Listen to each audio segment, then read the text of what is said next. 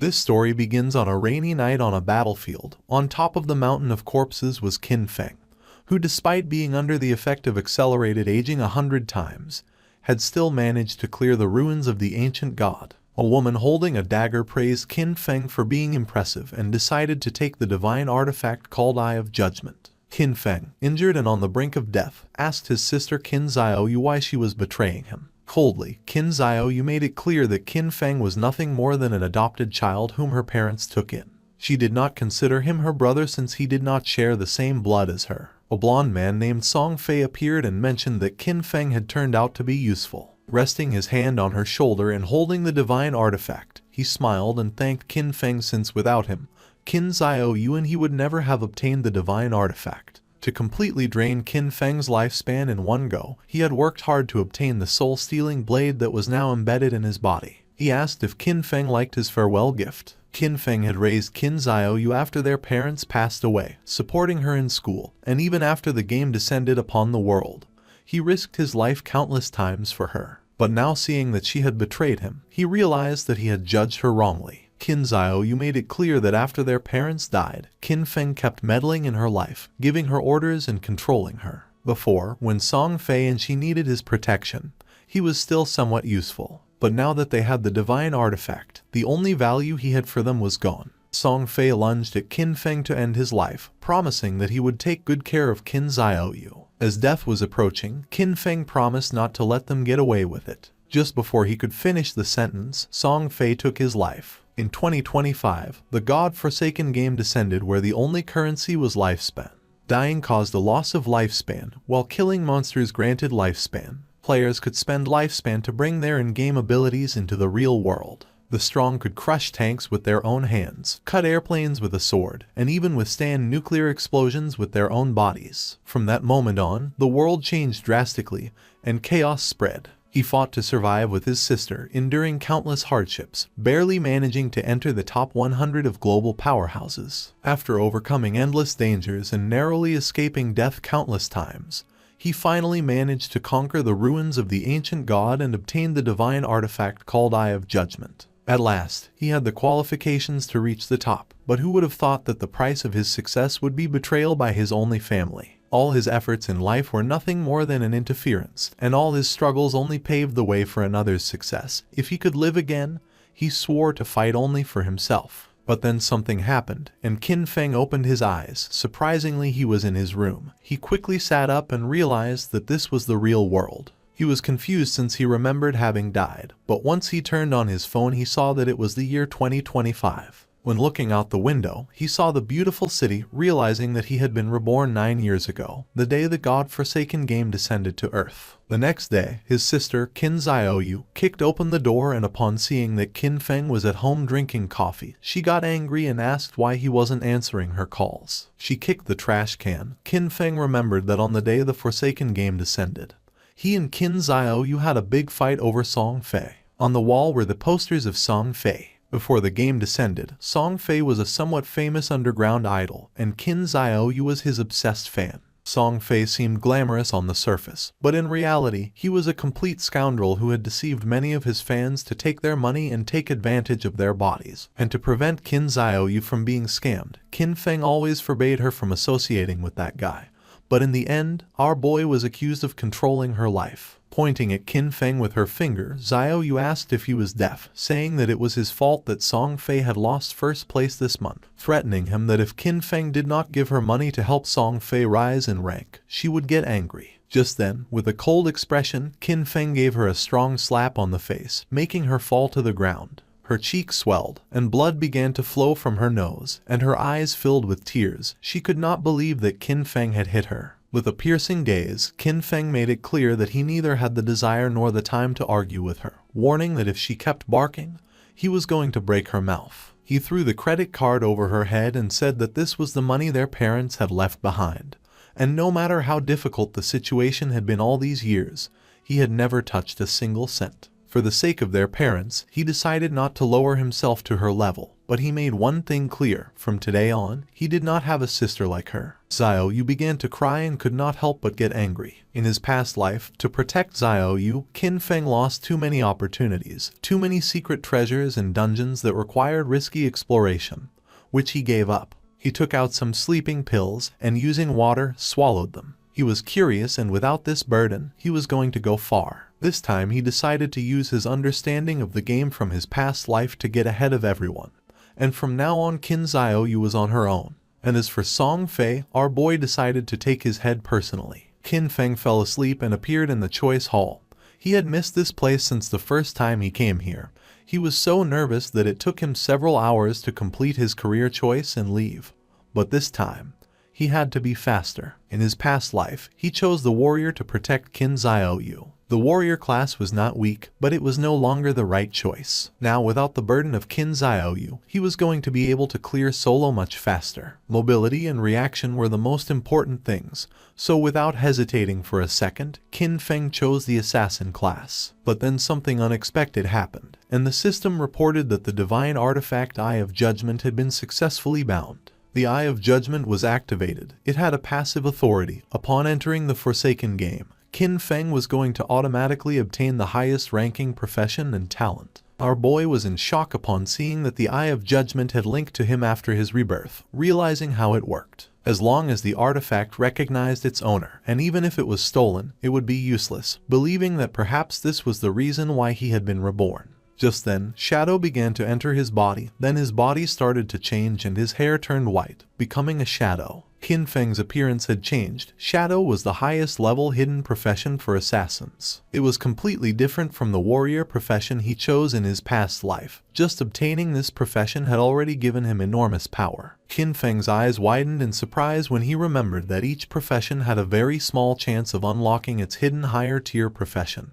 and the authority of judgment actually made this probability a certainty. The system activated, informing that the authority of judgment was the most genuine and ancient primordial authority in the universe. Its power surpassed rules and order. Temporarily, Qin Feng could not activate this authority actively since he did not possess divinity, but its passive effect was active. This revelation left our boy in shock. In his past life, it was not until the 7th year after the God-forsaken game descended that a powerful player managed to leave God's abandoned realm and reach the realm of order. Only then did humanity learn about the existence of the power of order. But in fact, even years later, no one obtained the power of order. Qin Feng never expected to achieve this. Now, at the beginning of his journey, he had already obtained the primordial authority that surpassed order and rules. As long as he could leave God's abandoned realm and reach the realm of order to obtain divinity, he could activate this authority, now having another goal in this life. Now that the profession selection had been completed, the system asked him to enter his game alias. Qin Feng hesitated for a moment but then chose Shadow since his profession had been born from the Shadow. Qin Feng was teleported to the God's abandoned realm. This was a ruined land, full of countless monsters. He had to be careful since the monsters were ready to tear him apart and steal his lifespan.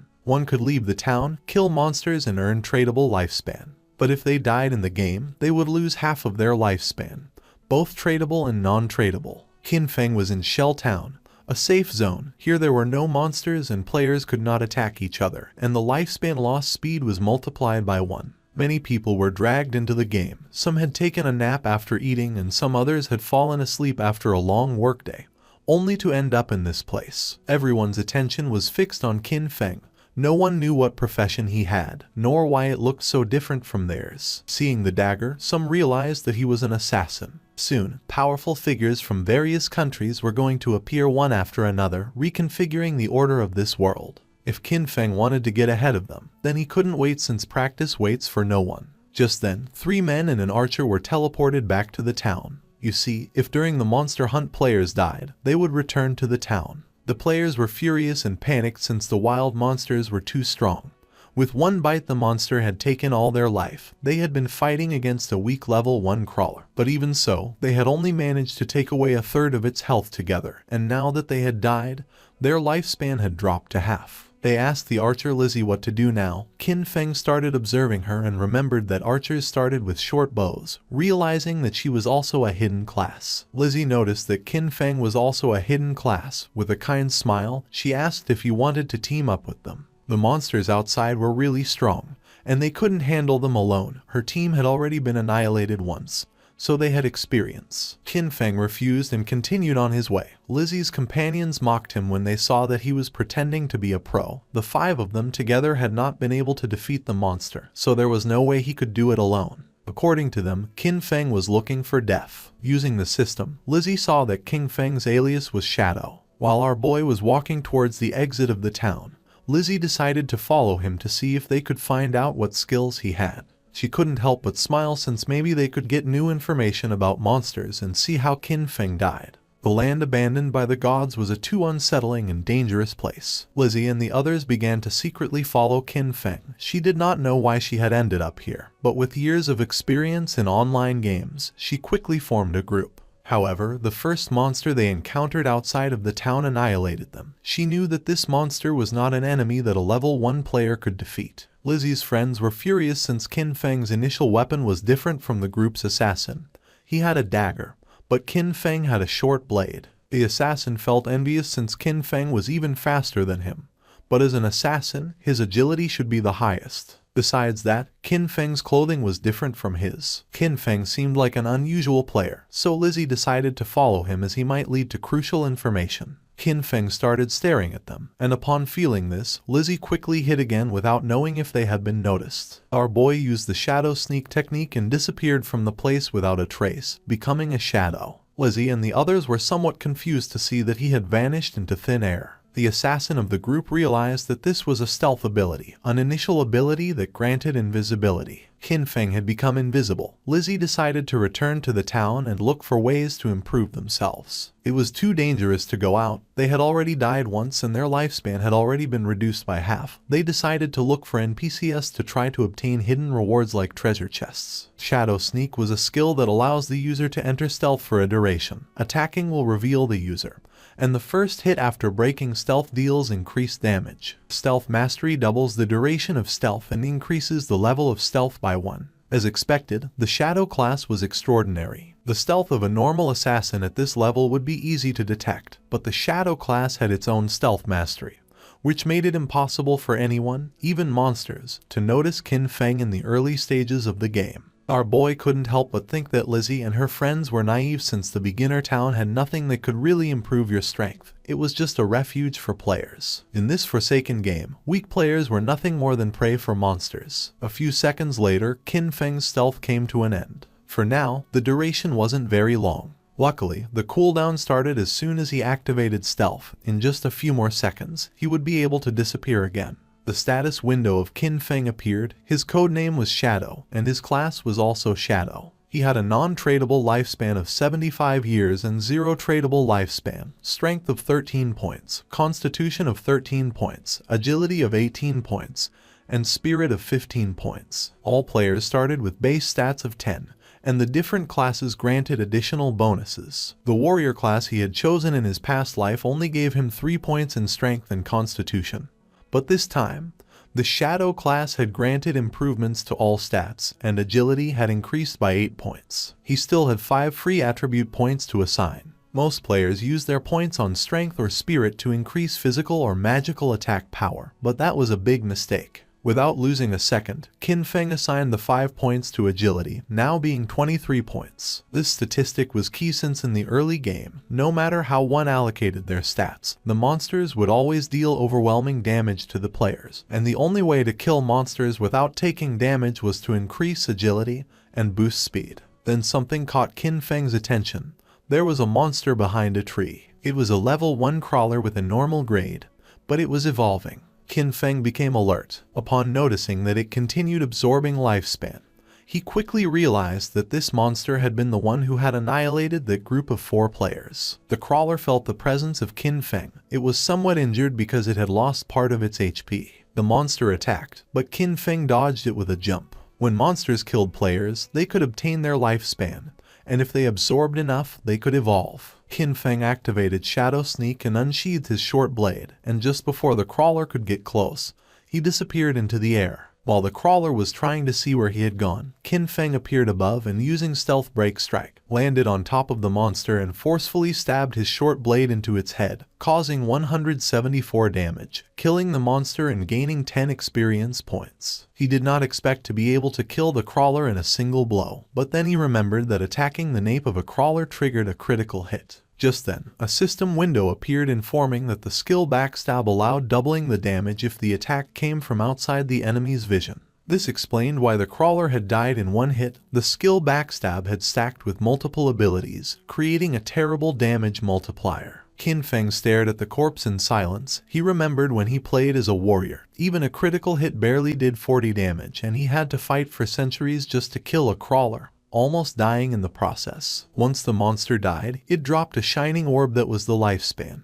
Qin Feng clenched his fist and absorbed the lifespan, gaining 3 days of tradable lifespan, and 54 years and 155 days of non-tradable lifespan. 5 people had died, each losing at least between 20 to 30 years of lifespan, adding up to a total of more than 100 years. But since the crawler had absorbed it first, Qin Feng only obtained 54 years. For now, the non-tradable lifespan was not useful. But at that moment, the authority of the Eye of Judgment was activated, granting Qin Feng the talent called Infinite Evolution. By killing monsters solo, he had the chance to earn evolution points to upgrade skills. Every 24 hours, he would gain 5 evolution points, and defeating a boss-class monster alone guaranteed evolution points. Currently, he had 5 points. He had infinite evolution and could improve his skills. In his past life, he had never heard of anything like this. No matter what equipment or skill book monsters dropped, its grade was fixed and there was no way to improve it. This was a power beyond rules and order. Our boy decided to try it out and upgrade Shadow Sneak and Backstab. He spent 4 evolution points and the skills were successfully improved. The starting skill Shadow Sneak went from normal to bronze, and the duration increased from 12 seconds to 16 seconds. The breaking stealth attack bonus increased from 60 to 90, and the cooldown time was reduced by 2 seconds. Backstab went from inferior to normal and the damage increased by 5%.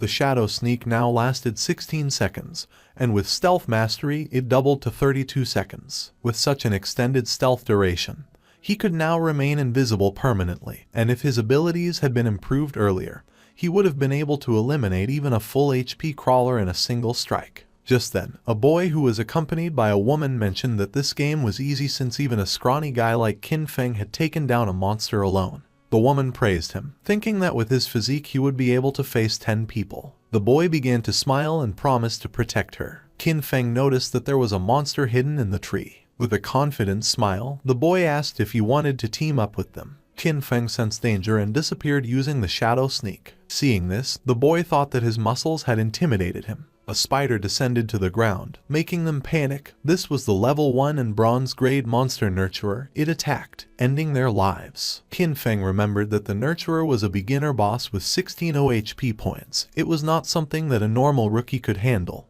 and besides, it had many small spiders under its command. The nurturer began to feed and Qin Feng took advantage of this moment to check how strong his upgraded abilities were. Using the Stealth Break Strike, Qin Feng stabbed his short blade into the spider's eye. It counterattacked, but Qin Feng reacted in time and after dodging the attack, he moved away and became invisible using Shadow Sneak. Our boy's attack caused 338 damage, and in the process, he received 9 damage.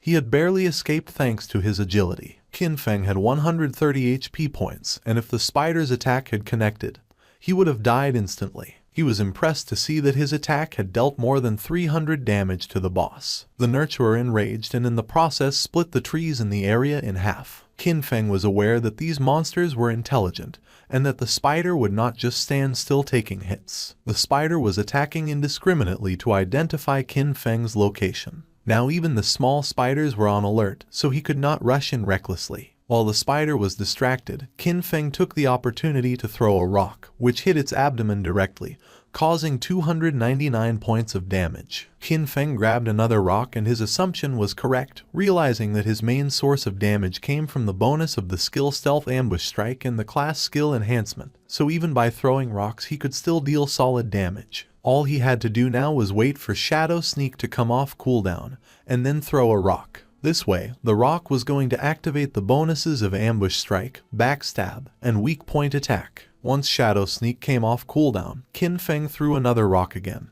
dealing 279 points of damage to the spider, and then activated Shadow Sneak again. His plan was simple: stay hidden until Shadow Sneak was off cooldown, and then attack again. At the same time in the town, the leaderboard was updated revealing that the player Shadow had killed the boss Nurturer of Bronze grade, being the first to reach level 2, rising to the list as number 1. The other players were in shock since most had died to mobs and could not understand how someone had already defeated a boss. Lizzie and the others were speechless upon seeing that Qin Feng had defeated a boss and ascended to level 2, while they could not even handle normal mobs together, believing it must be a system error. The woman and the man who were attacked by the giant spider spawned in the town and were in shock upon seeing that someone had killed the big spider, realizing that Shadow was the boy they had seen earlier in the forest. Back in the forest, the system announced that Qin Feng had killed the boss Nurturer, obtaining 300 experience points and 2 evolution points. Additionally, Shell Town's level leaderboard was unlocked, granting our boy 1 reputation point. Qin Feng began to absorb the lifespan of the spider. The moment the big spider died, the small one scattered, which was a waste. He couldn't help but regret it since he should have killed the small spiders first to gain more experience. He obtained 46 tradable lifespan and a new skill book called Greedy Hand of Bronze quality along with a corrosive dagger, which had 35 damage points and 4 agility points. After learning the skill Greedy Hand, Qin Feng could use it on defeated monsters, granting a 20% chance to obtain an additional loot reward. Qin Feng was somewhat surprised as he did not expect a bronze boss to drop this god-tier assassin skill. This skill significantly increased loot acquisition. In the late game, defeating powerful bosses would have a 20% chance of producing extra loot. According to what Qin Feng remembered from his past life, there was a guy in the Godslayer guild who had average combat strength. But just because he had this skill, he became one of the most sought-after players. He even had a personal bodyguard who escorted him everywhere. Qin Feng's eyes widened in surprise, realizing that although the activation rate was only 20%, if he combined it with his unlimited evolution talent,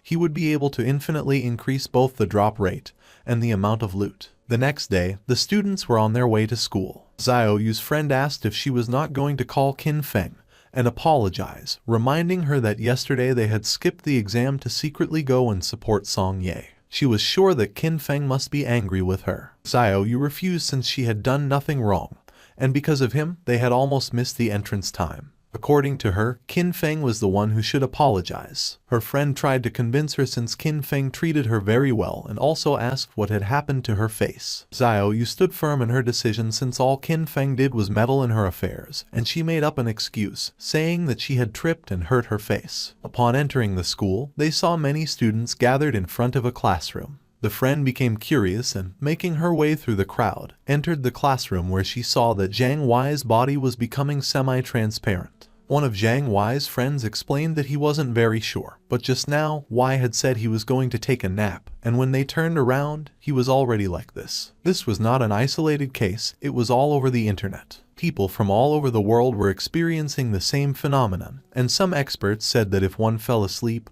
they would enter a semi-transparent state like a ghost, and no one knew why. The friend went on alert and decided to call her parents to warn them and advised Xiaoyu to call her brother to warn him as well just in case. But she refused since she preferred to see him dead rather than contact him. Meanwhile, Qin Feng evolved the new skill Greedy Hand, upgrading it from bronze quality to gold. Now, when looting an enemy, the probability of obtaining an extra piece of loot increased from 20% to 70%. And thanks to this, our boy learned Greedy Hand and obtained 2 points. Qin Feng clenched his fist and activated the skill, obtaining 2 evolution points and 46 days of tradable lifespan. He was more than satisfied to have obtained 2 evolution points and knew that to upgrade Greedy Hand to level 3 he needed 3 points, and that soon he would have a 100% chance of obtaining extra loot. He knew that the governments of the world must have realized the situation by now, and more people were going to flood into the game, so he had to accelerate his progress and equip what he could use. Qin Feng equipped the corrosive dagger of bronze quality, gaining 35 attack points and 4 agility points. He activated the shadow stealth to avoid drawing attention from the monsters, knowing that it wouldn't be long before people realized that the skills and equipment from this game could be extracted into the real world. And when that happened, the world would fall into chaos. Extracting skills and equipment required 2 conditions. First, reaching level 10, and second, having enough tradable lifespan. Defeating small monsters took too much time, so he decided to find stronger bosses. While he was walking through the area, he heard someone fighting, and when he went to the cliff, he saw several players fighting against a level 2 sprint predator, bronze grade. Qin Feng was planning to find stronger bosses, and now he had found a sprint predator, being a perfect timing.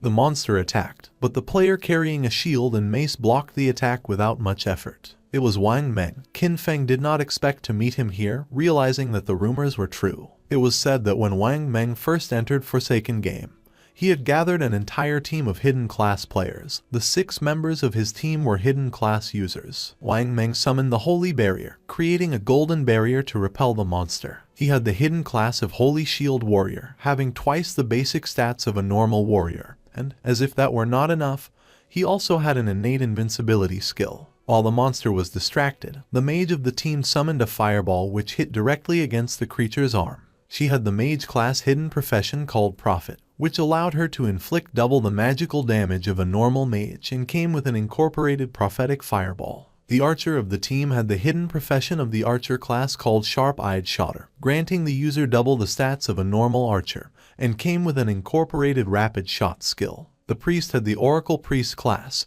having twice the healing power of a normal priest and a group healing ability. The archer and the mage attacked together, but the monster evaded the attacks without much effort and attacked Wang Meng, forcing him to retreat. The archer panicked upon seeing that the ranged attacks were not hitting, thinking that this boss was too fast. The priest healed Wang Meng, and he decided that the best way to defeat this boss was to keep attacking while the healers took care of healing. Seeing that he planned to wear down the monster's health little by little, Qin Feng thought that Wang Meng was very optimistic, but he knew that he was forgetting the most important thing.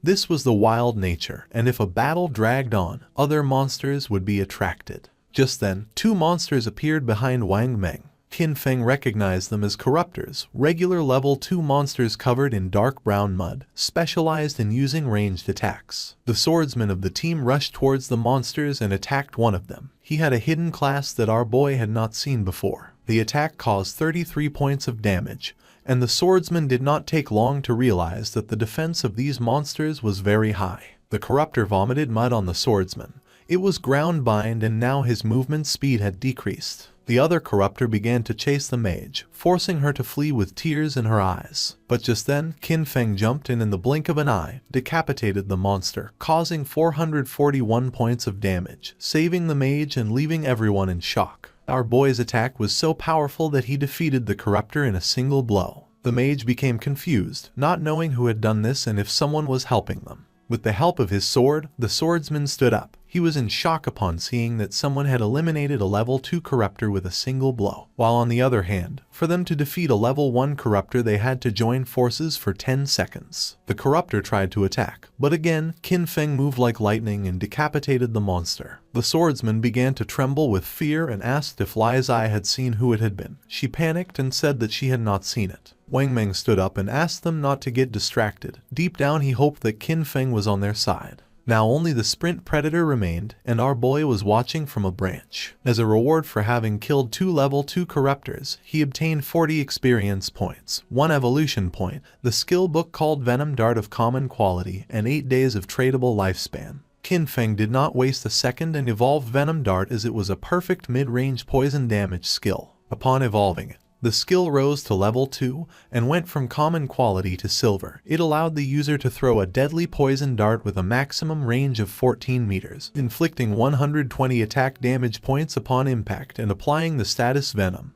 with a cooldown of 5 seconds. The status Venom inflicted 50% continuous damage per second, lasting for 5 seconds and could not be stacked. The monster attacked again. Wang Meng managed to block the attack with his shield, but in the process, the creature stabbed its sharp limb into his stomach. Wang Meng dropped his shield and mace to the ground, and the monster took advantage to stab him with its other limb, causing him terrible pain. The archer began to tremble with fear. The priest panicked, knowing that this was not good since he could not heal fast enough. In a desperate attempt, Wang Meng asked them to flee. Qin Feng shot a dart, which lodged in the head of the sprint predator, causing 845 points of damage. The mage and the archer were in shock upon seeing that the attack had taken half of the boss's HP. Both the monster and Wang Meng began to writhe in pain, and venom started to emerge from the monster's wound until its body collapsed to the ground, causing 324 damage multiple times. Since Qin Feng had inflicted more than 90% of the damage, the loot belonged to him,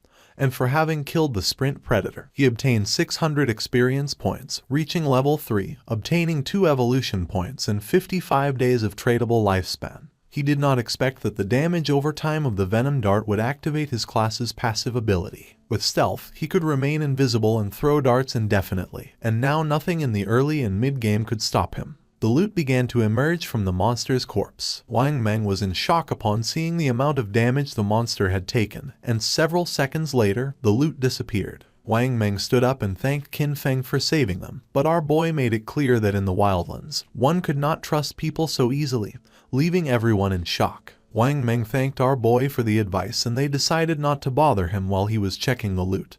He also added that if he ever needed anything, he could come to find him. Qin Feng picked up the loot, realizing that Wang Meng seemed trustworthy.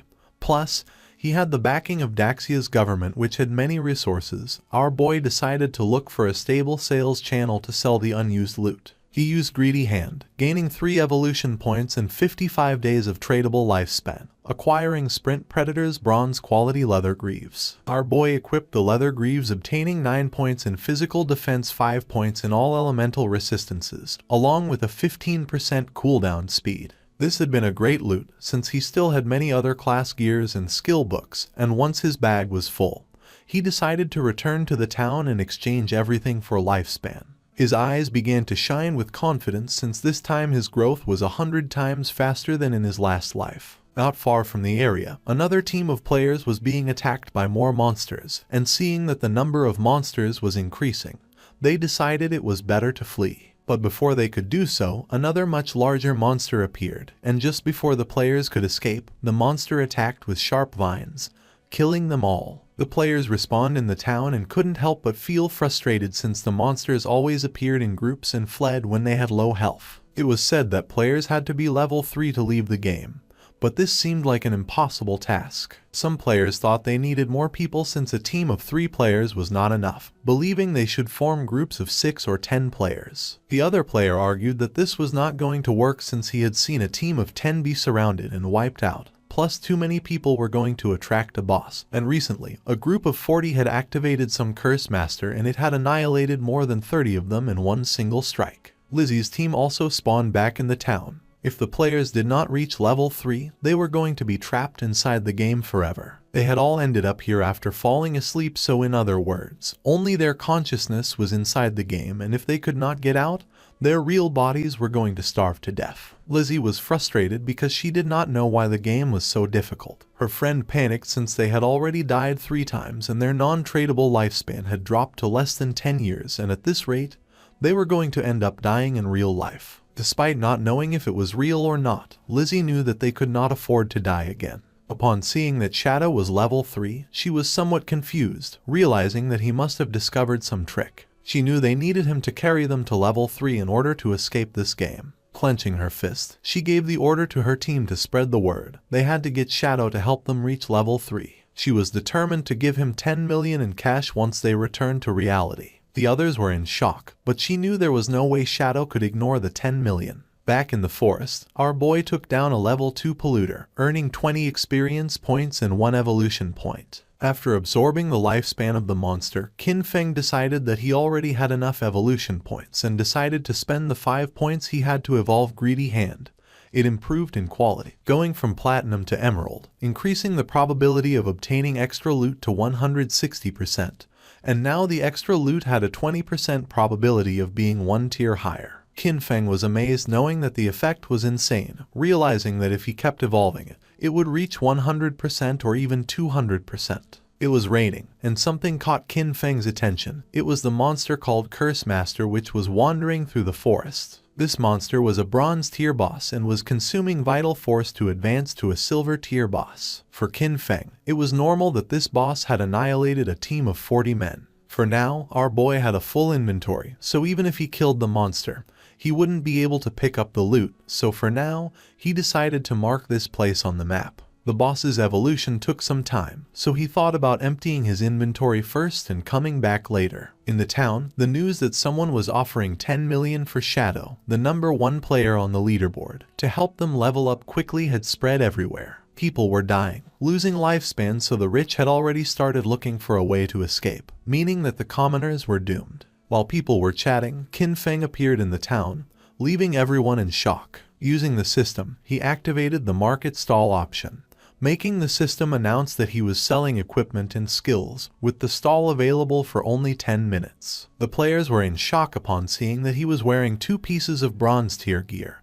and furthermore was selling 2 more. They still couldn't believe that he had killed a bronze tier boss. One of the players asked why they couldn't see Qin Feng's face. Another player explained that he had enabled the face concealment function, making the in-game appearance match the real one, so for this reason he wanted to remain mysterious. A mage approached our boy's stall and with a curious gaze asked how much for the icicle spell, to which Qin Feng replied that it was 100 days of tradable lifespan. She was Grey Rose, currently ranked 11 in Shell Town, who also had face concealment activated. For Rose, 100 days of lifespan was a lot, so she asked if he could lower the price, to which Qin Feng explained that the common tier skill icicle spell increased a mage's early farming speed, and 100 days was already a bargain. Rose asked if she could use real-world money, but Qin Feng refused to accept it, advising her that if she had cash, she could first buy tradable lifespan and then exchange it with him, and if no one offered more, he was determined not to sell the skill until she had the lifespan.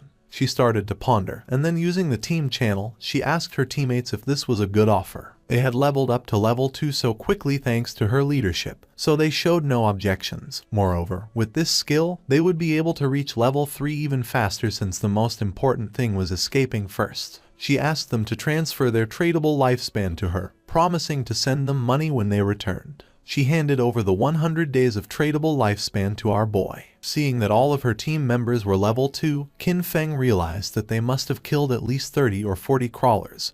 Therefore, their tradable lifespan should be much greater than 100 days. Qin Feng sold the spell, obtaining 100 days of tradable lifespan. Now his tradable lifespan went from 268 days to 368 days. Just then Lizzie appeared and was happy to have found Shadow. With a smile, she gave him an opportunity. In exchange for helping her ascend to level 3, she promised to give him 10 million in money when they returned to the real world. The other players were in shock. She was Jiang Lizzie, and in our boy's past life, she was the leader of a criminal syndicate. Later, her syndicate was annihilated by the country. With a confident smile, she said that her father was the president of Dajiang Industries, and seeing that our boy didn't believe her, she asked him to look her up. According to reports, it was said that she used cash to lure people into selling their lifespan, then kidnapped them for forced labor, and those who had resisted had been murdered in reality. Qin Feng coldly rejected the offer knowing that she was scum. Lizzie admitted that Shadow was strong in this game but revealed that no one knew how the game worked yet, so she advised him to team up with her, and in return, she would make sure he lived in luxury, cars, houses, women, and everything he wanted. Qin Feng did not change his mind and asked her to stop blocking his business. He better than anyone knew that cash was worth nothing. And soon, the only universal currency was going to be the tradable lifespan. Lizzie became arrogant and made it clear that if this were the real world, she would have given him a good lesson. With a murderous look, Qin Feng made it clear that if she said another word, he was going to kill her until her lifespan reached 0. Lizzie and her friends felt the pressure and without losing a second, they ran away from the place. A few minutes later, our boy sold the last item from his stall, the Gleam Robe of Tier Bronze. Now he had a total of 546 days of tradable lifespan. Now that he had sold everything, he decided it was time to go deal with the Curse Master. He became invisible. No one knew it yet, but the tradable lifespan could extract skills into reality, and soon this forsaken game was going to plunge the real world into chaos. Along with the real world backgrounds that people once took pride in, soon only personal strength would matter. Lizzie and her team moved away from the area. They're out of breath from running, and Lizzie shares that Shadow not only turned her down but also threatened her. She vows to find and kill him once she's in the real world. While she's thinking this, a man named Mao Li Jun, also known as Lao Mao, approaches her. Lao Mao says he's at level 2 and claims he knows some tricks to level up in the game. He asks if he can take the 10 million offer that Shadow turned down to help Lizzie and her team reach level 3. Lizzie, feeling cautious, asks what Lao Mao means by tricks. Lao Mao tells Lizzie that he normally keeps his tricks a secret, but he'll make an exception for her. He explains that to level up in this situation, you should quickly allocate all your attribute points to agility. Doing this will make your running speed faster than the monsters, helping you win without getting hurt. Lizzie is shocked because she had put all her points into strength. She agrees to Lao Mao's offer but says she'll only pay him 5 million since he's not as strong as Shadow. Lao Mao accepts, mentioning that while Shadow is strong, it was odd for him to turn down such a big amount of money. Meanwhile, Qin Feng arrived at the place he had marked earlier on the map. Still in stealth mode, he notes that the monster has advanced to the silver rank, and the gray fog around it shows it's still evolving.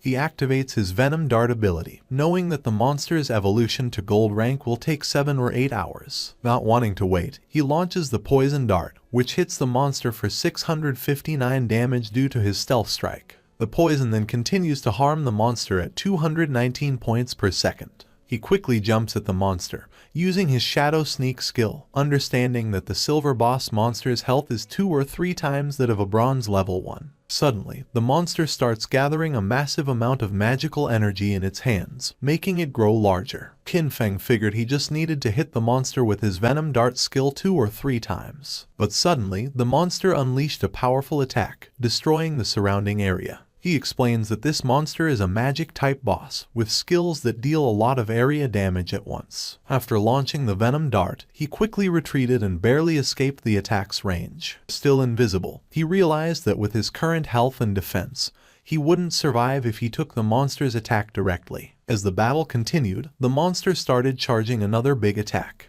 Its massive form turned toward him, but he stayed calm, moving carefully across the battlefield while watching his cooldown timer. His hidden shadow ability wasn't ready yet, so he needed to wait for the boss to show a moment of weakness. The plan was simple: wait for the right moment, strike precisely, and disappear before the monster could hit back. Moments later, the creature stumbled, briefly distracted. This was the chance. Without waiting, he moved forward, using his Venom Dart skill. The attack hit perfectly, dealing 659 damage. Almost right away, the venom started working, draining the monster's health by 219 damage per second. Seeing the danger, the monster tried to escape, but Qin Feng wasn't going to let it get away. He followed closely, his eyes focused and determined. The monster was nearly defeated. Its attempt to run away was useless. In a swift movement, Qin Feng vanished and reappeared on the creature's head, slamming it into the ground. The system quickly confirmed his victory. He had defeated the silver-ranked boss. A stream of notifications appeared before him. He gained a total of 1,800 experience points,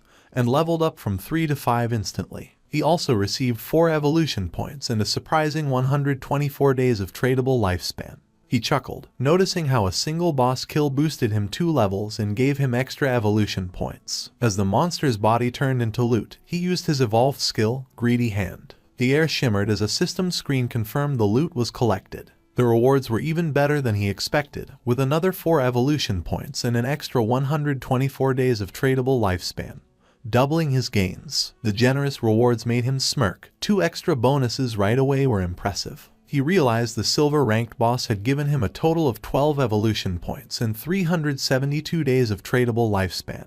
Just as he was taking in his rewards, another system prompt appeared, revealing an unexpected bonus. The secondary effect of Greedy Hand had kicked in, upgrading one of his looted items from silver to gold rarity. He looked at the notification with interest, a gold tier item. It made sense why Greedy Hand was considered a Jade level skill. It could enhance loot beyond its original quality. His focus then turned to the scattered loot. 7 or 8 pieces of gear had dropped, but he only had 10 slots left in his backpack. He sighed, realizing that running back each time he defeated a boss would waste a lot of time. He knew that a storage ring or something similar would have been perfect to solve this problem. Just as Qin Feng was about to check out a specific item among the loot, the scene suddenly shifted back to the shell town. There, the mage from Wang Meng's team appeared in a flash of light, her face showing relief. She was finally back, all thanks to Wang Meng. As the rest of the team followed, they thanked him, admitting that without his leadership, they wouldn't have reached level 3 and returned safely. But Wang Meng brushed off their praise, saying their progress was due to everyone's hard work.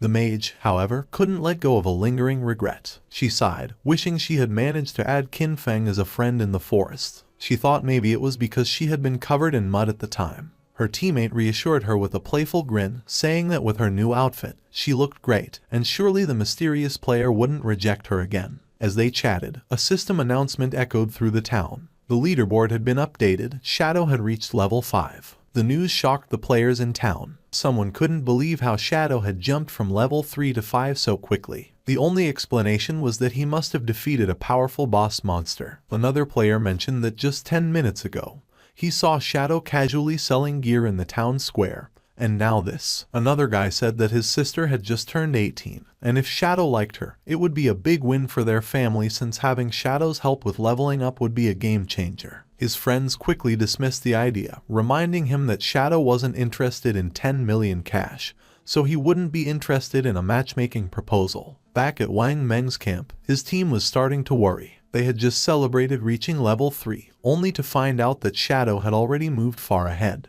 But Wang Meng stayed calm. He told them to put their worries aside for now. They needed to log out, return to reality, and warn their families and friends about this dangerous game. As their bodies started to fade, the system confirmed their logout. Wang Meng's last words were serious. If the world was heading toward chaos, they had to prepare their loved ones. The scene shifted to the real world. Wang Meng's eyes opened, and a voice quickly called for the captain. He wasn't just any player, Wang Meng was a police officer. His fellow officers rushed to him, visibly worried. One admitted they were scared because his body had started to turn transparent while he was unconscious. The terrifying truth was clear: if a player died in the game or lost all their life, they didn't just log out, they disappeared from the real world. But there was no time to dwell on that horror. Wang Meng stood up and called for everyone to gather as something serious had happened. Someone asks Wang Meng about his report. Wang Meng explains that he and his team formed a party, and each member had a hidden profession, which was a big advantage in the game.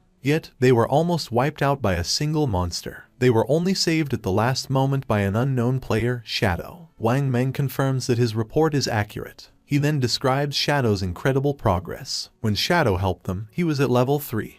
But by the time Wang Meng and his team reached that level, Shadow had already moved up to level 5, a huge jump of 2 levels. This news worries the higher-ranking officers. One of them asks the obvious question: does this mean Shadow is now the strongest player in the world? How did he level up so quickly? The speculation starts, and Wang Meng suggests that maybe Shadow defeated a high-level boss monster or did something equally impressive. Another officer, curious about the details, notices an inconsistency. According to Wang Meng, Shadow was already at level 3 when he saved them. If that was true, why didn't he log out like the rest of them? Could it be that Shadow had no close family or friends waiting for him in the real world? A female officer comes up with a daring idea. She thinks Shadow might be a transmigrator, someone who shows up suddenly and gets stronger fast, as if destined for power. She says that transmigrators are often orphans, which might explain why Shadow hasn't come back to reality. Her words make the room go silent, and realizing the weight of what she said, she blushes with embarrassment. A senior officer, not impressed, calls her NEU and tells her to stop making jokes during a serious talk. He dismisses her idea, saying she's been reading too many novels. Then, shifting back to the main subject, the officer shares some crucial information. Secret reports from the higher-ups reveal that researchers are studying a worrying pattern. Many older people have been mysteriously dying in their sleep. When researchers compared this data with those who had returned from the forgotten game of the gods, they found something alarming. It turned out that those who died in their sleep had also died multiple times in the game. This shows a scary truth. If a player's lifespan hits 0 in the game, they don't just die there, they die in real life too. One officer shares his worry, saying the forgotten game of the gods is an anomaly, something way beyond what they understand. The head officer agrees, suggesting that they might be facing an invasion by unknown beings from higher dimensions. The room goes quiet as everyone takes in this heavy thought. Without delay, the head officer moves on to urgent matters. He tells everyone that the higher-ups, probably the government, have given an emergency order. All officers must form vanguard teams based on their locations, enter the forgotten game of the gods, and gather as much information as they can. This is no longer just a police issue. The government is setting up a special force to handle this unique crisis. He highlights the global scale of the problem. Every nation is rushing to explore and understand this new reality, and falling behind would mean losing international standing. For national security, they must gather information at all costs. The head officer then announces his decision. NEU will be the captain of Team 1. She accepts the role without hesitation. Wang Meng is appointed as her vice captain, and they are given the power to pick their team members. Wang Meng nods, understanding how important their mission is. The head officer then turns his attention to Shadow, the mysterious player Wang Meng met. Based on Wang Meng's story, Shadow doesn't seem to have bad intentions. Because of this, the head officer orders NEU and Wang Meng to try and befriend him. Their goal is to find out who Shadow really is and work with him. He explains why NEU is in charge. Her deep knowledge of games and stories makes her the best choice to investigate someone like Shadow, whose abilities and actions seem almost like those in myths. The head officer hopes that NEU and Wang Meng can make Shadow an ally, someone who could represent them in the game. If they succeed, they will get access to vital information that could give them a strategic edge. The other police officers are tasked with keeping public order and stopping any mass panic. With that, the meeting ends. As the sun sets and casts a golden glow over the city, the officers get ready for the challenges ahead. The next day, the scene shifts to a high school where the protagonist's younger sister sits at her desk, lost in thought. Around her, students chat excitedly about recent news. A small group nearby talks about a surprising discovery. Chang Wai, the student whose body had started to vanish, has reached level 3 in the game and logged out safely. One of the girls shares that Chang Wai revealed something important. If several people from the same district fall asleep at the same time, they will all end up in the same starter village in the game. This news stirs both excitement and worry among the students. Another girl, alarmed, insists that this won't work. She feels she must bring her parents into the game. They have no gaming experience, and she's scared something might happen to them if they enter unprepared. But another student disagrees, saying they shouldn't rush to involve their parents yet. They should focus on getting stronger first, so they can protect their families when needed. Meanwhile, the protagonist's younger sister looks at her phone, deep in thought. A nagging frustration grows inside her. Why hasn't her brother reached out to her yet? With something as big as the forgotten game of the gods happening, she expected at least one message from him. But there's been nothing. He hasn't checked on her or even apologized for hitting her earlier. That was completely unlike him. In the past, whenever they argued or she upset him, he would always find a way to make peace. But today, there was only silence. No apologies, no attempts to make things right. Even their parents had never laid a finger on her, yet he, her brother, had struck her. Still upset, she tries to justify her actions. All she did was skip class to see Song Fi's concert. Was that really such a big deal? She pouts, deciding that unless her brother calls and apologizes at least 1,000 times, she will never forgive him. Her annoyance quickly turns into excitement as she starts talking about Song Fi. Looking back, she's glad she went to see him yesterday. Once the forgotten game of the gods takes over, she might not have many chances to go to his concerts. A dreamy look appears on her face as she remembers last night, thinking about how close she was to him during the show. She pictures Song Fi on stage and can't help but gush over how amazing he was. Then, she realizes something. If everyone enters the game world while sleeping, that means Song Fi will too. Her face turns red as she imagines meeting him in the game. Could this be her chance? Is fate finally bringing them together? Her heart beats faster at the thought. As she gets ready to sleep, she suddenly remembers something. Chang Wai had reached level 3 really fast. That meant he was probably already an expert. If she wanted to do well in the game, she needed some good advice. So, without hesitating, she sends Chang Wai a message, asking if he has any helpful tips before she enters the game world. Meanwhile, Chang Wai is with his classmates when he gets her message. He looks at his phone and smiles. He's amazed by the situation. Who would have thought that someone like the protagonist's younger sister would ask him for advice? He sees this as a great opportunity. This was his chance, whatever that meant. Chang Wai quickly replies, saying she's asked the right person. He shares an important game secret. At the start, she should put all her attribute points into agility. If she doesn't, she won't be fast enough to escape monsters and will keep dying. She asks if this is true even if she chooses a mage class. Shang Wai assures her it is. Agility is useful for mages too, he explains, because it boosts casting speed, which is key early on. Still unsure, she asks what if she still can't win after improving her agility. Shang Wai confidently tells her not to worry. As long as someone in their village reaches level 5, the village's teleportation formation will activate, connecting all the starter villages. Once that happens, she can just join a random party to help her level up, and he will come find her when the teleportation circle is active. Hearing this, she feels very happy. Lying on her bed, she smiles to herself, thinking how handy people like Shang Wai are. Just like that, she's found someone to help her out. As she starts to fall asleep, another thought pops up. This is great. She'll get into the game before her brother, level up quickly, and become strong. When her brother finally joins, she'll make sure he has a tough time. No help, no support, he'll have to manage on his own. Happy with her plan, she drifts into sleep, excited for the adventure ahead. The scene shifts back to the game where the protagonist stands over the loot from a defeated boss monster. Among the treasures, a glowing orb catches his attention. As he picks it up, a system notification pops up, saying he has obtained the Curse Ring, a gold tier item. The system then details its attributes. The ring can be used by anyone and gives a boost of 8 points to all attributes. It also increases dark elemental resistance by 26 points and makes weak point attacks 1.5 times stronger. But you need to be at least level 4 to wear it. Looking at the benefits, the protagonist sees that the total boost is 32 points, similar to leveling up 3 times. Plus, the ring's dark resistance will be helpful against many enemies, and the weak point attack boost is a nice bonus. Knowing this, he sees the cursed ring as a valuable item for his journey. Before he can think more about his new item, another system notification shows up, saying he's learned a new skill called Instant Shadow Slash, a silver tier assassin type ability. The system explains how it works. When used, the skill sends out multiple slashes in one direction, reaching up to 15 meters. It also gives temporary invincibility for 5 seconds, hitting all enemies in a 2.1 meter wide path 3 times. Each hit deals 100 damage and counts as a backstab,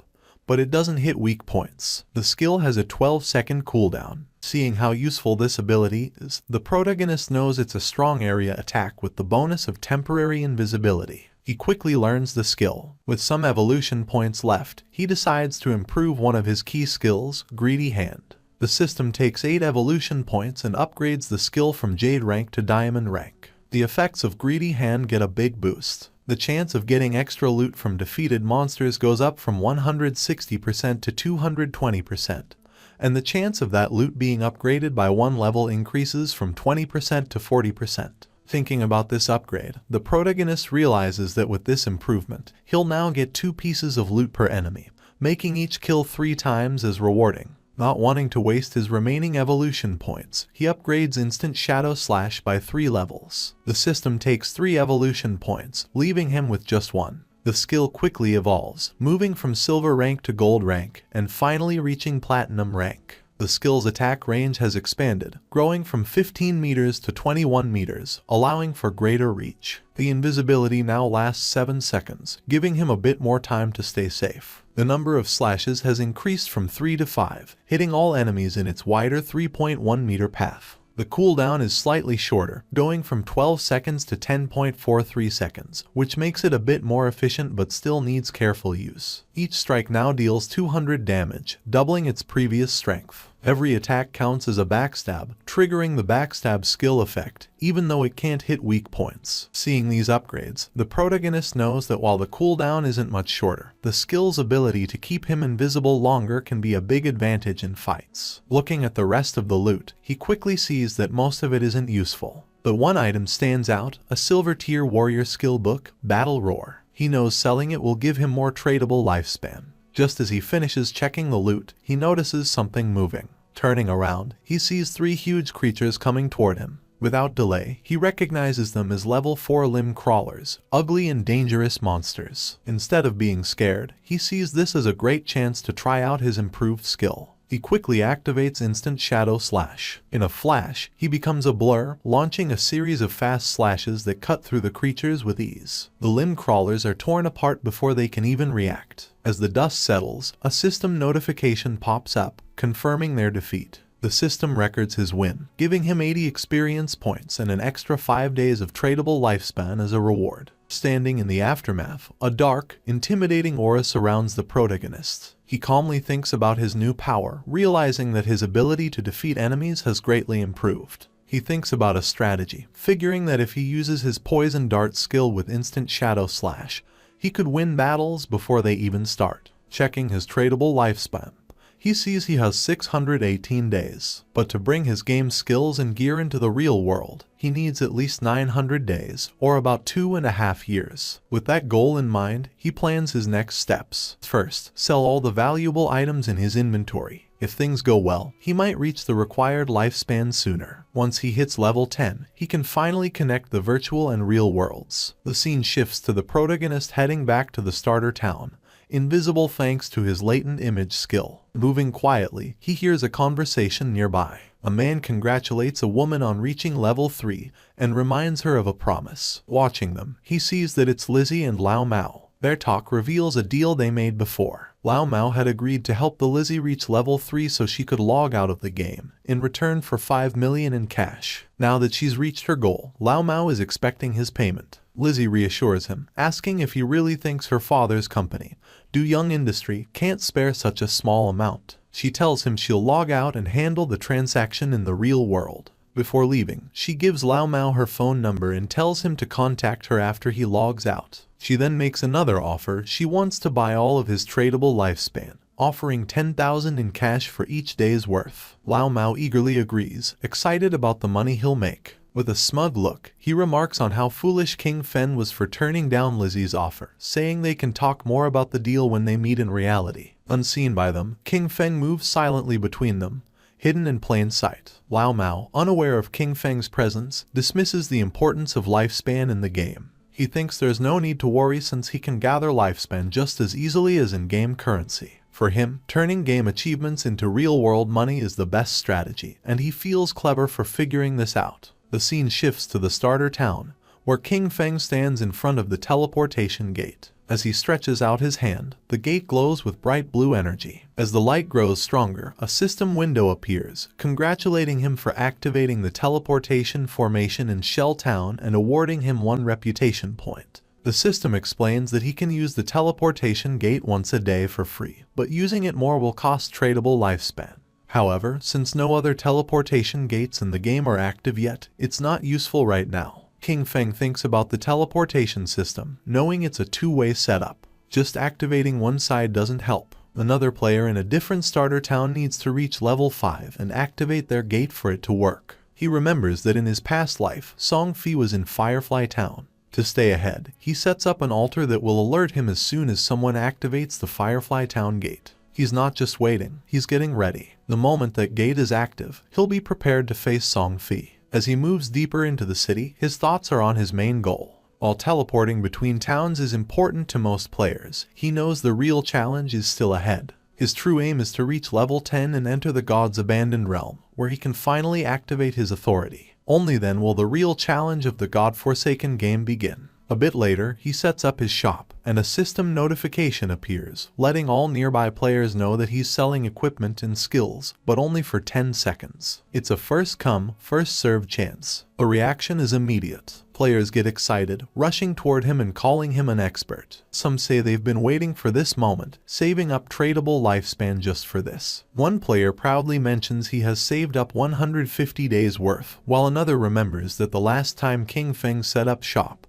he sold an icicle spell, which helped Gray, the buyer, climb to second place in the rankings. Another player, thrilled, discovers a silver tier skill book called Battle Roar, a warrior-only ability, and decides to buy it without a second thought. A system notification pops up, confirming the Battle Roar skill book has been sold for a huge 300 days worth of tradable lifespan. The players around are stunned. One questions if a single skill book is really worth that much. Another player dismisses him, explaining that Battle Roar greatly increases a warrior's ability to farm monsters. With this skill, the 300 days of tradable lifespan can be earned back in less than 2 days, making it a very smart buy. Understanding the value of what King Feng offers, the rest of the players rush forward, desperate to buy anything before it's gone. In just a few seconds, everything is sold out. Looking at his system window, King Feng checks his earnings. In just 1 minute, he gathered 650 days of tradable lifespan, bringing his total to 2,174 days. But he's still not satisfied.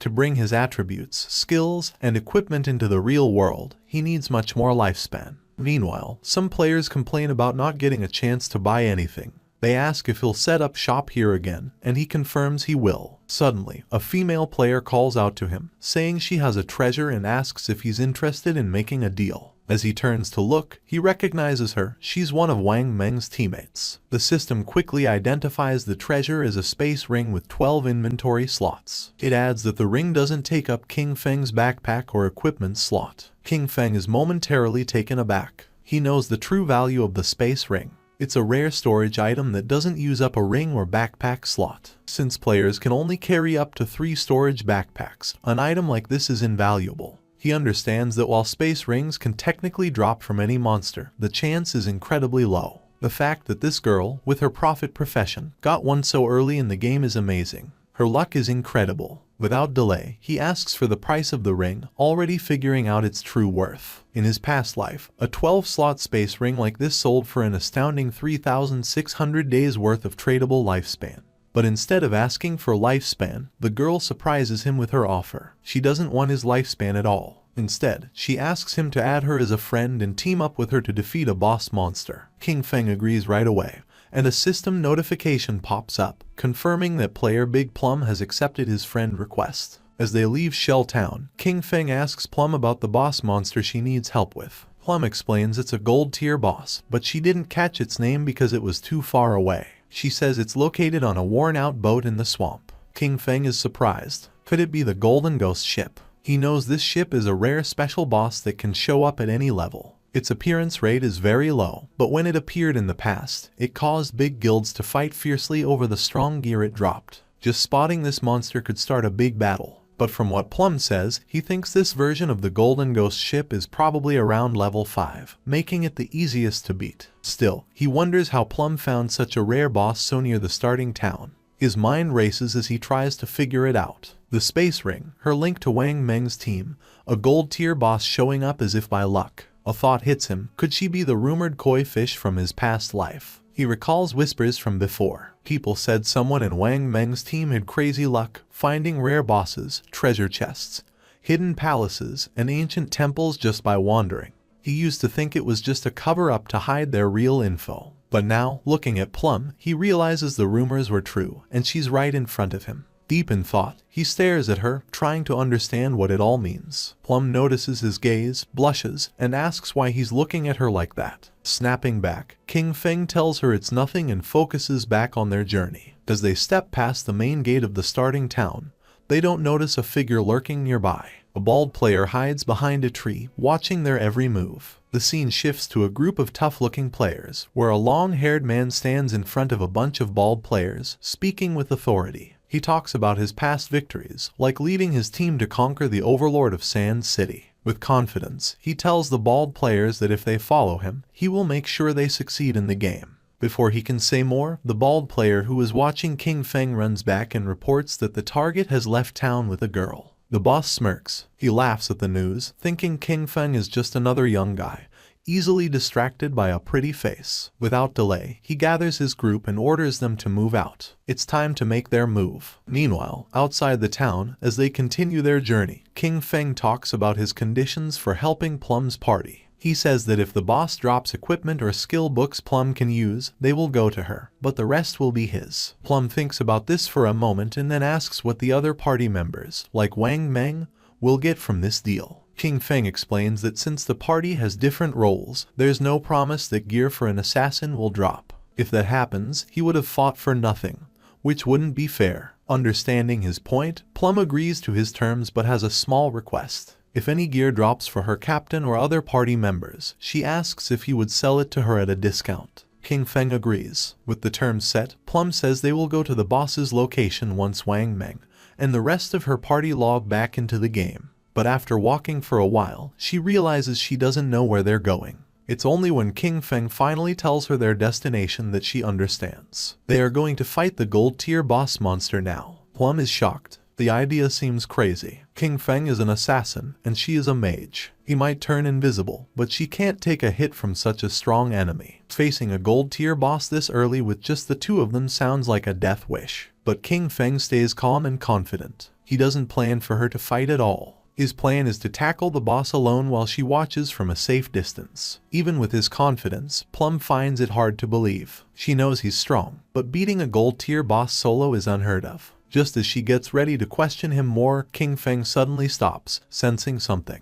Without a word, he uses his latent image skill, and he disappears into thin air. Plum is left there, stunned. She looks around, trying to understand what just happened. Moments ago, he was next to her, and now there's only empty space. Confused, she calls out for him, but there's no answer, just silence. Meanwhile, hidden behind a tree, the group of bald-headed players keeps watching King Feng and Plum from afar. Their leader smirks, sure they have the upper hand. But then one of the players notices something odd. King Feng has vanished. Confused, they look to their boss for what to do. Without a second thought, he dismisses it, thinking King Feng must have tricked Plum and left her alone. Grinning wickedly, he orders his men to move in, planning to capture Plum first and have some fun before anything else. As they rush forward, their boss reminds them of his promise that sticking with him means a good life. Now, he claims, even women are falling into their laps. But just as they get close, a shadowy figure appears right in front of them. The leader stops, his grin fading as he looks into the swirling dark aura before him. Confusion flashes in his eyes. What is this? Before he can react, King Feng uses his instant shadow slash skill, and in a blink, it's over. A cold gleam slices through the air, and the group falls, lifeless. Their bodies drop, torn apart before they even know what's happening. King Feng, as if stepping back into the shadows, disappears without a trace. A system notification pops up, confirming his kills. 5 players down, earning him 12 days of tradable lifespan. He glances at the bodies but doesn't give them much thought. Their loot is worthless, barely worth noting. To him, killing them was like taking down 2 low-level monsters. Without a trace of what just happened, King Feng reappears next to Plum, looking indifferent. Plum, still in the dark about what occurred, immediately asks about his sudden disappearance. King Feng shrugs, saying a few people were following them, so he sent them back to town. Plum seems satisfied at first, but her curiosity kicks in, and she starts asking questions. She jokes that she thought he left to relieve himself and muses about how handy his invisibility must be. With it, she jokes he could do his business without being seen. King Feng cuts her off, clearly not amused by the odd turn in the conversation. He tells her to focus and hurry up. They need to get to the gold tier boss monster. At the same time in Shell Town, the ground began to shine. And just then, King Feng's sister spawned as a healer.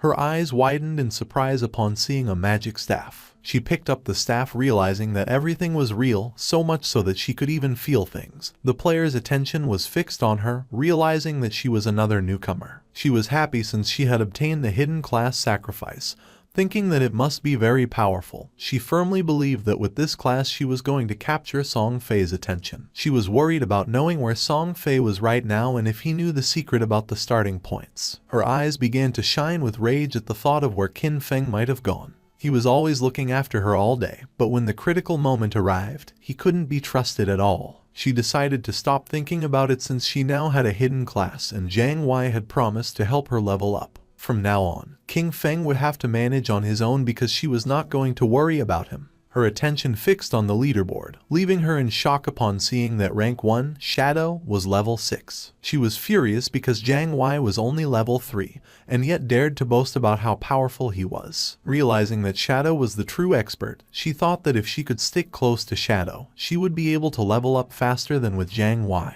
But a question came to her mind: where should she go to find that expert? Not far away, there was a group of players talking. They were worried because they couldn't contact Swaying, the healer of the party. It was Wang Men's team. He knew they didn't have time to wait for him, so he asked if anyone had any ideas. One of them, somewhat concerned, explained that they couldn't kill mobs without a healer. The other player argued that they weren't experts like Shadow, who could farm alone, suggesting finding another healer to party up. While they were trying to find a solution, someone greeted them, and when they turned around, they saw King Feng's sister. For her, this opportunity was perfect. With a smile, she asked if they needed a healer, revealing that she had the hidden class life sacrifice. Meanwhile, in the forest, King Feng and Plum were on top of a cliff with a swamp at the bottom, where they saw the Golden Ghost ship lurking. Using Shadow Sneak, King Feng disappeared into the air, asking Plum to hide and be careful of ambushes while he went to take care of the boss. Plum, somewhat confused, nodded but asked him to be careful. Our boy descended onto the swamp, and a system window appeared informing that due to the influence of Ghost Ship,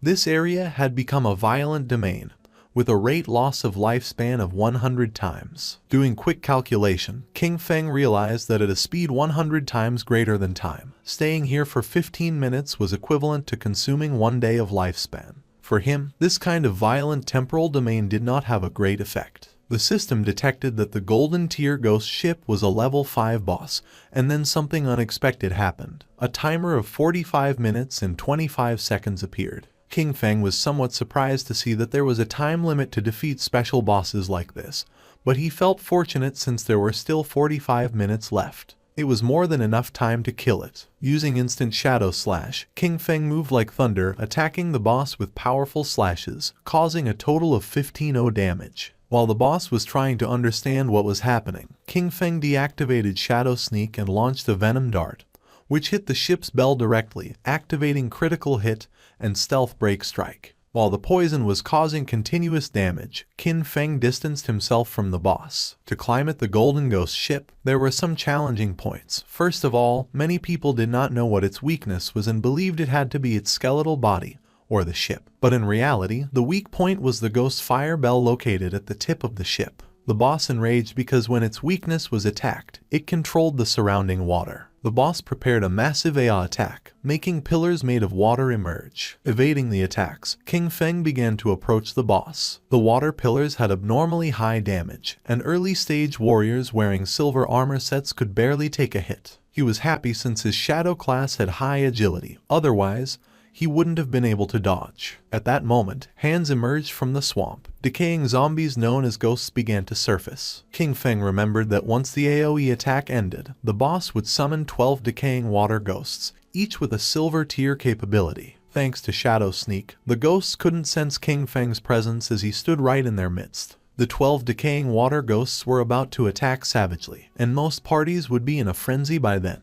And as if that weren't enough, the Golden Ghost Ship would summon a decaying water ghost every 3 minutes. If you weren't fast enough in dealing with them, their numbers would only increase more and more, resulting in total party elimination. But since he had been invisible from the start, they wouldn't be able to detect him. He just needed to find the perfect angle. Using Instant Shadow Slash, he started moving quickly and destroying all the ghosts at once. While our boy was taking care of the monsters, Plump was watching from the cliff. She was trembling and red, realizing that this was the power of the Ranked 1 expert, Shadow. To her, he was too powerful since he appeared and disappeared without a trace. In the blink of an eye, he had already taken more than half of the boss's health without even giving it a chance to counterattack. But to her surprise, King Feng communicated with her through chat and, calling her by the nickname Little Black, revealed that he was going to die in a while, leaving her in shock. With a confident expression, King Feng said that there was nothing to worry about and the only thing she had to do was wait for him to revive. Plump panicked as she thought our boy had the advantage,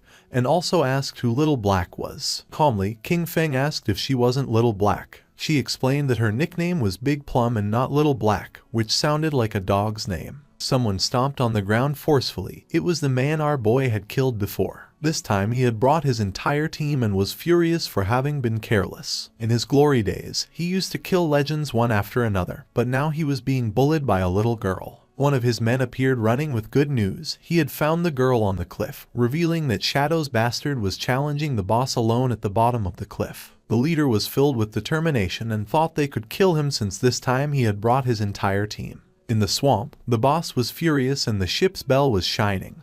King Feng was in stage 4 and the most difficult to deal with. The boss raised the ore, creating powerful waves. When it was at half health, it launched massive AI Soul Surge. The waves started traveling through the swamp, making Plump's eyes expand in fear. The Soul Surge disabled our boy's invisibility skill, and something started emerging under his feet. In the next second, a powerful giant pillar of water trapped his body, taking away 1059 points of damage. The system confirmed his death. Our boy lost 326 years of non-tradable lifespan and 1087 days of tradable lifespan. The leader, who was on the cliff, was pleased thinking that King Feng had become arrogant after being called an expert several times. To him, our boy was a fool for believing he could challenge a gold boss alone. Seeing King Feng's lifespan lying on the ground, he and his men started running like mad towards it. They didn't know Shadow was so rich, realizing that such a large orb of light must contain at least 100 days of lifespan. They decided to kill the boss now that it had low health, believing that at the same time they could collect our boy's lifespan. But once they took another step, they appeared in the sky. The leader was confused, not knowing what was happening. He and his men were teleported back to Shell Town. They felt frustrated without knowing why this boss was so powerful, and how the player Shadow had attacked it until leaving it at half health. Some were furious since just after entering the swamp, the boss had instantly killed them with the water pillar, not to mention that the swamp was full of small mobs. For them, there was no way to fight this. The leader gritted his teeth and refused to believe this. They had suffered great losses, so he gave the order to his men to follow him as he wanted to try again.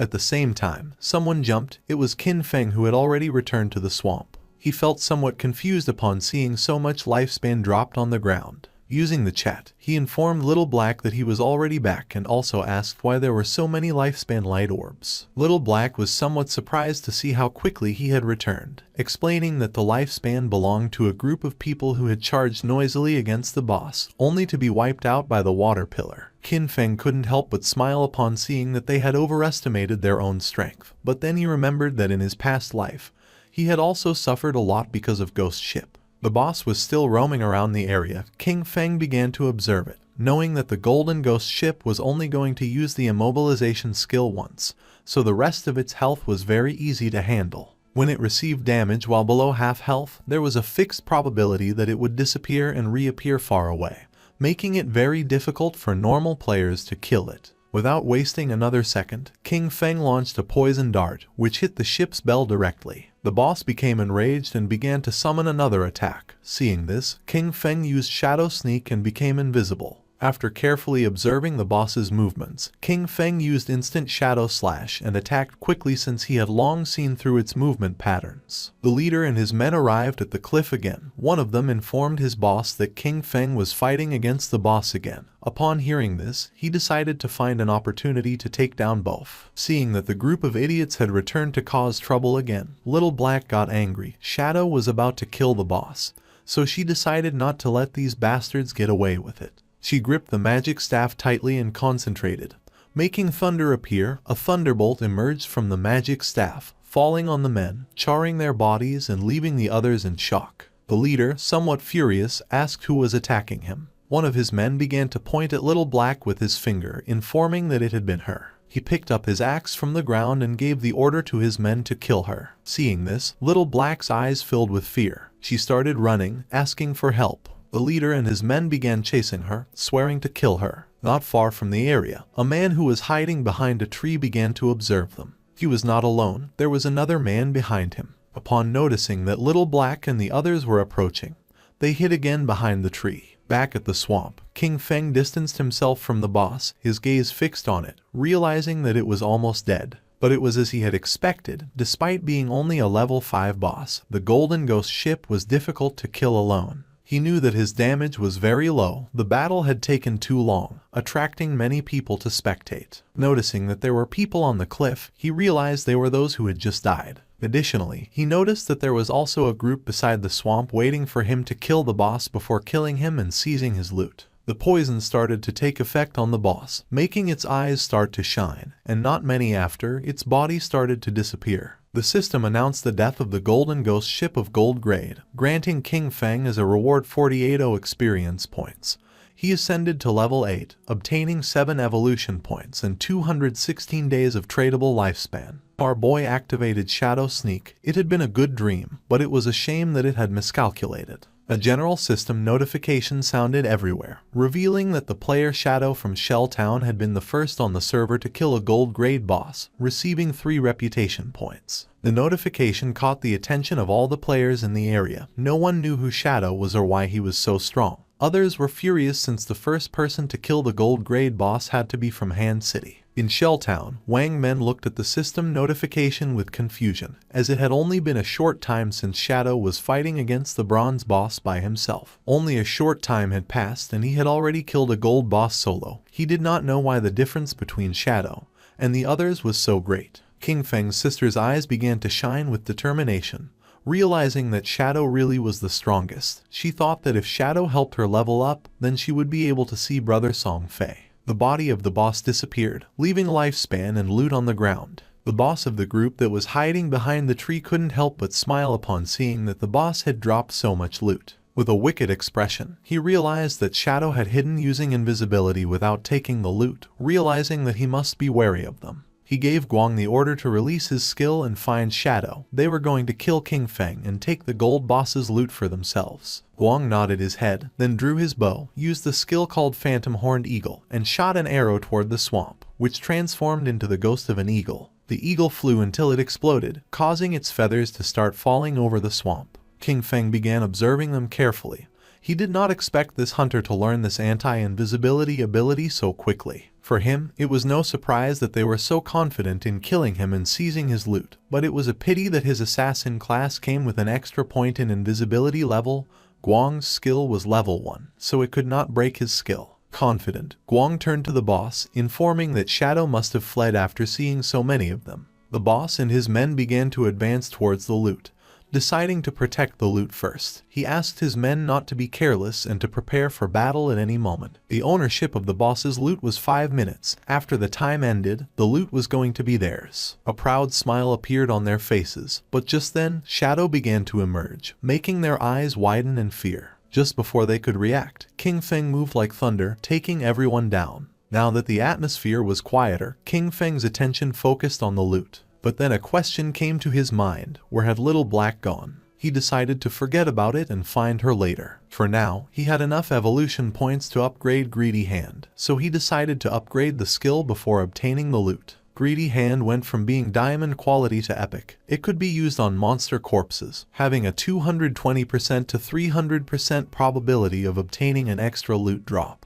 The extra loot had a 100% probability of being 1 tier higher. Our boy picked up the loot. He was determined to use the 100% chance to gather all the light together and squeeze them. Greedy Hand started to absorb the loot, making a smile appear on King Feng's face. A bright light began to emerge from the forest, and after using Greedy Hand, he obtained 21 evolution points, 648 days of tradable lifespan, and 2 special items called Ghostfire Bell. King Feng's eyes widened in surprise upon seeing that he had obtained 2 Ghostfire Bells. It was a special item. After equipping it, King Feng would not lose lifespan upon dying, with a cooldown time of 1560 seconds. It had 2 skills, 1 passive and 1 active. Soul Absorption was passive. When killing monsters, the amount of dropped lifespan would increase by 20%, and having 2 Ghostfire Bells at the same time would double this effect. Soul Shock was an active skill. He could shake the bell to immobilize all enemies within a 100-meter radius for 3 seconds, with a cooldown of 512 seconds. The Ghostfire Bell was not considered equipment. It was an item. It did not take up 2 equipment slots,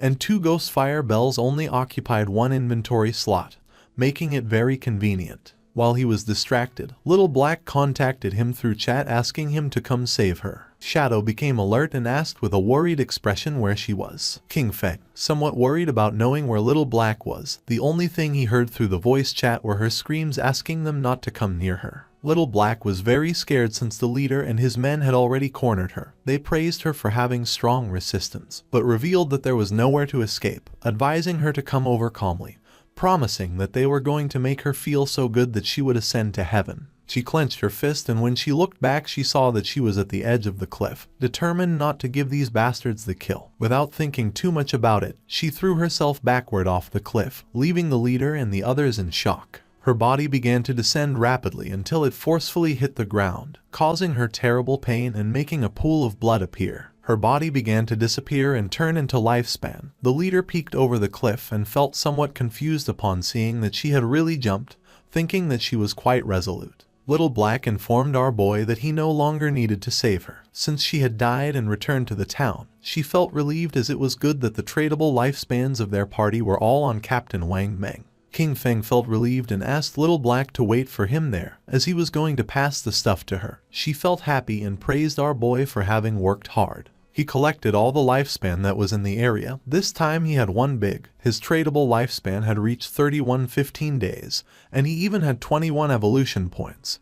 He decided to use the points and evolve Greedy Hand. A system window appeared, informing that the skill Greedy Hand had already reached epic. It required 10 times the evolution points to keep evolving.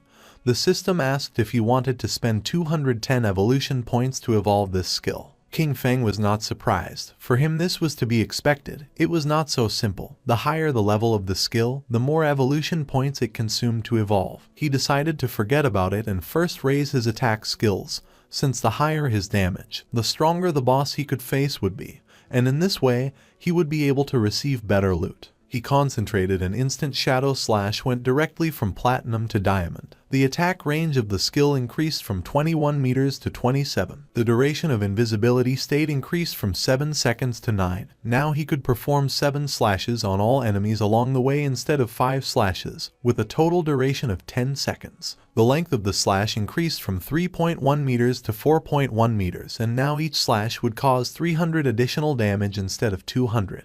He used 10 evolution points and now only had 3 points left. The initial skill backstab enhancement went from normal to gold, skipping bronze and silver. When using backstab, damage would increase by 30% instead of 15%.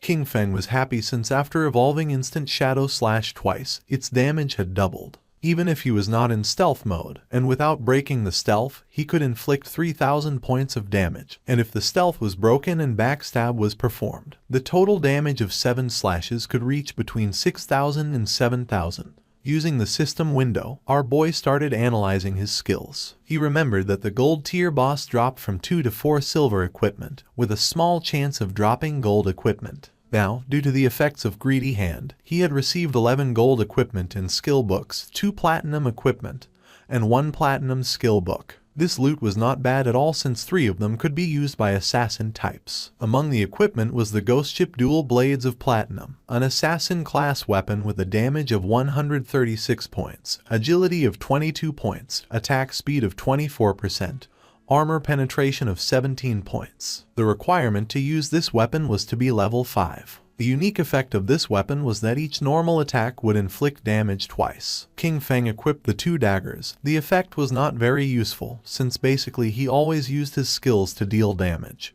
But the base attack of this weapon was quite high, and it also had 22 agility points. The attack speed was also going to increase the skill casting speed, reducing the recovery time, so it was not totally useless, and as for the armor piercing properties, the benefits were also quite high. Then, our boy equipped the Ghost Fire Leather Armor of Gold Tier, with a physical defense of 25 points, fire element resistance of 50 points, damage block of 14 points, granting 419 health points, and the requirement to use this equipment was to be level 5. He was amazed since leveling up had not increased his constitution.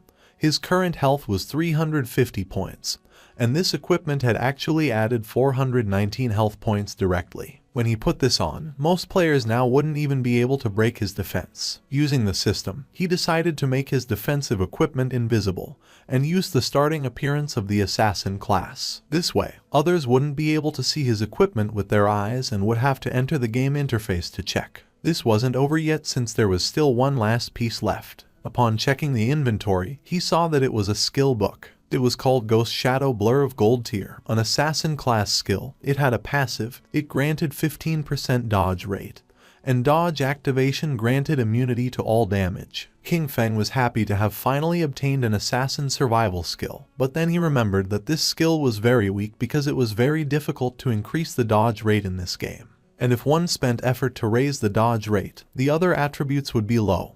And if the dodge was not activated, it would be very dangerous. Our boy's body began to shine since he was different from the rest. He could evolve skills infinitely. While increasing the dodge rate, he would not sacrifice other attributes, so there were only benefits for him. King Feng started to move away from the area and decided it was time to return. The remaining loot consisted of warrior, priest, and archer items. He could sell them to Wang Meng with a 10% discount, and although they couldn't afford them now, he was sure that with Wang Meng's personality, he would sell them on credit. This great upgrade was all thanks to Little Black. Without this koi, he wouldn't have been able to find a level 5 ghost ship to attack, so he decided to thank her. King Feng passed by a tree, and just at that moment, the leader, who was furious, and his men appeared. King Feng noticed them, and they did too, and their faces turned pale. With eyes full of fear, they started running upon seeing Shadow. As expected, King Feng was not going to let them escape, so he used Shadow Stealth, and while the skill was activating, he let out a sigh. Just before they could take another step, King Feng moved like thunder and finished off all the subordinates. Upon seeing this, the leader panicked and ran with all his strength, but King Feng was not going to allow this. Our boy appeared in front of him and deactivated the invisibility skill. The leader's face touched King Feng's,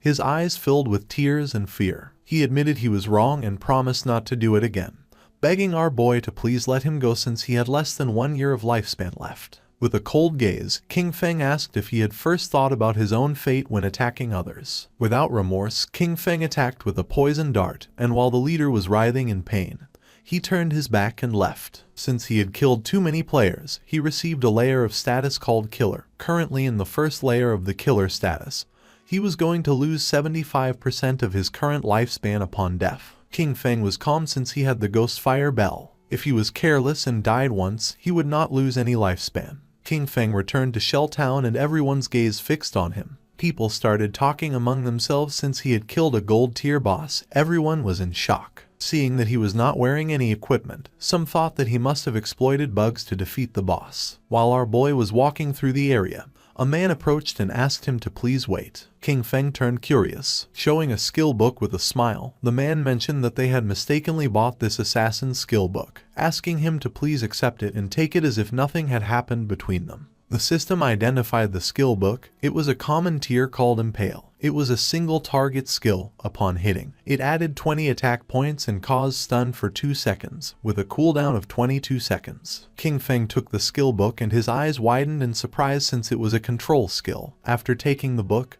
he went on his way, and the man and the others on theirs. One of the men, furious, told Zion Shao that they had been killed by King Feng. For him, it was too cowardly to have to give a skill book to him. The other man nodded since no one treated them like that. The other man decided to use each of their connections to gather people, with everyone contributing. Even a single spit from each of them could drown King Feng, so there was no reason to fear him. With a serious gaze, Zion Shao made it clear that Shadow was growing so fast and leveling up by himself, so he must have a great secret. He wanted to find him in real life and kidnap him since not only would they learn his secret, but they could even make him their slave to collect lifespan for them. The man praised Zion Shao for this great plan. Zion Shao decided to have the family send a woman to try to extract information from King Feng.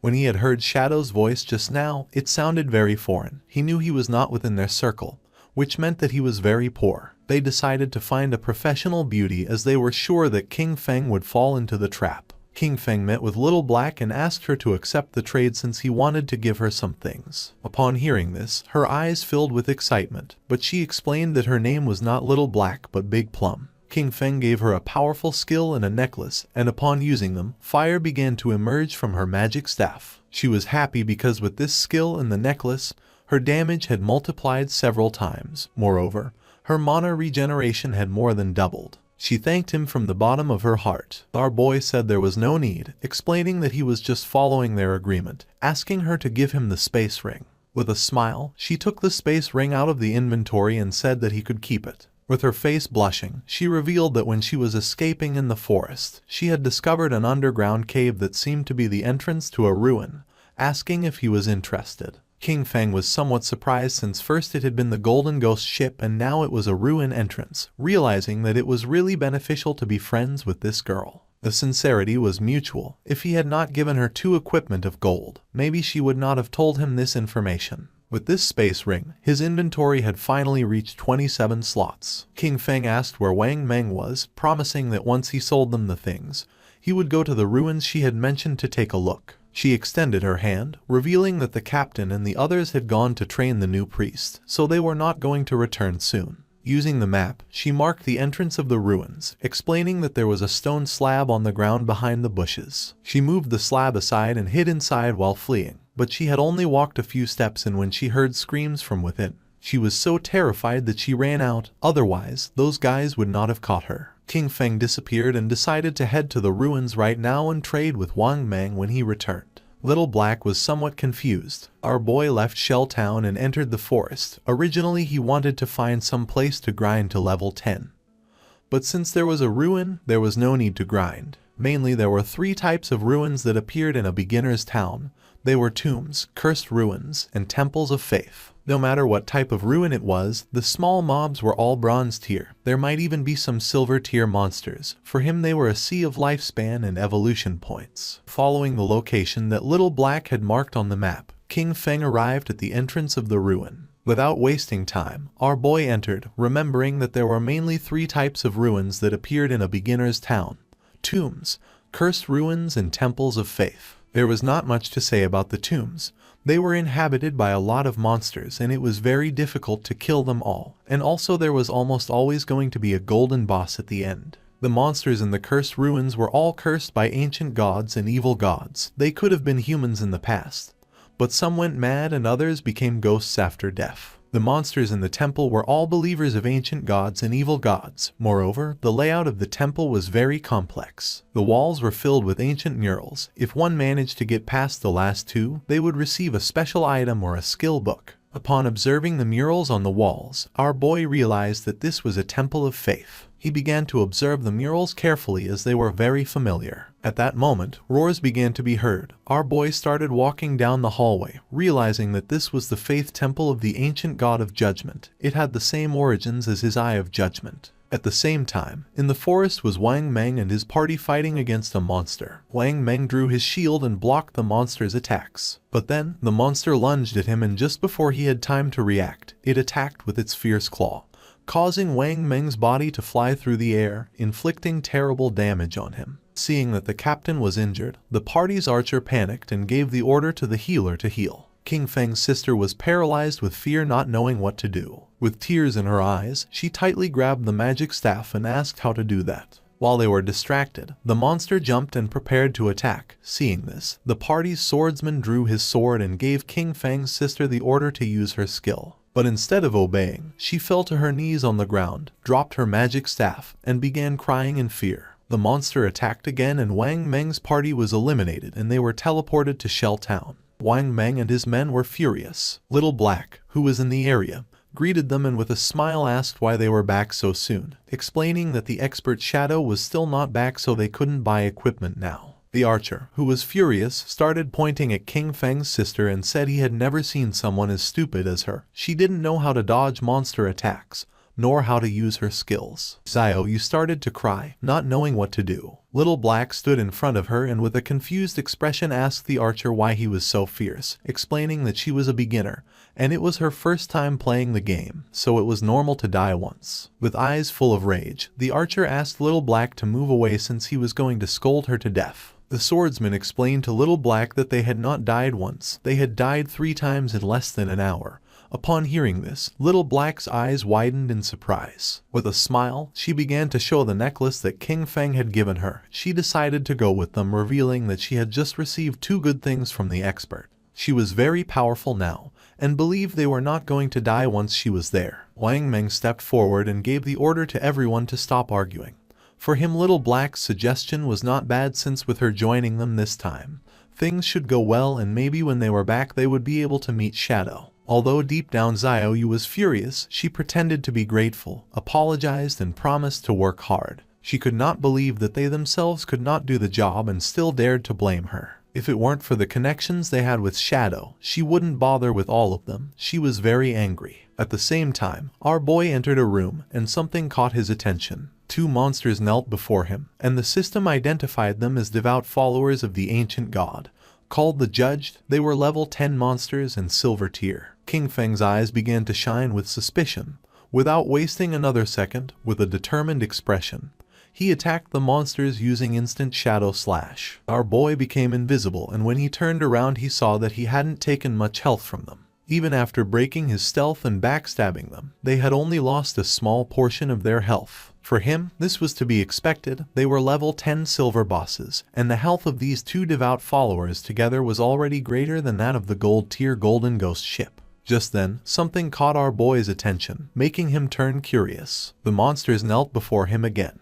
He was somewhat confused since the monsters were kneeling once more in his direction. It was strange since he was still in stealth. He didn't know if they had sensed the eye of judgment on him, nor if this was the reason why they weren't attacking him. King Feng questioned whether they knew the way and asked them to guide him. The monsters raised their heads and began to roar. King Feng realized that they had been corrupted, decomposed, and had gone completely mad. They had turned into wild beasts that only knew how to steal lifespan from humans. At that moment, the eyes of the monsters began to shine, and not long after, they turned their backs on our boy and ran off. Right at the door of the room there was a group of players. The monsters felt their presence and began to charge at them. The players realized that these bosses were silver tier. They could not face one, so they decided to flee from this place. Just before they could do it, the monsters attacked and toxic mist began to melt their bodies. Their bodies disappeared, dropping lifespan orbs. They were the team of the girl who had bought Ice Spike from our boy, called Grey Rose. He never thought that they would also find this ruin. Judging by the current players' equipment levels, King Feng came to the conclusion that no one was equipped to go deep yet. Our boy deactivated stealth and decided to pick up the lifespan. The monsters knelt before him again.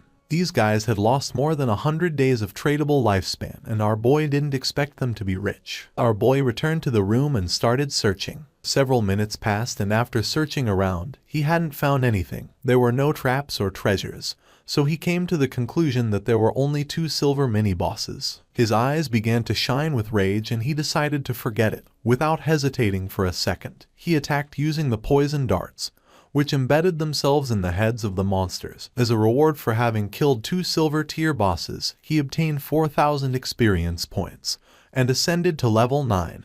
Obtaining 4 evolution points and 188 days of tradable lifespan. King Feng used Greedy Hand and the bodies of the monsters began to disappear. He felt happy since the epic tier Greedy Hand was absolutely insane. He got 32 evolution points, 1504 days of tradable lifespan, 4 gold tier items and 10 silver tier items. He extended his hand, making a pendant appear.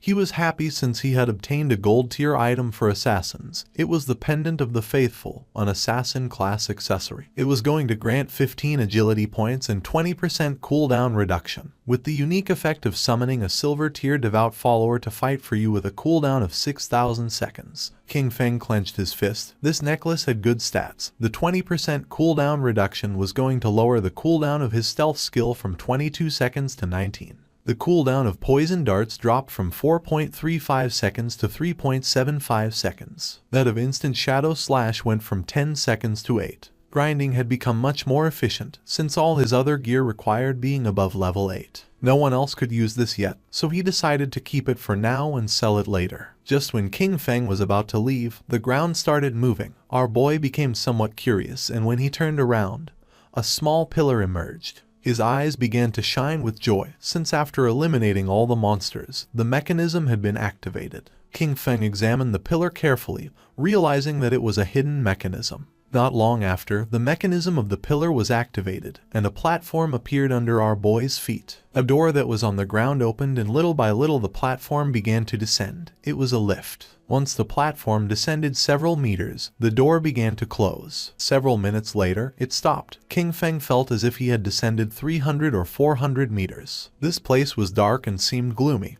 King Feng's attention was fixed on it. Thanks to his knowledge, he realized that this was the maze hidden beneath the temple. He knew there was a certain chance that a hidden maze would appear in the ruins. He had explored many of them in his previous life, so he knew there were countless traps in the maze. But as long as there were people acting as cannon fodder, there was no danger in exploring them, only that it would take a lot of time. With a confident gaze, he took out the pendant. With his current attributes, if he activated any trap, he would die. But luckily he had this thing, which allowed him to summon a silver tier devout follower to fight for him. He extended his hand and used the power of the pendant to summon a devout follower, making a zombie appear on the ground. Pointing toward the hallway of the maze, our boy gave it the order to go scout. The devout follower stood up and began walking toward the hallway. King Feng crossed his arms and couldn't help but feel happy since it was easy to explore with a lackey scouting ahead.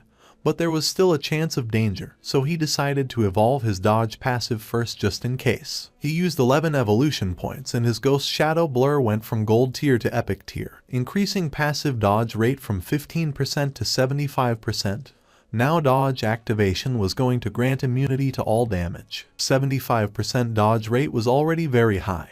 He had just enough remaining points to evolve Instant Shadow Slash to Epic tier. Using 13 evolution points, King Feng evolved his Instant Shadow Slash from Diamond tier to Epic. The range increased up to 30 meters and the duration up to 12 seconds. Now he could perform 9 slashes instead of 7 with a cooldown time of 8.8 seconds. The width of the slashes increased up to 5 meters and the damage increased from 300 points to 400. King Feng's eyes began to shine since to evolve from Epic to Legendary it required 10 times the evolution points. The higher the starting tier of an item, the more profitable it was to evolve it. For example, if a skill was of Epic tier at the beginning, evolution to Legendary tier was the first evolution, so it only required the base evolution point of 1. Since the target for evolution was Legendary tier, it required 10 times the points, and 1 times 10 were 10 points. This also meant that if he only obtained an Epic skill, he could quickly evolve it to Legendary tier, then Mythical tier, Ancient tier, and Immortal tier. But if a skill was normal tier at the beginning, then to evolve it to Epic tier, it would need to be evolved 7 times.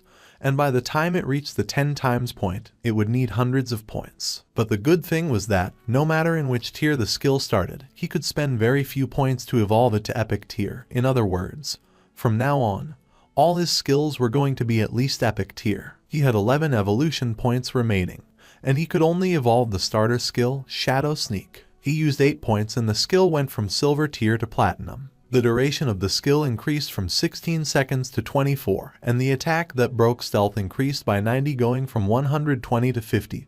Cooldown went from 26 to 22 seconds. He had the attribute that reduced the cooldown speed by 35%, and for this reason, the final cooldown for Shadow Sneak was 16.3 seconds. The cooldown was still too long, and the stealth breaking attack was a bit low. He knew he needed to swap this skill in the future. While walking through the hallway, the devout follower stepped on a slab, activating a trap, and then a giant rock fell on top of it, crushing its body. Its body transformed into light. Now that the summon had died, he decided to wait for the cooldown before resummoning. This maze was complex and dangerous. He could only do this to explore slowly, and hope to find good things when the time came. In the upper layer of the temple, a man carrying a shield and a hooded woman peeked their heads through the door. The man informed his captain, Grey Rose, that the monsters had disappeared. Upon hearing this, Grey Rose couldn't help but feel somewhat surprised. They entered the room, and Grey Rose noticed that their lifespan had also disappeared, knowing that someone must have killed those monsters and taken their lifespan. But she didn't know who. The man mentioned that only the expert Shadow could kill 2 silver tier bosses. Grey Rose thought he was right but felt relieved since they wouldn't have to die again. She put her hand on her chin and remembered that when they had come here, they had seen a person who seemed to be communicating with the monsters. She didn't know if it was Shadow, nor if he had a skill that could enchant the bosses. If that was the case, he had an incomprehensible and terrifying power. At the same time, in the second layer of the temple, King Feng's devout follower died again by activating another trap.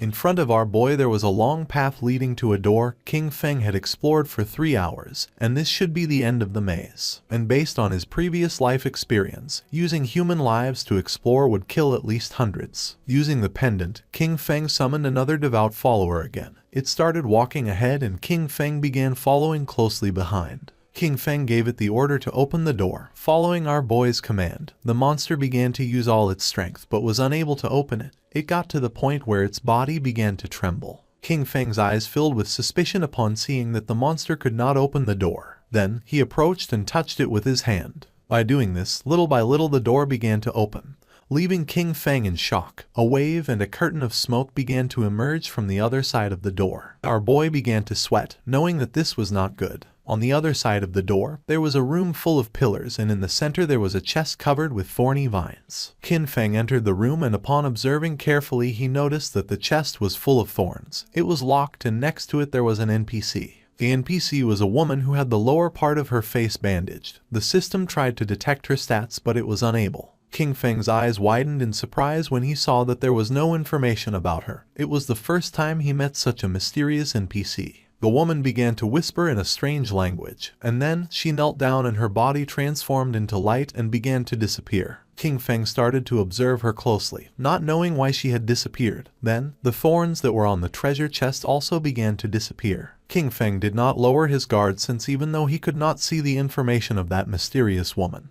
he knew that she must be related to the Eye of Judgment. The chest began to shine golden, and our boy noticed that it contained epic tier items, but he knew he had to be careful since there was a chance he would encounter a mimic or a trap. Pointing at the chest, King Feng gave the order to his summon to go open it. Following the order, the monster opened the chest and a bright light began to emerge from it. King Feng's eyes widened in surprise as he realized it was a skill book, a godly skill for assassins containing passive and active effects. The chest contained an assassin-type skill book of epic tier called the Stole of Mercy. It had the passive effect of 100% weak point hit correction, and weak point damage multiplier doubled.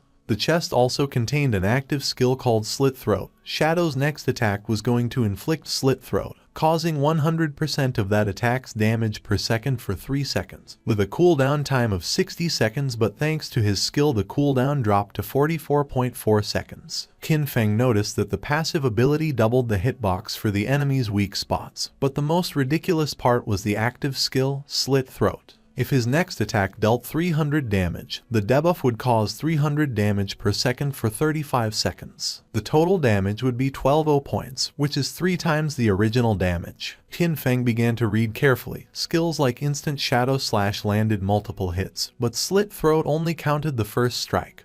Also, this skill was only of epic tier, so it only needed 10 evolution points to upgrade it to legendary. This loot had been a great harvest since his burst damage had just increased several times. King Feng began to move toward the exit. Knowing that it was all thanks to Little Black, he decided that it was time to return and sell the leftovers to her party. Using the chat, he asked Little Black to tell Wang Meng to return to town, since he had items to sell him. Upon knowing that Shadow had finished exploring the ruins, they decided to return now. Once King Feng arrived back at the starter town, his eyes widened in surprise. A crowd of players were waiting for his arrival. All wanted to add him as their friend. Some even offered to be his followers, promising to cheer him on. The chairman of the Runding group from the city of Zhonghai had come to formally invite Shadow to join their corporation. King Feng even had fans from Firefly Town who had come to greet him. Players from different towns had come to form teams with King Feng. Seeing this, he realized that the teleportation gates from other towns had started activating.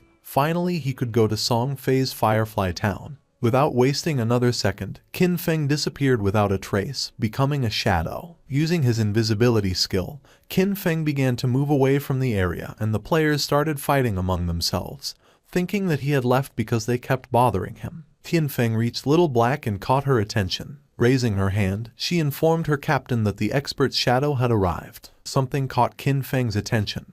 It was none other than his sister, Qin Xiaoyu. She began to show a kind smile. Many questions came to King Feng's mind. He didn't know how she had managed to get into Wang Meng's team, knowing that Wang Meng's crew could be destroyed because of her. He knew he had to be careful, since everyone knew that Shadow existed now.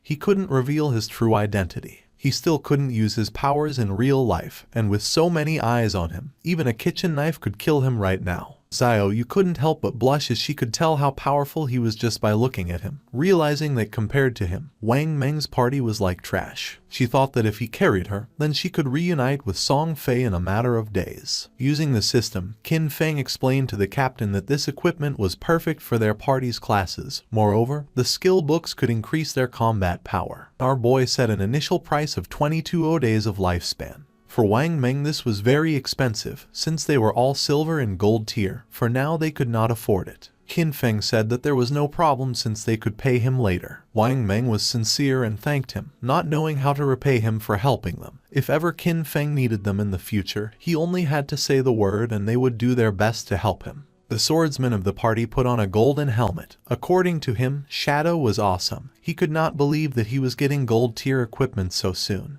Wang Meng also equipped the equipment, obtaining a gold tier skill, with which his DPS had tripled. He could not avoid crying since Shadow even let them buy on credit, realizing that he trusted them. Wang Meng began to inspect his inventory but did not find anything for priests, leaving Xiaoyu somewhat confused. The archer was furious since she was lucky to leech EXP from them. Xiaoyu approached King Feng and introduced herself as the priest of Wang Meng's party and asked if he had any equipment for her. The system informed our boy that the player, Little Graceful, wanted to add him as a friend. Xiaoyu's eyes widened in surprise. Qin Feng began to stare at her with a cold gaze and disappeared without a trace, leaving poor Xiaoyu in shock. With a confused expression, she asked where Shadow had gone. Wang Meng explained to her that he probably just hadn't gotten any priest drops this time, and that maybe next time he would bring items for her. The archer revealed the harsh truth. Qin Feng had intentionally ignored her. For Little Black, Shadow was very cool as he appeared and disappeared like a dragon.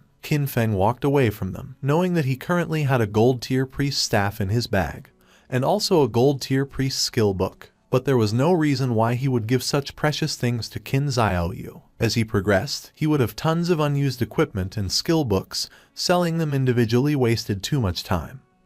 But Wang Meng's backing with the authorities was perfect for bulk buying of him. He could not allow Xiaoyu to affect his cooperation with the authorities. He needed to quickly find a priest for Wang Meng's team to replace her. His eyes began to shine with seriousness when he thought that he needed to find Little Zhu quickly. Gu Yixu, the former manager of the Godslayer Guild in his past life, she was a hidden class priest called White Avian Priestess, which came with a white bird that could heal and apply buffs. She was the only priest he knew who could defeat epic tier bosses alone. She was his powerful ally, and compared to her, Qin Xiaoyu was complete trash. Qin Feng activated the gate, remembering that Little Zhu was also from Firefly Town. Just like Song Fei, being perfect. If Qin Feng could find Little Zhu, he was going to put her on Wang Meng's team. Using the gate, he traveled to Firefly Town. Qin Feng arrived at Firefly Town, a place very different from Starter Town. While he was walking through the area, he heard two players who wanted to hurry back. Since the silver boss was below half health, they couldn't let someone steal it, as they would have died in vain. One of them cursed Song Fei since that bastard brought many fangirls with him, knowing there was no way to compete with him. Nor did he know how some minor celebrity had so many brainless fans. Qin Feng had just arrived and had already found clues about Song Fei. Following the players, he reached a valley. This was the level 5 area, called Wailing Valley. The monsters in this place were Emberfiends and the Shackles. After walking a bit, he started to hear players fighting. When peeking his head out, he saw a group of players attacking a two-headed monster with its body surrounded by flames. Qin Feng knew that this twin-headed Emberfiend was a silver-tier boss, and noticed that the situation was somewhat chaotic since many players were attacking each other. When observing closely, Qin Feng saw a group of players, and among them was the bastard Song Fei. Two players stood in front of Song Fei's team and drew their weapons. One of them had been ambushed by Song Fei, and his lifespan had been stolen by him. He swore to kill him. With a smile, the player carrying a shield asked if Song Fei thought that hiding behind his mage girls made him safe, revealing that he had the godly anti-mage skill. Just before he could take a step, one of Song Fei's mages crushed his head using the magic staff. Qin Feng remembered that Song Fei, with the title Heaven-Defying Mage God, had the mage class. In his past life, this bastard tricked a bunch of fans into choosing the mage class, only to take all their equipment and skills to strengthen himself quickly. But a team couldn't be made up of only mages, so his fangirls came up with a solution. Some put their attribute points into intelligence to become glass cannon mages. Some put their points into agility to become disruption mages. Others used their points on health to become meat shields, and some chose strength to become battle mages who attacked using their staff. In the early stages, Song Fei's team was extremely dominant, stealing lifespan from players everywhere without anyone being able to stop them. And as expected, as the game went on, most of his fangirls died pretty quickly. Pointing at the boss with his finger, Song Fei made up a lie saying that his fans were working so hard that now his heart hurt. He hoped the boss would die soon so everyone could rest, and also that the world would be full of love and free of violence. The twin-headed Emberfiend began to advance towards Song Fei's group. One of Song Fei's fans explained that this was not hard for them since the one who was trying the hardest was him. According to her, he worked so much that he shouldn't have to endure all this. She started pointing at the monster and decided to kill it so it wouldn't hurt their beloved Song Fei. Song Fei's fans began attacking the monster by casting spells. They were willing to defeat it so that Song Fei would become king, swearing to follow him no matter where he went. The monster opened its mouth and launched a burst of fire towards Song Fei, putting him on alert. But just before the burst of fire could get close, one of his fans stepped in the way, taking the attack fully. Song Fei took the girl's hand and began to show a sad gaze, while the woman's body was disappearing. With tears in her eyes, she swore to do anything for him. The chubby girl tightly grabbed her magic staff and told the others to get angry, since if they killed this ugly monster, brother Song Fei would be able to ascend to first place in the ranking. He had to surpass Shadow. This made the others excited. Raising their weapons, they swore to conquer the world, dominate the heavens, and fight alongside Song Fei. They summoned several powerful spells, causing thunderbolts to strike the monster. Song Fei realized that it was going to die, knowing that this silver tier boss was hard to kill.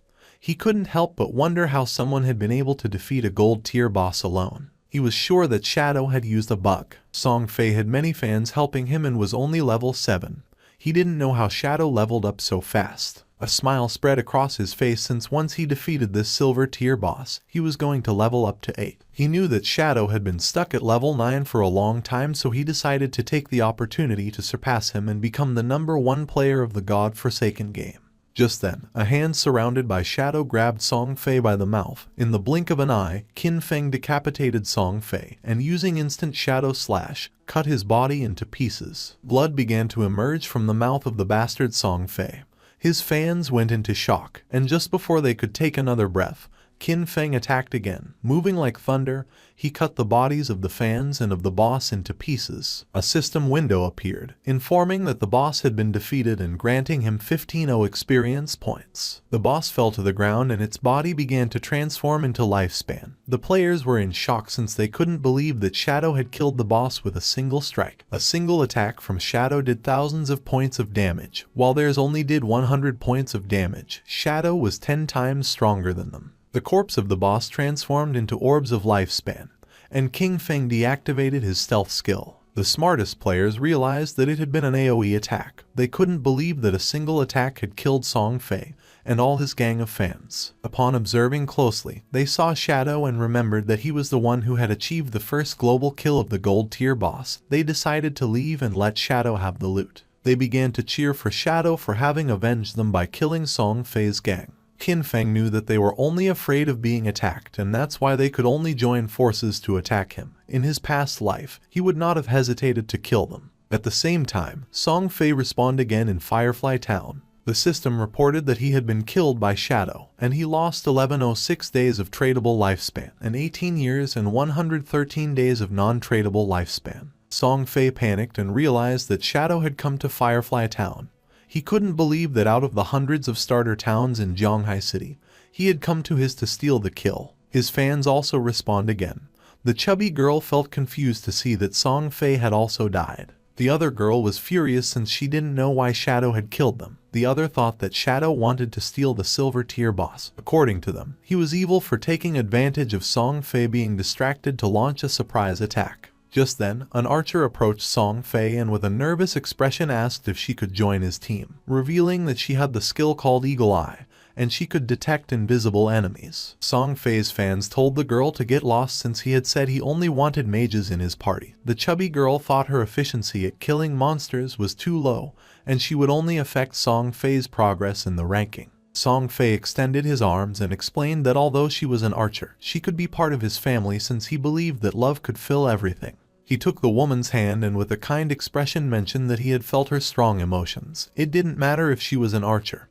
He decided to let her join his team, swearing they would strive together to level up. Having Song Fei so close made her blush and tears of joy began to flow from her eyes. An assassin appeared and mentioned that she could also become invisible, swearing that she was going to make Shadow pay for having killed him. The mage revealed that she had learned a new AoE skill and could freeze Shadow. Song Fei extended his arms, making it clear that his family was full of love. Any girl who wanted to join his team was welcome. The girls began to cry with joy and swore to stand by Song Fei forever. According to them, Shadow had no honor for having attacked their beloved Song Fei by surprise. They promised that he was going to pay the price. As soon as they found Shadow, they were going to let Song Fei kill him so that he could learn what happened when someone messed with Song Fei. The attention of two players focused on them. They didn't know what Song Fei wanted to do now, but they were aware that someone had killed him out there, being very satisfying. They remembered that there were many girls protecting Song Fei, so they didn't know how he had been killed. But then they realized it must have been Shadow. According to them, Shadow was incredible. And seeing the girls crying for Song Fei, they thought these girls were not right in the head. A smile spread across Song Fei's face as he was confident that with so many people as witnesses, when he defeated Shadow, everyone would know that it was useless to be strong if one fought alone, especially being an assassin. According to him, Shadow was a soft assassin who had dared to challenge a great and noble mage like him. At the same time, Qin Feng picked up the loot using Greedy Hand, obtaining 16 evolution points, 217 days of tradable lifespan, 6 pieces of silver tier loot, and 1 piece of golden tier loot. Qin Feng decided to evolve the skill Graceful Liberation, consuming 10 out of 19 points. The skill went from epic to legendary. The passive effect weak point attack correction went from 100% to 200%, and the weak point attack multiplier was doubled. The active effect also improved. The next attack was going to trigger Throat Slit effect, causing 150% attack damage per second instead of 100%. With a duration of 3 seconds, the cooldown of the skill went from 30 seconds to 18.5. The weak point hit correction had increased by 100%, reaching 200%, which equaled doubling the target's weak point. If it was amplified even more, half of the enemy's body would be considered a weak point. He feared that even his Shadow Slash could deal weak point damage. The initial epic level skill, with 0 evolution points, could evolve to legendary. However, to evolve it from legendary to mythical, it required 100 times more evolution points. It needed 200 points to evolve from legendary to mythical. According to this pattern, the epic level Greedy Hand was going to require 210 evolution points to evolve, and when it reached legendary, evolving it was going to require 34 points. He had 9 evolution points left, so he decided to evolve Backstab Enhancement. Qin Feng spent 8 points and the skill Backstab Enhancement went from gold to platinum, and the damage of the passive effect increased from 30% to 40%. A silver tier boss, plus the group of players, had given him a total of more than 14 days of tradable lifespan. His mission had been fulfilled, so he decided it was time to return. While Qin Feng was distracted, a girl tried to attack him by surprise. She intended to kill him. Shadow began to observe her in silence and dodged the attack without much effort. The girl attacked again, but he evaded it again without problems. The girl was in shock to see that he could dodge all her attacks. Without wasting any more time, she used stealth and disappeared. Just then, Song Fei's fans appeared on top of the cliff. They had cornered him and swore to avenge Song Fei. The mages of Song Fei raised their magic staffs, and the archer who had just joined the team began to aim her bow at Qin Feng. They were furious and swore to avenge Song Fei. Qin Feng used stealth and disappeared into the air, becoming a shadow. Upon seeing this, the archer used her skill called Eagle Eye and made it clear that Qin Feng's invisibility was useless. Her arrow transformed into a ghost eagle until several seconds later it exploded and its feathers began to descend from the sky like drops of rain. The feathers began to fall on the assassin from Song Fei's party and her stealth was deactivated, making her visible. The chubby girl clenched her fist and felt happy, believing they had detected Qin Feng. She gave the order to the others to use their most powerful skills and attack with everything. Following her order, Song Fei's fans used their most powerful skills to attack. A rain of powerful spells began to descend upon the assassin. Seeing this, she panicked and tried to tell them that she was not Qin Feng.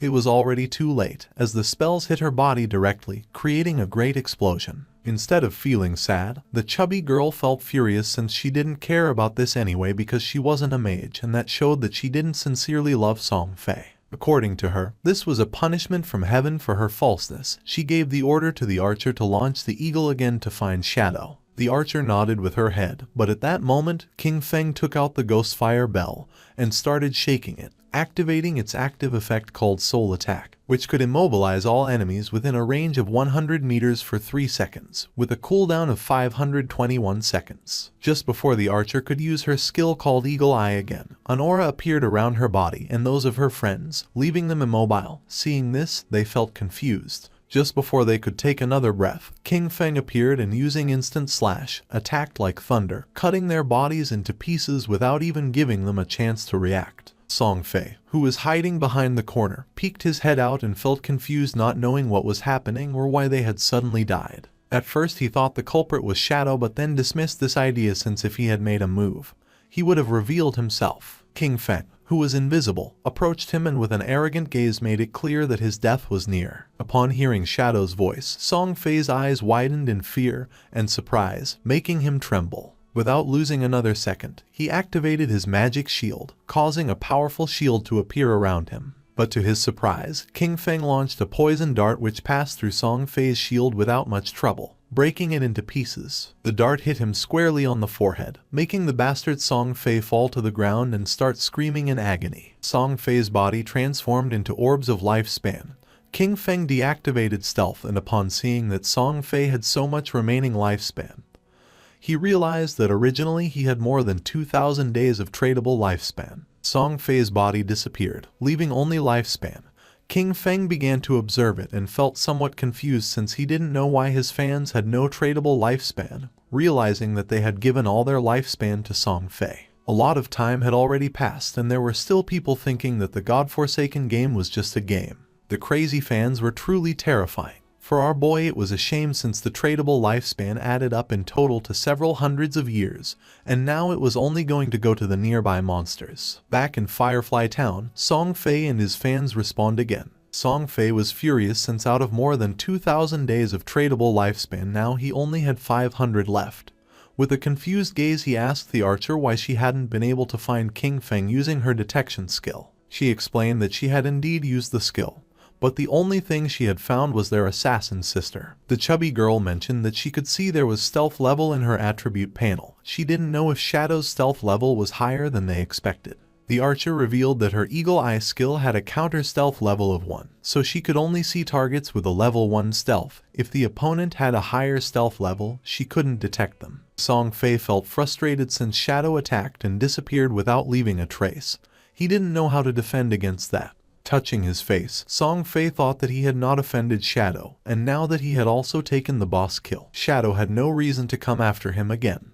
But then he thought maybe Shadow was jealous of his unparalleled beauty, and was going to come kill him again. Song Fei's fans raised their weapons and decided for everyone's safety to level up somewhere else. Wherever Song Fei wanted to go, they swore to follow him. Not long after, King Feng also returned to Firefly Town. After searching for a while, he thought this was strange since Song Fei and the others had left. He didn't know if they had gone to another town or logged off. Deactivating stealth, our boy asked a player who was in the area if he knew where Song Fei and the others had gone. Upon seeing Shadow, the man couldn't help but feel afraid. Pointing to one side, the man revealed that Song Fei and his fans had gone in that direction.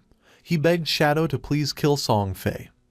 He also had a request. After killing Song Fei, he asked King Feng if he could spare the life of his girlfriend, a female hunter named One Flying Treasure Cat. Our boy advised the man to look for another girlfriend, realizing that his girlfriend was the hunter who could detect invisibility. Using stealth, our boy disappeared again. The man began to beg, saying that he had worked very hard to find her. Although King Feng knew the direction in which they had gone, he had no idea where they were heading, and searching everywhere was going to take too much time. The man put his hand near his mouth and started calling Shadow. Our boy knew that things would be much easier if he could find Gu Yixu. At that moment, a woman passed by his side, and his attention fixed on her, leaving him somewhat surprised. This girl was none other than Gu Yixu. Our boy deactivated stealth, and with a cheerful gaze called her beautiful and asked if she could help him. Upon seeing Shadow, she couldn't help but feel surprised. King Feng took out the golden grade staff from his inventory and mentioned that he had heard that her class could search for targets in a wide area. He promised that if she could find Song Fei, as a reward he would sell her the staff at a bargain price. Seeing this, Gu Yixu's eyes began to shine with excitement. She opened her system window and asked how he knew that she could search over a wide area. She remembered never having told anyone about it. King Feng asked if she wanted this golden grade weapon, and she said yes, even though she didn't know if she could afford it. With a confused expression, King Feng asked if she didn't even have 500 days of tradable lifespan, revealing that the original price was at least 700 or 800 days. Upon checking her system window, she realized that she did have 700 days to buy the staff. Hearing this, our boy made a deal with her and handed over the staff. A system window appeared to confirm that the transaction had been successful. She took the staff and started drooling. Our boy gave her a gentle tap on the cheek so she'd stop drooling, asking her to hurry up. Upon hearing this, she blushed and nodded with a smile. Using the new staff, she began to use her powers and concentrated. Even though it was the first time she met Shadow, he gave her a strangely familiar feeling. Her owl began to fly around her, and she asked if Shadow wasn't afraid that she would take things and leave without helping him. With a serene expression, our boy asked if she didn't hate Song Fei. Seeing that he knew that she hated Song Fei, Gu Yixu's eyes widened in surprise. She didn't know if Shadow could be a friend of hers in real life, but his voice didn't seem like it. King Feng started to smile and decided that she should guess. She raised her hand and the owl began to fly. She was too lazy to guess. Just then, her eyes widened in surprise. The owl began to fly over the town, and in the distance in the middle of the canyons she saw Song Fei and his fans. Her owl finally found where Song Fei was hiding in the rocky canyons and quickly told King Feng the place. She also told him to hurry because Song Fei and his friends might leave before he got there. The owl could fly fast, but following them for too long could make it really tired. Shadow, ready to go, told her not to worry because he'd be there super quick. Right then, King Feng took off like a shot, zooming over rocks and through rough spots without slowing down. But then, the owl stopped flying. That made King Feng stop too, because it meant something was messing with their tracking. He looked around and saw a tree with a weird sign on it. Wanting to know more, he got in touch with Yu again, and she had the owl check the area. Soon, the owl found 2 more trees with the same signs. One was 100 meters ahead, and another was 100 meters to the left. King Feng went up to each tree, touching the symbols very carefully. When he touched all 3 with a bit of his energy, a bright light connected them. Then, the ground in the middle started shining, and suddenly, a treasure chest with a bright green light and golden glow appeared. Feng was shocked. A treasure like this in a simple place like Firefly Town. He could hardly believe it. These treasures, left by ancient gods, were super rare and could pop up anywhere. Some brought monsters, some unleashed swarms of beasts, and some, like this one, had incredible treasures. Yu, watching through her owl, couldn't believe it either. That green chest could be worth 1,000 days of someone's lifespan, or over 10 million in real money. King Feng couldn't help but admire Yu's quick thinking. Back in his previous life, a year of someone's lifespan was worth 10,000 at the start, but it quickly jumped to 50,000 by the second day. Yu, still intrigued, started to take note of the symbols for later. A smart look was in her eyes. There was no telling what secrets her skills in tracking could uncover. Then, King Feng went ahead and opened the chest. Inside, there was a skill book with a dark aura called Curse of the Blossoms, a powerful emerald-level ability. This skill let cursed flowers grow from a defeated enemy, making their tradable lifespan drop to 0. It didn't have a cooldown period, but it had to be used within 15 seconds after someone died. Feng remembered how dangerous this spell was in his previous life. Every enemy he defeated could turn into an advantage. If he managed to defeat Song Fei again and watched over the body for a short time, he could take everything from him. A sinister smile appeared on his face. This time, Song Fei wouldn't just be defeated, he would be completely drained. As King Feng hurried toward his target, the scene changed. Somewhere far away in a canyon, Song Fei's biggest fans were busy fighting a boss, hitting it hard while Song Fei stayed back, waiting to land the last blow. Song Fei was overconfident, sure that King Feng wouldn't chase them this far, especially since King Feng had already beaten a silver-level boss and embarrassed him twice. That should have been the end of it. But Song Fei was mistaken. Right when the boss was about to go down, the girl who was a bit heavier noticed another group fighting a different boss nearby. Song Fei, smooth as ever, convinced his fans once more. He said the other group were fans of a rival idol, trying to make him look bad. The faces of his fans twisted with anger. No one was going to outdo their dear Song Fei. Without a second thought, they charged at the other group. The other team, thinking they were about to get some help, welcomed them. But before they could even say hello, the heavy girl slammed her staff down, knocking out their leader in one hit. The rest of the team was shocked as Song Fei's fans turned on them, madly talking about idols and fate. When one of the enemy tried to ask what was going on, they were quickly shut down by a spell. Then, in a strange turn, the fans started spouting odd poems, talking up Song Fei like he was some kind of god. After they took out the other team, the girls made way for their golden prince Song Fei to finish off the boss. Song Fei kept up his act, pretending to be grateful and showering them with thanks that didn't mean a thing. He made up stories about almost getting caught in an ambush and called them heroes. His words made them all blush and giggle. They were totally caught up in his make-believe world. But that was the end of it. At the same time, Shadow appeared at the edge of the canyon. Song Fei felt something wasn't right and got a cold feeling down his back. But by the time he turned around, it was too late. Feng's sword moved through the air like it was meant to punish, striking in an instant. Song Fei's head was cut off in one smooth motion, and his body fell to the ground. This time, Shadow didn't just leave after the deed was done. He knelt down next to Song Fei's body and used the curse of the blossoms. A big red flower grew right out of Song Fei's chest, its petals moving like they were alive, sucking away the tradable lifespan from the young troublemaker. The fangirls watched in shock, not able to make sense of what was happening right in front of them. Then, the scene changed, and Song Fei was back at Firefly Town's portal, feeling confused and annoyed, still not getting why Shadow was always after him. In his confused way of thinking, he decided it must be jealousy. Maybe Shadow was upset about all the attention from the fangirls, or perhaps one of those girls was someone Shadow had feelings for. Song Fei convinced himself that Shadow's constant showing up in Firefly Town was part of some complex revenge scheme. While he was lost in his wild guesses, a system alert popped up, scaring him with the news that his tradable lifespan was going down fast, much more quickly than just from dying. At first, he thought it was some kind of penalty for dying too much, but before he could really figure it out, his fan club started showing up at the portal as well. The heavier mage girl was among them, out of breath, telling Song Fei about the creepy red flower that grew from his body, clearly taking away something important. Song Fei quickly figured it out. The cursed flower and his disappearing lifespan were Shadow's doing, thanks to a scary new ability. The realization hit him hard, and he suddenly ordered his fans to log off. He knew if they kept losing to Shadow, their tradable lifespan could drop to 0, which meant actual death. Still acting the leader, he called them his family, promising to step into the real world to extend their lifespan, and come back with new gear bought with the lifespan they had saved up. The girls, still totally under Song Fei's spell, were all in, imagining their big return to beat Shadow with new power. Even as Song Fei disappeared from the game, anger and frustration warped his face. He wasn't ready to see this as a loss. After working for 2.5 years to get to where he was, he couldn't stand the thought of being taken down by some unknown player. In his mind, with enough money, he could crush any obstacle. He just needed some time. Back where the fight had happened, red flowers were everywhere, each one growing from a fallen player, quietly taking away the tradable lifespan from Song Fei's fans. With Shadow's relentless attacks, his rank as a killer had jumped to level 4, making the loss of tradable lifespan upon death a staggering 96.8%.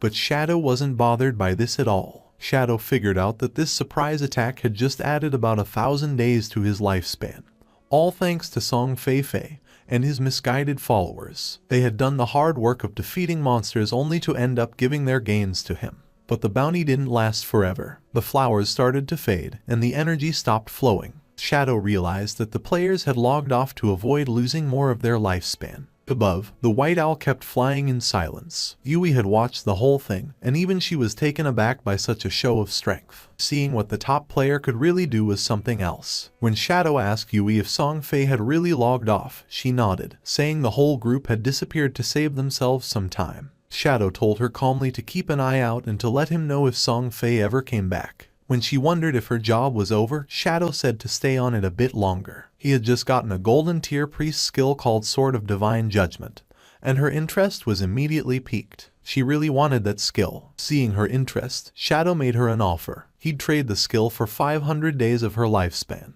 but he'd cut the price in half if she agreed to one thing. Yui's eyes narrowed, and she quickly said she wasn't going to trade her dignity, which caught Shadow off guard. He hurried to explain she had the wrong idea. He just wanted her to join his team as their main healer. She relaxed and laughed, agreeing right away, but warned him she'd hold him responsible if the team was a disaster. Shadow reassured her they were a solid group and decided to get in touch with them immediately. Then the story moves to a different part of the game world, where Wang Mang was feeling proud after defeating a poisonous monster, happy about the experience points. He called over to Ju for a heal and something to counter the poison, but Ju was stuck, not knowing what to do. Wang tried to remind her again about her priest class's ability to remove toxins. But before she really got what he was saying, she accidentally used the skill on a tree instead of helping Wang, who needed it. As time ran out, Wang fell to the ground, succumbing to the poison, his victory over the monster wasted. The team was left in shock, frustration simmering as they looked at Feng's sister, unable to believe how useless she had been.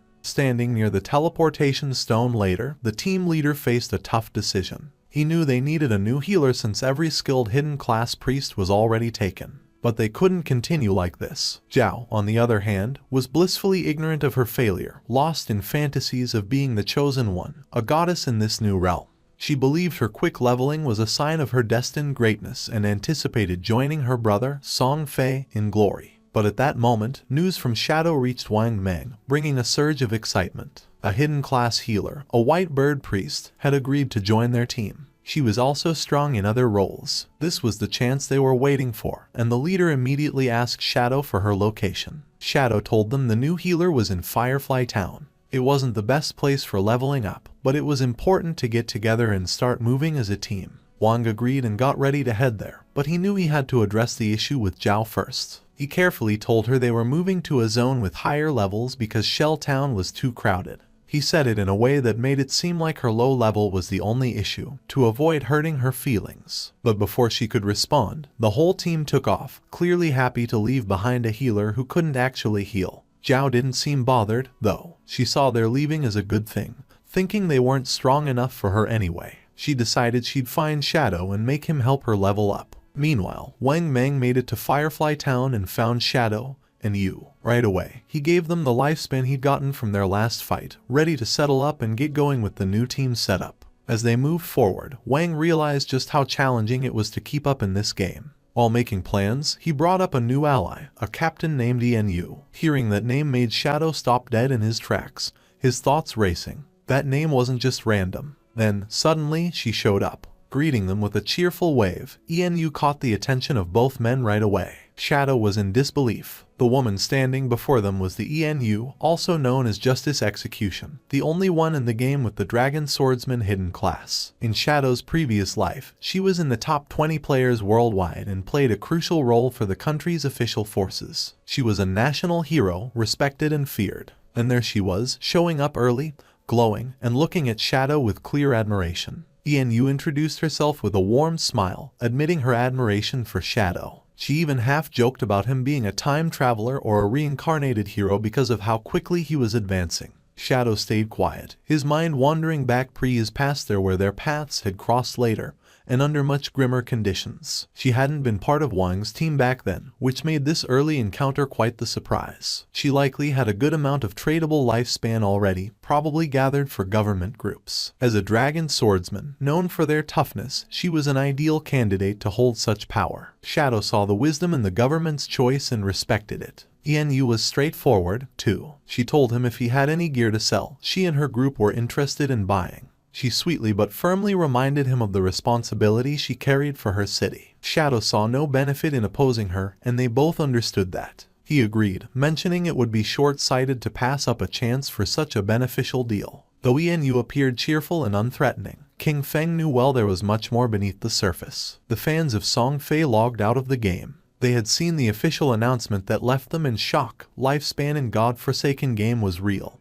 And if it reached 0, one would die in the real world. The archer was furious since she realized this wasn't just a game. She had given all her tradable lifespan to Song Fei. Some of them only had a few days of lifespan left. The assassin had killed several players and had the assassin's stat. And dying one more time was going to make her lose double the lifespan. They were in shock. They couldn't believe how it was possible that dying 3 times cost so much lifespan. The chubby girl began to read the messages and her face filled with sweat. She realized, cursing to herself, that in the game, as a tank mage, she had always charged at the front. She had killed many people and died many times, so now she only had 1 day of lifespan left. If it reached 0, she was going to die. Just then, something caught her attention. Brother Song Fei was buying lifespan. That was great. She decided to go find Brother Song Fei, thinking that he would definitely help her. Quickly, she changed clothes and thought about putting on Brother Song Fei's support outfit from head to toe, thinking that it was great, and that she was going to find Brother Song Fei, who would definitely help her. She even mentioned Brother Song Fei's latest release, the Song Fei Ultra Thin Anti-Side Leak. She dressed in Song Fei's merchandise, and without wasting a second, she left her house and started heading to the concert. Not far away, there were some apartments. Qin Feng's sister also logged out of the game. She didn't know if she was in the real world since now it was hard for her to tell the difference. She turned on her phone and couldn't help but smile when seeing that. At that rate, 1 day of lifespan could be sold for 15,000. With the 200 days she had left, she could become a millionaire. But then, she went into shock when she saw that Shadow had killed Song Fei 3 times. She couldn't help but cry from sadness and fury, since she remembered that they had told her that if her lifespan reached 0 in the game, she would truly die in real life. Even having 100 years of non-tradable lifespan, dying 3 times had left her with barely 12 years remaining. Then she remembered brother Song Fei and wondered why Shadow had killed him. According to the group chats, Shadow, despite being surrounded by dozens of people, had managed to kill Song Fei 3 times. To her, he was something so terrifying and incredibly strong. The chubby girl started sending messages through the chat, saying that brother Song Fei needed help at this moment. She asked any sister in Zhanghai City to go find her to sell their tradable lifespan to her. She also revealed that Song Fei was at Dajiang Plaza at that moment and that the exchange rate for lifespan was 1 to 10,000. This was the perfect opportunity to get rich and help brother at the same time. King Feng's sister put on her clothes. She couldn't believe that brother Song Fei was in Dajiang Plaza, not far from her. She thought she couldn't just stand by and watch his lifespan run out. She had to go help brother Song Fei. Thanks to that Shadow and the others, she had managed to save more than 200 days of tradable lifespan. Just enough to help brother Song Fei. Without wasting any more time, she decided to go to Dajiang Plaza. At the same time in the game, our boy slaughtered several monsters without much difficulty. A system window appeared, informing him he had reached level 10. His attributes had increased by 2, and he had gained 5 free attribute points. He had unlocked class promotion. In addition, as the first player to reach level 10 in the Zhanghai City area, he had earned 7 reputation points. As the first player in the Great Xia Kingdom area, he had earned 14 reputation points, and as the first player worldwide to reach level 10, he had earned 21 reputation points. The window also revealed that the teleportation function to the continent of Forgotten Gods would be unlocked when there were 7 level 10 players in the Zhanghai City area. The system revealed in all towns that Shadow had reached level 10. People were in shock and commented with amazement. They said that, as expected, it was Shadow again. He had gotten the first kill of a gold tier monster and was the first player worldwide to reach level 10. They thought Shadow was simply too strong. They had also heard that the big shot had even killed a small celebrity several times recently. According to them, Song Fei deserved it. Other players were expressing their frustration. They cursed, surprised that Shadow was from Grand Xia, and compared their own progress, pointing out that their hidden smith class was only at level 8, while wondering what was going on with Shadow. No one knew if among the 1.5 billion people in Tianju, there really wouldn't be anyone who could catch up to him. Our boy was near a shore, and decided to use the points he had obtained. He consumed 13 evolution points, leaving him with 0 points. His initial skill, Backstab Enhancement, evolved from Platinum to Emerald, increasing its passive effect from 40% to 50%. Even though his tradable lifespan was just a little over 7,000 days, he realized it wasn't enough. He knew that to leave Starter Town, they needed to gather 7 level 10 players to activate the teleportation portal to the continent of the Forsaken Gods. But since the highest level at that moment was only 7, they would have to wait a bit before it became possible. He decided to go back to the real world to take care of a matter. His figure disappeared with the sand, and several seconds later, he opened his eyes in the real world and the system asked him, "Do you want to consume tradable lifespan to transfer your skills to reality?" Without losing a second, Qin Feng accepted. When the system asked what skill he wanted to extract to the real world, he stood up and decided to extract his class. The system then consumed 1,000 days of tradable lifespan and completed the extraction. He gained the Shadow, its passive was activated, and his attributes increased: Strength by 3, Constitution by 3, Agility by 8, and Spirit by 5. Then, he decided to extract level 2. The system informed him that he had successfully extracted level X2, consuming 2,000 days of tradable lifespan in the process. His level in reality immediately increased to level 3, and his stats received a boost: Strength plus 4,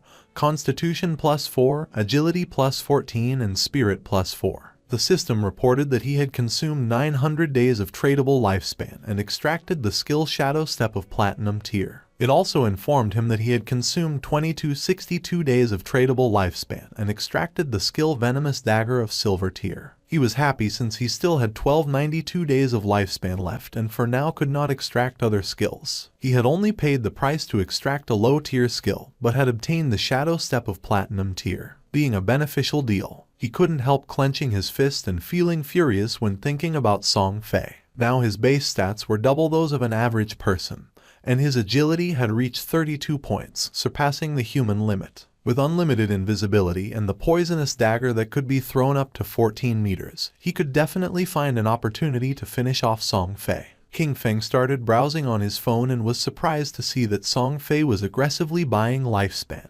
He wondered if Song Fei planned to enter the game and then go after him. He saw that this bastard was in Dajiang Plaza and calculated that being about 7 or 8 kilometers away, at his current speed he could get there in just over 10 minutes. Just then, his hand began to tremble upon seeing a message from Hu Qibin, the arrogant and powerful company supervisor. Hu Qinbin was furious upon seeing that after growing wings, Qin Feng wasn't even answering the phone. She knew that the young lady had taken an interest in him and this was his big chance. She couldn't believe he didn't want to cooperate. Qin Feng decided to block Hu Qibin, and while he was walking, he threw the phone and began to turn invisible, thinking that those people would soon realize what the true Forsaken Gods game really was. After a few hours, at Dajiang Square the Song Fei concert was taking place, which was full of girls. Among them was also King Feng's sister. On stage was Song Fei sitting next to a blonde woman. With a smile, she mentioned that she had heard he had been killed 3 times by Shadow in the game. She told him not to worry because she was already sending people to investigate Shadow's true identity. With a curious look, Song Fei asked how the investigation was going,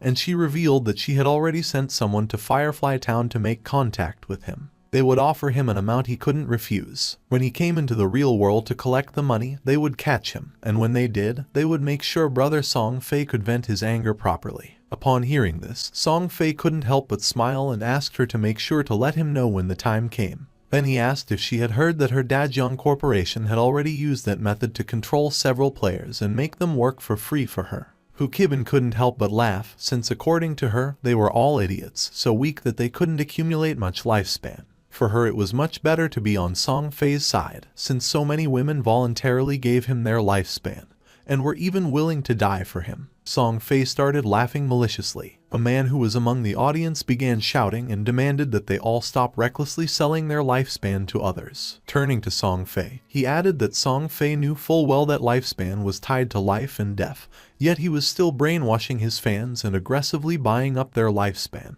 He accused Song Fei of endangering lives and declared that they were going to report him. Song Fei couldn't help but smile, thinking that there was always a fool who showed up to cause trouble. He stood up and made a public statement, saying that he had noticed some of the recent debates. He stated that his actions in acquiring lifespan had occupied certain public resources and caused inconvenience to the public, and for that reason, he felt deeply regretful and offered his most sincere apologies. His fans said that he didn't have to apologize since he hadn't done anything wrong. With a sincere smile, Song Fei admitted that he was truly grateful for all the support and affection from his fans. At the same time, he sincerely urged everyone to remember that all love should be positive and uplifting. He hoped everyone could follow their idols with rationality. During that special moment in the game, while ensuring their personal safety, they also needed to work together in a more positive way to contribute to society and bring positive energy. With his face full of tears, he explained that while the entire nation was being affected by the game, he had been actively cooperating with the authorities and working hard within the game.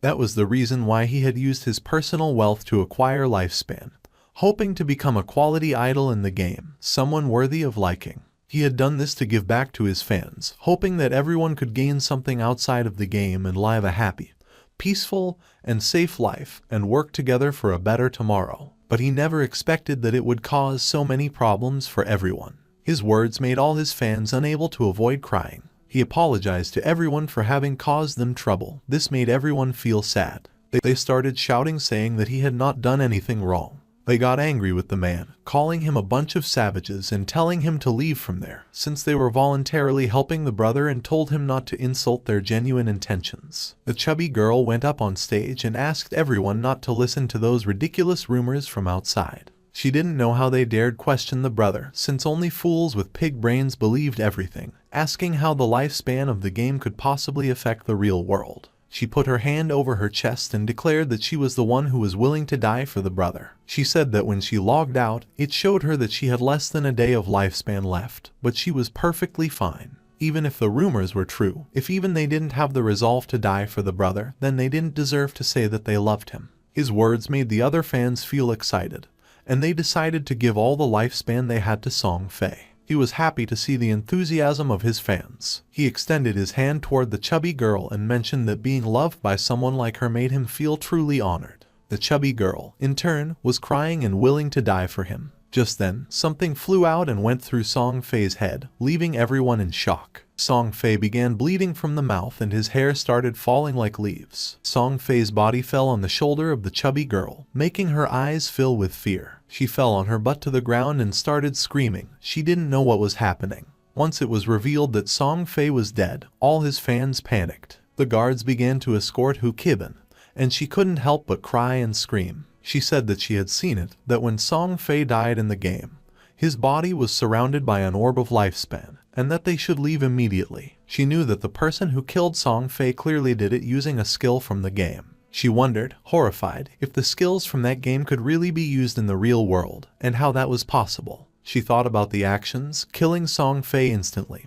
becoming invisible and collecting lifespan, and concluded that the only person who could do that was Shadow. Just then, a dart pierced her head as well, killing her instantly and leaving the guards in shock. Among the crowd was King Feng. It was already dusk, and the news announced the tragic death of superstar Song Fei in Dajiang Plaza. It was also reported that his most devoted fans had sacrificed all the lifespan they had left, falling dead next to Song Fei's corpse, and the police investigation had revealed that his death was due to supernatural abilities. The faces of King Feng's sister and her friend were full of tears and fear. She was sad since she still couldn't believe that just the day before they had gone to see Song Fei's concert, and now he was already dead. The friend wasn't dumb at all and realized that the throwing knives and invisibility must be abilities from the godforsaken game. She wondered if Shadow had been the one who killed Song Fei, since she had heard that Shadow had killed him 3 times in the game. Xiaoyu was confused as she wondered how the game's skills could appear in reality. She couldn't believe that Shadow had killed Song Fei. She remembered that Shadow had killed him several times in the game and came to the conclusion that, in reality,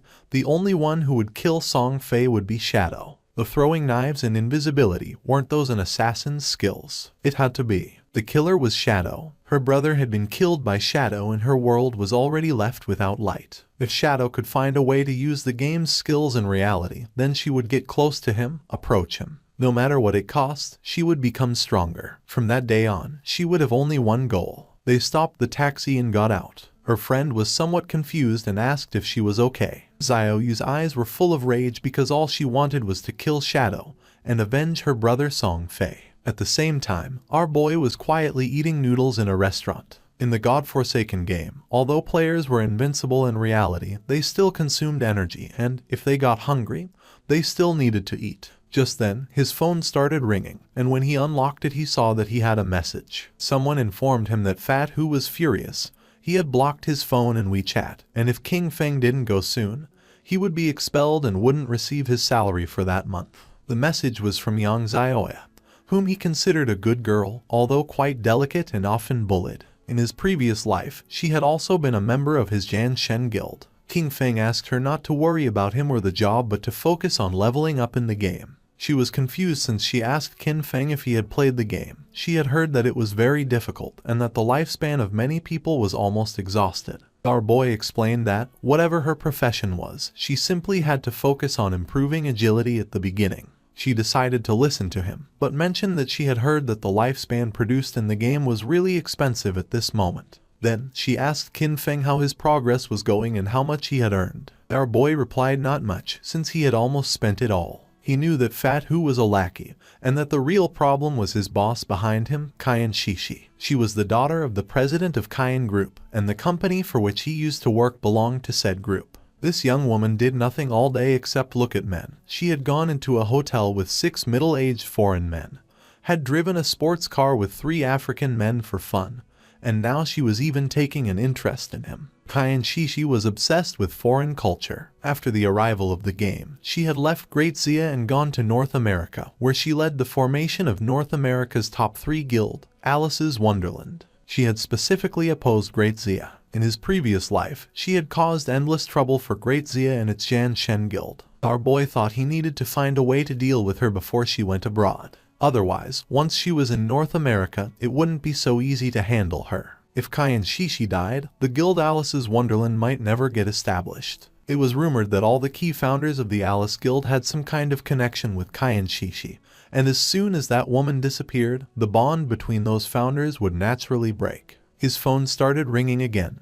Now it was a call from Xiaoyu. She was somewhat confused to see that Qin Feng was still answering calls, as she thought he had died in the game. Now that he was still alive, she let him know that she had earned enough money to buy a house, so he no longer needed to worry about her. Our boy decided to play along and asked if she had anything else to say. She asked him not to bother her anymore and said that she would not look for him either. She also asked him not even to try finding out where she lived, since from now on, she had cut ties with him. Our boy hung up the call and couldn't help but feel happy. He decided it was time to return and continue leveling up, since it wouldn't be long before someone reached level 10 and learned that skills could be transferred into reality. By then, the world would no longer know peace. Not long after, Xiaoyu and her friend also logged back into the game. The friend was somewhat confused and asked if it wasn't too harsh to cut ties with her brother and advised her to make peace. Xiaoyu stood firm and refused, revealing that she had sold her lifespan to the Kain group, sold for a full value of 2 million. This left the friend in shock. Xiaoyu also mentioned that she had bought a house and that they would live together. She added that soon she would meet Shadow, and by then, King Feng would no longer matter. Just then, a player who was passing through the area caught her attention. With a smile, the man handed her a book and mentioned that this was the assassin skill book she wanted. He also reminded her not to forget what she had promised him. With a cheerful expression, she nodded and said that once everything was done, she would indulge his little wishes, although inwardly she called him a flatterer and thought that once she met Shadow, no one would care about a worthless piece of trash like him. She informed Wang Meng that she had an assassin skill book, a control skill. She asked him to check with Shadow if he needed it, since she could give it to him. A smile spread across her face. According to her, Zhang Wei, that flatterer, was still somewhat useful since he actually had such a good skill book. This skill book would be the red thread between her and Shadow. She would approach Shadow soon, stay quietly by his side, heal him, help him kill enemies and level up with him. She would make sure he felt every bit of her help so that he gradually trusted her, so that he saw her as his other half. But when she became strong enough and he no longer served any purpose, she would kill him with her own hands and rip out his eyes, all to avenge her brother Song Fei. But to her surprise, Wang Meng said that Shadow said this skill was trash. He didn't need it. She could keep it and sell it herself for money. A while later, Shadow also logged into the game, and just then, he heard someone fighting a boss that didn't seem ordinary. Following the sound of battle, King Feng saw a man carrying a shield fighting against a multi-armed boss. The man started running, but it was in vain since the monster cut him into pieces. Our boy realized that this boss was a golden arachnid, a level 8 gold tier boss. This boss possessed a level 2 anti-stealth ability. That meant that, in front of it, his invisibility would be completely ineffective. The monster began to roar. King Feng gathered momentum and came out of his hiding place, and attacked quickly, using Shadow Slash, causing it several thousand points of damage. He had the buff, damage doubles when attacking outside the target's sight. He knew this effect, in a situation where the enemy could see through invisibility, wouldn't activate, which significantly reduced his damage. However, the legendary effect of Graceful Liberation amplified the head and heart weak points of the golden arachnid by 200%. Out of the 9 strikes of Shadow Slash, 3 were judged to have hit the target's weak points, dealing 3 times the weak point damage, which directly made up for the lost damage. It was truly a legendary skill, and he had to thank Xiaohai for that, as she had helped him find that Faith Temple. A mage was watching the battle. According to her, Shadow's damage was insane since a single skill had reduced Golden Arachnid's health bar by 1/6. King Feng attacked with a venomous throwing knife, which stuck into the monster's head, causing 1,783 points of damage. Venomous throwing knife was still only silver tier, and its damage was already falling behind. He still needed to advance his profession to gain a higher level of invisibility. To King Feng's surprise, the monster lunged at him and prepared to attack. Seeing this, the mage panicked, but King Feng's eyes began to shine with confidence. The monster attacked, but he dodged the attacks without much effort. The mage and her friend were in shock, wondering what kind of speed this was. They noticed it wasn't just the speed. His reaction was incredibly fast, and he seemed to know the boss's attack patterns too well. In terms of speed, he was almost on par with the boss. He dodged each one of its attacks as if he had fought against this boss countless times. In his previous life, he had been with Qin Xiaoyu, and she couldn't even protect herself, much less heal him.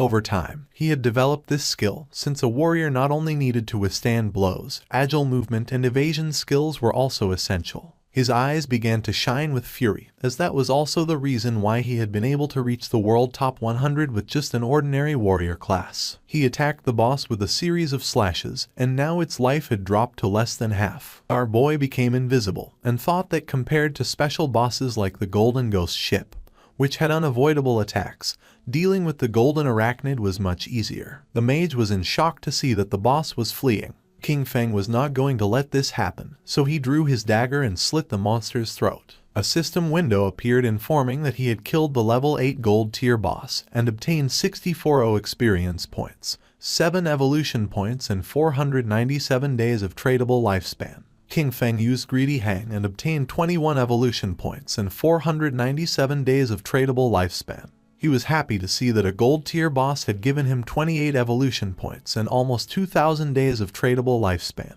But to his surprise, another system window appeared, granting him the Blacklight Shield, an assassin skill. Its active effect converted all dodge rate into a damage-reducing shield for 8 seconds, had a cooldown of 60 seconds, and required level 8. The conversion rate detailed that every 20% dodge rate converted into 1 layer of damage reduction shield. The shield would disappear or the dodge rate would return to normal once the duration ended or the shield was broken. He couldn't believe that a skill book like this had dropped. He considered that, combined with the 75% dodge chance from the epic skill Phantom Blur, Blacklight Shield could provide 3 layers of a damage reduction shield, and with this skill, he could take down many bosses without taking any damage. He spent a total of 6 evolution points. As a result, the Blacklight Shield was upgraded from Platinum to Epic tier. Its duration increased progressively from 8 to 10, then to 12, and finally to 14 seconds. Furthermore, its conversion rate improved, so now every 10% of dodge chance was converted into 1 layer of damage reduction shield, an improvement from the initial 20%, then 15%, and then 12%. He was happy since he now had 7 layers of damage reduction shield. With this, he could even explore many high-level areas ahead of time. He still had 22 evolution points left, so he also decided to evolve the venomous throwing knife to increase its damage. He spent 16 evolution points, and the venomous throwing knife of Silver tier evolved into Emerald tier. Its maximum range increased from 14 to 17 meters. The continuous damage had no weak point bonus, lasted for 5 seconds, and could not stack. The additional damage on hit increased from 120 to 240 attack, and the venom now dealt 80% of attack per second, instead of the previous 50%.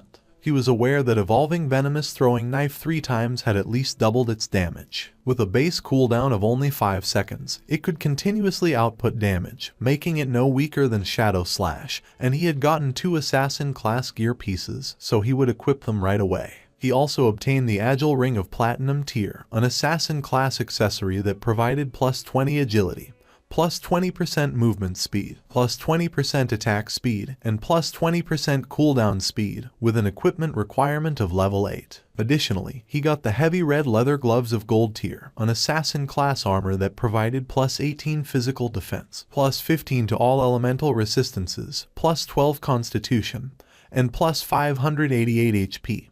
With an equipment requirement of level 6. With these 2 pieces of equipment, his cooldown speed was now at 55%.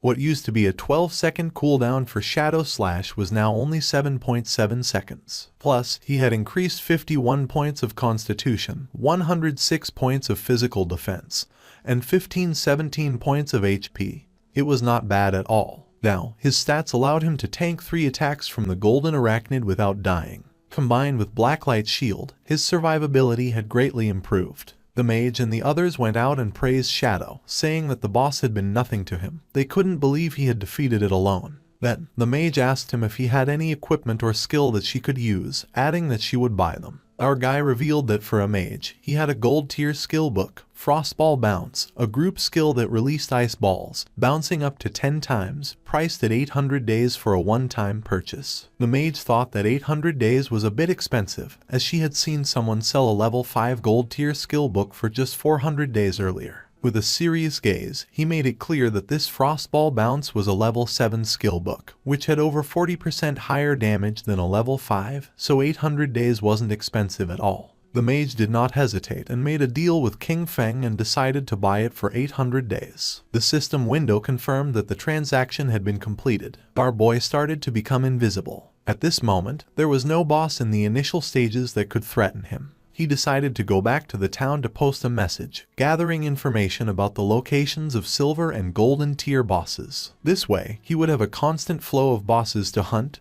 and his leveling speed would be maximized. Wang Meng informed him that Xiaoyu, the priestess from his team, wanted to send him a skill book. He found it interesting and wondered what kind of skill book it would be. King Feng was somewhat surprised to see that Xiaoyu wanted to send him a skill book. Moreover, it was one of bronze tier. He wondered what it could be, but even so, he decided he should take a look at it. King Feng wasn't stupid at all and knew that now everyone speculated that he had killed Song Fei, and right after that she was trying to send him a skill book. He decided to reject her offer while wondering if she was trying to associate with him or if she was trying to avenge Song Fei, or maybe both things. Wang Meng informed her that Shadow said her skill book was trash, he didn't need it, and she could keep it and sell it for money. King Feng asked Wang Meng to go to the town since he had something to sell him and to prepare some lifespan.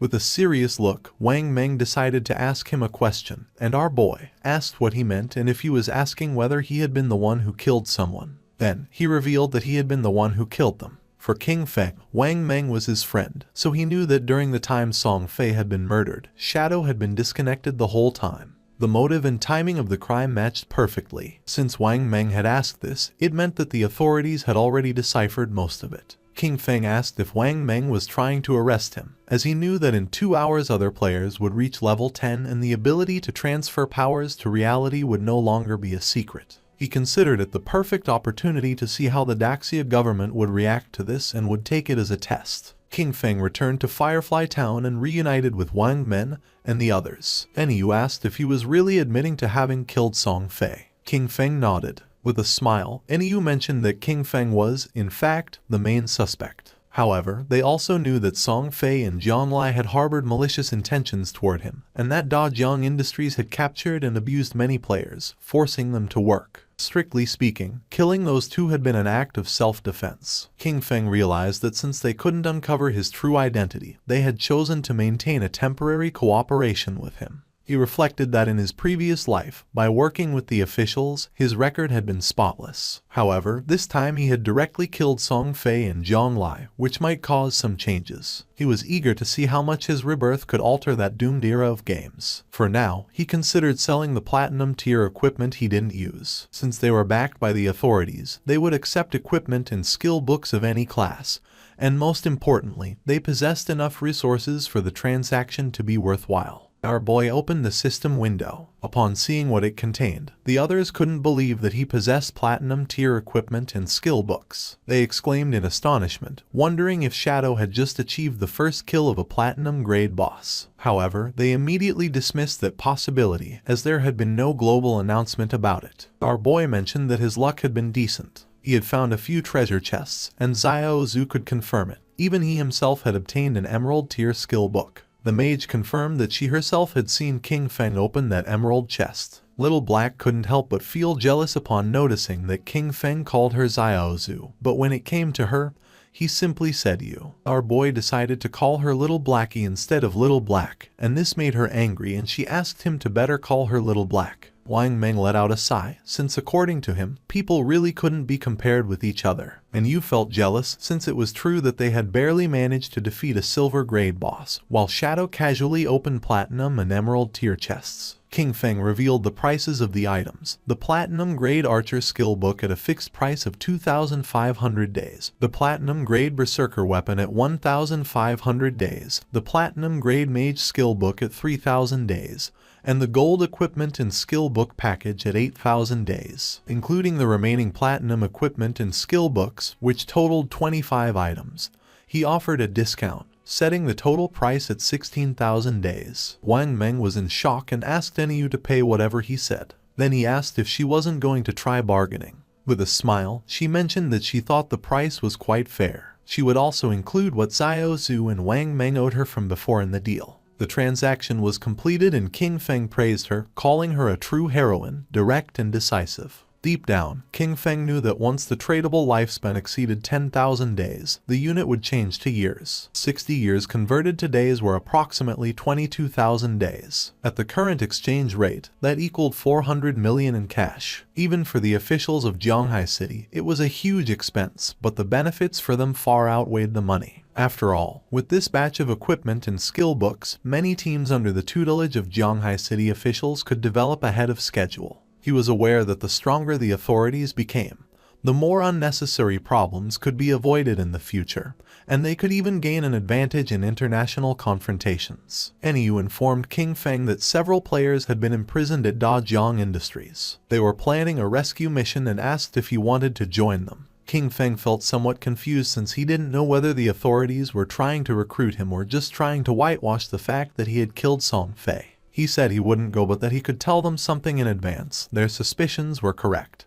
He had indeed used game skills to kill those two, leaving everyone in shock. King Feng made it clear that, while in the game they reach level 10, they could consume lifespan to extract skills from the game into reality. NEU realized that for this reason, Dajiang Industries was also buying lifespan at that time. Once their people reached level 10 and extracted skills from the game, their rescue mission would face even greater resistance. King Feng was glad that she had understood and decided it was time to leave. Not long after, he transformed into shadow and disappeared from the place. With a serious look, NEU gave Wang Meng the order. From that moment on, they should level up separately. She explained that their 6-person team already had high levels, and when they stayed together, they defeated small monsters with a single blow due to excessive damage. However, if they separated, each leading a team, they could greatly improve their overall leveling efficiency. Wang Meng nodded his head, and NEU mentioned that everyone should reach level 10 first. Then, she told him to log off for a moment to report that intel. 2 players who were in the town noticed that Shadow was setting up a stall again,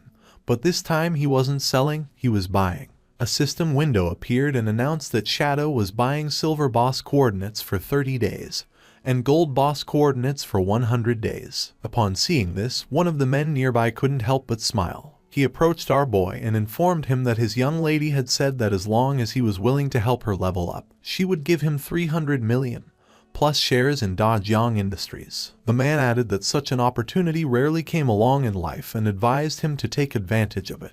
The other players noticed that the man still hadn't disconnected. He probably didn't know that Shadow had killed Song Fei and the young woman from Dajiang Industries in real life. Some couldn't believe that the girl from Dajiang Industries had also been eliminated. They had seen that girl and thought it was a waste. The man's face filled with rage as he remembered that the girl had brought it upon herself. She had initially planned to capture Shadow in real life to force him to do illegal work, but she was killed on the spot. With a shock, he realized that Zhang Lai was dead. He recalled how, at first, Zhang Lai had offered 10 million for Shadow to help her level up. Shadow refused, so he, seeing the money, rushed to help her. He thought he could get a huge payment of 5 million, but when it came time to collect the money in real life, they knocked him out. When he woke up, he found himself locked in an unknown basement. They whipped and abused him every day, forcing him to earn lifespan for them in the game and lure more people in. He never expected that Zhang Lai had already been killed by Shadow. With a bitter laugh, he thought that hateful woman got what she deserved with a good death. He used to mock Shadow for being stupid, but it turned out the real fool was him.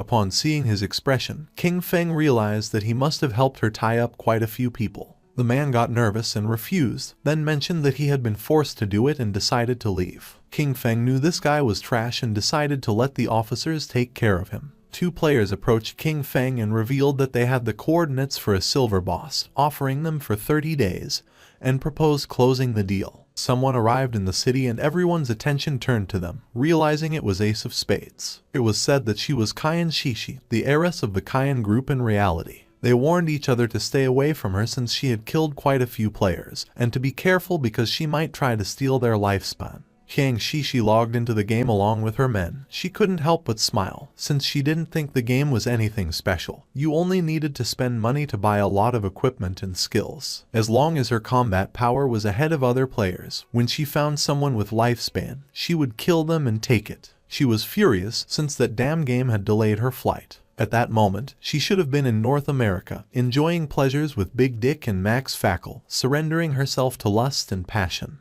Her attention focused on 2 players who were trembling with fear. She was trapped in Daxia's magic city, unable to leave the country. She looked at those men from Daxia, each one as weak as an insect. According to her, Tony's men were still more attractive. With a smile, Tony mentioned that she had good taste. They were naturally much stronger than those men from Daxia, being superior in that aspect. He added that, once they returned to reality, she could experience it for herself. Upon hearing this, she couldn't help but blush like a tomato. She had heard that the useless Song Fei had died. She had played against him once and he disappeared in a minute. According to her, he was a waste. She felt excited since it was said that the person who had killed him was named Shadow. Although he was a man from Daxia, he was still #1 in the world. Maybe she could get to know him. Upon learning that Shadow had been capable of killing Song Fei, she deduced that murdering an ordinary person would be even easier for him. She believed this was a good opportunity to get to know him. She informed her men that she would disconnect to make a call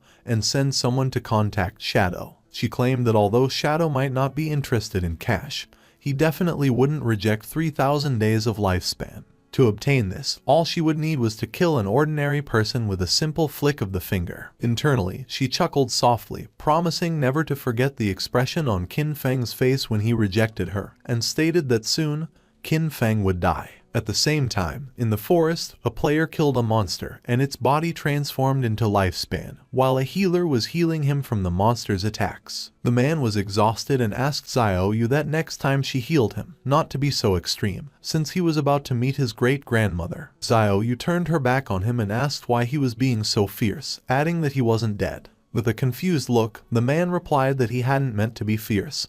He was just reminding her. She mentioned that the system had warned her that her hunger level had reached 90%. She decided to log off along with her friend Yan Yan to eat. They disappeared and the man felt somewhat confused. He was furious, cursing internally, because before she used to call him boss, but after seeing Shadow once, she had started giving him dirty looks. He promised himself that, sooner or later, he would tear her clothes off. At the same time, Xiaoyu logged out of the game and woke up in her new house with an empty stomach. Upon checking her phone, she was in shock, as all delivery places were closed and no delivery person was accepting orders. She wondered if everyone had gotten into the godforsaken game. She remembered that at home Qin Feng always prepared delicious food for her. She never had to lift a finger or use her brain. Her eyes began to shine with rage, and she decided not to think about it anymore and be more ambitious. She thought that it was just eating. Compared to freedom, that wasn't a problem at all. Clenching her fist, she thought she was the best and that she had to keep going, that she was the best and could achieve it. Without Qin Feng, she would definitely live better. At the same time, in the game, near the shore there was a small cave, and a monster was fleeing. It was a crab. When the crab came out of the cave, someone cut it in half. It was Shadow, he sighed, as he had killed 4 silver bosses in just over an hour, and overall efficiency was quite good. Each boss granted 16 evolution points. The crab's corpse transformed into lifespan. On average, each silver level boss yielded 3,500 days of tradable lifespan. Thanks to this, all his equipment was now gold tier or higher. He couldn't help but smile, as his cooldown speed had increased from 55% to 75%. The Shadow Slash, which originally had a 12-second cooldown, now only took 6.8 seconds, greatly boosting his output power. There were no platinum-level bosses around the outskirts of the safe town, so gold-level equipment was the highest for now. To improve further, the only way was to advance his profession. He knew that the platinum-level bosses he would face in the future each had at least level 2 anti-stealth. He had to advance his profession quickly to reach level 3 stealth, as he was still over 20,000 experience points short. Only with stealth at level 3 or above could he minimize the chance of accidents when facing platinum bosses. After all, in his previous life, defeating a platinum boss had required a tightly coordinated team of 20 people. With that in mind, he decided he would head back to the town first and contact the officials to sell all his stuff. He started to become invisible, since he wanted to be ahead of everyone and claim the first kill of a platinum-level boss by himself. Qin Feng returned to the town, for now he had 105 years of tradable lifespan. While he was walking through the area, a player asked him that next time he had more equipment, to sell it to them. Qin Feng had almost 40,000 days of tradable lifespan, and knew that it would allow him to extract quite a few skills. A man who was hiding behind a pillar peeked out and, with a smile, realized that he was Shadow. He approached and offered him an assassination contract, asking if he would take it. He asked him to kill someone in reality, assuring him that the payment would not be less than what he deserved. Our boy ignored the man and left. Seeing this, the man panicked and stood in front of King Feng, asking him to stop. He explained that it was just about killing an ordinary person named Qin Feng. He would give Shadow the address. He argued that since he had even killed Song Fei, this should be easy for him and asked him not to reject free money. With a cold gaze, our boy was in shock and asked if King Feng had provoked him and if he wanted to kill him.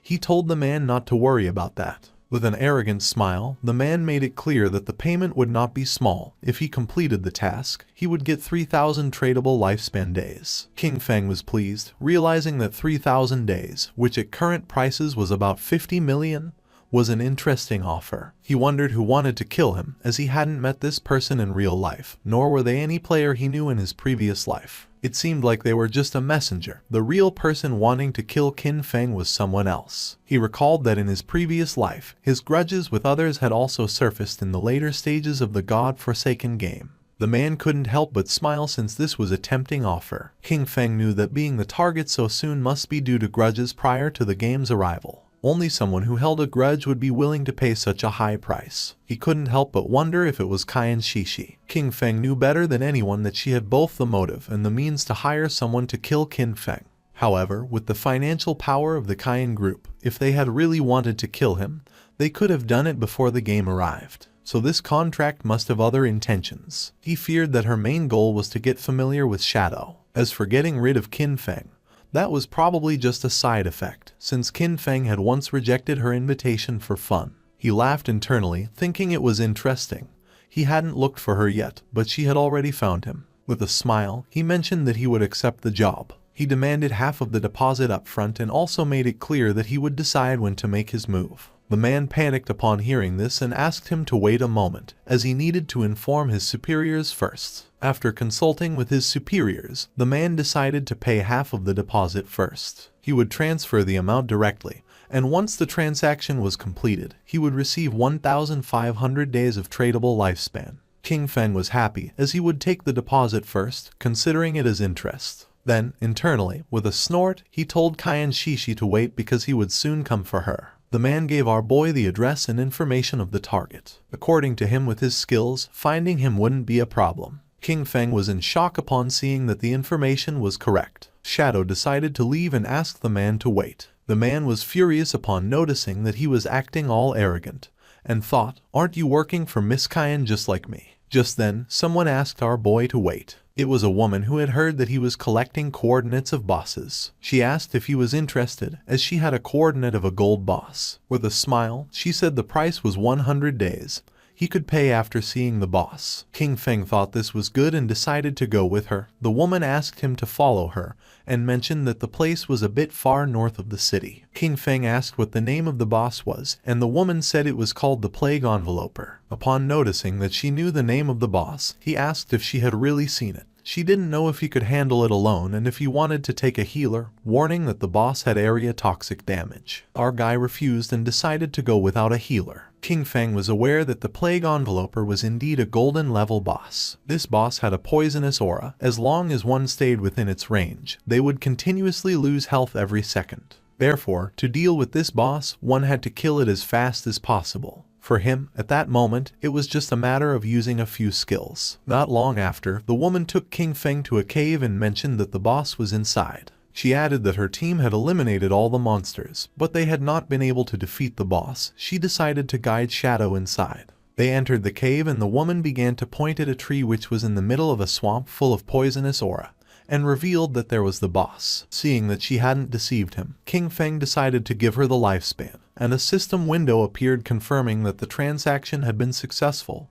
He had traded 100 days of tradable lifespan. He remembered that this kind of poison damage could be evaded. In this case, his Ghost Blur's 75% evasion would be really useful. With her face full of sweat, the woman mentioned that there was something she needed to remind him. In reality, it was a trap. As soon as he started fighting, someone would come to kill him. She remembered that they had level 2 anti-stealth items. For King Feng this didn't matter much, but the woman revealed that they had told her to pretend to stop them as part of the plan and to use that opportunity to get close to him. In the end, they wanted her to find a way to discover his real-life information. Our boy began staring at her.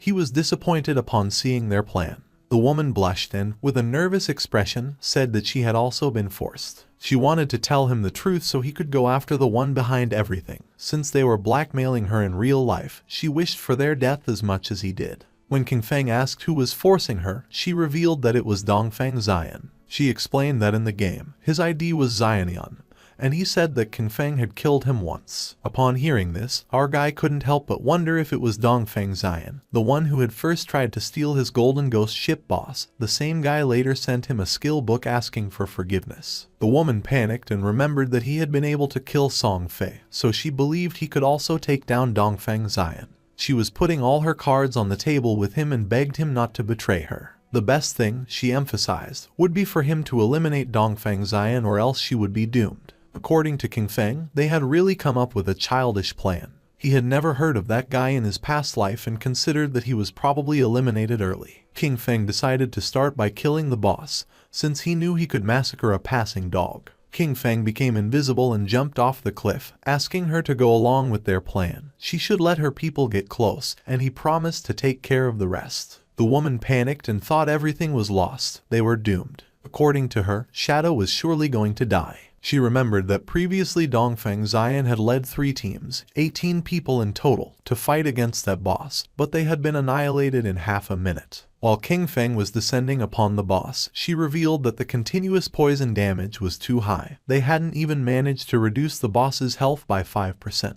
No matter how strong that Shadow was, when facing indiscriminate poison attacks, death would be the only outcome. Therefore, they had to find a way to escape. King Feng first used Blessed Release, and while the boss was preparing to attack, our boy activated the Weakness Amplification effect, and then the Throat Slash effect. His eyes began to shine with determination. King Feng attacked quickly, taking several thousand HP points from the boss. In an instant, its HP bar dropped to less than half. The woman was in shock, since she realized that a single skill had annihilated 2/3 of the HP of the gold tier boss, inflicting more than 80,000 points of damage. She wondered if King Feng was even human. Our boy disappeared and appeared behind her. Luckily for him, the active effect of Blessed Release had a 25-second cooldown. With a 75% cooldown speed boost, the final cooldown was 14.3 seconds. He decided he wouldn't kill the boss yet. He would wait for Dongfeng Xian's people to come and die, and meanwhile, wait for his skills to cool down. Not long after, Dongfeng Xian and his men entered the cave with the intention of killing Shadow. With an angry gaze, the leader made it clear that if anyone tried to stop them, they were going to kill them mercilessly. The woman drew her sword. King Feng was somewhat annoyed, since out of all the people, it was this guy again, and now he was also involved with Dongfeng Xian. He wondered if their plan, which consisted of Snowy pretending to block this group, would really work. He didn't know if Snowy's combat power was really that strong. More than 10 people were rushing in, and he wasn't very sure if she could really stop them. Snowy used her powers and summoned a golden shield. Seeing this, Shadow understood why they had chosen her to act. With this defense, there really weren't many who could break through it in the early stages of the game. The men began to attack the shield.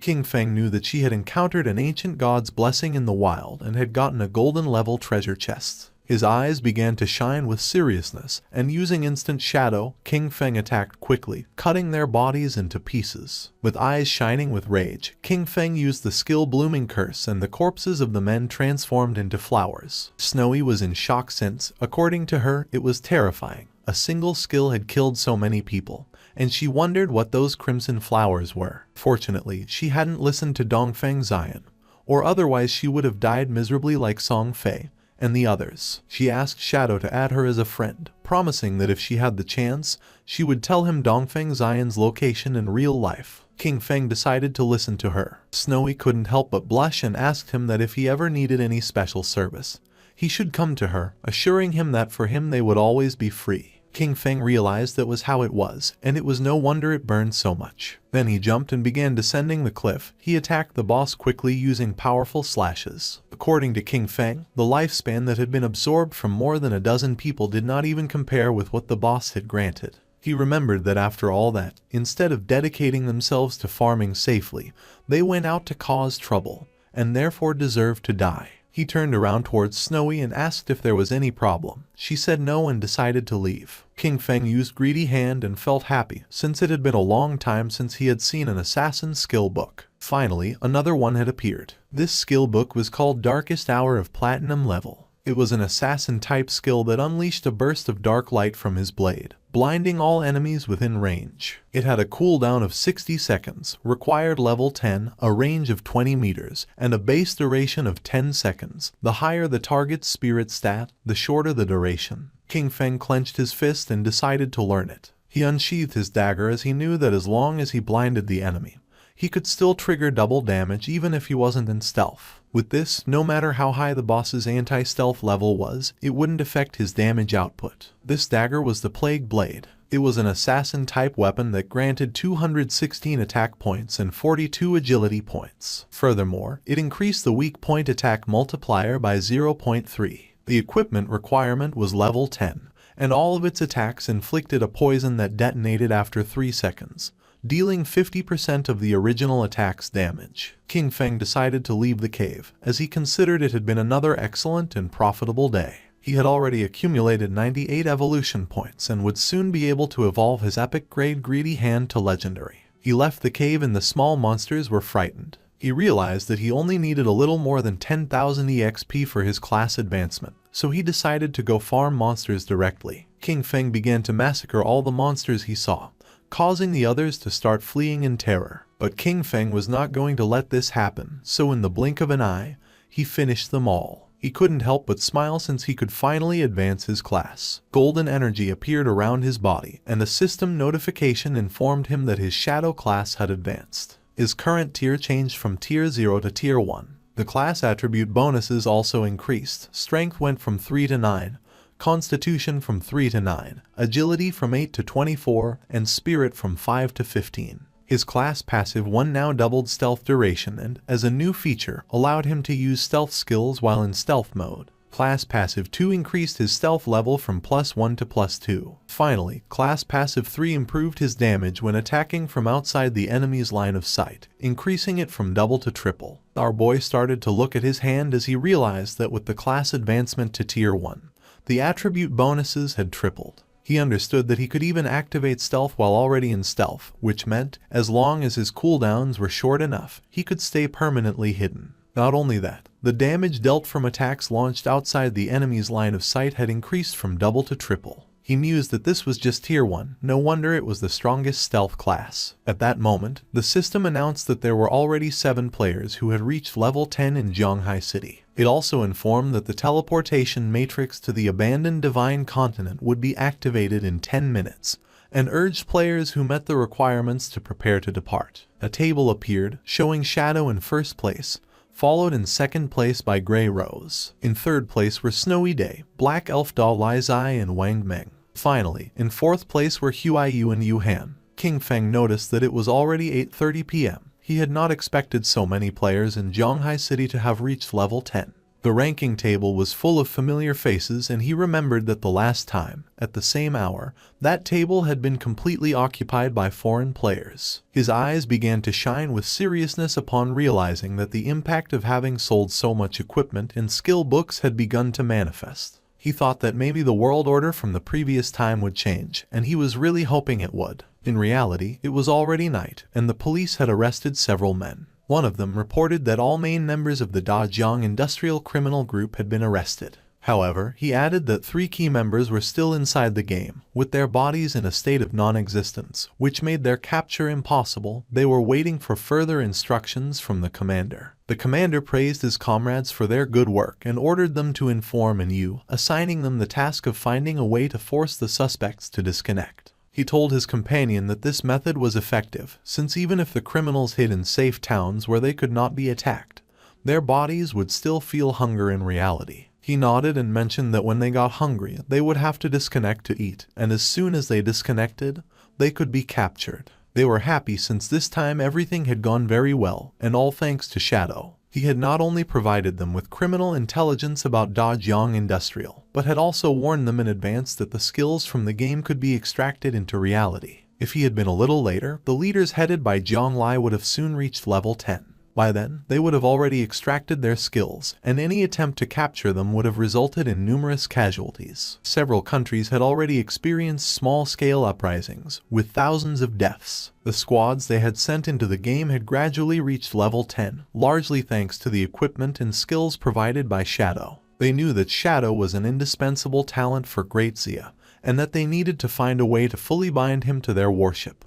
At the same time, our boy returned to Firefly Town, and Snowy mentioned that she didn't expect him to be a great hero who would free the town from evil. She admired him. King Feng asked what she was rambling about and told her that if she had something to say, just say it. She stuck out her tongue and, with a smile, told King Feng that he didn't need to be modest, since the authorities had already made the news public. She explained that Da Jiang Industrial, along with Song Fei, had orchestrated the kidnapping, detention and murder of players, and that the reason he had to kill Song Fei and Zhang Lai was under official orders. King Feng remained silent. He could not believe that the authorities were clearing his name, and he could not help but think that, surely, they were doing it to facilitate future cooperation with him. When King Feng asked if she had already discovered Dongfeng Xian's location in the real world, she mentioned that he had not yet disconnected and asked him to wait a little longer, assuring him that she would send him the information as soon as she obtained it. King Feng began to walk through the city. He considered that everything else could wait. The urgent task was to head first to the Divine Abandoned Continent. He noticed that quite a few people were already using the teleportation arrays of the town. However, no one had yet been able to use the continent's teleportation array. Using the teleportation matrix of the town, he decided to go to the Divine Abandoned Continent, since he considered that the current areas of the town were only beginner zones and that the real game began upon arriving at the Divine Abandoned Continent. The players who were nearby went into shock. They couldn't see anyone and wondered who had just teleported. One of them exclaimed that it obviously had to be Shadow. Another, confused, commented that he possessed level 2 anti-stealth and questioned how it was possible that he couldn't see him. Quickly, someone else snapped at him that he was an idiot, explaining that it simply meant Shadow's stealth level was higher than 2. Several seconds later, our boy appeared in the Divine Abandoned Continent, and just as he expected, everything was exactly like in his past life. This place was empty, there wasn't a single player in sight. While our boy was exploring the area, a monster with glowing eyes started staring at him intently. They were the familiar ruins of Zhanghai City. When players from different cities arrived at the abandoned Divine Continent for the first time, they appeared in the ruins of their own cities. The location of these urban ruins matched perfectly with their real-world geography, and the reason for this had always been a mystery. The monster emerged from its hiding place, and upon noticing this, King Feng turned around. A worm-shaped monster appeared and began to roar. The monster attacked fiercely, destroying the ground. Using Shadow Blur, our boy dodged the attack, and then using Instant Shadow Slash, he cut the monster in half. A system window appeared informing that he had killed a level 11 Earthshaker. Just then, more Earthshakers appeared and tried to attack King Feng, but he jumped and dodged the attacks. With his eyes shining, he used Blessed Release, and then activated Instant Shadow Slash and cut the monsters into pieces. The bodies transformed into Lifespan, and he knew that there were no longer safe zones like in the towns. The monsters lurked from all directions, ready to attack at any moment. But he was aware that, as long as one could find the refuge hidden in the ruins, a fortress could be established and dominate the area. He remembered that the best refuge in the ruins of Zhanghai City was located in the northwest. It was exactly the refuge of the Godslayer Guild from his previous life. At the same time, in the Divine Abandoned Continent, another group of players also arrived. It was Wang Meng's party. Little Black was somewhat surprised,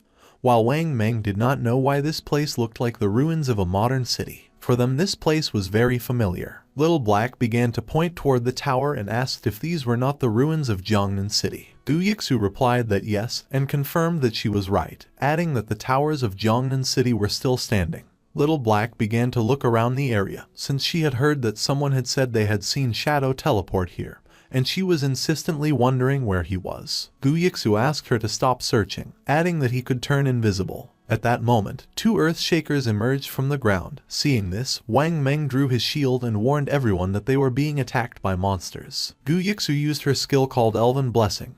The monsters attacked quickly, but Wang Meng blocked the attack using the shield, and thanks to her enhancement he was able to withstand the attacks. Gu Yixu asked Wang Meng to be careful, warning him that the ordinary monsters hit harder than the silver tier bosses around the starting town. The party's archer used the skill called binding shot and shot an arrow toward the monsters. In the blink of an eye, the arrow created energy ropes which wrapped around the bodies of the monsters. With a smile, he mentioned that these monsters were vulnerable to control, and therefore he would keep them immobilized and unleash all his damage to finish them off. Little Black raised her magic staff into the air and summoned a prophetic fireball. 2 flames of fire struck against the monsters. The Earth Shakers died and their bodies began turning into lifespun. Wang Meng asked Xiox to send her owl to fly high and explore the surrounding terrain. She nodded and her owl began flying around the area. She reported that there were monsters everywhere, a lot of them, and that the noise from the previous fight had already attracted some in their direction, which were heading directly towards them. She added that she didn't see any nearby safe zone and asked the captain what to do now. Wang Meng was in shock upon seeing that there was no nearby safe zone. The archer panicked, wondering what kind of lousy continent this was and how it had suddenly turned into a survival game. Little Black asked Zhu to try to find Shadow, explaining that he had arrived about 10 minutes before them and shouldn't be far away, and assured that if they found him, they would be safe. At the beginning, she couldn't see any human figure nearby, but then she started to see Lifespan. She observed a huge cluster of bright lights toward the northwest and realized that those were the rewards from the defeated monsters. She deduced that it must be Shadow's work, who probably had a full inventory and that's why he hadn't picked up the loot. More monsters emerged from the ground and began to charge towards them, and Yu started to run and asked everyone to hurry up. Now that Shadow had cleared all the monsters from that place, it was safe, and if they followed the glow of the rewards, they would find him. The captain asked everyone to stay alert, maintain formation and not fall behind, adding that they would fight while retreating. At the same time, not far away, more Earth Shakers emerged and prepared to attack. But someone moved quickly and cut their bodies into pieces. It was Shadow. He knew that even without the active effect of graceful release, the total damage of Shadow Slash could still reach 20 to 30,000, which meant an instant kill against those mobs. That place was, for him, basically a farming paradise. A few minutes later, he arrived at the hideout. He began to observe the place, as he knew that beneath those ruins lay a massive underground palace, which had taken a long time to be discovered in his previous life. That subterranean palace alone had over 1,000 resting rooms and dozens of large halls. It was the largest hideout in Zhonghai City and the base of his guild, Godslayer. Before being taken over, the hideout had been like a dungeon filled with numerous traps and monsters, as well as a guardian boss. The larger the hideout, the stronger its guardian was. He entered the hideout and remembered that in his previous life, after founding the Godslayer Guild, he had gathered 3 squads, 18 elite members in total. All of them had reached level 15 and were fully equipped to the teeth. Even then, they barely managed to conquer this palace. He began to descend down the stairs toward the bottom of the ruins. A system window confirmed his arrival at the hideout. This place was full of monsters and was known as the Land of Soul Purification. His eyes began to shine with confidence since he knew that being alone he was going to be able to conquer this place. A system window appeared informing that if he defeated the area guardian, he could claim ownership of that region. The monster's attention fixed on King Feng, and they all lunged at him. Our boy remained calm and drew his dagger, realizing he was facing a level 12 gold tier mob, an elemental spirit. Just before the monsters could attack, King Feng used his skill called Darkest Hour, and then used Shadow Flash Slash and massacred the monsters in the blink of an eye. King Feng began to move quickly and started cutting into pieces all the monsters he encountered, making their bodies turn into lifespan. He could not help but feel joyful since, as long as the enemies were blinded, all his attacks would receive a damage increase. Even his basic attacks were enough to finish off those level 12 monsters in one hit. Despite the fact that the 15 monsters in the hall had been eliminated, the soul cleansing grounds, however, still contained dozens of halls and thousands of small rooms. A slight smile appeared on his face. It was, indeed, a massive task. He began to carefully observe the lifespan, and judging by the number of monsters in the hideout, he realized that after eliminating all the monsters, it would be enough to evolve Greedy Hand once more. King Feng began to look toward the ground and his eyes started to shine with seriousness. He knew that after clearing all the monsters from each area, the Guardian would appear. Not long after, 2 players who were in a bookstore teleported to the Divine Abandoned Continent. The man was somewhat confused since he didn't know if this place was real. He wondered if they were really on the Divine Abandoned Continent. For the girl this was strange, and she wondered why this place felt so familiar. Upon observing closely, they realized that these ruins were simply Chaoyu. When exploring the place, they arrived at the ruins of Mountain City, and a few hours later they arrived at the ruins of London. The man was in shock, and he wondered if it could be that people from different regions were all transported to the ruins of the city they originally came from. According to the girl, this was strange, and she wondered if it could be that the geographical locations of the cities corresponded exactly to the real world. While they were distracted, something began to approach them, making them go on alert, and when they turned around, they saw several earth-shakers staring at them with glowing eyes. They panicked and decided to flee. The monsters began to attack and they began to flee the area. At the same time, in the Zhonghai ruins, the ground was filled with lifespan, and not far away were Wang Meng and his team hidden under some rubble. Wang Meng stuck out his head and, seeing that there were no monsters nearby, suggested that they first take a moment to recover. And you couldn't help but blush, since for her shadow was impressive. She had believed that they were strong enough, but in the end, they could only cower trembling under the shadow of the boss. Wang Meng coughed and asked her to watch her words. She felt somewhat confused and asked if that wasn't an accurate description. Little Black stuck out her head and mentioned that, fortunately, Shadow had cleared that area, since otherwise, with so many monsters, they probably all would have died. She added that she was a little curious about where exactly they would reappear if they died in this place. While Gyixu was controlling the owl to explore the area, Wang Meng reached out to Yu and suggested that the 6 of them should postpone exploration for the moment, proposing that they wait until all members of their team reached level 10 before moving forward together. She nodded her head.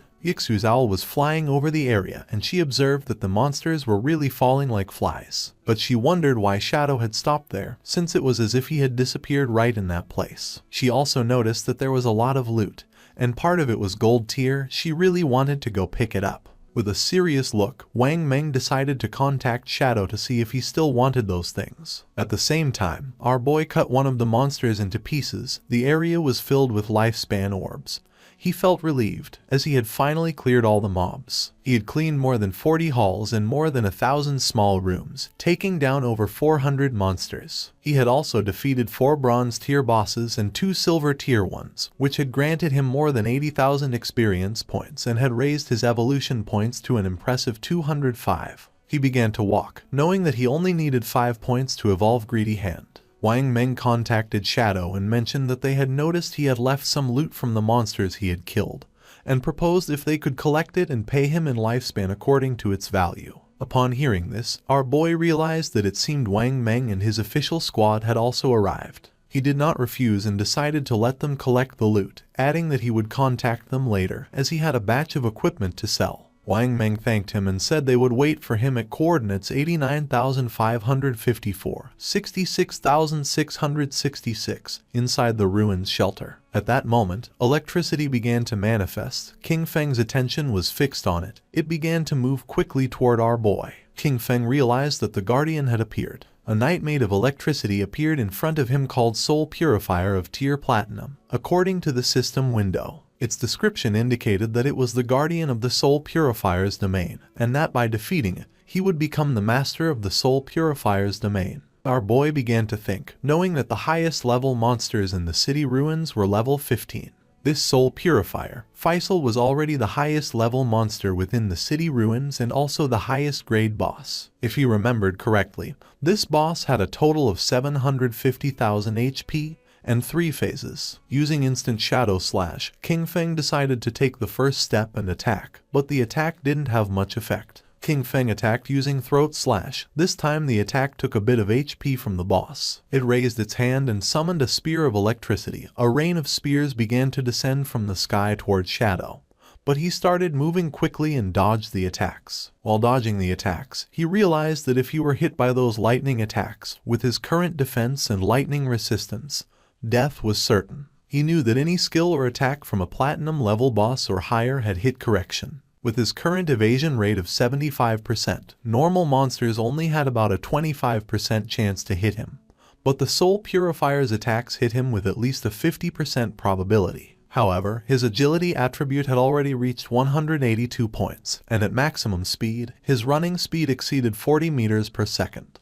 Therefore, as long as he paid close attention, he could easily dodge before the lightning struck him completely. His eyes began to shine with rage because last time, he had barely survived with his guild, relying on the priest's shield and luck. He attacked with all his strength since this time he would give the boss no chance. The boss had already lost a quarter of its HP as the throat-cutting damage from Graceful Release, combined with Shadow Slash and the burst from Plague Blade, had directly taken off 250,000 HP from it. He knew that next, the boss would enter the second phase. The boss began to summon balls of electricity, and King Feng knew that the Soul Purifier would enter an invincible state, continuously generating lightning orbs and bolts. He was aware that in this phase, the priority was to destroy the 3 lightning orbs first, or else the boss would go into a frenzy. King Feng began to remember his past. In the previous life, his team had once been annihilated under the frantic damage of the boss. After that, Qin Xiaoyu had thrown a huge tantrum and had flatly refused to continue fighting. So, for the second attempt, he hadn't taken her and they had cleared it in one go. Using venomous flying darts, he attacked the orbs, knowing that each time a lightning orb was destroyed,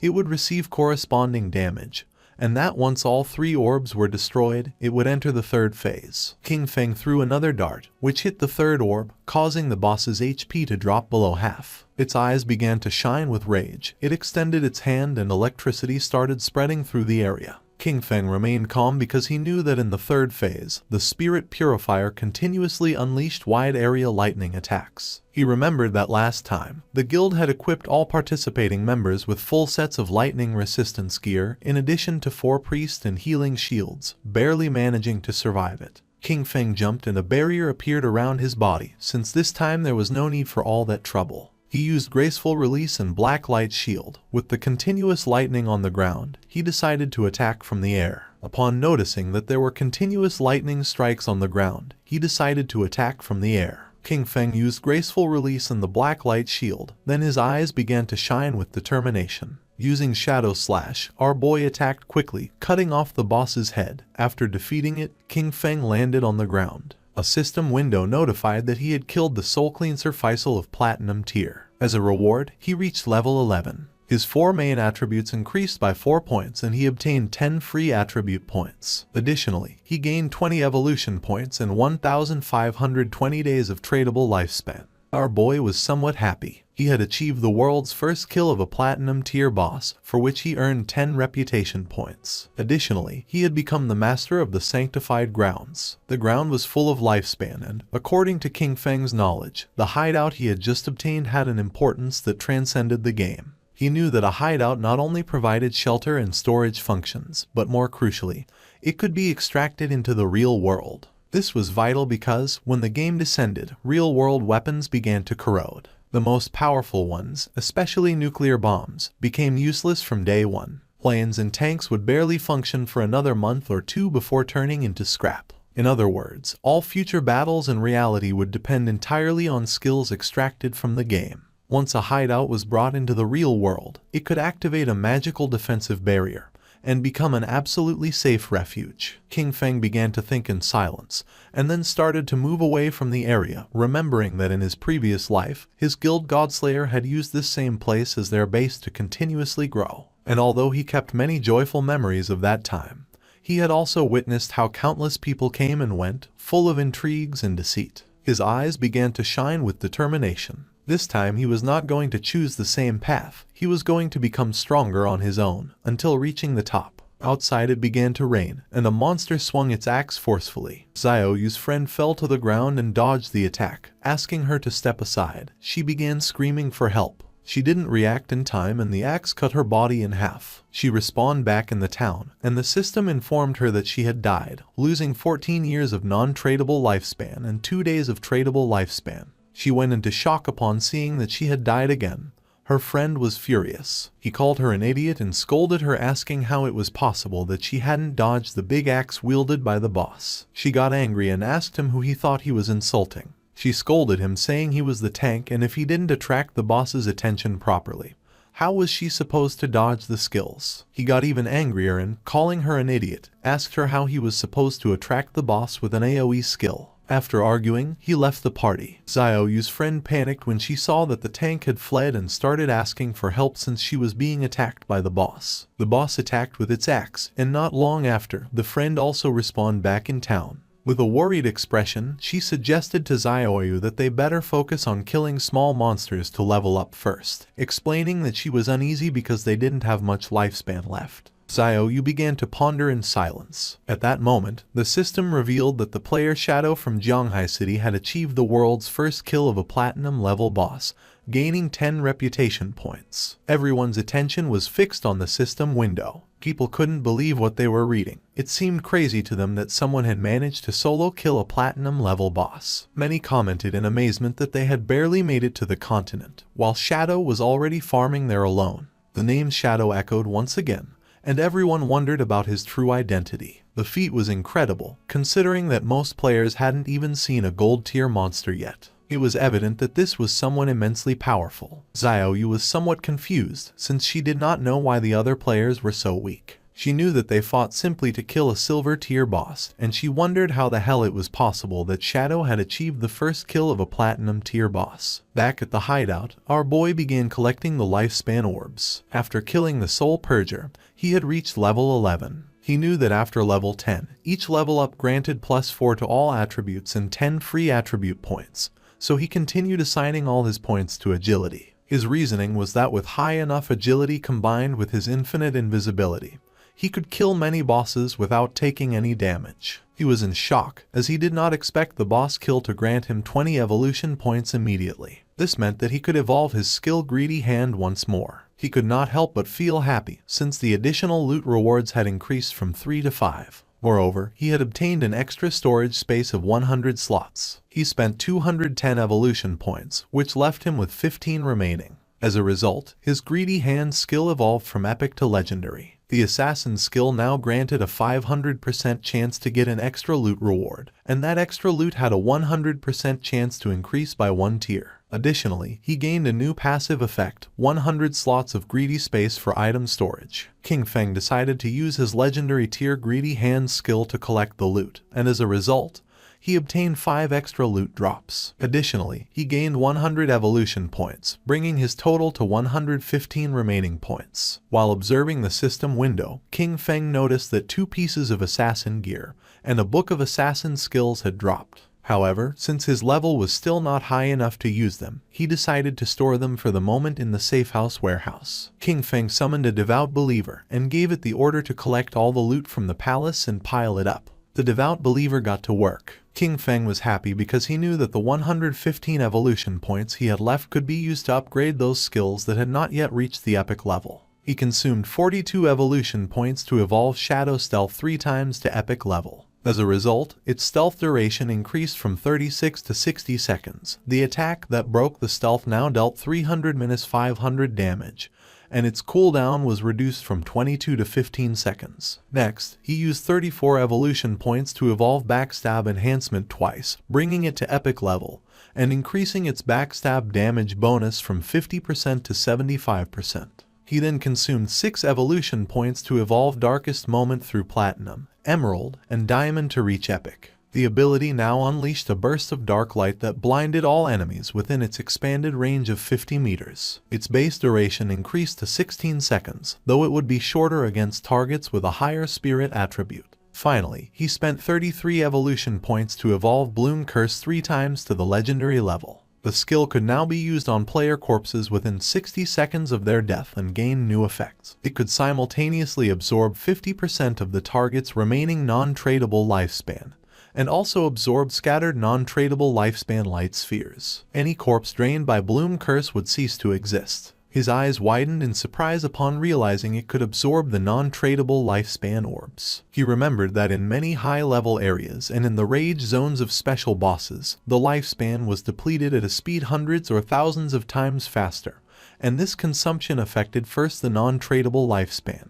Snowy contacted King Feng and congratulated him on the first kill of the platinum level boss. She also revealed that she had good news. The Eastern Sage had just logged off. She mentioned that she had heard that his clan was gathering at the Jiangnan Hotel, and apparently, they had bought a large amount of lifespan with the intention of turning it into combat power within the game. While the devout believer was piling up the loot, King Feng praised her. However, she replied that there was no need to thank her, since that was what she was supposed to do. She revealed that he had to defeat Eastern Sage without fail, or else she would be doomed. King Feng asked her not to worry and began storing the loot. He realized that all the items fit and he still had half of the space left.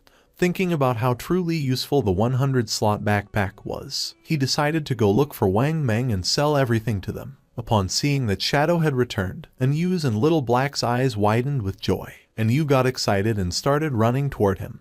But just before she could give him a hug, King Feng stopped her with his hand and got straight to the point. He made it clear that, as usual, he set the price and if they didn't accept it, they could pass. He explained that more than 30 items were common grade and bronze junk, so he would give them a discount, a single price of 950 days of lifespan. With the mark of King Feng's hand on her face, and with a smile, Anyu mentioned that she agreed. They had already calculated the value of the items they collected earlier, which was approximately 1,000 days.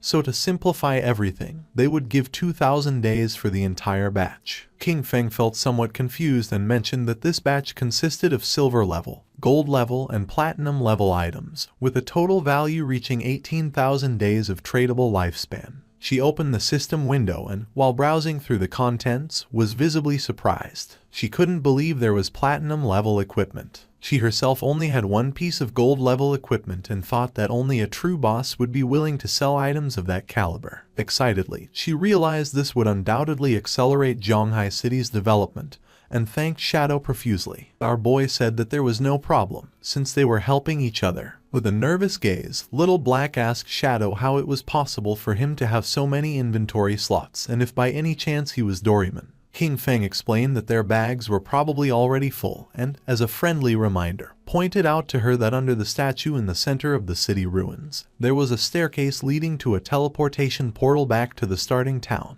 King Feng began to walk away from them and made it clear that if they wanted to return, the first time would cost them 500 days of lifespan. He warned them that although returning again would not have any cost, they should think about it themselves. That said, he left, and Yu began to point at King Feng and with a smile she mentioned that she had told them so. She revealed that Shadow was a reborn player, because otherwise, it would be impossible for him to know such hidden information. Seeing her attitude, Wang Meng felt somewhat confused and asked Captain and to please not behave that way, as she was scaring him a little. She began to blush and asked them what they would think if she tried to flirt with Shadow. Once King Feng moved away from the area, the system asked him if he wanted to consume tradable lifespan to extract a skill into the real world. He decided to activate the level synchronization and class advancement synchronization. The system informed that he had consumed 27,000 days of lifespan, and that the level synchronization and class advancement synchronization were completed. King Feng felt excited, as the next step was the extraction of skills. He remembered that he had previously extracted Shadow Meld,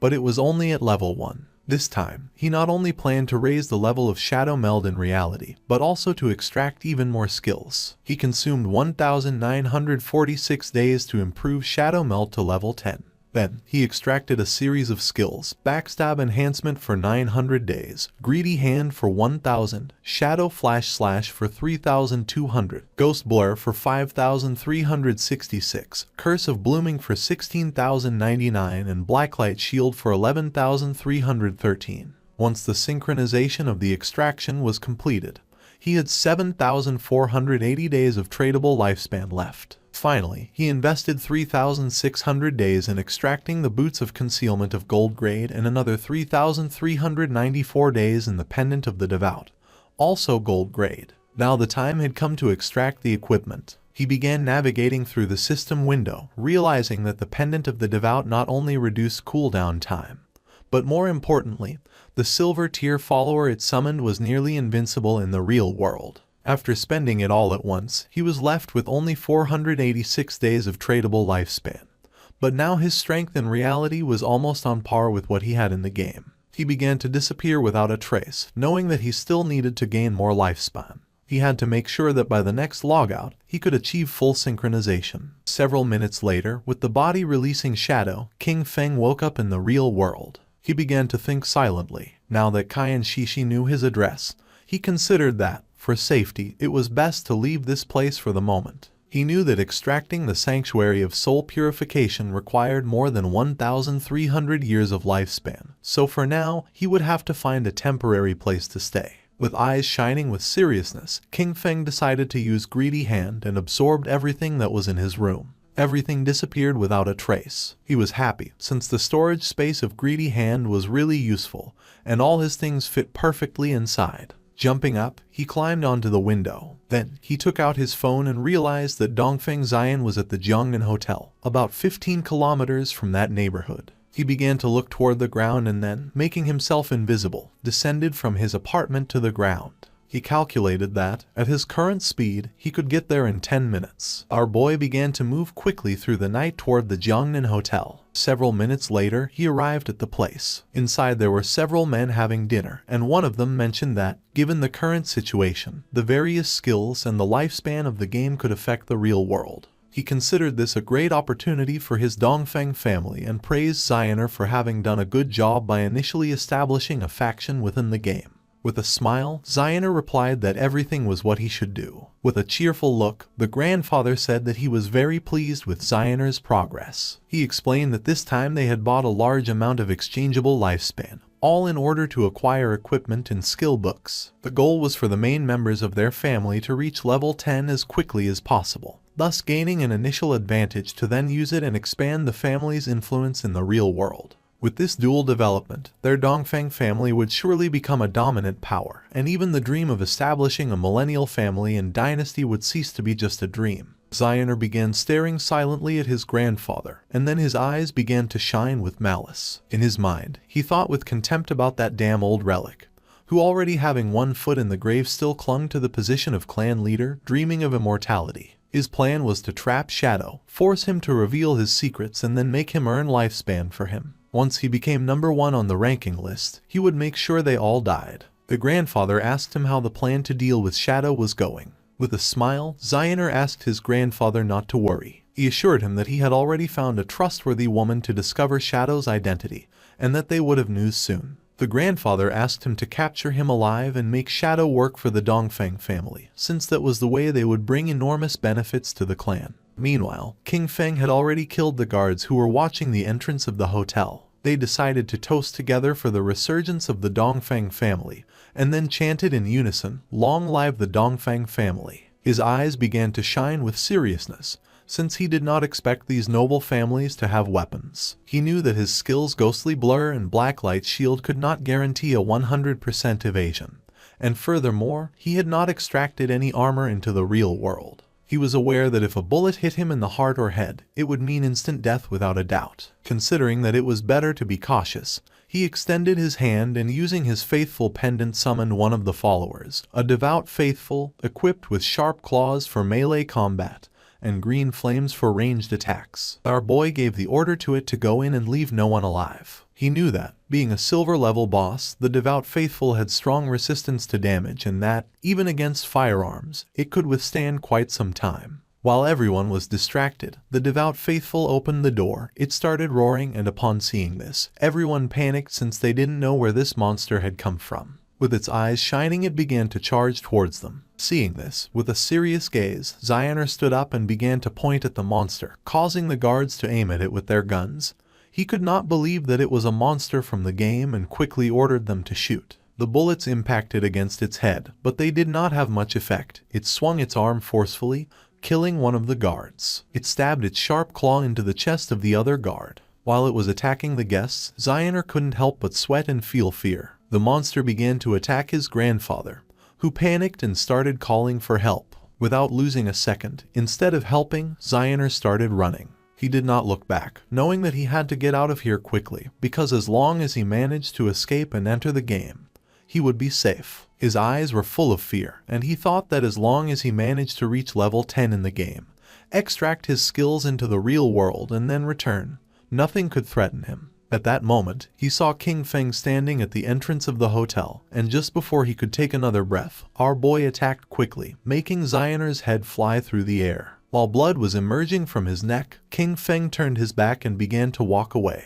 Zioner's eyes were full of confusion. He did not know what was happening. Not long after, flowers began to emerge from his body. King Feng began to observe them carefully, and the system revealed to him that he had absorbed 27,000 days of tradable lifespan, and 482 years of non-tradable lifespan. His eyes began to shine with joy, as it had been a truly great loot. Zion Er's corpse turned into flowers, and King Feng was happy, since this time, the skill blooming curse had truly proven its worth. It had not only erased all corpses and traces of blood, but also extracted every last drop of lifespan from Zion Er. As a result, his non-tradable lifespan had accumulated up to 2,327 years. Thanks to this, he would no longer feel so much pressure in the future when entering the rage zones. Not long after, someone shouted alarmed, urging others to call the police, as gunshots and screams had just been heard coming from the private room. King Feng became serious, and, just at that moment, several police officers began to run toward the room,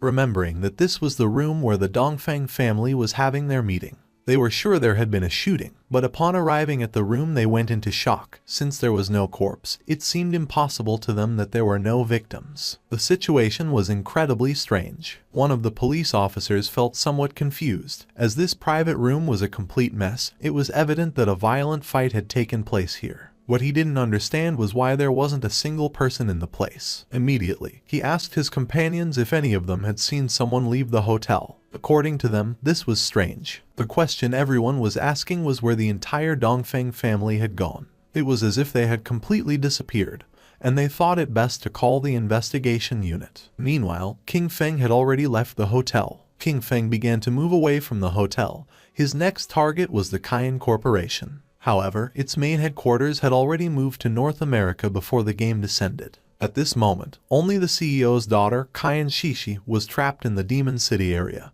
and he needed to eliminate her before she left the country. The distance from Zhonghai City to Demon City was nearly 300 kilometers. If he traveled on foot, it would take him 2 or 3 hours, and that was too much of a waste of time. King Feng got ready to sleep, knowing that he needed to find a way to get a mount. Our boy returned to the godforsaken game and stood up upon realizing that there were still some silver and gold tier bosses left in the ruins, and decided to go farm them. Captain and Yu contacted Shadow and informed him with great enthusiasm that she had excellent news. She explained that Zio Hai had just found the entrance to a tomb, but a gold tier vengeful spirit was guarding it and they couldn't defeat it. King Feng was somewhat surprised to hear this and asked how she had found the entrance to a tomb. Captain and Yu revealed that, on their way back to the starting city, they had taken a slight detour to avoid some small monsters. While walking, they suddenly noticed that someone was missing. After searching for a while, they finally discovered that Zio Hai had fallen into a pit. It was a special tomb area where team chat did not work. By following him into the pit, they saw a level 12 gold boss that began chasing them. Luckily, they ran fast enough to escape. She informed him that they were now back in Shell Town and that if he wanted to go to the tomb, she could give him the coordinates. King Feng knew that a true lucky charm was indeed a lucky charm. That someone could find a tomb just by taking one wrong step while walking through the ruins of the city was an incredible coincidence. He was aware that tombs, like faith temples and curse ruins, were wild random events and very rare. He asked the captain to give him the coordinates, and Yu sent him the coordinates revealing that the tomb was near the ruins of Shell Town. King Feng thanked her and mentioned that if he obtained something he couldn't use, he would sell it to them without hesitation. He couldn't help but think about how truly clever Yu was. King Feng's attention was fixed on a well. He was somewhat confused to see this and wondered if this was really the access point. With such a large well, it seemed incredible to him that someone could simply fall in by accident while walking. Without a doubt, that girl, Zio Hai, was truly unique. Without hesitating for even a second, King Feng jumped into the well, and a system window welcomed him, announcing his arrival at the Tomb of Resentment and notifying him that his long-range communication would be blocked. King Feng landed at the bottom and began to walk down the corridor. At that moment, a giant monster appeared before him, the Wailing Spirit, a level 12 creature of gold rank. King Feng began to observe the boss in silence. He had never encountered this wailing spirit in his previous life, but judging by its form, he deduced that it must have an extremely high attack power and a wide attack range, definitely being a type of physical damage. This explained why Yu and the others had fled in panic. The equipment and skill books he had sold them did not increase their defense much. He estimated that Wang Meng, being a holy shield warrior with about 5,000 HP at this moment, would probably lose at least half of his health with a single hit from this boss. King Feng began to observe the boss in silence, aware that if it hit him with its axe, death would be inevitable. Combining the skills Blessed Release and Instant Shadow Slash, King Feng attacked quickly, cutting off the monster's arms. He knew that this boss had very high defense, and the damage of Instant Shadow Slash was only 80% of normal. But this didn't matter, since the creature wouldn't be able to withstand the subsequent damage from throat slitting of the skill Blessed Release. At that moment, the monster's arms started moving toward King Feng, making him panic. Not long after, it exploded, but King Feng reacted in time and jumped away from the area. He was somewhat surprised. It was a corpse explosion. He acknowledged that he had been careless by not dodging it and, fortunately, his skill Ghost Blur had activated. Otherwise, he would already be dead. The boss's corpse transformed into Lifespan. King Feng remembered that in his previous life, something similar had happened once. They had killed an unknown boss. A team member had approached excitedly to loot the corpse, but it exploded and annihilated him instantly. Some teams had even been annihilated by boss corpse explosions, although this mainly happened with platinum level bosses and above. He did not expect a gold level boss in this tomb to self-destruct in that way. Using Greedy Hand, he picked up the loot. A series of system notifications informed him that, for having killed the resentful ghost, a gold-level boss, he had gained 10 days of tradable lifespan and 20 evolution points. Additionally, he obtained the skill book Night Ring Blades of platinum level. Thanks to the use of Greedy Hand, he got an additional 63 days of tradable lifespan, and the resentful leather armor of platinum tier. He was somewhat surprised because he had obtained a piece of equipment and a skill book that he could actually use. According to the system, the Dark Night Ring Blade was a platinum tier assassin skill. It imbued the blade with dark power, dealing dark elemental damage to all enemies within a 5-meter radius and adding 500 points of dark elemental attack. Its cooldown was 10 seconds, reduced to 5.7, and the required level to use it was 11. King Feng was happy, as this was exactly the elemental damage skill he needed for the assassin class. Since the shadow class had higher spirit attributes than strength, its magic attack power surpassed physical. This perfectly explained why elemental skills like Dark Night Ring Blade suited him so well, and he understood that he should focus more on enhancing his spirit stats to maximize this type of damage. He had 9 points in strength, 9 in constitution, 24 in agility, and 15 in spirit. King Feng decided to advance the skill to epic level to see the result. Immediately, he consumed 6 evolution points, leaving him with 36 remaining. The skill Dark Night Ring Blade evolved from platinum to emerald, then to diamond, and finally to epic. As a result, the radius of effective dark elemental damage increased from 5 to 12 meters, and the added dark elemental attack rose from 500 to 13 points. Our boy thought that, after the evolution of the skill, the range had expanded from 5 to 12 meters and the additional attack had increased from 500 to 13 points. His eyes filled with seriousness, as he knew better than anyone that, being an area attack, the additional attack power was not so strong and the total damage per use could not be compared to that of Shadow Slash. However, it was a divine skill for eliminating groups of small enemies. Shadow Slash had a cutting range of 5 meters, but ultimately it was a linear skill. In contrast, the Dark Night Ring Blade was an area skill, so its effectiveness was much greater when surrounded. The system informed him that the Resentment Leather Armor of Platinum level granted plus 55 physical defense, plus 45 to all elemental resistances, plus 42 damage block and 777 points of health. The level requirement to equip it was 11. Additionally, it possessed the Resentment effect, which granted him 30 points of base attack power after being attacked. King Feng began advancing toward a giant door, knowing that the Resentment effect did not have much impact. However, the base defense, resistances, and block on this leather armor were very high, so he could replace the Golden Ghostfire leather armor level 5 he wore. In total, the rest of the loot added up to about 20 items, and selling them all would bring him more than 10,000 days of lifespan. Now that he could enter the tomb, he hoped to find good material inside it, and if he managed to get a mount, that would be best. At the same time, a goblin swung with force its sword, cutting Xiaoyu and her friend in half. She and her party respawned back in the town. The man was so furious that he started shouting like a madman. Then, he grabbed Qin Xiaoyu by the collar and made it clear to her that she was a useless person who grew in height but not in brain. He scolded her that it was always because of her that the team ended up being annihilated, and that, because of this, he only had 2 years of non-tradable lifespan left. He threw her to the ground with force and threatened her, warning her not to even think about looking for him at school, or he would definitely take care of her. The friend approached her to help her and the man disconnected from the game. The friend asked Kin Zioyu to go with her to her parents' small town. She explained that she had heard that there was a community support group there that specifically helped the elderly and people like them, who didn't know how to play the game. She clenched her fists tightly and couldn't help feeling furious. She disconnected from the game and rejected her friend's offer, telling Yanyan to go alone. Furious, she woke up in her bed and, using her phone,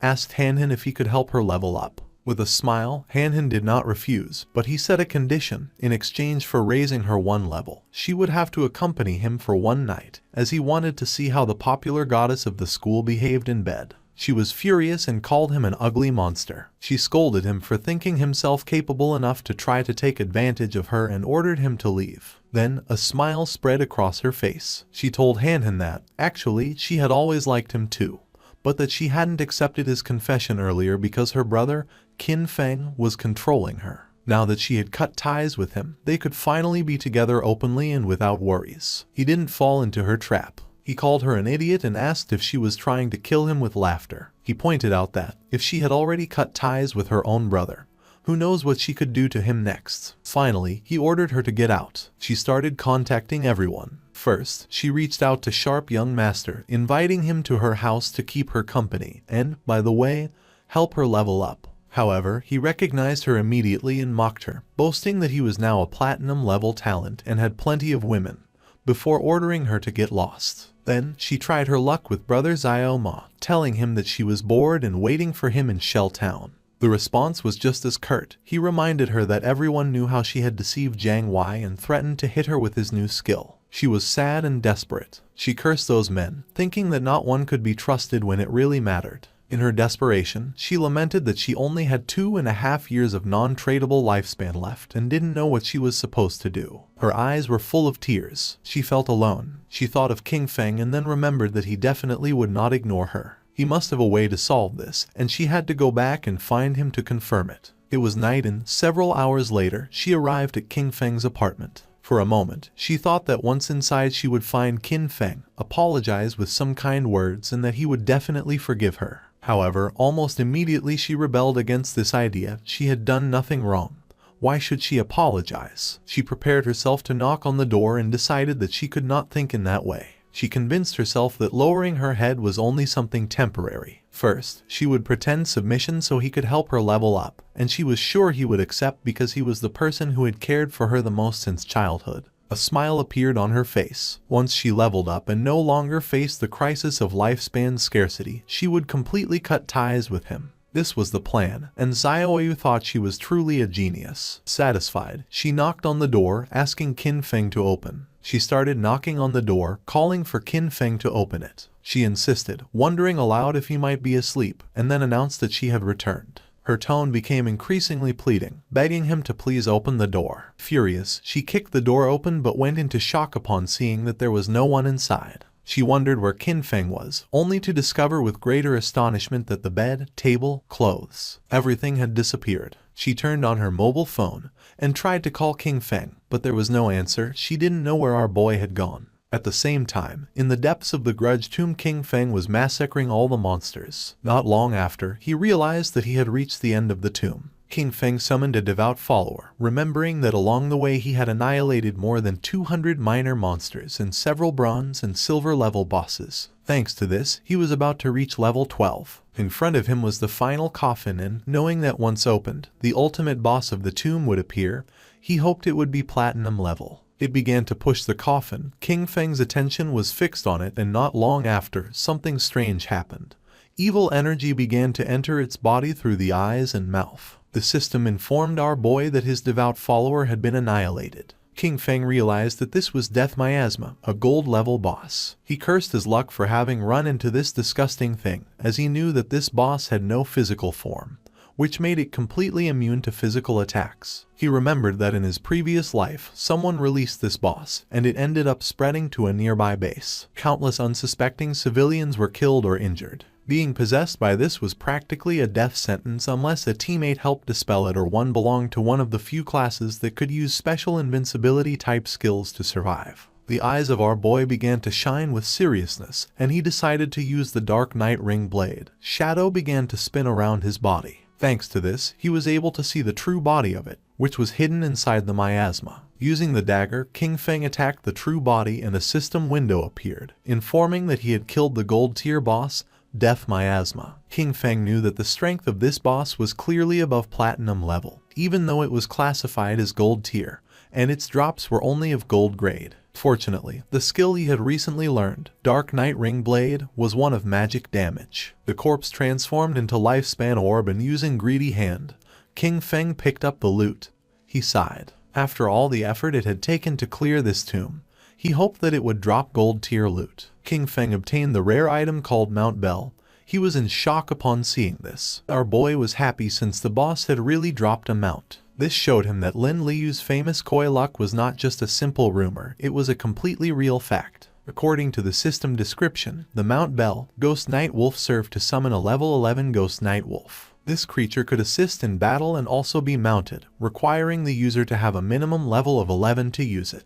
King Feng remembered that the Ghost Night Wolf was one of the fastest mounts that could be obtained in the early stages of the game. The Ghost Night Wolf was level 11, and its grade was gold. It possessed 148 strength, 155 constitution, 135 spirit, and an impressive 191 agility. The mount would gain experience alongside its owner, growing stronger over time. However, if its bell were traded, the creature's level would reset to its initial state. Its abilities were also noteworthy. Dash. When mounted, it increased movement speed by 245%. Nightwalk. At night, it allowed the mount to remain permanently in level 1 stealth. Attacking would break this effect but added 120 reveal damage, and it took 60 seconds to re-enter stealth. Pounce. It allowed the mount to pounce on a single target 3 times in succession, with each hit dealing an additional 267 physical damage, on a 12-second cooldown. Wolf Howl. It granted allied units a bonus of plus 35 attack, plus 35 physical defense, and plus 35 all-element resistance for 18 seconds, with a 600-second cooldown. King Feng knew that it was not just a mount, but also a battle pet. The fact that it also included a stealth skill made it an immense gain. It was night, and mounted on the Ghost Night Wolf, King Feng emerged from the ruins and began heading to his next destination. His plan was clear: reach level 15 and accumulate enough lifespan to be able to extract the mount. Once he disconnected from the game, he would go directly to Magic City to eliminate Kaiyan Shishi, cutting off any future threat at its root. King Feng passed by Zhanghai Coliseum and remembered that it covered an immense area and had 2 additional underground levels, forming a complex labyrinth. The place was full of monsters, which made it the perfect site for him to level up quickly. Taking small jumps, the Ghost Night Wolf climbed on top of the Zhanghai Coliseum wall, which was full of powerful monsters, who began to stare at our boy. The Ghost Night Wolf made a jump. King Feng and his beast began to descend from the sky towards the monsters. King Feng's eyes began to shine with determination. Using Shadow Instant Slash, our boy began to massacre the monsters. At the same time, somewhere else in the ruins, there was an Yu, who using her sword, killed one of the monsters that was in the area. The monster's corpse transformed into Lifespan, and she felt relieved. Her teammate, Mon Alien, son of a department head in Zhanghai City, began to applaud while mentioning that, as expected from Captain N, her damage was insane. He remarked how powerful the hidden class dragon swordsman was and stated that Yu was undoubtedly the woman he had set his sights on. She mentioned that this golden boss was only level 8, and even so, they had been fighting it for more than 10 minutes. Because of this, she really didn't understand how Shadow had managed to solo kill a platinum boss. Mon Alien praised her but dismissed Shadow's achievement, stating that he was simply a stealthy assassin who relied on stealth to slowly wear down the boss. According to him, someone with this playstyle would never truly become great. He felt happy, since he knew that, luckily, Yu didn't have any influential backing. With his status as the son of an official, subduing her would be a piece of cake. Yu asked if a mediocre archer like him wouldn't be even more suitable for the task of slowly wearing down a boss. Mon Alien fell on his butt to the ground and explained that he was an upright person and wouldn't stoop to doing something like this. With a serious expression, he revealed that he had heard that Shadow had a terrible character and was a ruthless killer in the real world. He also mentioned that he knew a hunter from the Metropolitan Police who already possessed level 3 anti-stealth skills. He suggested finding a way to set him up, discover Shadow's identity in the real world, and afterwards, take control over him. He argued that someone like Shadow could only be trusted if you worked for his organization. Otherwise, incidents like those of Song Fei and Jiang Lai would keep happening. He was tired of cleaning up Shadow's messes, and Yu and Wang Meng looked at each other and started laughing at Ma Liang. They asked him if he really hadn't understood it. They explained that the situation wasn't that Shadow begged them to clean up his messes, but quite the opposite. It was they who had to clean up what he left behind. Only in this way could they ensure their interests were aligned with his, thus allowing cooperation. They reminded him of Shadow's achievements, the first global kill of a golden boss and the first kill of a platinum boss, both solo. With a furious expression, Ma Liang made it clear that, to him, Shadow was nothing more than a fragile assassin. He rhetorically asked how they couldn't control him, as long as their anti-stealth level remained on par. Calling them a bunch of nobodies, he scolded them for daring to reprimand him. He then turned to Yu, declaring that she should watch closely because he would ruin Shadow's reputation and capture him. He stated that when this happened, she would be on her knees before him, apologizing and begging for his forgiveness. Wang Meng asked Yu what loot the boss had dropped. She replied that it had dropped a piece of gold tier equipment for a priest, a silver tier equipment, and a silver tier skill book. She started touching her chin and remembered that Shadow usually sold them several pieces of gold and even platinum equipment. This made her wonder how many bosses he had actually killed, or if his talent was treasure hunting and all these items came from opening chests. With a serious look, Wang Meng revealed that he was a little worried, and Yu couldn't help but feel somewhat confused. Wang revealed his concern, bringing up the case of the Jiangnan restaurant, the incident in which the entire Dongfang family was murdered during a gathering.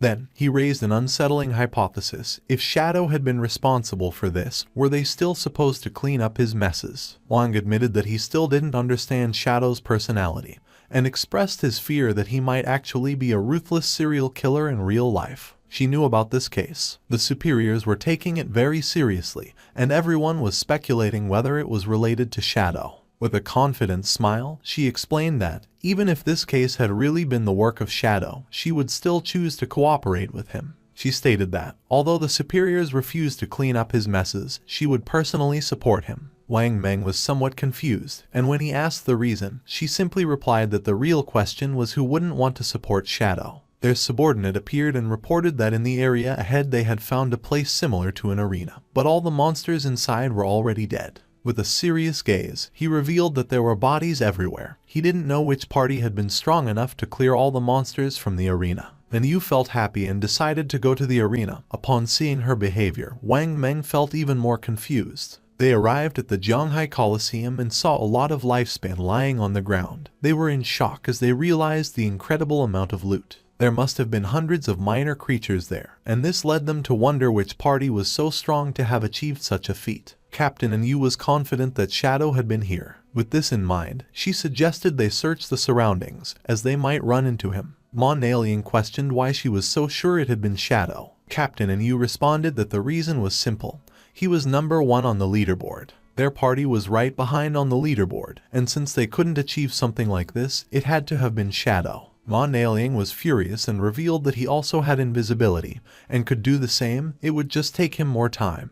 That's all. With a smile, Captain Yu communicated with Shadow, and upon noticing that he had cleared so many monsters, she thought that he surely had a lot of gear and skill books that he didn't need, so she proposed that he sell them to them. At that moment, Ma Liang's eyes widened in surprise. King Feng mounted on the wolf appeared behind him. He fell on his butt to the ground upon seeing the wolf, while on the other side, Captain Yu felt excited and asked where King Feng had gotten a mount. King Feng revealed that thanks to the coordinates Little Black had given him, he had obtained the mount. Upon hearing this, Little Black couldn't help but blush, and she said there was no need to mention it. King Feng decided to make a deal with Captain Yu. He proposed that she take all these items from the ground as part of a package, clarifying that the conditions would be the same as always. She mentioned that she understood if she wasn't satisfied, she didn't have to buy. She already knew it. Shadow's prices were always fair. While they were talking, Ma Liang couldn't help but feel furious. His eyes widened with rage. He felt humiliated by Shadow,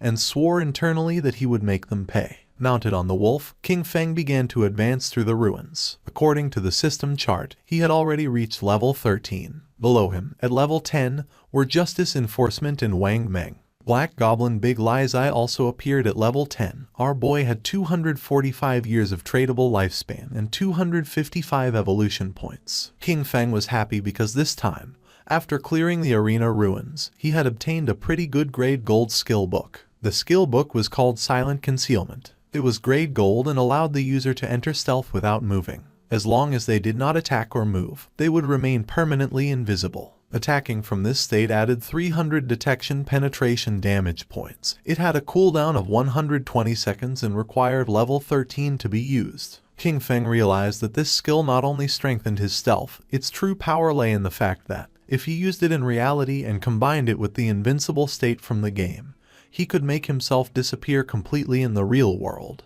He decided to evolve this skill book to Epic, for which he consumed 11 evolution points. The skill was improved, going from gold to platinum, then to emerald, diamond, and finally to epic. With this, the additional damage per stealth penetration attack increased from 300 to 800 points. In turn, the cooldown was reduced from 120 to 60 seconds. He decided to evolve other skills as well. First, he consumed 34 evolution points to bring Venomous Dart to the epic level. The skill progressed from emerald to diamond and finally to epic, improving its attributes. Its maximum range grew to 20 meters, its on-hit attack damage increased to 400, and it applied the venom status. This status now dealt 100% damage per second for 5 seconds, with no weakness bonus, and did not stack. Next, he invested an impressive 200 evolution points to elevate Graceful Release to the mythic level. Evolving from legendary to mythic, its weakness attack bonus soared to plus 300%, and its weakness attack multiplier was doubled, while its level remained at 5. Its active use now applied the Throat Slash effect, dealing 200% of the attack's damage per second for 3 seconds,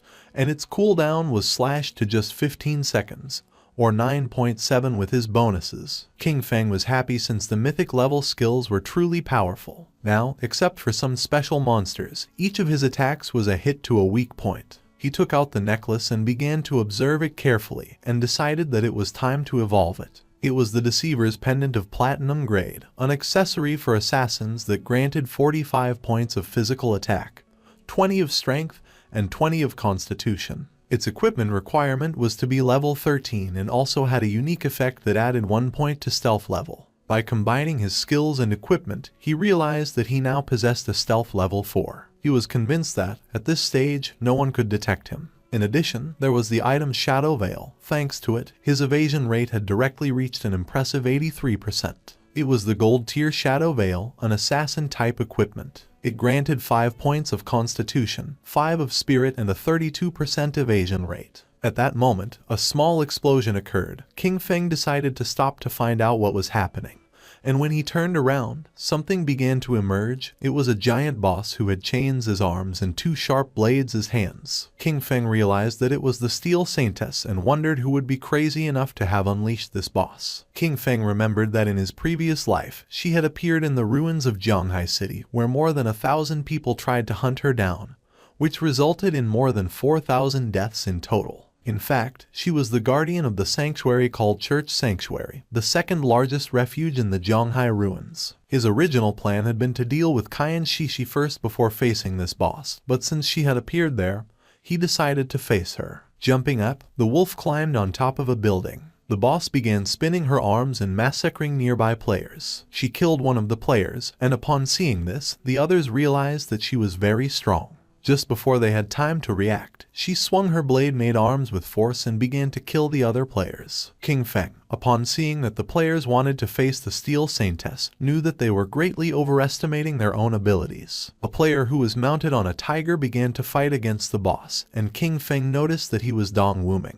also known as Chen Wuming, possessor of the hidden class Paladin. It was about an old friend of King Feng, with whom he had fought for 9 years in his previous life without a clear winner. This man was cunning and deceitful. Whenever he was about to lose, he managed to escape with some dirty trick. King Feng remembered that in the past life, the Steel Saintess was defeated by Chen Wuming's guild, the Knight's Sanctuary. This gave rise to the saying, West/God, East Sanctuary, since each one controlled respectively the western and eastern regions of Zhanghai City ruins. The Guild Knight's Sanctuary, when recruiting its first members, made them sign a very harsh contract that guaranteed their safety but with a tax rate on their lifespan of up to 50%. Most of the members became black slaves, basically forced to work for the higher tier players of the guild. King Feng's eyes widened with joy. For him, this was simply perfect. He made the firm promise that, this time, Chen Wuming would not escape. The boss began to spin her arms forcefully in circles, and while she was distracted, King Feng,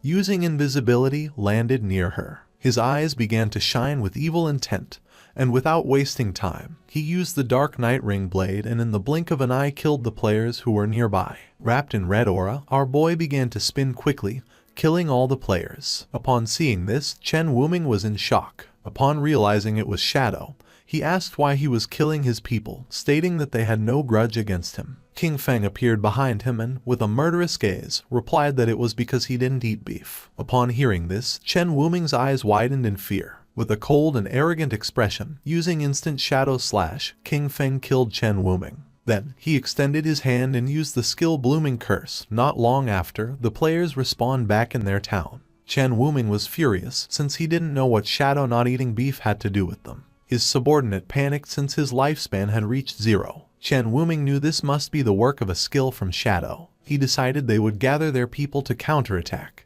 But first they would move to another place to level up and thus recover the lost lifespan. Among them was also Xiao Yu. She couldn't help but cry while wondering why Shadow was attacking her directly.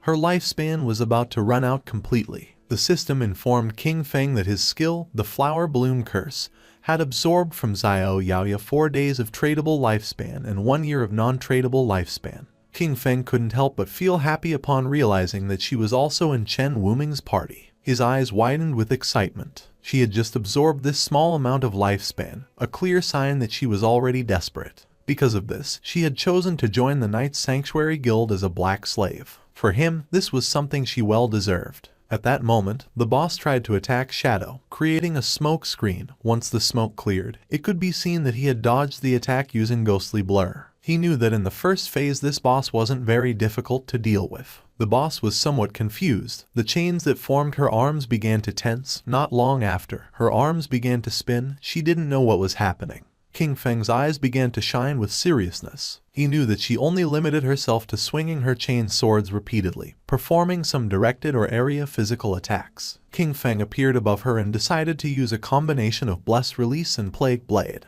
After an attack, Blessed Release applied the effect Throat Slash, which triggered a burst that caused massive damage. Plague Blade, in turn, would cause an explosion of toxin damage 3 seconds after impact. King Feng attacked quickly, causing several thousand points of damage to the boss. Then, he used Throat Slash, causing a deep cut in her throat. In the blink of an eye, her HP bar had dropped to less than half. Her eyes began to shine with rage. King Feng remained calm, knowing that the reason she had become the guardian lay in her terrifying second phase. After losing half of her health, the demon sealed within her would awaken. All damage received was then equally reflected back at the attacker. There was also a legend that claimed there was a portal inside the demon's belly. Anyone swallowed by it would be transported to an unknown place, rumored to be the bottom of a volcano. However, in his previous life, no one had achieved this. He suspected that some fools had simply confused this with mechanics from other games. A group of players was watching the battle. According to them, Shadow was ruthless. The Platinum tier boss had been summoned by the Knight's Sanctum Guild, but Shadow suddenly appeared and annihilated them all. Right after that, he used a single skill that took away half of the boss's health in an instant, pushing it directly into its second phase. While they were talking, King Feng's attention, who was using invisibility, focused on them.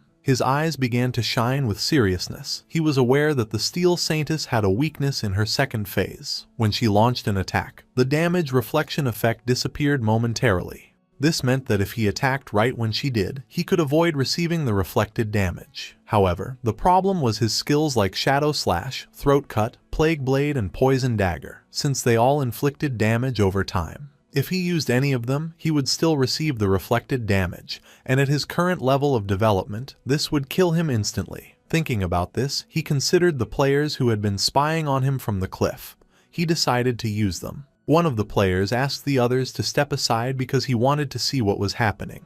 This man was known as Anquan. Upon seeing him, the others couldn't help but feel happy. Anquan's subordinate explained that they had been watching for a long time and had already memorized all of the boss's skills. She only had a few. With a smile, the girl extended her hands and revealed that after the boss's life dropped below half, she suddenly stopped. Her body had changed a bit, giving hints that she was gaining new skills, and just when the boss entered her second phase, Shadow also disappeared. Anquan couldn't believe that Shadow had been fighting this boss alone. His eyes began to shine with rage. He gave the order to his subordinate, Xiao Tu, to activate Red Eye and check if Shadow was still there. She nodded her head and began to use her powers. A small rabbit manifested and ran near the boss without attracting her attention.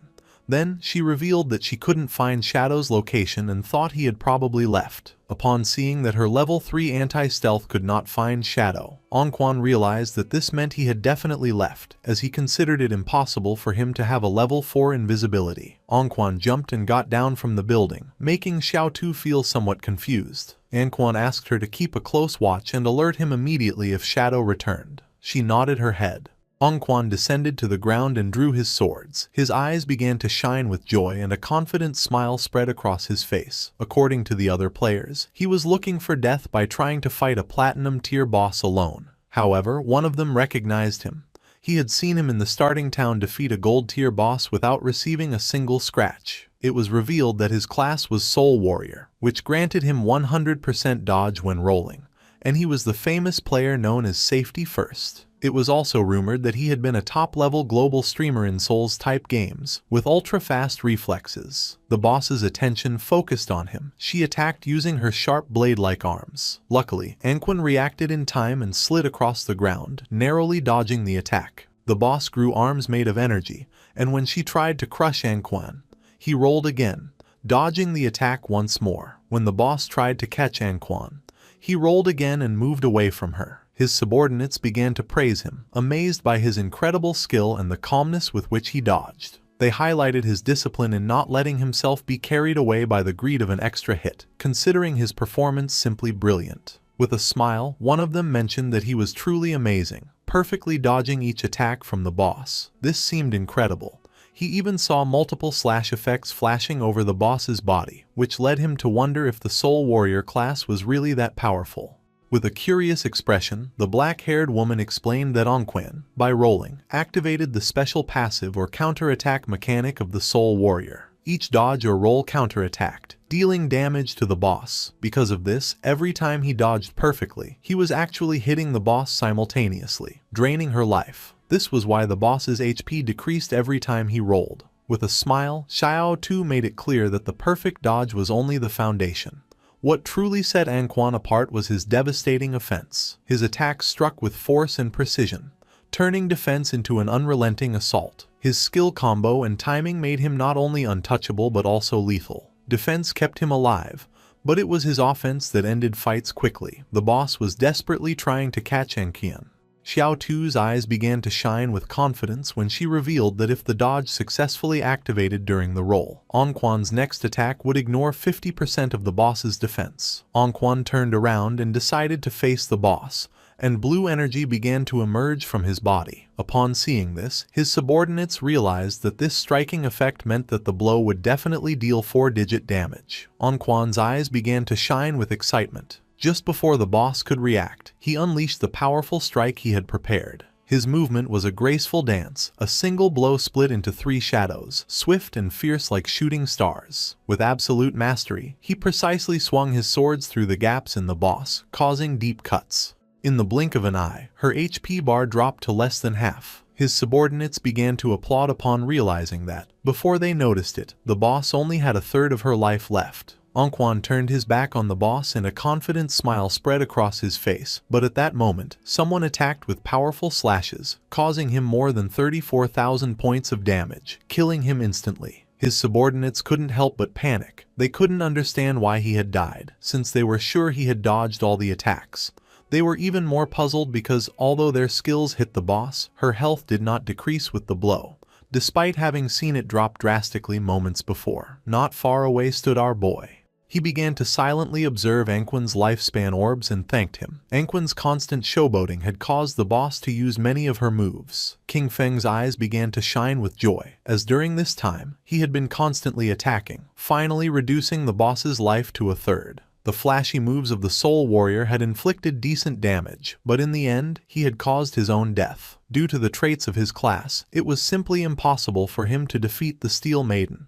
When he rolled, he couldn't attack, and when he attacked, he suffered reflected damage. This was a true curse. The boss began to turn around, and King Feng's attention fixed on her. He knew this wasn't good. With her health so low, the boss was trying to return to the church sanctuary. If she managed to get there, she would fully recover, making all previous efforts useless. King Feng began silently observing Anquan's subordinates, and then his eyes started shining with seriousness.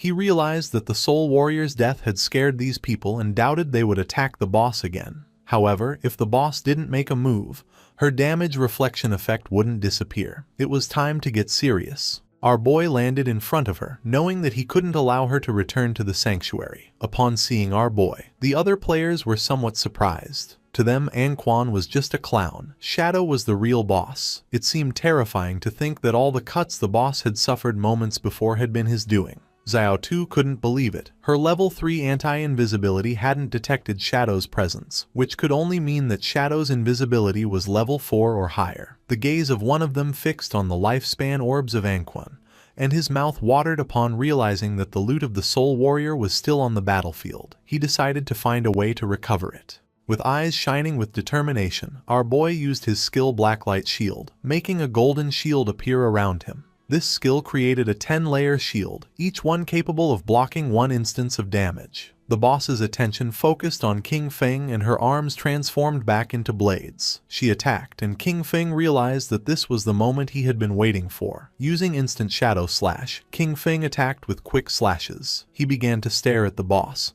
Now his black light shield had 7 layers left. He remembered that, out of the 9 strikes of instant shadow slash, the last 3 had hit the boss during her damage counterattack phase, right after her attack ended. If it hadn't been for the black light shield blocking those 3 hits, he would already be dead. The boss began to concentrate energy in her abdomen, and then she jumped and started to release purple flames. Our guy stepped back. Now he had no layers left of his black light shield. The boss began to stare at him with eyes shining with evil. King Feng realized that the damage from the flamethrower was coming too frequently. Despite having a dodge rate over 80%, this had instantly destroyed all 7 layers of the shield. If he had been just half a second slower, they would have killed him instantly. While he was distracted, one of the players tried to take Anquan's loot, but our guy noticed and threw a poison dart which stuck in his forehead. The player was eliminated. King Feng made it clear that he wasn't going to let anyone steal the loot from him. The system informed our boy that he had obtained 612 days of tradable lifespan,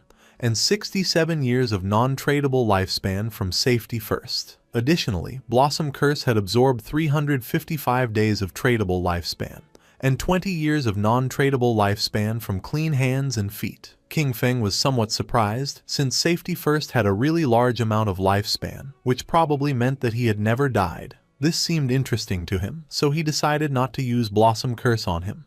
The boss started roaring, but King Feng remained calm. He knew that he would have to rely on the black light shield and the normal shadow slash to slowly wear her down. She attacked with force, but King Feng moved out of the range of the attack, causing her hand to hit the ground. Although the efficiency was low, it was relatively safe. While King Feng and the boss were fighting, Xiao Tu was watching the battle. She was somewhat surprised by Shadow's incredible ferocity. She wondered what kind of skills he possessed. Before, she hadn't understood how he had gotten the first kills, but now, seeing him in action, she was completely convinced of his power. Our boy's eyes began to shine with determination and he decided to give the final strike. King Feng moved quickly, cutting the boss's body into pieces as if it were nothing. The system confirmed that he had killed the Steel Maiden, granting him 48,000 experience points, 120 evolution points and the Church Sanctuary key. The other players were in shock. They couldn't believe that Shadow had really soloed the boss. For them, this was precisely the reason why he was number 1 on the leaderboard.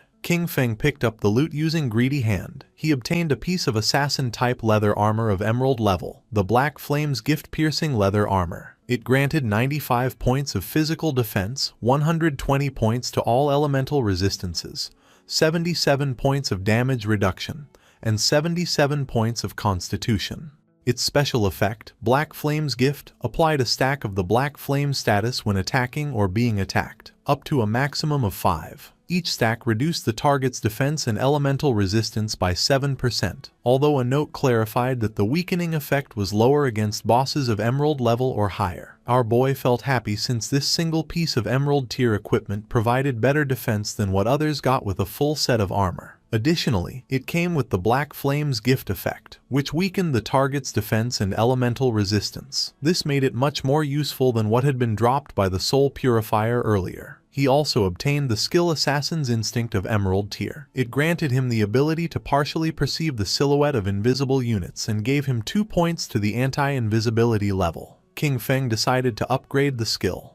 The process consumed a total of 33 evolution points, leaving him with 97 remaining. As a result, his skill Assassin's Instinct evolved through the Emerald, Diamond, and Epic tiers until reaching Legendary tier. With this, his anti-invisibility level bonus progressively increased from 2 points to 5. Additionally, the Legendary effect added the ability to more sensitively detect weak points of the target, granting him a 50% modifier to critical hit damage. It was an anti-invisibility skill, upgraded to Legendary tier, with a level 5 anti-invisibility and a 50% increase in critical hit damage, combined with the passive of Graceful Deliverance. This added up to a total of 350%. Now, he could strike his enemies' weak points even with his eyes closed. King Feng had 97 evolution points remaining and decided to evolve his Ghostly Blur skill to Legendary tier first.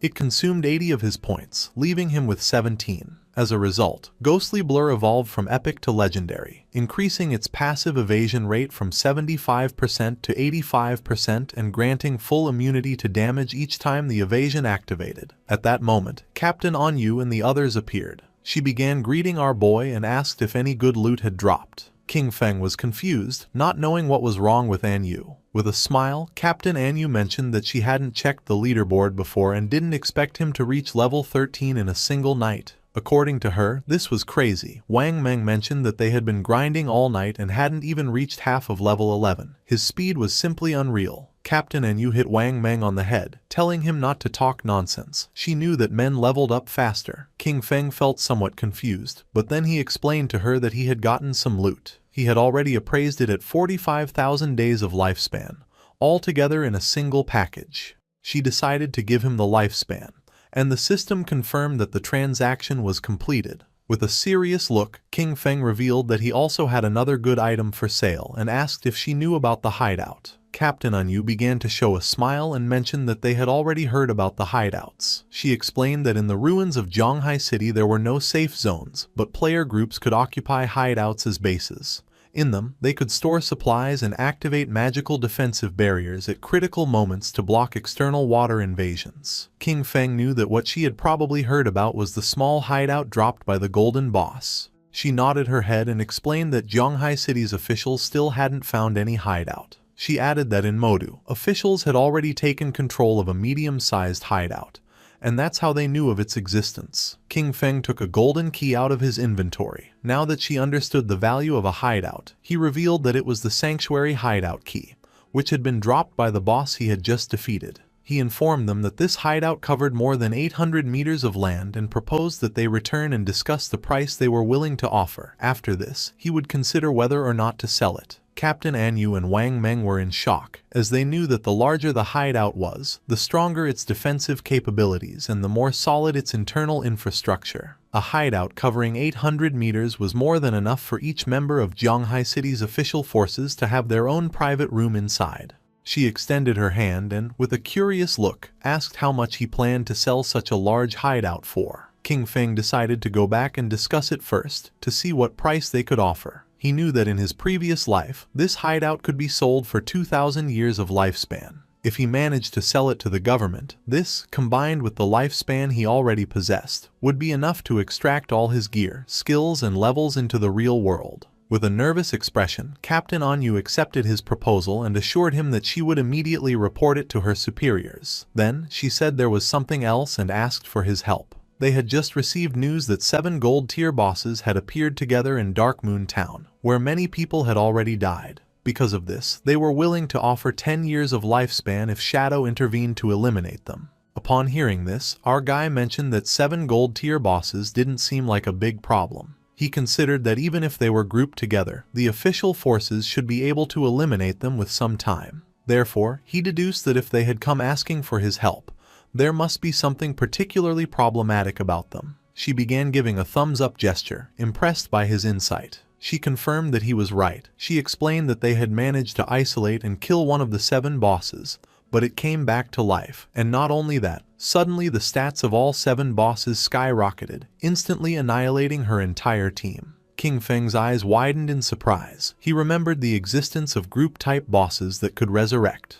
This led him to suspect that they might be puppets created by the Cursed Slate, one of the ancient god slates. If it really was an ancient god slate, then it was something he couldn't let go. He decided to go now and asked her to send him the coordinates. She wished him good luck. According to our guy, MANHUA was quite genuine. The loot from 7 gold-tier bosses could be sold for 40 or 50 years of lifespan, and she had even offered him an additional 10 years as a reward. Honestly, this was very generous. Mounted on the ghost knight wolf, King Feng began to move through the ruins, passing by a statue, and his eyes widened in surprise. Not far away, there was a group of players hitting a girl. It was Xiao Yu, King Feng's sister. With a smile, the woman gave her a strong slap on the face, accusing her of being a slut who tried to seduce the guild leader even though she had just joined. Xiao Yu, whose face was full of bruises, began to cry.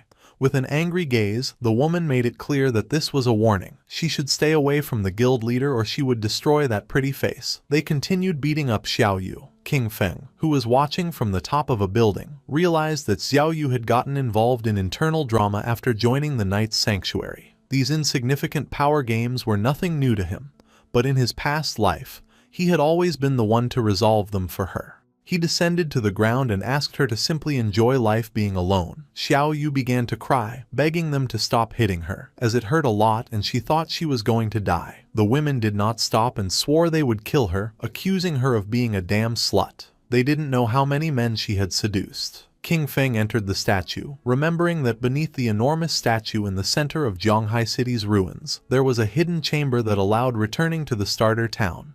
Information that very few people knew. In front of our boy, a magic circle appeared. He knew that teleportation wasn't free. The first trip cost 500 days of lifespan, the second 1,000 and the third 2,000, doubling with each use. Over time, the starter town would evolve into a higher level zone where minor monsters would transform into bosses and hidden treasures would appear. An example of this was the ancient god slate on this occasion, an item he couldn't let slip away.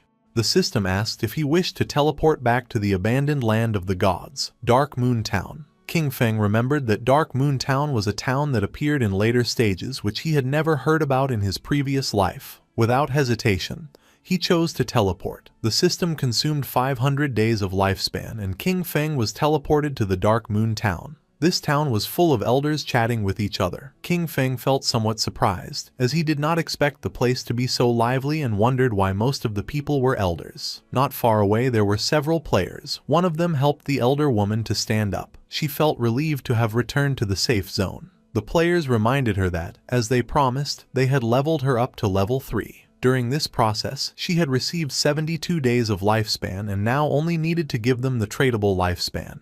The old woman got angry and refused, asking why they wanted money if they were supposed to be a charity organization that helped her level up. With a kind smile, one of them explained that they weren't asking her for money. When they partied before, part of the lifespan dropped by the monsters they defeated was shared with her. The other guy mentioned that she only needed to give them that portion, as had been agreed from the beginning. The old woman became even more furious, making it clear that she didn't know what damn agreement they were talking about. It seemed shameless to her that some young people had the nerve to ask an old lady like her for money.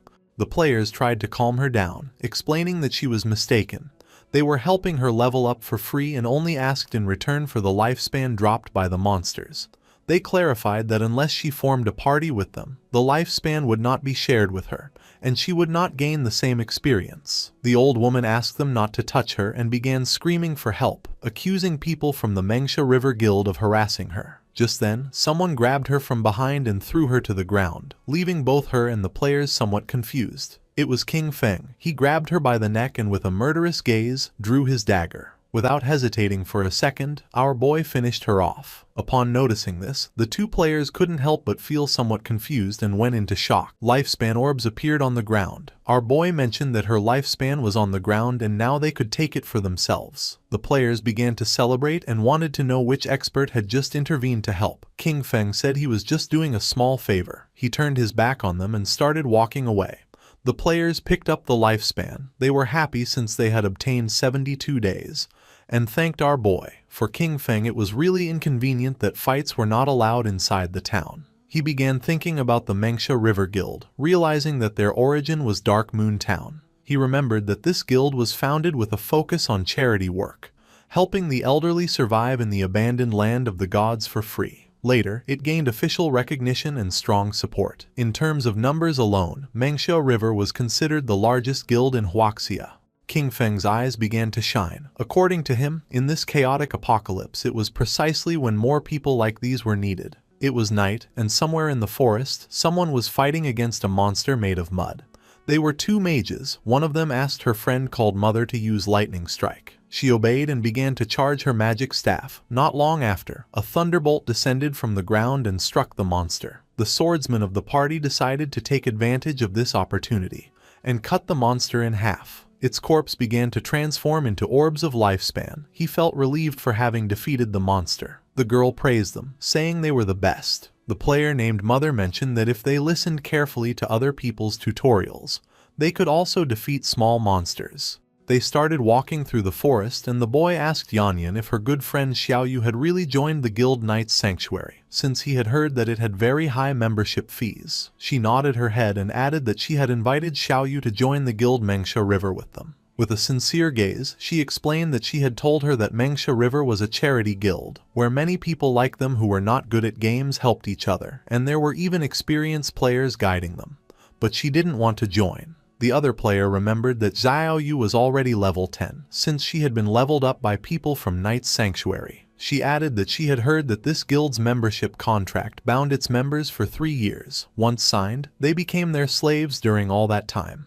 The boy knew that, even if they had raised her to level 10, they were only treating her as a tool, nothing more. According to the player, if one didn't have skills, the best thing was to kill small monsters in silence and slowly accumulate lifespan and experience. Just like they did, limiting themselves to killing small monsters, retreating to ask for help when encountering a boss. Yanyan let out a sigh. She knew that Xiaoyu believed herself special, since after all, she had a hidden class and, in that sense, was certainly stronger than them. At that moment, a rain of invisible arrows began to descend upon them. They didn't have time to react, and the arrows pierced through the player's body, taking away 1200 HP points. The man's corpse transformed into lifespan. Yanyan panicked since this man was her father, and her mother couldn't help but cry. The archer who had shot the arrows couldn't help but smile, as he had eliminated him instantly with a single skill. The masked men asked him to stop talking nonsense, claiming that it was impossible for the Manhwa River Guild to have experts, since they were just trash. They wondered what kind of player with skill would want to carry those elders, insisting that they were all scum. They approached Yanyan and her mother. With a smile, the archer asked them to hand over all the lifespan they were carrying. Yanyan could not help feeling afraid. She knew that the authorities had officially forbidden killing people in-game and remembered that the attackers were risking becoming wanted criminals. The archer began to point at her with his finger and a smile, making it clear he didn't give a damn about the authorities. He decided to stop chatting and gave them 3 seconds to hand over the lifespan. The player named Mother obeyed. Yanyan, however, stood firm, telling her mother not to even think about it. She asked her to quickly ask for help on the guild channel while she held them off. Upon seeing this, the archer gave the order to his men to attack. They had to kill the older one and keep the young one alive for fun. The masked men rushed at her, but just at that moment, a wolf appeared and bit them. Yanyan felt somewhat confused as she didn't know what was happening. The archer's eyes filled with confusion. Just before he could take another breath, someone attacked quickly, cutting off his head. It was none other than King Feng. While the wolf was devouring his subordinates, our boy began to observe the archer's head in silence. He soon realized that he was Shadow.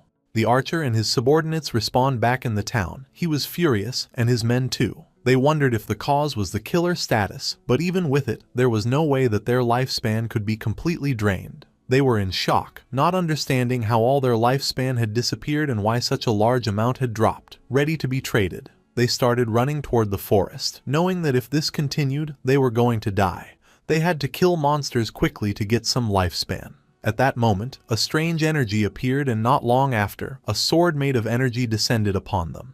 The energy made them unable to move. Someone approached them. They knew they had finally been caught for having been wandering around and attacking other players. They were two priests. The man who was holding the skill book revealed that they were official bounty hunters and that, according to the law, they were going to arrest them, for which he asked them to provide their real-world information. The other man began staring at them with a serious gaze and made it clear that if they resisted, they would immediately end their lifespan. Back in the forest, flowers began to emerge from the archer's corpse. Yan felt happy and thanked our boy, knowing that without his help, she and her mother would have been doomed. King Feng started looking down at the ground. He did not expect Chu Yan to be so good, kind-hearted and brave. She was completely different from Qin Xiaoyu. He didn't know how they had become best friends, but fortunately, they had taken separate paths. King Feng disappeared without a trace, and upon noticing it, Yan and her mother felt somewhat confused.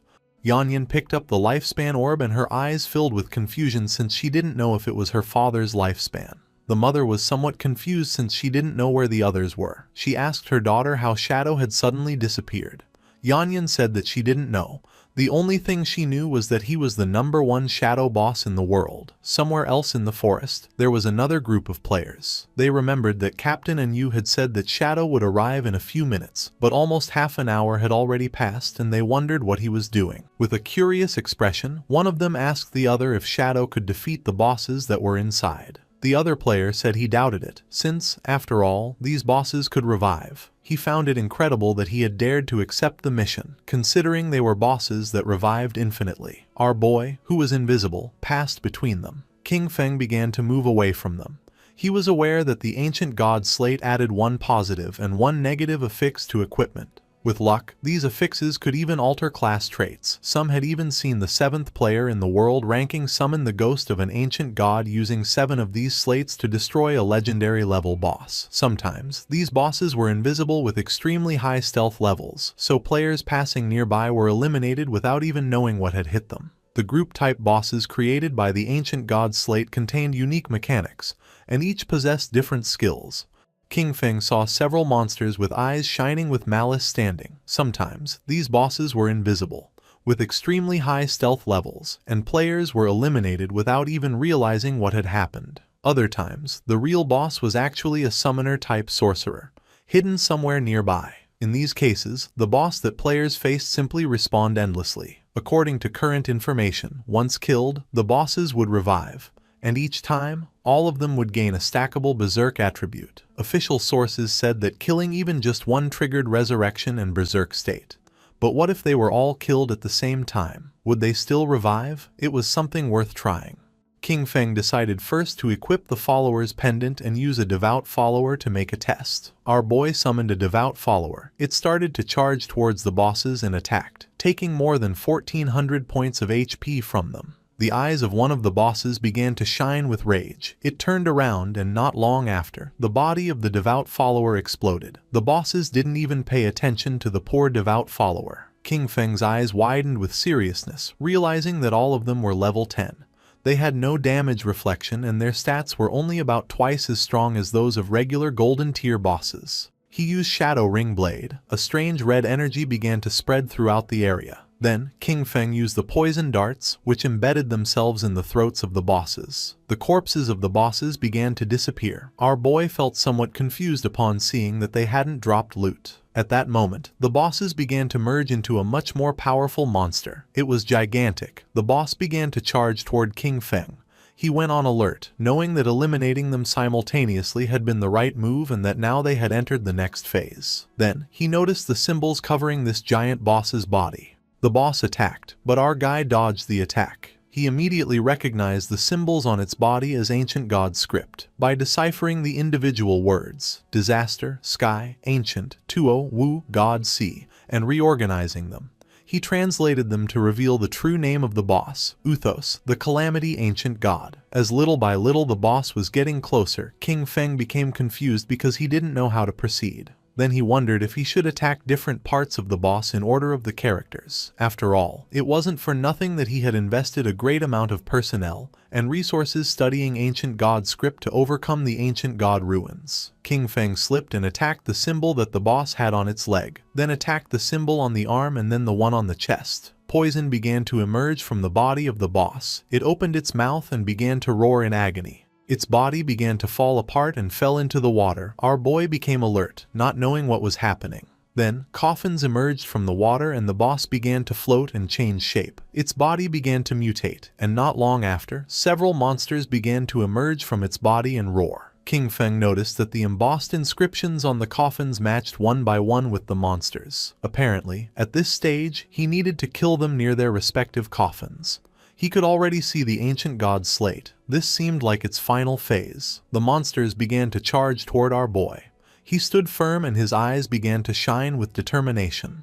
Crows began to fly over the area where our boy was fighting against the ancient god's slate. The attention of all nearby players focused on them. They felt somewhat confused and curious, as they didn't know if what they were sensing was an earthquake or if the movement in the valley meant that the boss was going berserk. Because of this, they decided to go take a look. With a curious look, the mage of the team asked where the hell Shadow was. According to her friend, there was no way he could defeat this boss, so he probably wouldn't come at all. The eyes of the swordsman of the party widened in surprise, asking his friends to come take a look. The place was empty. There was no trace of either King Feng or the boss, leaving the players in shock. They began to walk around the place and noticed that the ground was cracking, wondering if the earthquake had just killed the boss or what was happening. Captain Anyu communicated with them and asked them to retreat, since Shadow had already taken care of the boss. The eyes of the players filled with surprise and confusion. They could not believe that Shadow had defeated the boss alone.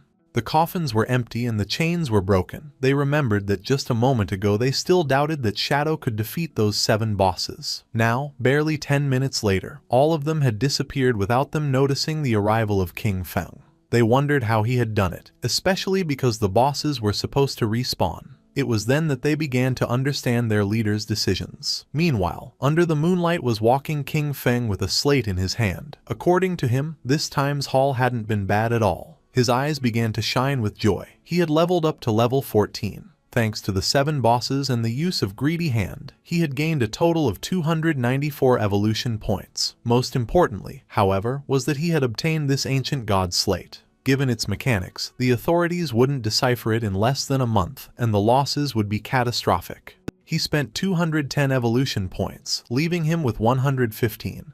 His skill Shadow Flash / evolved from epic to legendary. The improvements were substantial. The blink range increased to 40 meters, stealth duration to 15 seconds, and cooldown was reduced to 8.8 seconds. The skill now inflicted 9 slashes in a wider area of 6 meters, and each hit added 700 attack power. However, the most impactful change was a completely new effect. Each slash now granted him a shield equal to 100% of his maximum HP.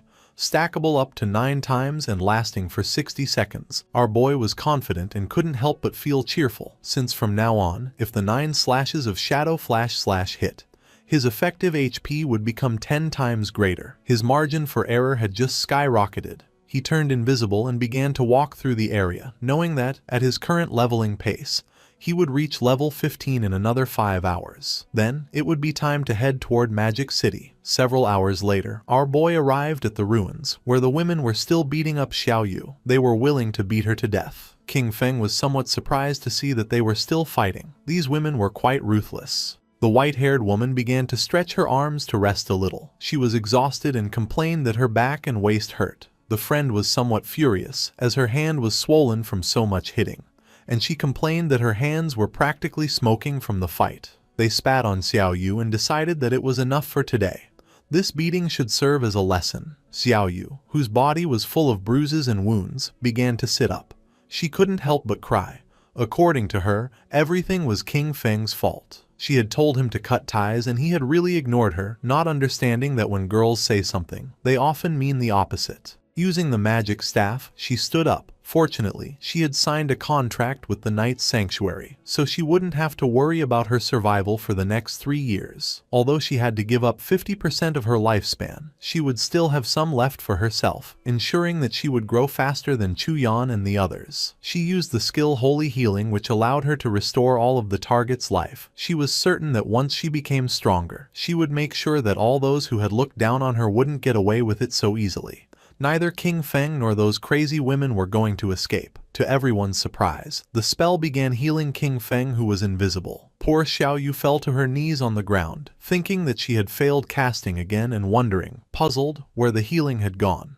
At the same time, in the Magic City ruins, several players were facing a boss made of rock. The boss attacked, but the party's tank blocked the attack using his shield. Not far away there were 3 players hiding and watching the fight. Among them was also Qiang Shishi. According to her, Daxia's men were really weak since they had sent 18 people for a single boss and were too afraid to fight. Her friend winked at her and asked her not to say that, since they were working hard for their benefit, so they should be grateful to them. She blew him a kiss and, laughingly, mentioned that he was very polite, but those pigs from Daxia had such low damage that it took them too long to defeat a miserable gold-tier boss. The players continued attacking and the boss's HP bar had already dropped to less than half. With an excited smile, the team's mage encouraged everyone to give it their all, as it only had a little life left, and they needed to keep going for the final blow. At that moment, a spear pierced through his chest, killing him instantly and turning his body into lifespan. The one who killed him was King Shishi's subordinate. With a smile, he thanked him for his hard work and for the offerings of weaklings. Noticing this, the players panicked upon realizing they were facing the Spade Gang, a band of thieves made up of mysterious women from Daxia and foreigners. They couldn't understand how such beasts could exist, capable of guiding outsiders to massacre their own people.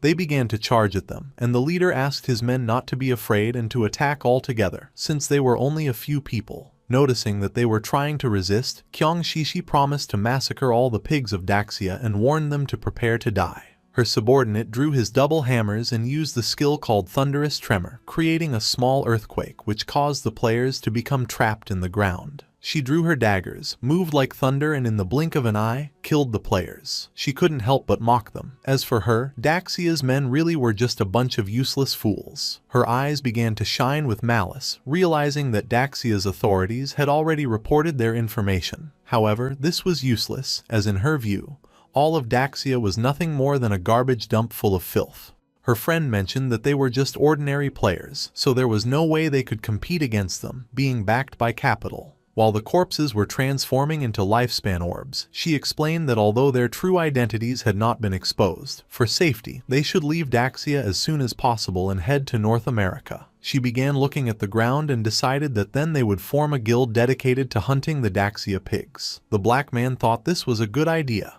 but the other man questioned what name they would give to the guild. She began to show her dagger and decided to call their guild Alice. She fell to the ground and began imagining herself surrounded by black men. She decided that it was enough for today. It was time to disconnect and celebrate the founding of Guild Alice with a big party. With a smile, Captain Enyu began to wave at our boy and proposed to discuss together the prices of the hideout, informing him that they had already arrived. King Feng asked how much, and she mentioned that 1,500. According to our boy, this was too low. Captain Enyu admitted that she knew that 1,500 was too low, so she had fiercely debated and managed to get the big boss to raise the price to 2,000. King Feng agreed to make the deal for the statue in the center of the ruins. He knew that Enyu was smart, even so she tried to offer him a low price. A while later, our boy arrived at the statue and saw Captain Enyu along with several knights. She blushed and with a smile mentioned that she had too much lifespan on her, so the high command didn't feel safe and had organized a military escort for her. King Feng's eyes began to shine seriously.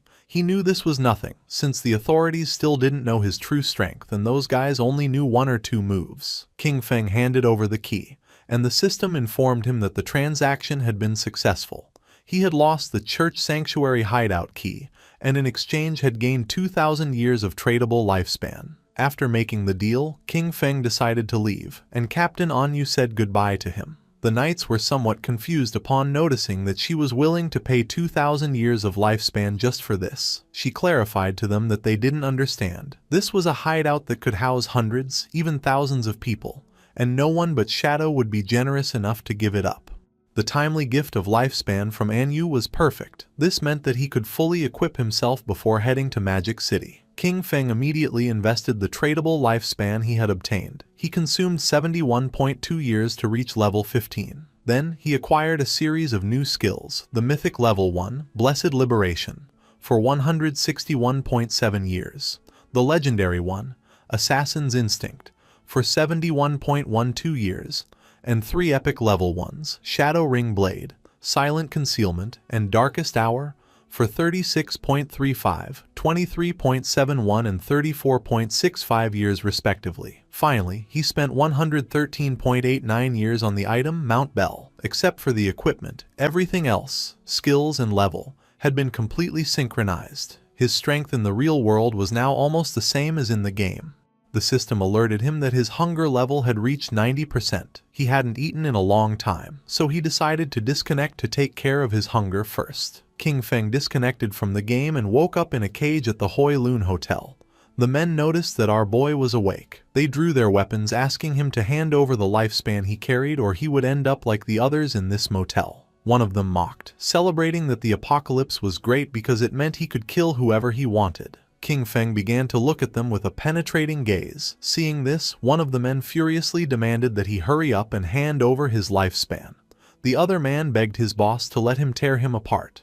The man carrying the bat thought that King Feng was so scared that he had become paralyzed, and decided it was better to simply kill him. Just before they could take another breath, a strange energy began to spread through the air. Our boy used the skill Shadow Ring Blade, and not long after, the whole hotel started collapsing into pieces. King Feng took a pack of instant noodles, realizing that the more power he drew into the real world, the more energy his body needed. At his current strength level, ordinary food simply was no longer enough. Our boy started eating the instant noodles, knowing that once he dealt with Qiang Shishi and her guild called Alice, he would need to find a way to obtain the divine gifted book.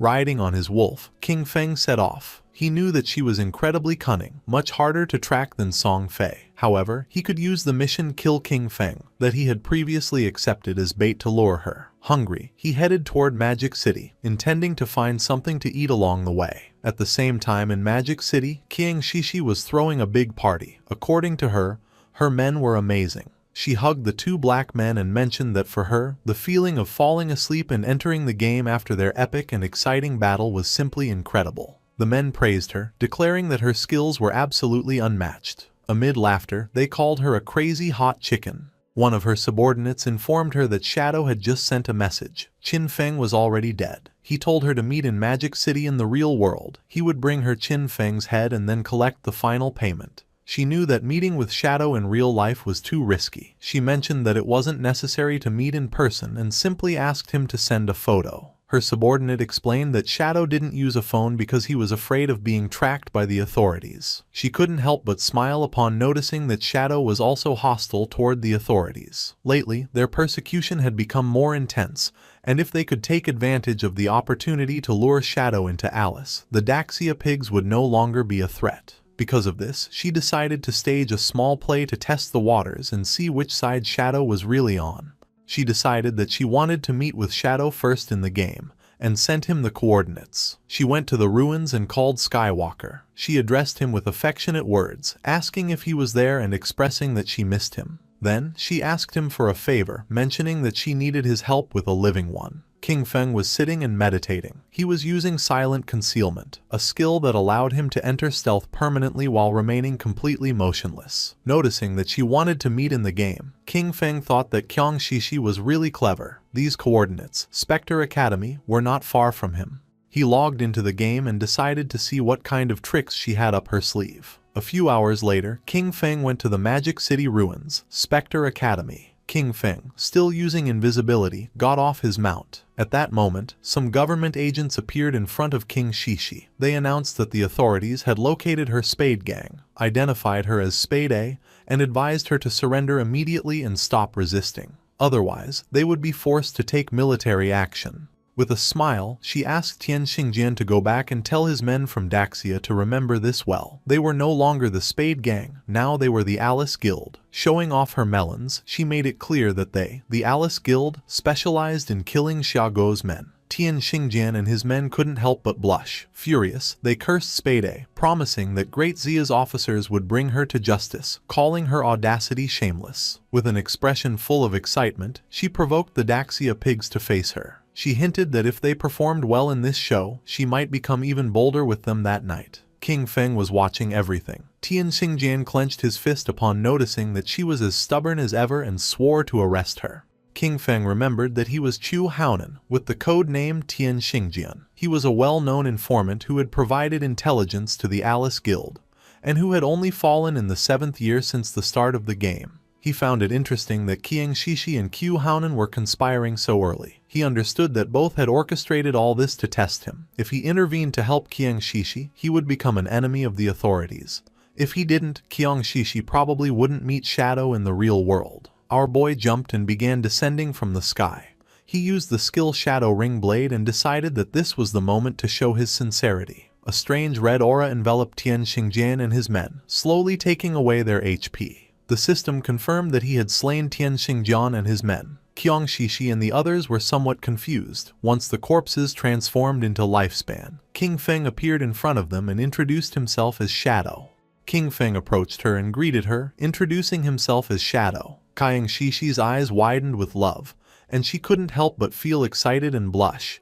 To her, he was just too cool. She simply adored this kind of powerful man. She began to cry. According to her, it was a shame that Shadow was a pig from Daxia. She couldn't understand why such a powerful man had to be from Daxia and cursed the nation because she felt they didn't deserve him. Her subordinates were surprised to notice that King Feng had dealt more than 40,000 damage. They acknowledged that this was the power of the number one in the world and quickly greeted him. Our boy moved like thunder, killing the two men in an instant and causing their corpses to transform into orbs of lifespan. With a cold expression, he made up an excuse, saying that he didn't understand what they were saying, but assumed that they were definitely insulting him. Qiang Shishi was in shock. She clarified that they weren't insulting him, but simply greeting him. King Feng played dumb and offered an apology, recommending that to avoid future misunderstandings, it was better to speak the Daxia language in this place. Our boy decided it was time to begin the exchange, but before that, he ordered her to put on clothes. With a smile, she covered her melons and asked about King Feng's head. Deep down, she thought Shadow was a weirdo, but she really liked him. Shadow revealed that he had King Feng's head with him. He explained that he couldn't bring it into the game, but he could show it to her in real life if she was willing. Qiang Shishi opened the system window and with a confident expression decided to believe him. She had already witnessed Shadow's strength and believed he wouldn't lie to her. Shadow obtained 1,500 days of tradable lifespan. Our boy decided it was time to leave, but she asked him to wait. With a smile, she proposed a long-term collaboration, arguing that he had the skills and she had the money. She informed him that she had a new assassination target and, if he was interested, invited him to her house that very night. Sticking out her tongue and blushing like a tomato, she promised that she would fulfill anything he needed. Our boy became somewhat curious and asked who the assassination target was and what the payment would be. As she was logging off from the game, she suggested they meet in person to talk. She assured him that the payment would be several times more generous than this time and that she would wait for him that night at Magic City's port. King Feng became serious, wondering if her place at the port could be her yacht. At the same time, not far from the statue, Tian Xingjian and his men respawned. He was furious, cursing Shadow, as he knew that he would definitely betray the authorities. However, for him this was a success. Qiang Shishi had managed to ally with Shadow. He realized that the idiots in Zhonghai City should be held responsible for their constant conflict with Shadow. Next, he ordered Lin Qingyu to guide everyone to collect their lifespan first, as there might be action soon. Lin Qingyao, a woman with white hair, nodded her head. Her nickname in the game was Late Night Drizzle. She considered the possibility that Shadow really had allied with Spade. If this were true, they needed to find a way to eliminate Shadow, even if it meant death. She began to gaze at her hand and sank into her thoughts. She was aware that the gap between Shadow and herself was really big. She hadn't even managed to see his silhouette before everything ended. A few hours later, in the middle of the night, a hooded man arrived at Qiang Shishi's yacht. He introduced himself as Shadow and mentioned that he had come to find Spade. Upon noticing that Shadow had arrived, the guards recognized him. They informed him that they had been waiting for him and were ready to set sail, inviting him to come aboard. Shadow remained silent. It was nighttime and the yacht was sailing in the middle of the sea, far from the cities. While Shadow was distracted, Kyung Shishi appeared with a glass of wine. She wore an elegant red dress and offered him a glass, commenting that they were finally meeting. She didn't expect him to be so mysterious even in real life. Shadow got straight to the point and asked her who she wanted to kill. She approached Shadow and with a mischievous smile told him there was no fun in getting straight to the point. She suggested that with such a beautiful night and such pleasant company, they should leave boring matters for later. Instead, she invited him to have a drink and toast to the lovely evening they were spending together. Shadow took the glass of wine and without hesitating for even a second, took a sip. Kyung Shishi couldn't help but feel cheerful, and not long after, Shadow sat on the sofa. Kyung Shishi sat next to him and grabbed his arm, smiling as she questioned whether he was already feeling the effects, revealing that the drink contained her special secret recipe.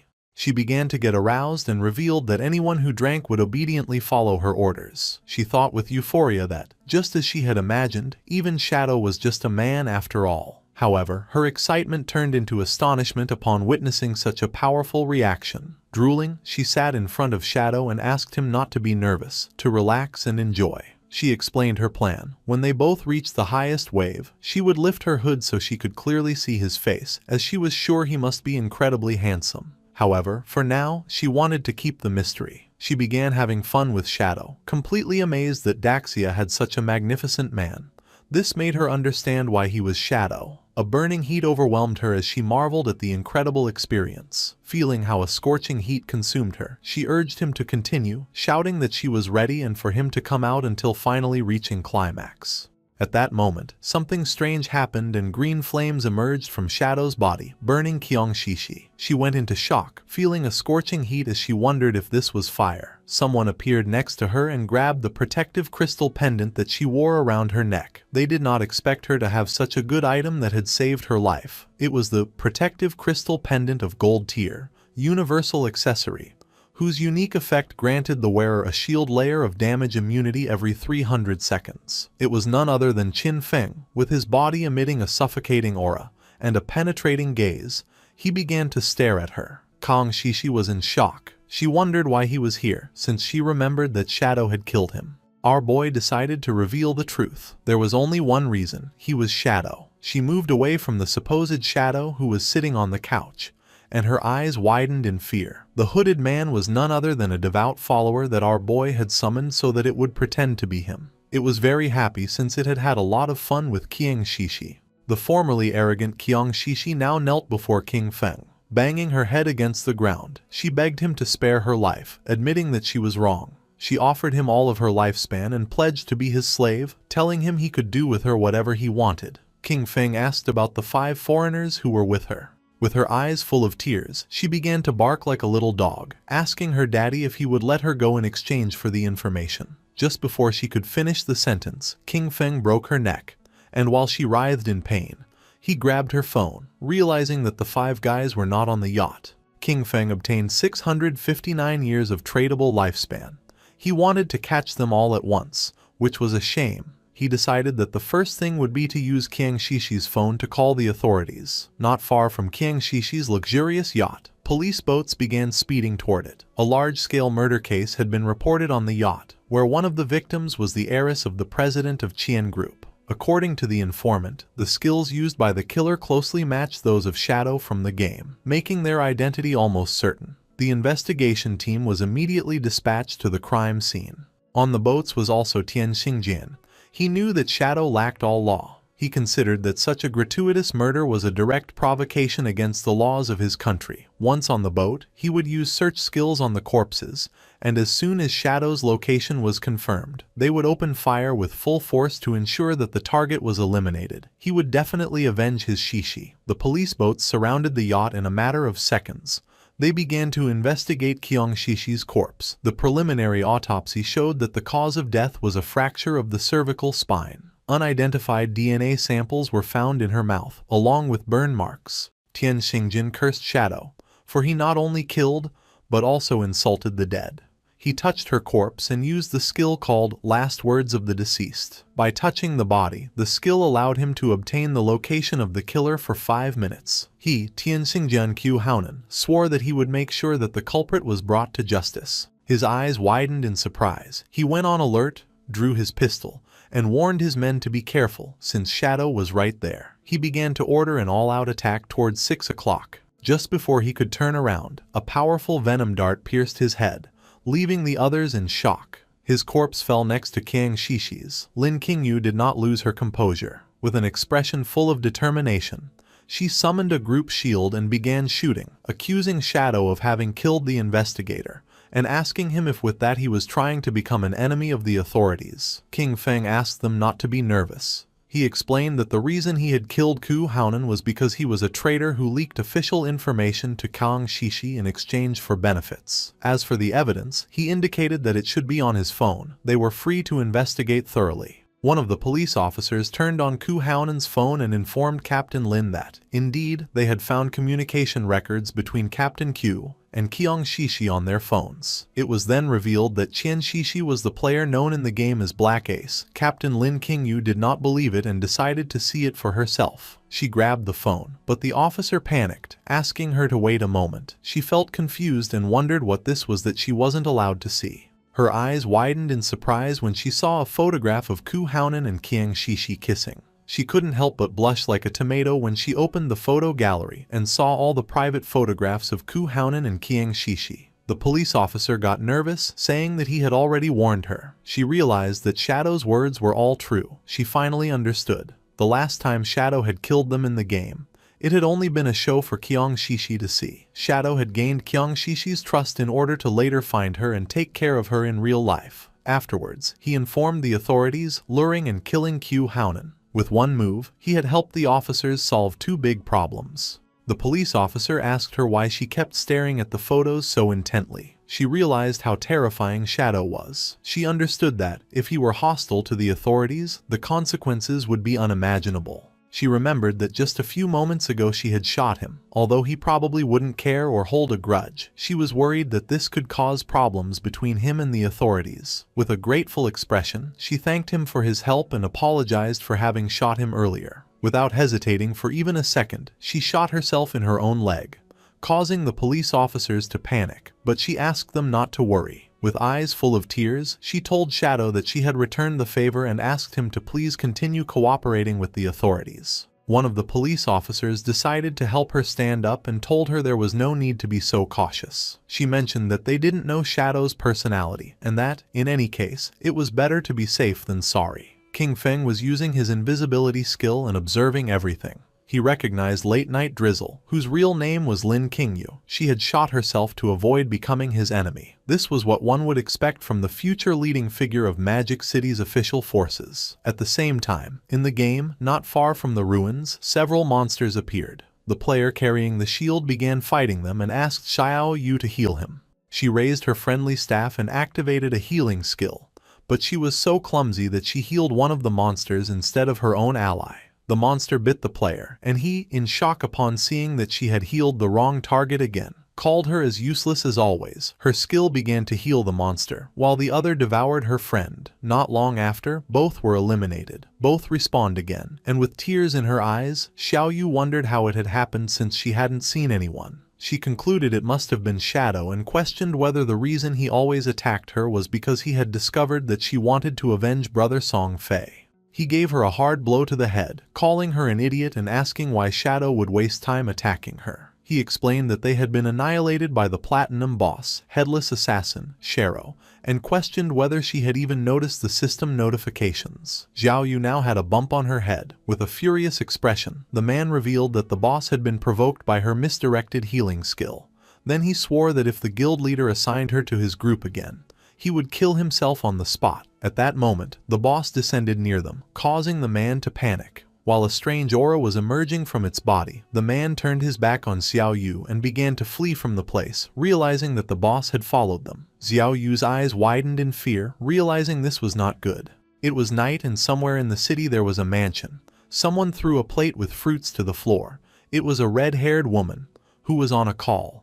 She was furious. She declared the officers on the other side of the line useless. This was a golden opportunity to kill Shadow, and they were simply giving up. She didn't care about their excuses. Shadow had massacred her entire Dongfang clan, and their blood could not be spilled in vain. After having been infiltrated in the government for years, they had proven completely useless at the critical moment. She demanded that, no matter what it cost, they make Shadow pay for what he had done. Behind her there was a boy holding a whip. She reminded him that Shadow had killed his father-in-law, asking him why he was hesitating. Behind the boy was a wounded woman, with eyes shining with evil and confidence. The boy revealed to his mother that he had a plan to kill Shadow. The mother felt curious and asked her son Nantian what his plan was, reminding him that the godforsaken game was only accessible to adults over 18 years old, and that he still could not enter. Nantian's eyes began to shine with confidence as he explained to his mother that, although he could not enter the game, he could still use his brain. Since Shadow liked killing people, his plan was to send some people to provoke him and lure him into his father's fireworks factory. They would prepare everything in advance, and when Shadow appeared to kill them, they would detonate the entire factory. In this way, tens of thousands of fireworks would become his funeral pyre, allowing the whole world to witness his death.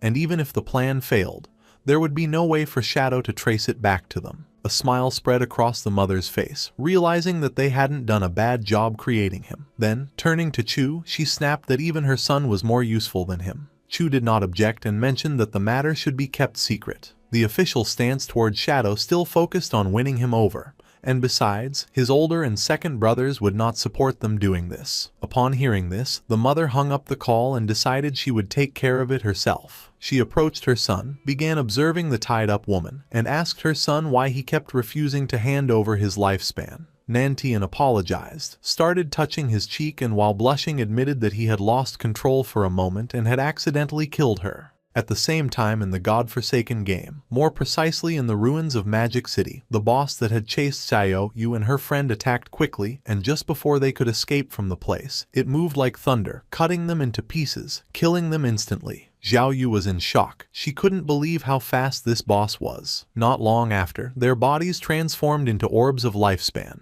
The players who were nearby reacted immediately, pointing out how the players had suddenly died. They realized that someone invisible had killed them instantly, and came to the conclusion that it had to be Shadow. Just before they could take another breath, the boss attacked again, killing them and turning their bodies into orbs of lifespan. Noticing this, the remaining players began to flee from the place, thinking that Shadow had gone crazy and was massacring innocents everywhere. At the same time, King Feng was standing over the sea, whistling and enjoying the views. He was far from town and thought this was a good place to extract the hideout. The system asked our boy if he wished to consume 1,315.2 years of lifespan to extract the soul-cleansing land, hideout, into reality. This hideout was an underground structure and King Feng had to mark the location on the map. Finally, before proceeding, it warned him that all materials overlapping with the hideout would be obliterated and asked him to confirm the action. King Feng began looking toward the bottom of the sea and confirmed. Not long after, a magic circle appeared in the water. The sea split in half and the soul-cleansing land was successfully extracted into reality. With a serene expression, King Feng decided that now was the time to go search for the divine book. Our boy logged into the game and Wang Meng informed him that someone had reported him for killing players indiscriminately. However, Wang Meng knew it wasn't him since he hadn't been online.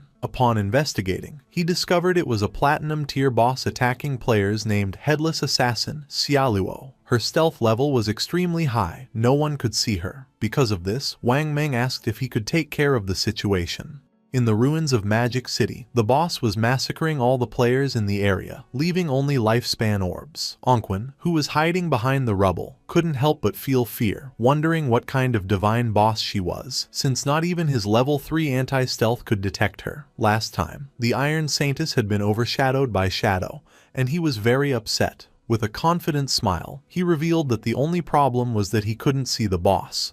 Otherwise, he could have contained her by himself. He claimed that even if Shadow appeared, he would be powerless against this headless assassin, Xiaoluo. Yanyan panicked and asked Anquan to lower his voice so as not to attract the boss. Then she suggested heading first to higher ground since the view would be better from there. Anquan began to move stealthily, but in the process he stepped on a banana peel lying on the ground. Poor Anquan slipped and fell to the ground, not knowing who had thrown that banana peel. But just before he could finish speaking, the boss moved like thunder, cutting Yanyan and the subordinate in half. The bodies of Yanyan and the others transformed into orbs of lifespan. Anquan was the only one who had not been eliminated thanks to slipping on the banana peel. He was in shock upon noticing that the boss had killed all her subordinates. Without losing a second, he grabbed an orb of lifespan, and when he turned around, he saw the boss. She raised her arm and prepared to eliminate Anquan. Far from feeling fear, he challenged her, shouting that he wasn't afraid of her. While the boss was preparing the attack, Anquan rolled, only to panic upon realizing that he had rolled too early. Without losing a second, Anquan continued rolling without stopping. His eyes widened in confusion, wondering what she was waiting for and why she wasn't attacking him already. He started rolling non-stop around the boss, and in the process got dizzy since he had rolled to the limit. Anquan stopped rolling and couldn't help but feel somewhat confused upon noticing that the boss was disappearing. He was so dizzy that he could barely see clearly. After charging the attack, she used the technique anti-stealth strike and attacked the dizzy Anquan, who didn't have time to roll again and received the attack directly. In an instant, his body transformed into lifespan. While the boss was distracted, shadow began to emerge. Out of nowhere, King Feng appeared above her and using his skill true anti-stealth strike forcefully stabbed his dagger into her back, dealing more than 28,000 points of damage and killing her instantly. He was so fast that she didn't even have time to turn around or feel his presence. He couldn't help but feel somewhat surprised upon noticing that this boss's name was Xia Lu. A few minutes before King Feng appeared, all the members of the guild who were in the city ruins began to point at poor Xiao Yu, blaming her for having miscast a spell that activated the headless boss. They claimed that the boss had noticed her and followed her to the respawn point. Xiao Yu's eyes were full of tears and sadness. She explained that it hadn't been her intention. Two of the players were furious and told the guild leader that their teams wouldn't dare accept someone like her, as they would die without even knowing how it happened. The guild leader asked his men to lower their voices, asking them if they weren't afraid of attracting the boss. With a serious gaze, the guild leader realized that Xiao Yu was not made for combat. Because of this, he informed her that from now on she would be in charge of gathering information about hideouts. He offered her a reward of 3 years of lifespan if she found a gold tier hideout, and 10 years if she found a platinum tier one. He remembered that at the time, upon seeing that she had a hidden class, they had thought they struck gold. Pointing at Xiao Yu, the guild leader decided that from now on he would give her 1 year of lifespan each day, since her constant deaths were a great waste. A system window appeared informing Xiao Yu that she had received 2 days of tradable lifespan. Her remaining tradable lifespan was now 2 days, 13 hours and 32 minutes. With a grateful expression, she thanked him from the bottom of her heart. Upon noticing this, the other girls in the guild couldn't help but feel furious. They were convinced that Xiao Yu had been lucky and that all of this had been her plan from the beginning to be able to see the guild leader every day. Cursing little Xiao Yu, they declared that they would do the same. At that moment, lifespan began to emerge from the area, and someone noticed that the boss was named Xia Lu. Upon hearing this, the guild leader and his men couldn't help but feel somewhat curious and confused. Not long after, the corpse of the boss appeared lying on the ground, and then King Feng appeared and began staring silently at the guild leader. The eyes of the leader and his eyes widened in surprise and their jaws dropped in shock. Without hesitating for a single second, with a furious expression, he gave one of his own men a strong blow to the head. At that moment, a strange energy appeared around Xiao Yu, and the space around her began to distort, leaving her somewhat confused. Her eyes widened in fear and surprise. Neither she nor the players knew what was happening. Without wasting even a single second, the guild leader kicked Xiao Yu in the butt, making her fly away. Xiao Yu's body began to float in the air. She couldn't help but scream and ask for help. At that moment, 3 headless bosses appeared around her. Upon noticing this, King Feng's attention was fixed on her. Anquan and the others, who were watching from a corner, panicked when they noticed 3 bosses. They soon realized that there were actually 4, and then 5, as one of them had just been instantly eliminated by Shadow. This made them understand why they felt like they were everywhere. There were many clones. With eyes full of tears and a desperate expression, Xiao Yu began to ask for help. Then she saw Shadow and thought she was saved. She reached out her hand to King Feng and begged him to save her, calling him Brother Shadow. Upon hearing the word brother come from the mouth of the person who had betrayed him, King Feng's eyes began to shine with rage. Just before the bosses could attack, King Feng used his new Shadow Dash, moved quickly and in the blink of an eye, cut the bosses and tore Xiao Yu into pieces. Xiao Yu went into shock, not knowing why Shadow had killed her. The system informed our boy that he had killed Headless Assassin Xia Lu and Xiao Yu, obtaining 48,000 experience points, 20 evolution points and 1,520 days of tradable lifespan. While the orbs of lifespan were falling from the sky, King Feng turned his back on Xiao Yu and coldly said that she was unlucky. King Feng used greedy hand to pick up the loot. He realized that, in addition to the 1,520 days of lifespan from the boss itself, it had also dropped a bunch of light orbs. They were the non-tradable lifespans that the boss had just absorbed from other players and had not yet digested. Captain An Yu and Wang Meng appeared. With a smile, she greeted our boy, offering to buy him the items if he didn't need them. King Feng felt somewhat surprised to notice that Captain An Yu and Wang Meng were everywhere. With a serene gaze, our boy mentioned that they had arrived just in time, as he knew another place with good loot. If the price was right, he could take them. He told Wang Meng and the others to go with him, but An Yu could not go. Captain An Yu felt somewhat furious and confused, asking why she couldn't come with them. Shadow began pointing at Wang Meng with his finger and clarified that, to be precise, women could not go. She began to blush and, showing her sensual body, asked the boss why. Accusing him of being discriminatory, she expressed a feigned sadness, admitting that she had even planned to seduce him, but did not expect that he actually liked men. King Feng gave her a gentle knock on the head, and then revealed that outside the ruins of the city's north gate, there was a tower of divine authority. He explained that after completing the challenge, valuable rewards could be obtained. However, the NPCs inside despised women. If there were women in the team, the difficulty would increase tenfold.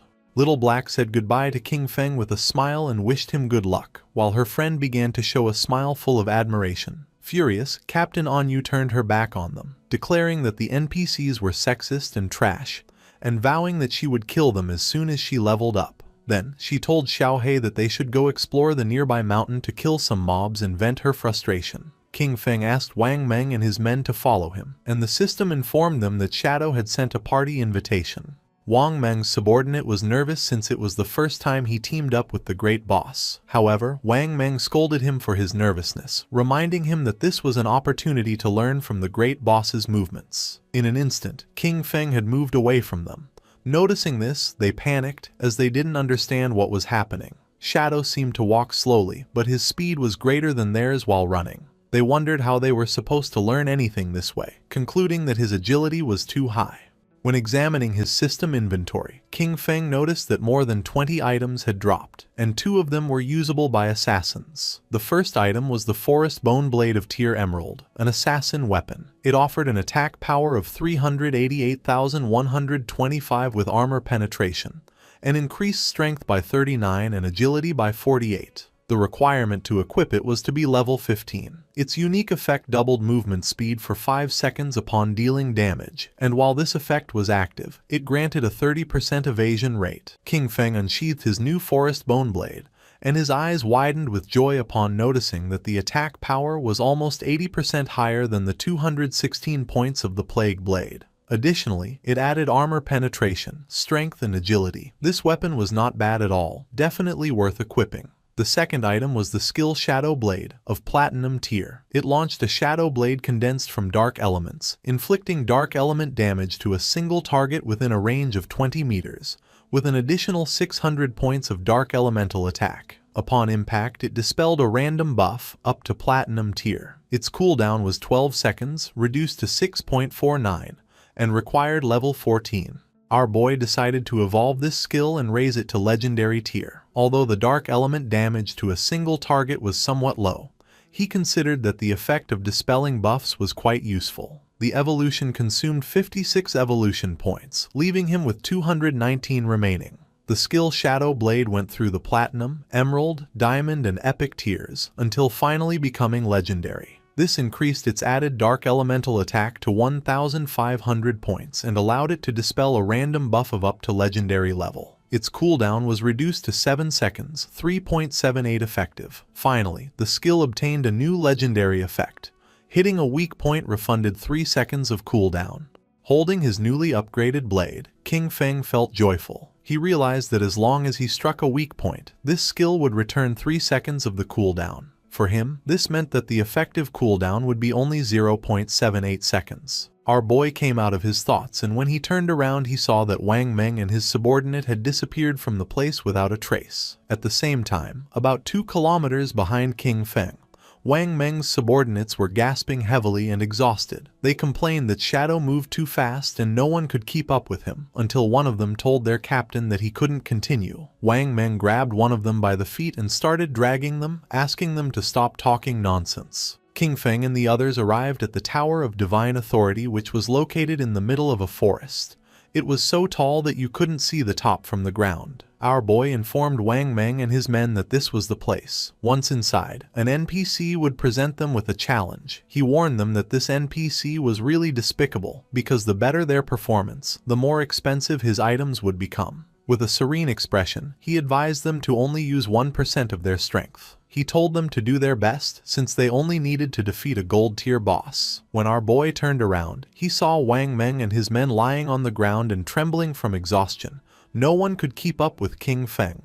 With his face covered in sweat and gasping heavily, Wang Meng gave a thumbs up and told our guy not to worry, as he guaranteed the success of the mission. While King Feng was walking toward the door of the Tower of Divine Authority, he asked them to make sure to use team chat at all times so that the NPC could not hear them. He explained that once they overcame the challenge, they would be able to buy great items from the NPC and assured them that they would not be disappointed. King Feng and the others opened the door of the tower. Wang Meng and his men couldn't help but feel surprised when a hooded NPC who was floating appeared before them. He warmly welcomed them as friends of Blue Star and assumed that the arrival of the Forsaken Gods had already made them uneasy. He revealed that this was the Tower of Divine Authority, and that, if they completed the challenge, they would be allowed to trade with him. He asked them to let him know when they were ready. Wang Meng's men felt somewhat surprised and confused upon realizing that the game actually had NPCs. One of them asked Shadow what kind of boss they had to face in this challenge. Our guy simply asked them to follow his lead during the fight, assuring it was simple. The swordsman of the party felt even more confused and asked him to be more specific. He wanted to know the duration of the battle, how many phases the boss had, what skills it used, and whether the combat focused more on mechanics or pure stats. He didn't stop asking questions. He wanted to know if the boss had any movement skill, if there were instant death attacks, if it targeted specific players with its skills, where its weak points were, and how long the fight would last. Wang Meng asked King Feng not to pay attention to this guy.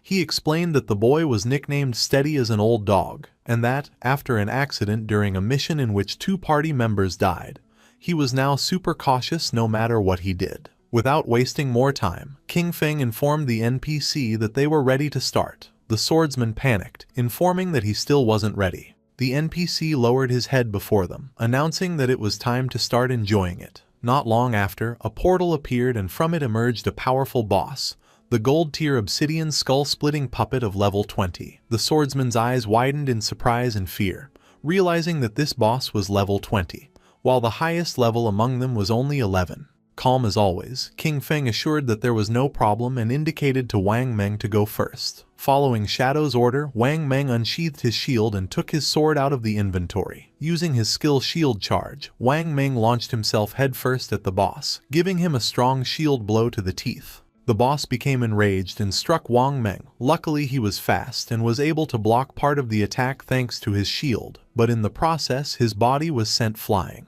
King Feng moved like thunder and grabbed Wang Meng, preventing him from crashing into the wall. The swordsman and the archer were somewhat confused upon noticing this and felt somewhat worried for our boy. King Feng began staring at the boss. He told the archer not to worry about it and to use the skill Starshine Shot. Then, he ordered the swordsman to use triple ground slash. Both nodded their heads. The archer fired a rain of arrows at the boss, causing him terrible pain. And taking advantage of its lowered guard, the swordsman moved like wind and attacked with precise yet powerful slashes. The boss opened its mouth and started to bleed, then it became enraged and struck the ground forcefully. A powerful aura appeared around its body and then a strange black energy began to form around the swordsman. Noticing this, King Feng realized that the boss had entered berserk mode. He warned them that he would take care of it and that everyone should stay away from the black oil. The swordsman began to crawl away from the energy, while on the other side, the archer narrowly dodged one of the attacks. King Feng jumped into the air and threw his shadow blade at the monster. The attack was so fast that the boss had no time to react, and the blade hit him right in the face, causing more than 4,500 points of damage. Far from calming down, it started to roar, but King Feng used a skill to dispel the berserk state.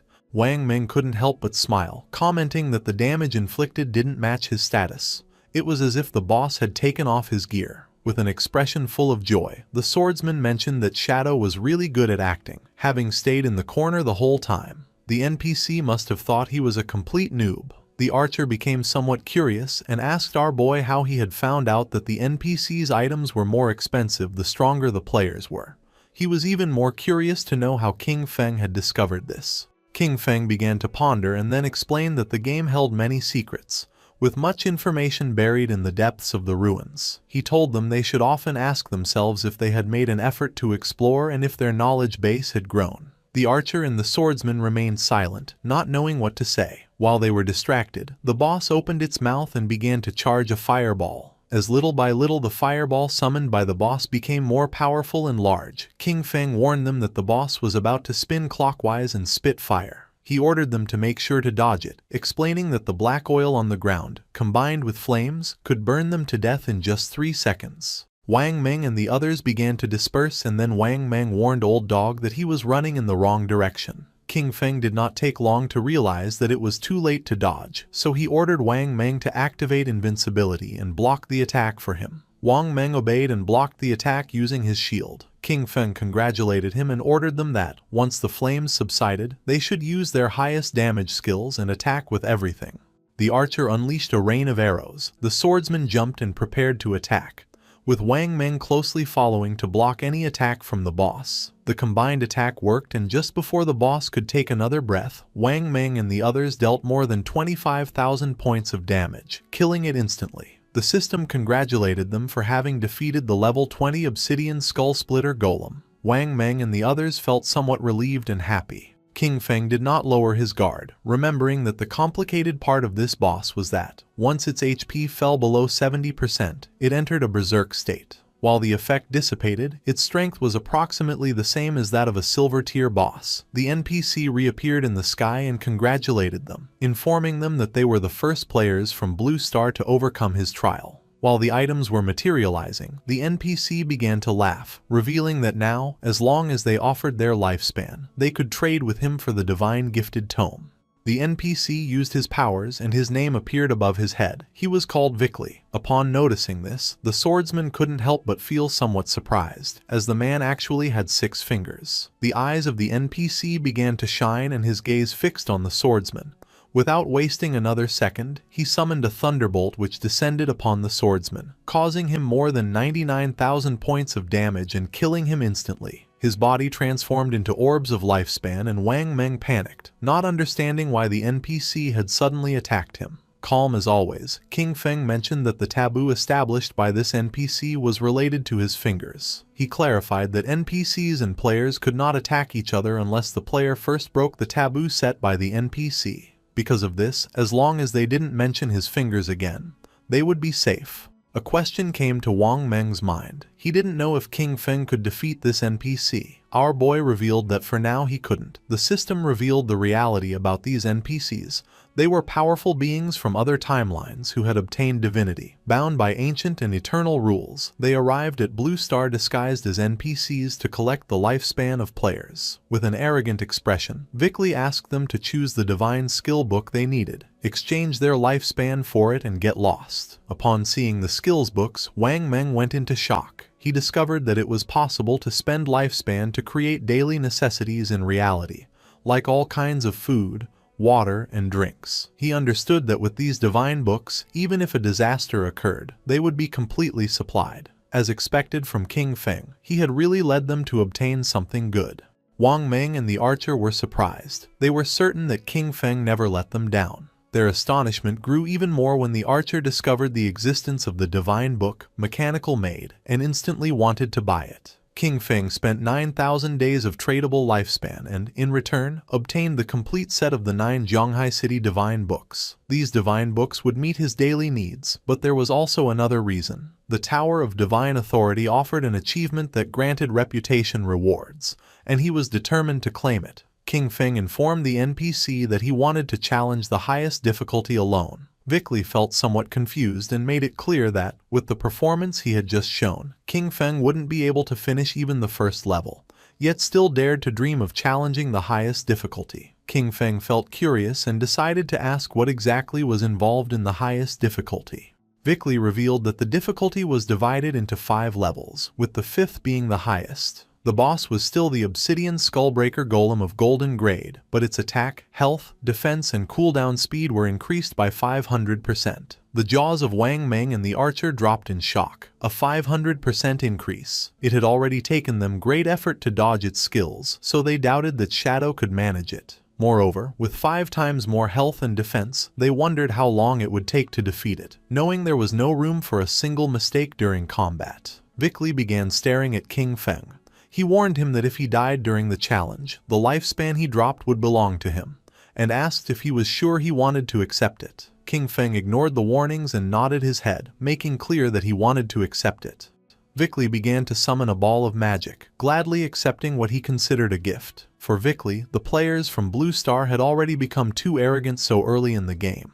Really, they were asking for death. The previously defeated boss was resurrected. Now it was the Golden Obsidian Skull-Splitting Golem, with its strength increased by 500%. King Feng drew his dagger. He knew that Vickley could empower his summoned creatures and that 500% was not the limit. In fact, he remembered that when he defeated him in the past, Vickley had increased his summons up to 2000%. This represented the perfect opportunity to test his new weapon.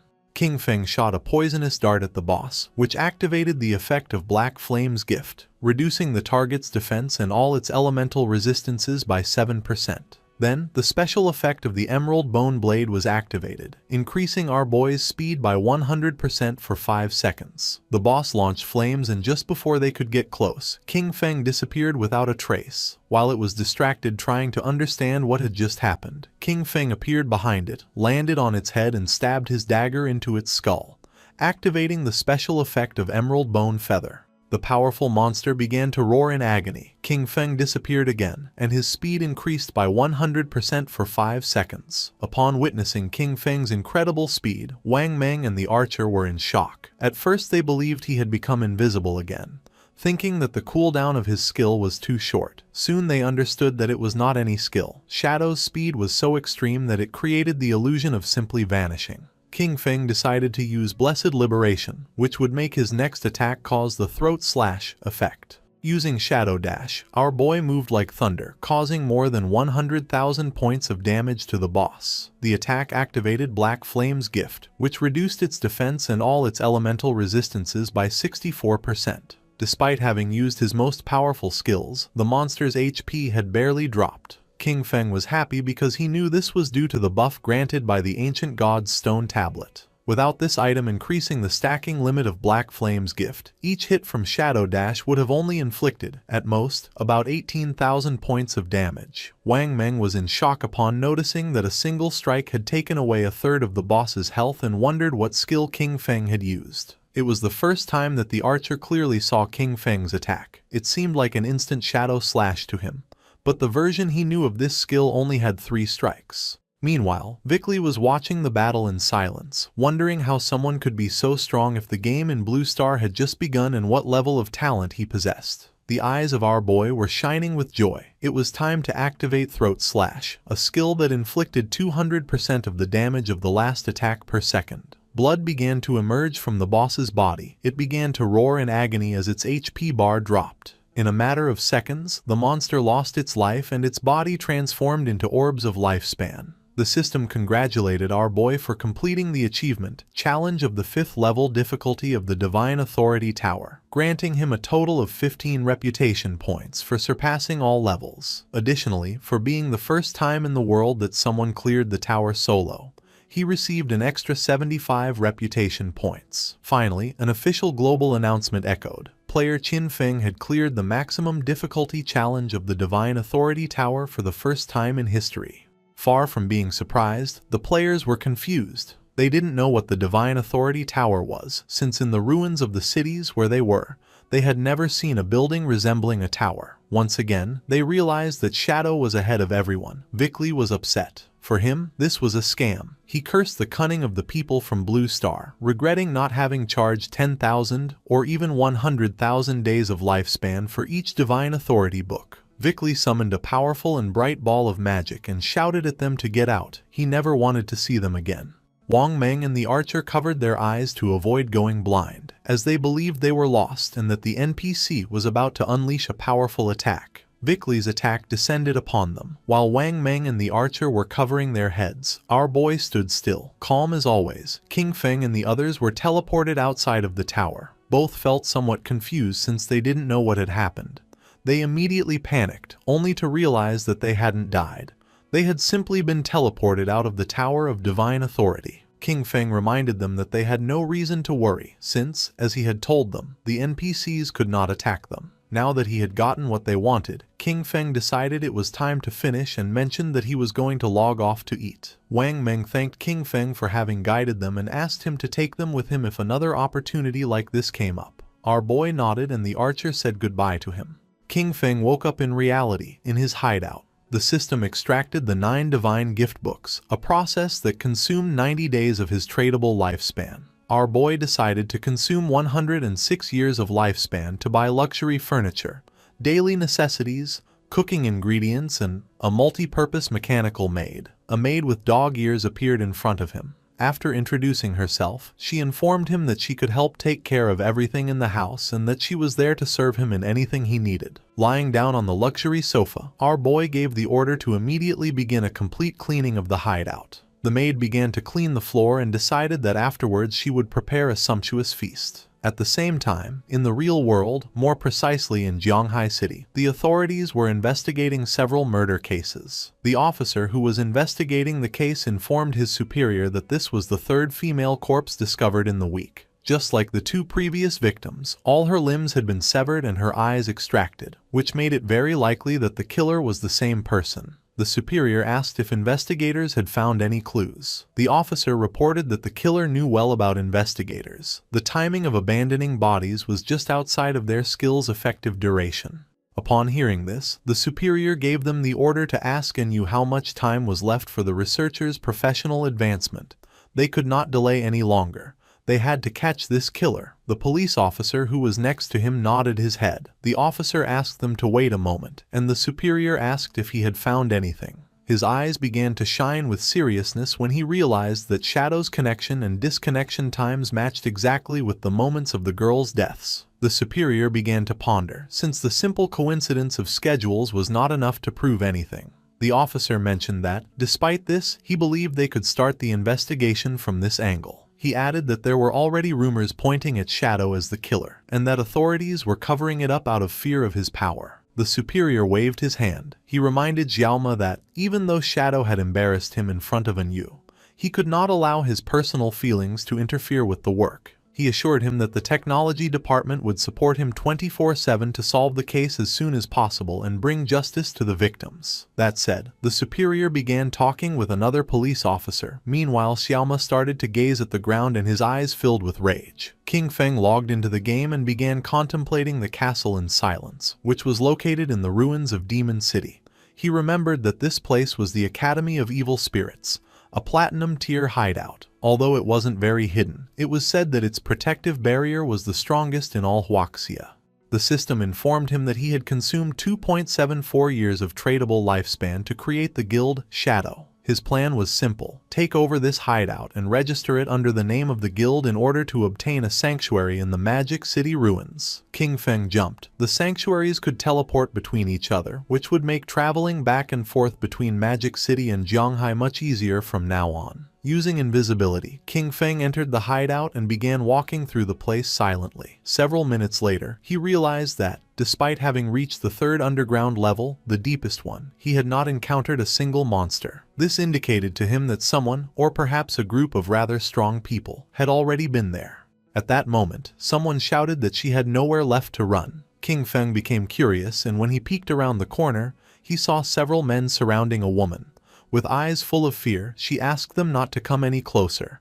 They were on a bridge and had her cornered, with a river of lava behind her. With a smile, one of them told her not to worry, as they wouldn't kill her. For now. He explained that Madame Dongfang wanted them to take her so that her son could show her some love. He demanded that she reveal her location in the real world, warning that otherwise they would kill her repeatedly until her lifespan ran out. Furthermore, he made it clear that suicide wouldn't help her since members of their guild, Shura Hall, were waiting for her at the respawn point. With a smile, the orange-haired man suggested making a deal. He reminded her that she had killed Madame Dongfang twice in the game, estimating that because of this she must have taken at least 30 years off Madame Dongfang's lifespan.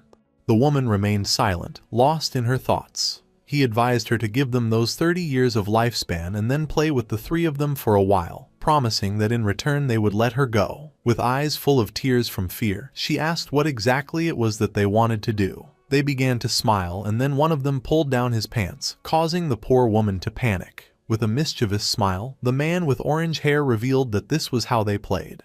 The woman began to ponder in silence, then looked away and, while blushing, asked them to promise to let her go after playing. With a cheerful smile, the orange-haired man promised her and invited her to start with him. The bald man said he would go next. With her body trembling, the woman began to approach them, and then her eyes began to shine with determination. Drawing her poisonous dart, she lunged at the man, but at that moment, the man with the blindfolded eyes used the skill Golden Cauldron Earthquake and descended upon her, crushing her body against the ground. He noticed that the little one was not behaving well.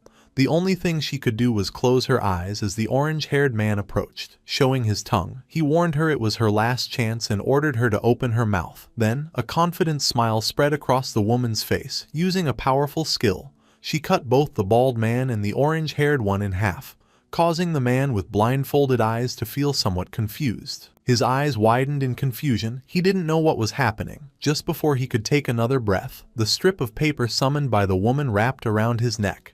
She was so powerful that she made the man's head explode as if it were a watermelon. King Feng, who was watching everything from the corner, recognized the girl's profession instantly. Chain blade. After having killed those bastards, the woman crushed the orange-haired man's eggs.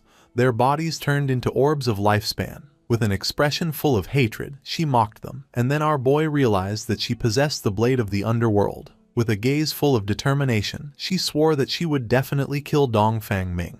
The girl had the class blade of the underworld, with the nickname Ghost Spirit. Our boy came out of his hiding place and started walking toward her. Her class, just like Shadow's, was the only hidden class in the assassin branch. He remembered that in his previous life, she had ranked among the 10 greatest powers in the world. But after becoming an enemy of the Chu family from Demon City, her true identity was exposed and she was besieged by many forces. Even so, she massacred thousands of enemies before finally dying from exhaustion. He remembered the deep sorrow felt by her guild members upon hearing the news. He never expected to meet her here. However, there was something he didn't understand. Who was this Dongfang Ming that she had mentioned? Supposedly, he himself had annihilated the entire Dongfang family. King Feng deactivated his invisibility skill and drew her attention. Her reaction wasn't kind. She prepared to attack, thinking our boy was a friend of those bastards she had just killed.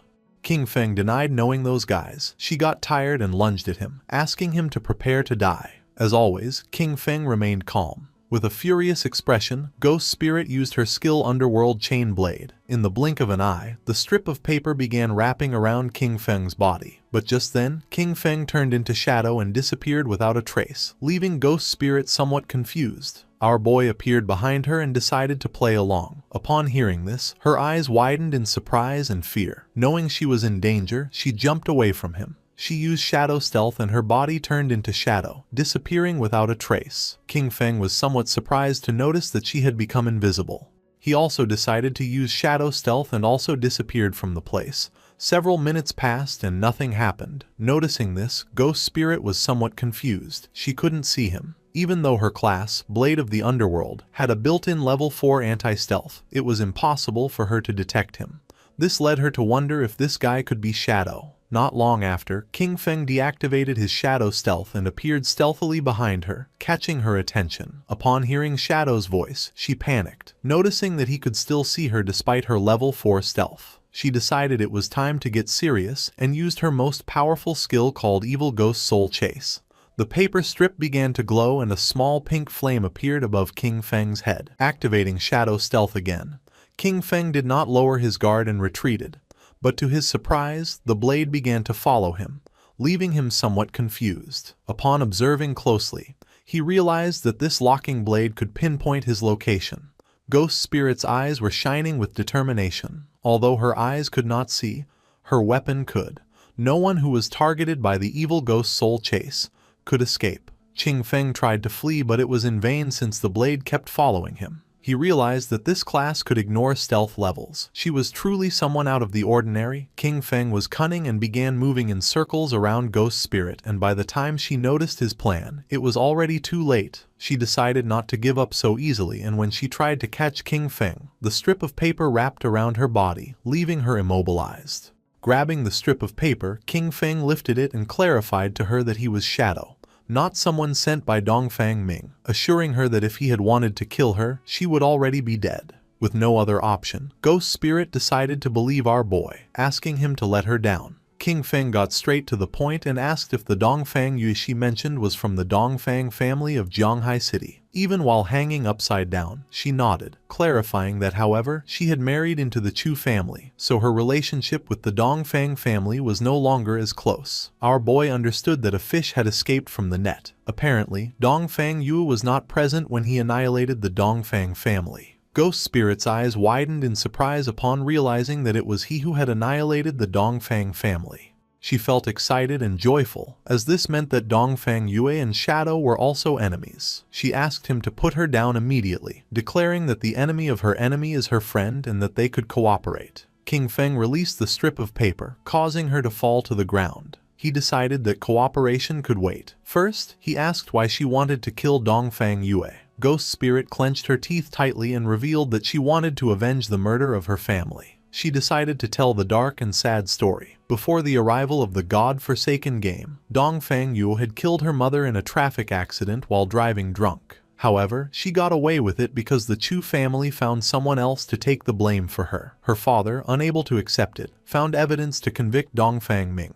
But the next day his body was pulled from the river. The official conclusion was suicide. When she went to Dongfang Yue's house demanding an explanation, guards from the Chu family beat her nearly to death. Sunk in despair and about to end everything, it was at that moment when the God-forsaken game arrived. The first thing she did upon entering the game was kill Dongfang Yue. However, in order to kill her permanently, it was necessary to completely drain her lifespan. After reviving again, she hired countless people to hunt Ghost Spirit down, leading up to what he had just witnessed. Qing Feng listened silently as she told him this story without interrupting once. Tears began streaming from Ghost Spirit's eyes as she begged Shadow, "Please help me kill Dongfang Yue." Coldly and without beating around the bush, Qing Feng refused. Ghost Spirit did not give up, and with tears of sadness in her eyes, she begged him again to help her kill Dongfang Yue. Our boy began to stare at her. She was not a person who gave up so easily. With a sad expression, she assured him that she would not ask for his help for free. She offered everything she had, promising to work for him and give him all the lifespan she earned, her equipment and her skills, all this in exchange for his help to kill Dongfang Yue, declaring that she would even become his slave voluntarily. Qing Feng began to observe her in silence, and his eyes filled with surprise. With an arrogant gaze, he told her that he would not help her kill her, since that was her revenge and could only be settled by her own hands. Qing Feng was not a villain and told her that he would help until then. However, how far she could go would depend on her own destiny. Ghost Spirit was in shock and her eyes widened with confusion. She didn't know how he was going to help her. Qing Feng was honest and with a serene gaze asked her to join his guild, become one of his people, and he would help her complete her revenge. A system window appeared informing her that Shadow had invited her to join the guild. Shadow. She began to ponder silently,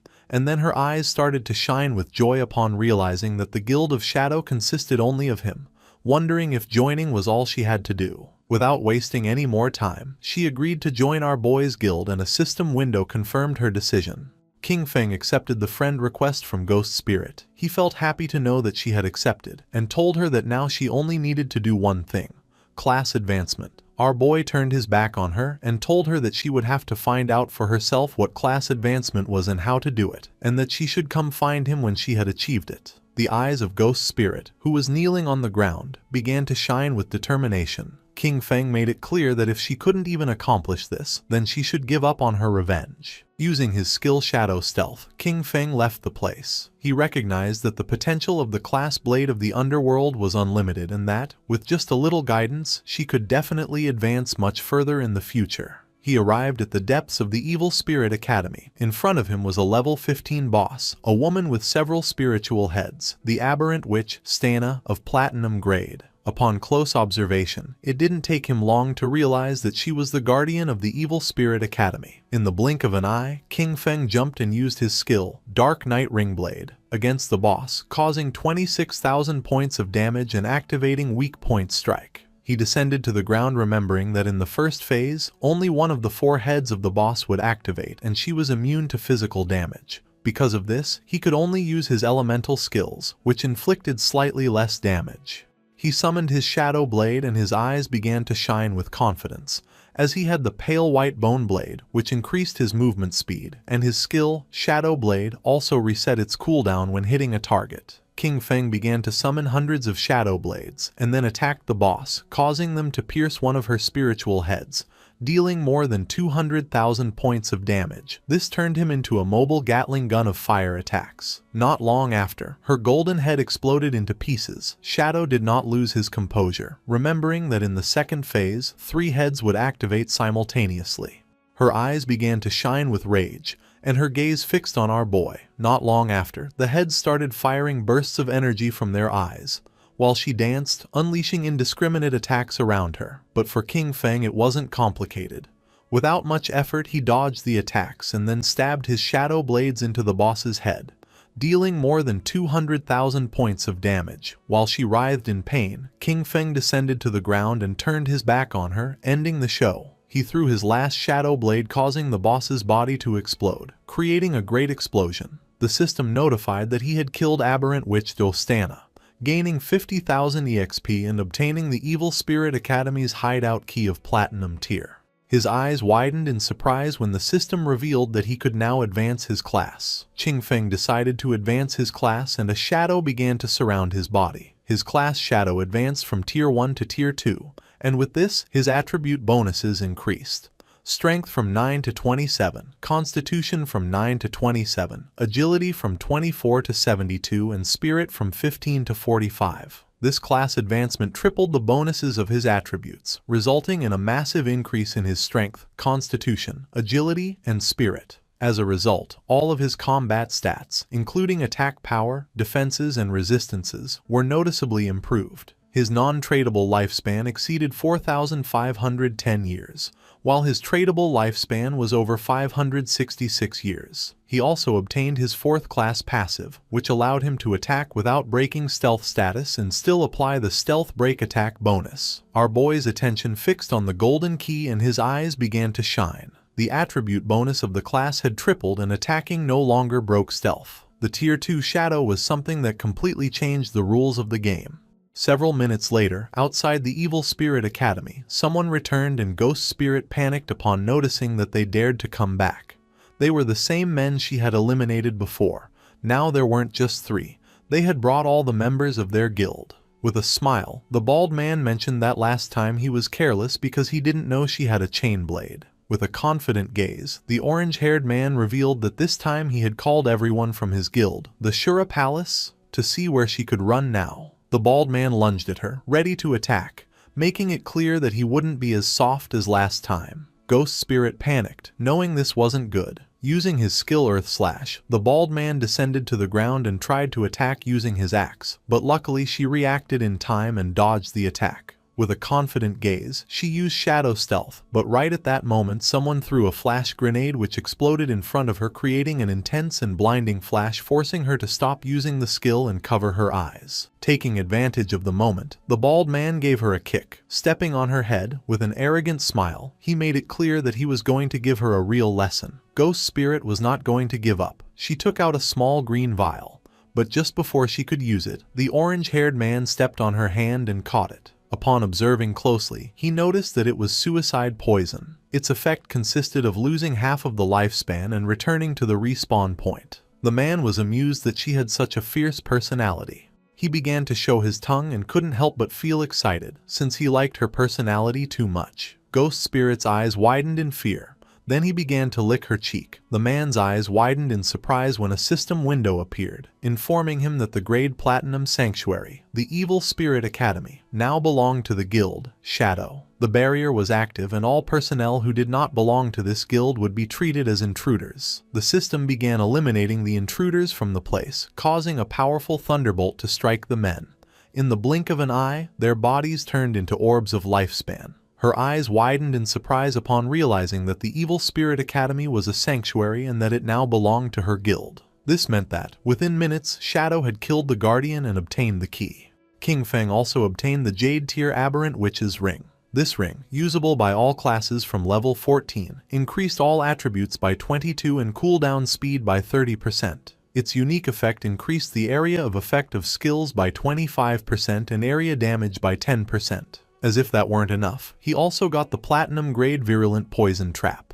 This Platinum Grade skill, for the Assassin and Hunter classes, allowed him to place a trap with level 5 stealth. Enemies who triggered it would receive 500 additional poison damage, a 50% slow for 5 seconds, and continuous poison damage equal to 100% of his attack power. He could place a maximum of 3 traps, each with a 4.65 second cooldown and a duration of 3,600 seconds. He was satisfied, as 2 items an assassin could use had dropped. He considered the ring to be quite good. His instant Shadow Slash and Dark Knight Ringblade skills were both area of effect, so this represented a huge improvement for him. His eyes began to shine with joy, as he also had 363 evolution points, just what he needed to evolve his Backstab Enhancement skill to Legendary. He consumed 340 evolution points, leaving him with 23. His skill, Backstab Enhancement, evolved from Epic to Legendary. The passive effect now increased damage when attacking from behind from 75% to 100%.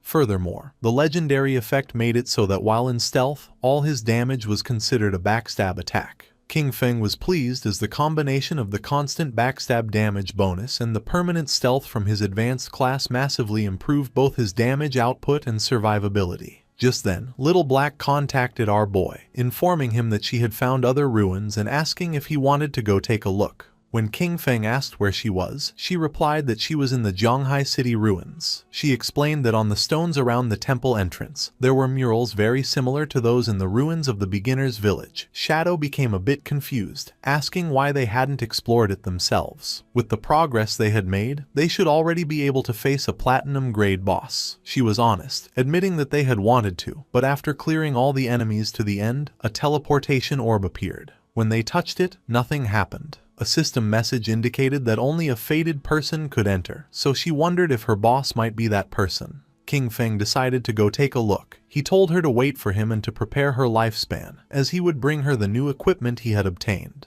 Besides, teleporting between the 2 shrines made the journey from the Magic City ruins to the Zhonghai ones much more convenient. Little Black also reported that the officials on the Zhonghai side didn't have enough lifespan, so he could sell it directly to the ones in Magic City. At the same time, she was on the outskirts of the Zhonghai City ruins. She was riding a white llama, which was eating grass. Not long after, King Feng appeared behind her, asking where the ruins were. Suddenly hearing our boy's voice, she and the llama were startled, and Little Black asked him not to scare her like that. He had done it on purpose, but he lied and promised to be more careful next time. Peeking her head over the cliff, she revealed that the entrance to the ruins was at the bottom. When our boy asked how they had discovered it, she replied that it was a long story. Little Black turned to the llama and explained that she had gotten a mount in this place, a little sheep. While playing with it, a silver grade boss suddenly appeared, scaring them. Panicked, she fell off the cliff, but luckily got caught in a tree at the bottom.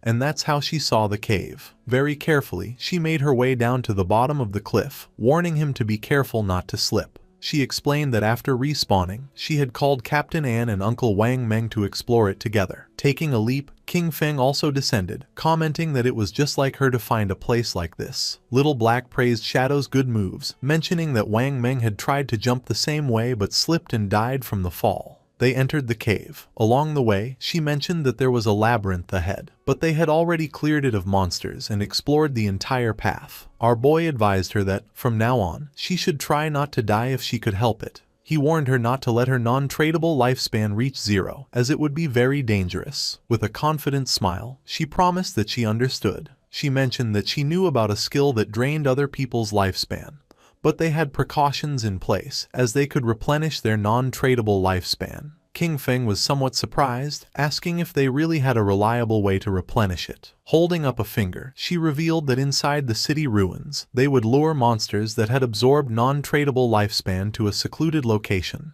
After eliminating them, they would save all the non-tradable lifespan that dropped, so when they needed it, they would simply go to that place to replenish their own. King Feng grew curious, commenting that it was a good method and asking if MANHUA had come up with the idea. Little Black was in shock, as King Feng had guessed correctly. Our boy remembered that, in his past life, it was MANHUA who had devised this method and that, over time, everyone ended up using it. Not long after, they came across a teleportation orb. Little Black brought her hand to the orb, and the system informed her that she was not the fated person, and the mechanism would not activate. She asked Shadow to try, explaining that everyone assumed this temple might be connected to the one in the beginner's town. King Feng grew curious and began to observe the orb in silence. He decided to reach for it, and at that moment, the orb began to glow as an intense energy started to emerge from it. Little Black covered her eyes in confusion, not knowing what was happening. To her surprise, our boy disappeared without a trace. Realizing that both her boss and the orb were gone, she confirmed what she had suspected.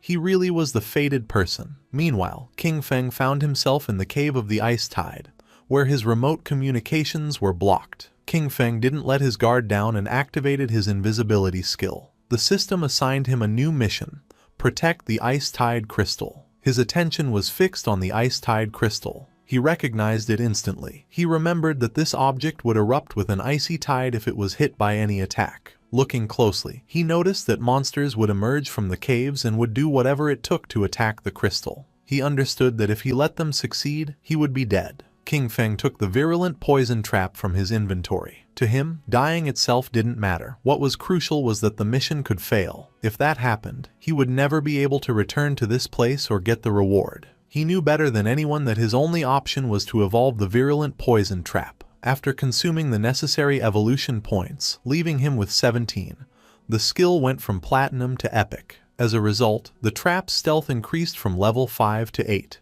Enemies who triggered it would now receive 1200 additional poison damage and an 8-second slow. The slow's potency remained at 50%, and the damage per second was equivalent to 100% of his attack power. Additionally, the maximum number of traps he could place increased from 3 to 9, while the maximum duration remained 3,600 seconds. King Feng placed 3 traps right at the entrances of the caves, and the system informed him that the effect of the aberrant witch's ring was activated, increasing the skill's area of effect by 25%.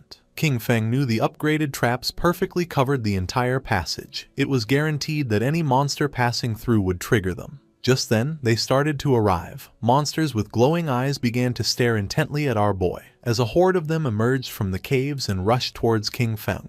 But just as they emerged, they triggered the trap. Thorny vines erupted from the traps, coiling around the monsters and dealing them over 100,000 points of damage. Dust rose from the ground, but King Feng remained calm. Just then, an arrow came flying. Noticing this, his eyes widened with seriousness. Just before the arrow could hit, King Feng summoned a shield, blocking the attack in the nick of time.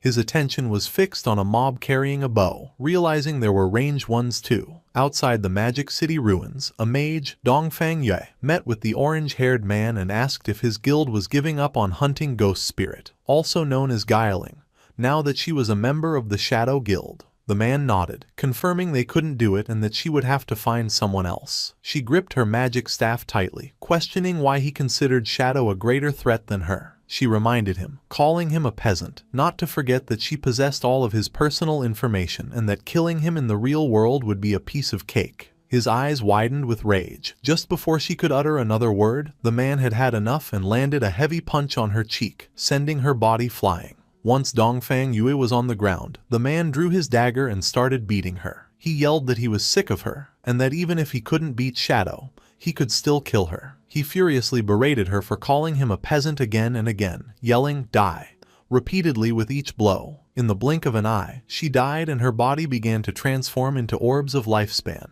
She woke up in the real world at the Chu family residence, her golden-cased phone in hand. She was furious. She couldn't help but clench her fist tightly, indignant that those peasants from the Shura Palace had dared to kill her, Dongfang Yue. Immediately, she demanded her husband send people to catch them all. Her husband was somewhat confused and asked if she meant the Shura Palace, the group she had hired to capture Ghost Spirit. With a furious expression, she explained that Ghost Spirit had now joined Shadow, and that those people didn't dare to continue for fear of his retaliation. Her husband explained that they would deal with those peasants after eliminating Shadow. He informed her that he had already arranged for men from the Black Dragon Hall of Magic City to go after him, assuring her that the plan was already in motion and that she could soon avenge her family. Her eyes widened with rage, a fury directed at both Shadow and those peasants. Her mind filled with excitement, and with a confident expression, she swore she would avenge the Dongfang family and slaughter each and every one of them. In the cave of the Ice Tide, King Feng threw his short blade, which embedded itself in the eye of the bow-wielding monster, killing it instantly. To him, it didn't matter that they were ranged mobs, as his Shadow Blade skill reset its cooldown upon hitting a weak point, making it a simple matter of 1 slash per kill. The Ice Tide crystal was full of cracks and about to shatter when the system announced that the guard mission was complete and that he should claim his reward. This took him by surprise, wondering if it was already over. The Ice Tide crystal shattered into pieces, and then a golden chest appeared. King Feng's attention was fixed on it as he realized it was an epic treasure chest. He extended his hand towards the chest. Last time, an epic chest had given him graceful release. Now he would see what this one contained. The chest opened, and a powerful golden light began to emerge from it. Then, a woman started to manifest. She was an NPC. King Feng was somewhat surprised, as it was the same NPC who had been next to the epic chest last time. With her eyes closed, she began to speak in a strange language, one that King Feng recognized as the language of the old gods. She communicated to him that he had passed the 2 trials and that he was the chosen one. To our boy, this was strange. He obviously couldn't comprehend the language, and yet he understood its meaning perfectly, wondering if it was because of his eye of judgment. As her body was transforming, she revealed that the old gods had already perished, and that he was the heir to the mantle of judgment. The NPC's body began to change. The only thing Shadow could do was watch in silent amazement. Little by little, the NPC's body began to change. The third eye on her forehead opened as a powerful aura emerged from her body, and she informed King Feng that her name was Asathis, that she would follow him and witness him become the true god of judgment. Then, she asked him to accept the gift she had prepared for him. It was the Asathis's summoning bell, a bell created by the Herald of Judgment, Asathis, using the power of order itself. It would allow him to summon her once at level 25, again at 35, and one last time at level 50. Each summon would grant him the opportunity to challenge a special ruin, and if he successfully completed all 3 challenges, Asathis could reside in his hideout and provide a skill upgrade function. Our boy grabbed the summoning bell, his eyes beginning to shine with joy. He understood that the last temple had been level 5 and this one was level 15. He was surprised to think that Da Lizi had stumbled upon both, recognizing that her luck was truly out of this world. Asathis asked King Feng to select a skill, informing him that he had one free opportunity to upgrade it to his current level. His eyes filled with seriousness as he began to ponder. He knew that the power of skills was judged by 2 standards, quality and level requirement. While the quality of each skill was fixed and couldn't be improved, he could use infinite evolution to forcibly increase it.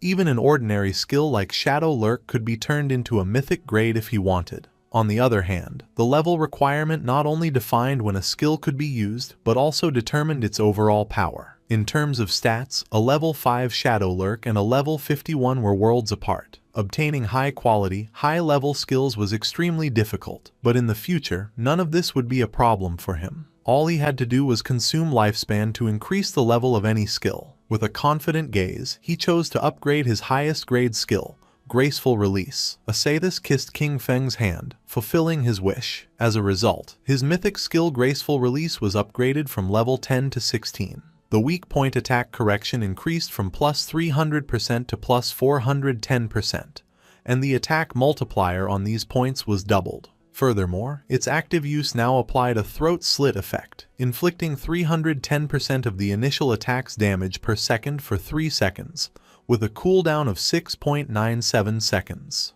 Asathis began to disappear, saying she looked forward to seeing him again. Then, a blue portal appeared in front of our boy.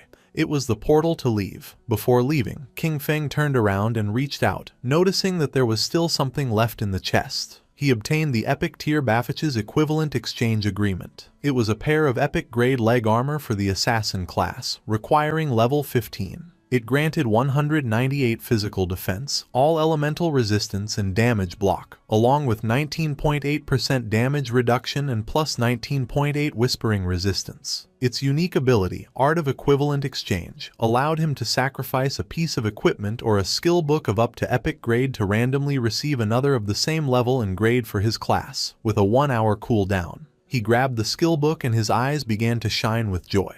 He realized he could use it for the equivalent exchange to get good items. He still had a bunch of Jade-grade equipment and skill books in his inventory, and all of them could now be converted into items for an assassin. He decided it was time to head back, as the loot had been incredible and he really had to thank Little Black for this.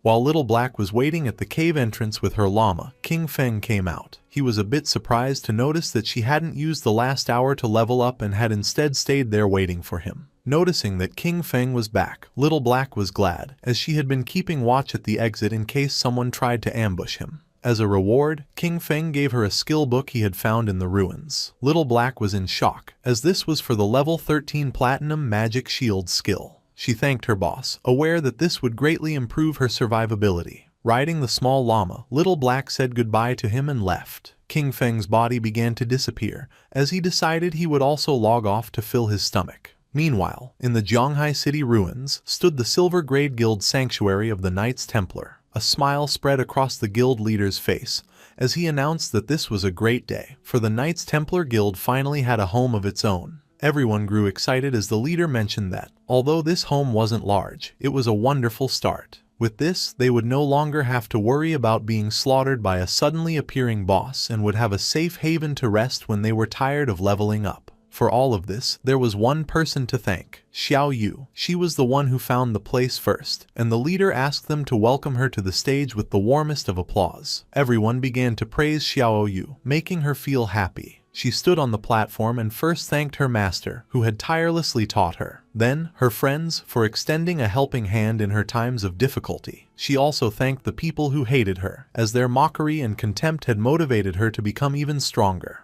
Hearing this, the women couldn't help but feel proud of Xiao Yu. With tears in her eyes, she finally thanked her father and mother. She wished they hadn't died, so they could see the excellent person she had become. She would definitely make them very proud. The leader cut Xiao Yu's speech short, asking her to tell everyone what kind of difficulties and obstacles she overcame to find this hideout. Xiao Yu was honest and revealed that a while ago she'd had a dream. In it, a very powerful warrior guided her, and they captured the hideout. Although the dream was blurry, it felt incredibly real. So she came to the place with a just give it a try attitude, never thinking she would actually find it.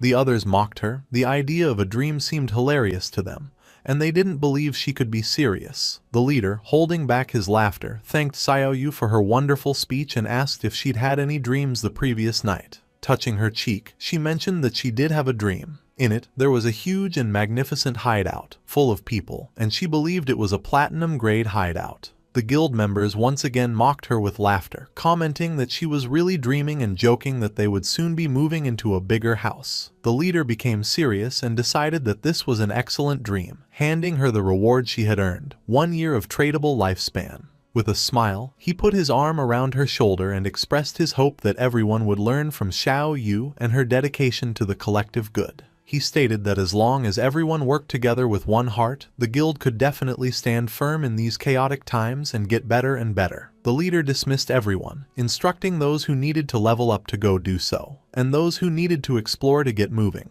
He entrusted Xiao Yu with continuing her search for hideouts, encouraging her to keep up the good work, as he was counting on her. Xiao Yu's eyes began to shine with joy, and with a smile, she nodded. Several hours later, with her magic staff in hand, Xiao Yu was inside the Zhonghai City ruins. Her eyes were shining with worry, as she was following the feeling from her dream but couldn't find the place that was supposed to be in the area. Meanwhile, members of the guild were secretly following her. They realized she had gone straight to this area after the meeting and wondered if she was really looking for the platinum-grade hideout from her dream. Seeing her enter the building, they decided to follow. Xiao Yu went into a building and began to cross through a tunnel. The place scared her. It was like in her dream, but at the same time, very different. Besides, she had the feeling that someone was following her.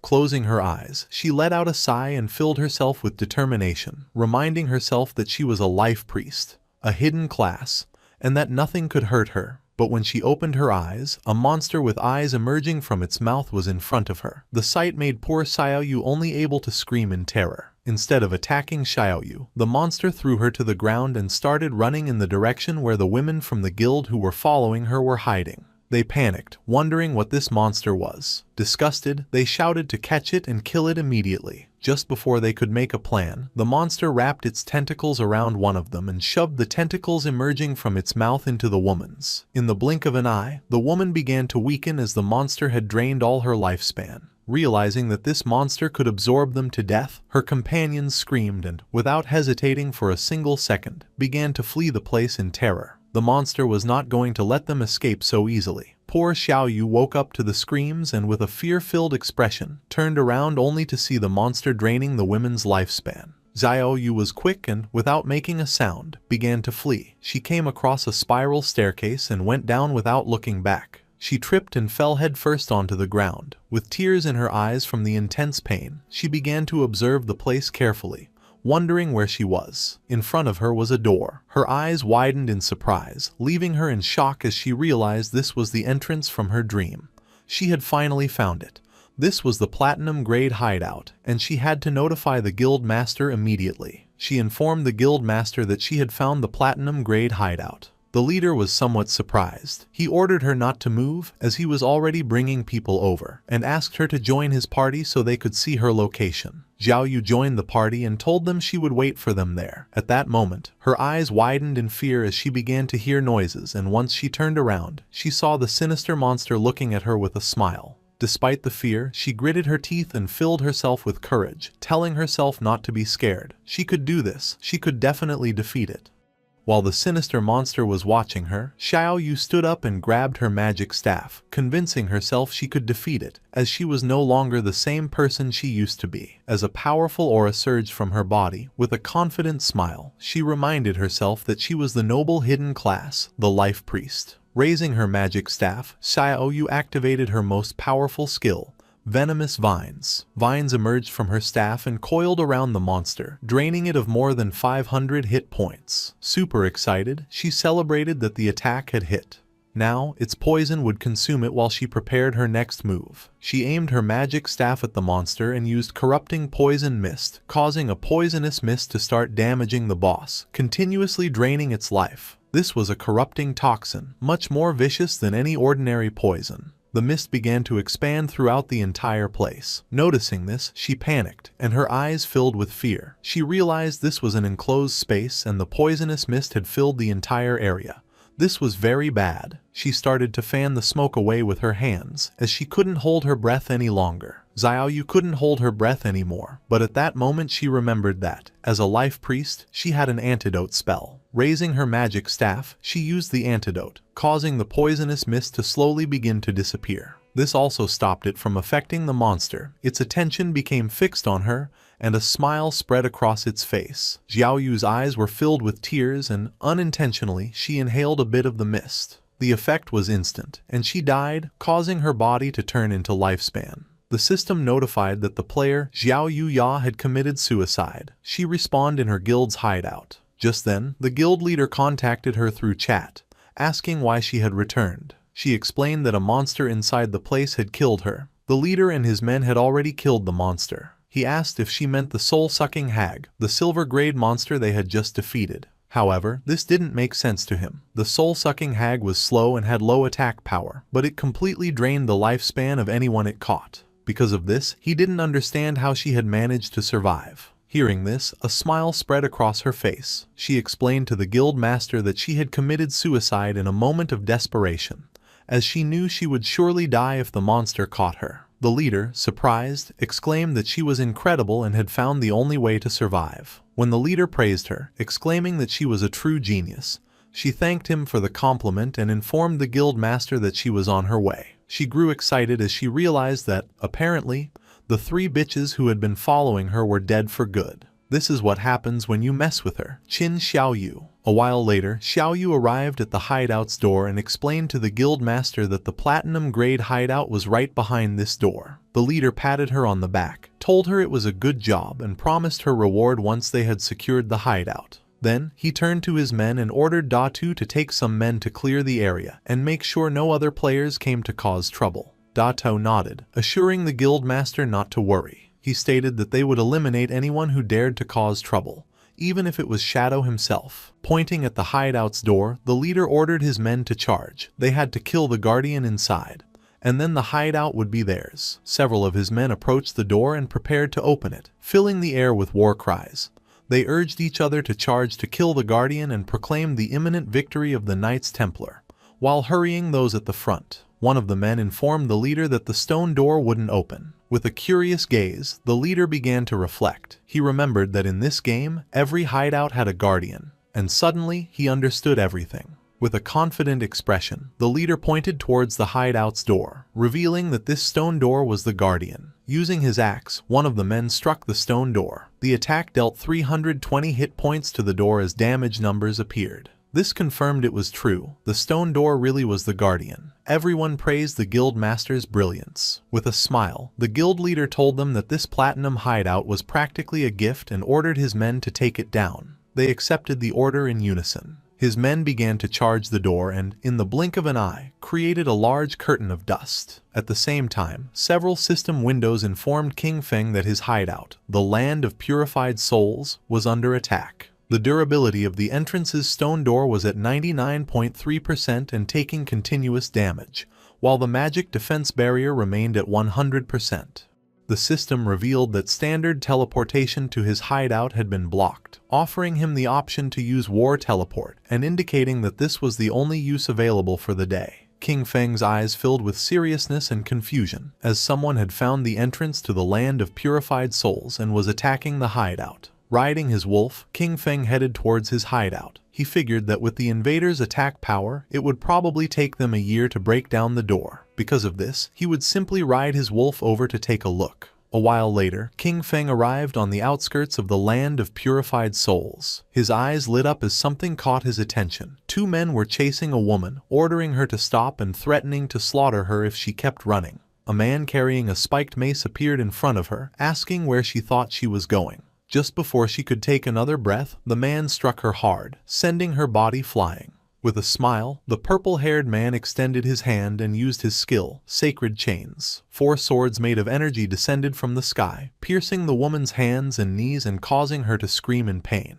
One of the men reminded her that he had already warned her that this area had been claimed by their guild, the Knights Templar, and asked if she really thought she could force her way in. With a serious gaze, she explained that she was just passing through and that this wasn't forcing her way in. It was obvious they were just looking for an excuse to rob her.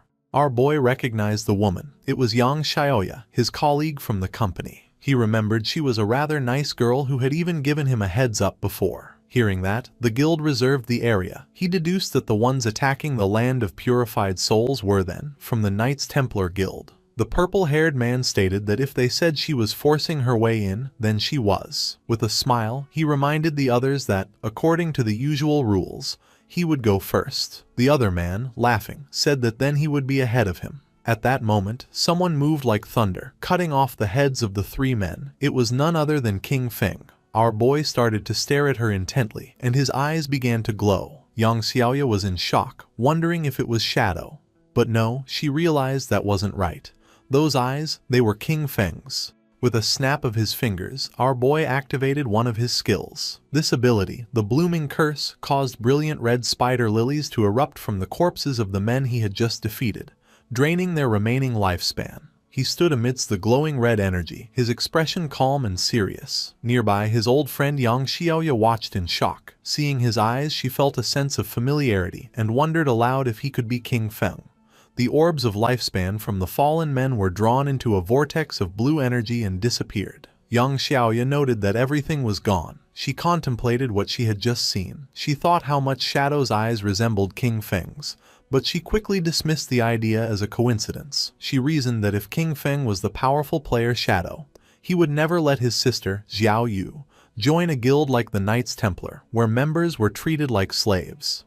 The story then shifted to Shadow's hideout outside the land of purified souls. A group of players, led by the Knights Templar Guild leader, spotted Shadow's arrival and erupted into a fanatical welcome, cheering for Big Brother Shadow. The leader explained that his men had been trying to rob someone and thanked Shadow for showing up and teaching them a lesson. He said that since Shadow saved them from the headless assassin, his entire guild had become devoted fans of him. The leader continued to flatter Shadow, claiming his guild now followed his positive values and strove to be a sunshine guild. After the praise, he finally asked why Shadow had come to visit. Shadow ignored the flattery and got straight to the point, asking if it was true they were attacking a hideout. The guild leader, looking surprised and nervous, stammered as he asked Shadow how he knew, then hesitantly questioned if Shadow was also interested in the hideout they were attacking. With his eyes glowing, Shadow made a calm declaration, stating that the hideout was his. The guild leader was so shocked he practically turned to stone, unable to process what he had heard. His subordinates were equally stunned, their mouths open in disbelief. The leader, sweating, tried to argue, pointing out that he heard Shadow's hideout was in Magic City, and a player could only own one. One of his men leaned in and whispered a crucial piece of information. If a player creates a guild, the guild itself can also own a hideout. Shadow confirmed this, stating coolly that he had hideouts in both Magic City and Zhonghai City. The terrible realization dawned on the group. They had been trying to invade the personal territory of Shadow, the most powerful player in the world. A wave of terror washed over them as they looked up, feeling as if the sky itself was collapsing. Meanwhile, Xiaoyu was in utter disbelief. With tears in her eyes, she couldn't understand how the hideout could belong to Shadow when he had never appeared in the dream that supposedly led her to it. The Knights Templar Guild leader, now faced with the hideout's owner, immediately began to grovel. He bowed deeply before King Feng, frantically explaining they had no idea the place belonged to him and begged to know how they could make amends. Shadow, looking at a holographic panel showing his hideout's status, coolly pointed out that they had been attacking his gate for some time and the repairs would be expensive. With a cold look, Shadow stated his price, 500 years of lifespan. The guild leader screamed in shock at the astronomical figure, the stress causing him to faint dramatically as his subordinates cried out his name. One of the men cradled his unconscious leader and pleaded with King Feng, asking if he could reduce the price. Looming over them, King Feng coldly asked if the man knew the cost of repairing such a gate. When the subordinate admitted he didn't, King Feng told him to shut his mouth. A moment later, the guild leader woke up with a dazed expression. He muttered to himself about the outrageous cost, wondering what he had done to deserve this. Suddenly, his despair turned to rage. He lunged at Xiaoyu, grabbing her by the front of her robes. He furiously blamed her for the entire situation, shouting that she was trying to destroy him and their entire Knights Templar Guild. With a look of shame, Xiaoyu accepted the blame, quietly admitting it was all her fault and that she had dragged everyone into this. Turning to King Feng, she bravely took full responsibility. She told him to punish her instead, offering to do anything he commanded. Pledging her life to him, she swore to become his servant and give him all the lifespan she earned until the debt was repaid. Facing King Feng, Xiaoyu continued her plea, offering herself for any punishment he saw fit. Beating, cursing, or abuse, as long as he spared her guild. The Knights Templar Guild leader and his men looked on, moved by her self-sacrifice. Ignoring her completely, King Feng's glowing eyes fixed on the guild leader. He spoke a single name, Chen Wuming. The leader, whose real name is Chen Wuming, was struck with pure terror. He stammered in disbelief, shocked that King Feng somehow knew his true identity. King Feng then posed a cold question to Chen Wuming, asking if he truly believed Xiaoyu was worth the 500 years of lifespan. At this, a twisted manic grin spread across Chen Wuming's face. In a shocking turn, he launched himself at Xiaoyu, unleashing a furious punch and screaming at her to die. As his fist sent her flying, he angrily accused her of causing them to invade King Feng's hideout and then having the nerve to play the hero. He revealed his jealous motive, screaming that she was just trying to get close to King Feng and become his servant, something she didn't deserve. With Xiaoyu lying unconscious, Chen Wuming got on his knees and resumed begging. He lamented that his plan to get close to King Feng had failed and pleaded for mercy, explaining his guild was small and could not afford 500 years of lifespan.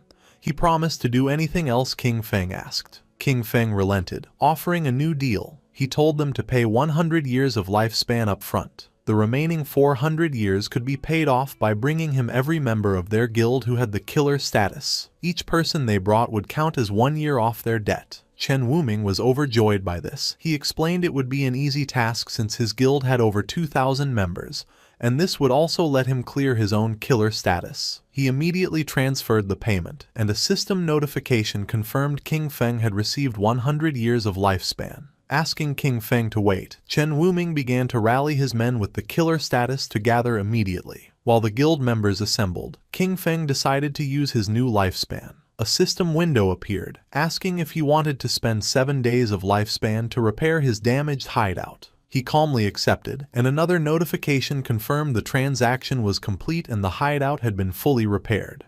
Once Chen Wuming's guild members with the killer status were gathered, Shadow unleashed a devastating attack, a swirling vortex of dark energy that sliced through all 400 of them at once. A system notification confirmed the kills, and the ground became littered with glowing orbs of lifespan. Killing so many players with the killer status also reduced Shadow's own, lowering its level from 4 to 3. Chen Wuming, the Knights Templar Guild leader, clapped enthusiastically, praising Shadow's efficiency. He callously remarked that the men who died were just troublemakers who had violated guild rules and deserved the lesson Shadow had taught them. Shadow then turned to the leader with a new proposition, telling him that his guild would now be responsible for guarding this hideout. Shadow explained this would be a perfect way to keep the guild's unruly members in line. He ordered them to guard the place in shifts, warning Chen Wuming he would be held personally responsible for any future attacks. Though he agreed, the leader cursed Shadow internally, realizing he was being forced to use his men as security guards. Just then, a new system notification appeared. His other hideout, the Evil Spirit Academy, was under attack. With its defensive barrier taking damage, he was prompted to use his single daily war teleport. Annoyed, King Feng decided to use the teleport to deal with this new threat. As he was enveloped in blue light, he wondered aloud who would be foolish enough to provoke him, especially since everyone knew the Evil Spirit Academy was his. Seeing Shadow disappear, Chen Wuming ordered his guild to pack up and leave. When a subordinate reminded him of King Feng's orders, the leader pointed to Xiao Yu, who was just beginning to stir. He cruelly declared that she would be the one to guard the hideout. He mocked her, saying this was exactly what she wanted. He ordered her not to move and to report any trouble, threatening to drain her lifespan if she failed. The scene shifted to the Evil Spirit Academy, a massive Gothic cathedral in the Magic City ruins. A group of men from the Magic City Black Dragon Hall were relentlessly attacking the main doors, trying to break the magical barrier. King Feng teleported directly into the fray, landing inside. Standing atop the high walls, he looked down at the attackers, puzzled. He had no memory of dealing with the Magic City Black Dragon Hall and wondered why they had made an enemy of him. Down below, the leader of the Magic City Black Dragon Hall rallied his men for a final strike. He commanded them to give him their power, and together they channeled a massive ball of dark energy. Unleashing the combined attack, the leader shouted, "Black Flame, Magic Dragon Break," sending a colossal blast crashing into the hideout's defensive barrier. The barrier cracked severely, its durability dropping to just 13%. The attackers celebrated, believing the gate was about to shatter. They cheered, excited about the hundreds of years of lifespan they were about to claim. Watching from above, King Feng realized these men were merely hired pawns. He considered who could hold a grudge against him and still be alive, quickly concluding it must be Dongfang Yue. Suddenly, the attackers were startled by a strange sound. Looking up, they saw a massive, ethereal dragon descending from the sky. A wave of energy washed over them, and they were paralyzed with fear. Their eyes swirling in a hypnotic daze. Unable to move, they could only watch as another guild member pointed frantically towards the sky. A massive fiery meteor was plummeting directly towards them. The celestial body crashed into the ground, engulfing the helpless men in a massive explosion. One of the men braced for impact, but was surprised to find himself unharmed after the flames subsided. He laughed with relief, gloating that the meteor had only dealt 3,000 damage and his high health build had saved him. His celebration was cut short as his head was severed, and his body was consumed by dark tendrils before disintegrating. In the aftermath, a new group of players arrived. They were shocked to find the members of the Magic City Black Dragon Hall dead, wondering who could have done it. A young woman with pink hair and a witch's hat immediately suspected it was the legendary player, King Feng. Her companions were doubtful, as they saw no one, but she insisted Shadow's power couldn't be judged by ordinary standards and he might even be permanently invisible. From his unseen vantage point, King Feng observed them, recognizing them as members of the Sky Dome Guild. He identified the pink-haired woman as Zhang Yaoying, a player with the unique hidden class of Soul Painter. King Feng now understood the source of the dragon and meteor attacks. They had been painted into existence by her magical brush. He recalled the Soul Painter class was incredibly powerful in large-scale battles, but vulnerable to surprise attacks. Knowing he was nearby, Zhang Yaoying called out, asking to speak with Senior Shadow. To the shock of her and her companions, King Feng's voice answered out of thin air, asking what she wanted. Flushing slightly, she explained she needed to enter his hideout to find something for her class advancement, promising she would pay him well. Shadow pieced everything together. In his past life, the Sky Dome Guild had controlled this hideout, and now he understood why.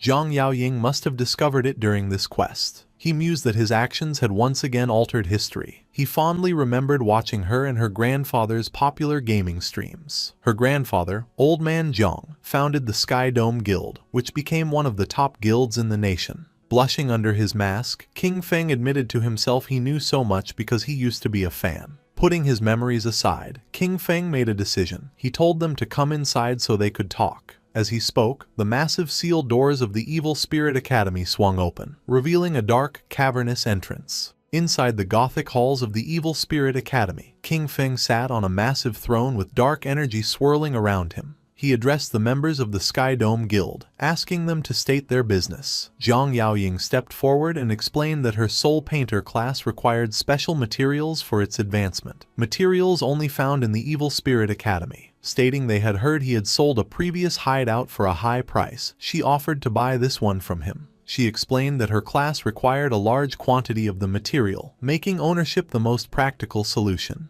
King Feng was impressed, wondering how the Sky Dome Guild had accumulated so much lifespan. He credited her grandfather, Old Man Zhang. However, he informed her that the Evil Spirit Academy was not for sale. As a compromise, he offered her guest permissions, allowing free access to the ground floor. Unsatisfied, Zhang Yaoying countered, asking to rent the space instead. She proposed a price of 500 years of lifespan for a 3-year lease on the first floor. King Feng considered her proposal. He realized that since he had already offered her free access for her quest, her insistence on paying such a high price meant the Sky Dome Guild's true goal was not just to gather materials, but to formally establish a relationship with him.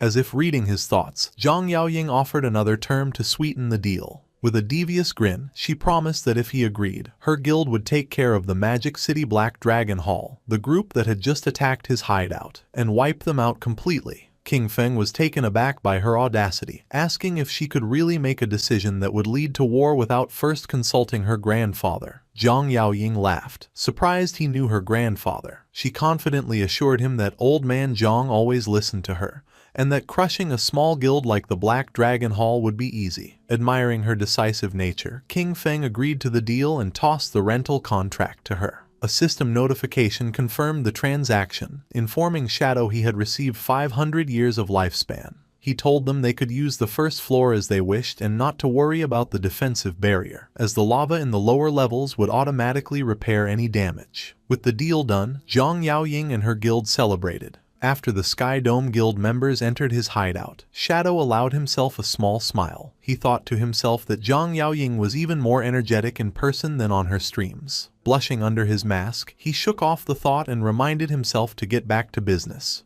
He went to his hideout's warehouse. He had used his equivalent exchange skill several times already with good results. Seeing the skill's cooldown was over, he decided to use it again. Activating Baffich's equivalent exchange, golden energy swirled around his hand as he sacrificed a low-value item. The system announced he had lost a wisdom training scroll but gained the Scarlet Blade, a powerful Jade-tier assassin finisher skill. The blade was a high-damage melee attack that also healed him for a large percentage of the damage dealt. King Feng was pleasantly surprised. Obtaining a limit break finisher skill was a significant power boost. These ultimate abilities were known for being strong enough to turn the tide of a battle. He noted the base damage of the new Jade tier skill was more than double that of his most powerful legendary skill. Seeing its potential, King Feng immediately spent evolution points to upgrade the Scarlet Blade to legendary tier. The skill's damage and healing grew, and he calculated that with his buffs, a single strike could now inflict over 100,000 points of damage. With plenty of evolution points left, he decided to upgrade another core skill. He invested 500 points into his passive stealth ability, evolving it to Mythic. This upgrade not only increased his stealth level but also granted him a new passive effect. While in stealth, the rate his lifespan drained in dangerous areas was reduced by 90%. King Feng's eyes glowed with satisfaction. This would make exploring high-level rage zones much safer. At level 17, Shadow could finally equip the new Jade tier gear he had acquired.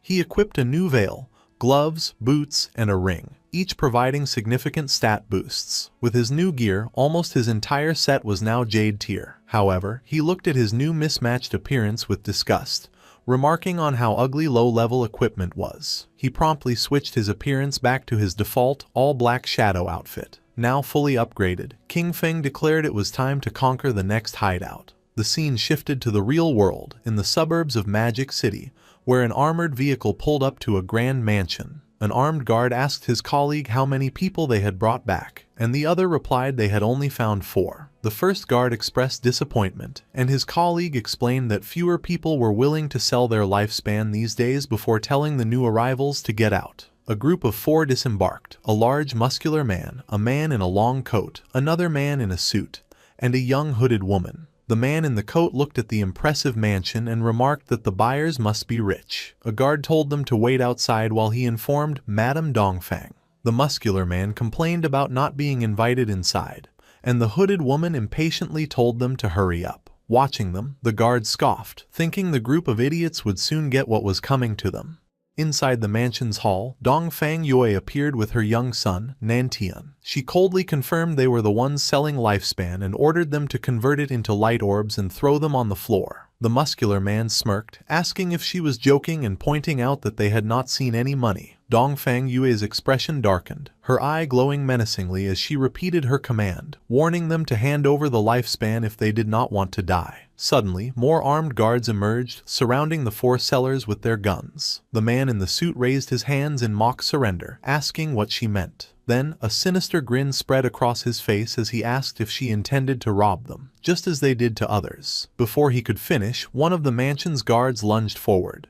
But Dongfang Yue was shocked by the turn of events. The man in the long coat revealed his insect manipulator class and summoned a swarm of glowing insects, gloating that he had found a fat sheep. At the same time, the hooded woman's eyes glowed as she ordered her companions to wash this beauty clean, preparing to rob Dongfang Yue and her people. The battle erupted as Dongfang Yue's guards opened fire. The muscular man from the sellers group summoned a massive golden shield, a platinum tier ability called Golden Round Wall, which completely blocked the bullets. The guards were frustrated, unable to penetrate his defense. The man then leapt into the air and smashed the shield into the ground, unleashing a powerful shockwave. At the same time, the man in the suit displayed incredible agility, effortlessly dodging a hail of bullets. He slid gracefully across the ground, pointed his finger like a gun, and fired a powerful energy beam that killed a guard in a fiery explosion. He possessed a hidden class, the one-handed gunman, allowing him to fire different ammunition from his fingers. The fight quickly moved inside the mansion. The hooded woman leapt through the air with incredible speed, unleashing a swirling blue energy attack that cut down several guards at once as one of them called for backup. With a manic grin, she flew directly towards Dongfang Yue, screaming for her to die. Just as her attack was about to connect, she was suddenly kicked out of the air. A new figure, a large muscular bodyguard with a bandaged face,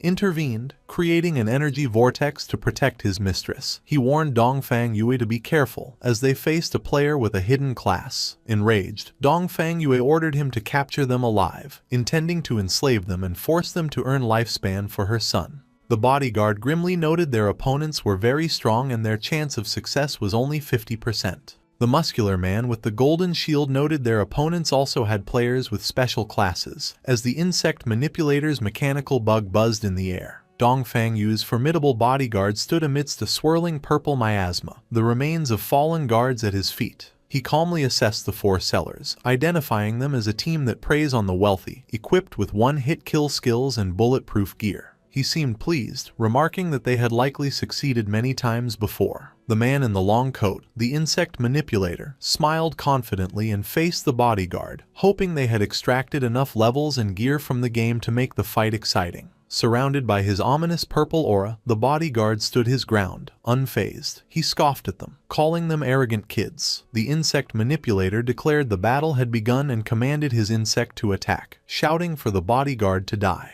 The mechanical bug shot a brilliant beam of yellow energy, but the bodyguard evaded it with impossible speed. In a stunning display, he reached up and snatched the fast-moving insect right out of the air. The sellers were in complete shock. The insect manipulator cried out in disbelief, stating his insect could fly at 200 kilometers per hour, and questioning how he could have caught it. With a grunt, the bodyguard expelled a strange purple gas from his rear and then crushed the insect in his powerful grip, leaving the sellers stunned. He casually dropped the remains to the ground and stomped on them. He then revealed he had already set up a barrier around the area. Surrounded by a surging purple aura, the bodyguard announced his unique hidden class, Fart Master, the source of the plague. He declared his purpose was to spread his pestilence in a way that surpassed humanity, before ominously stating, "Well then, I'm coming."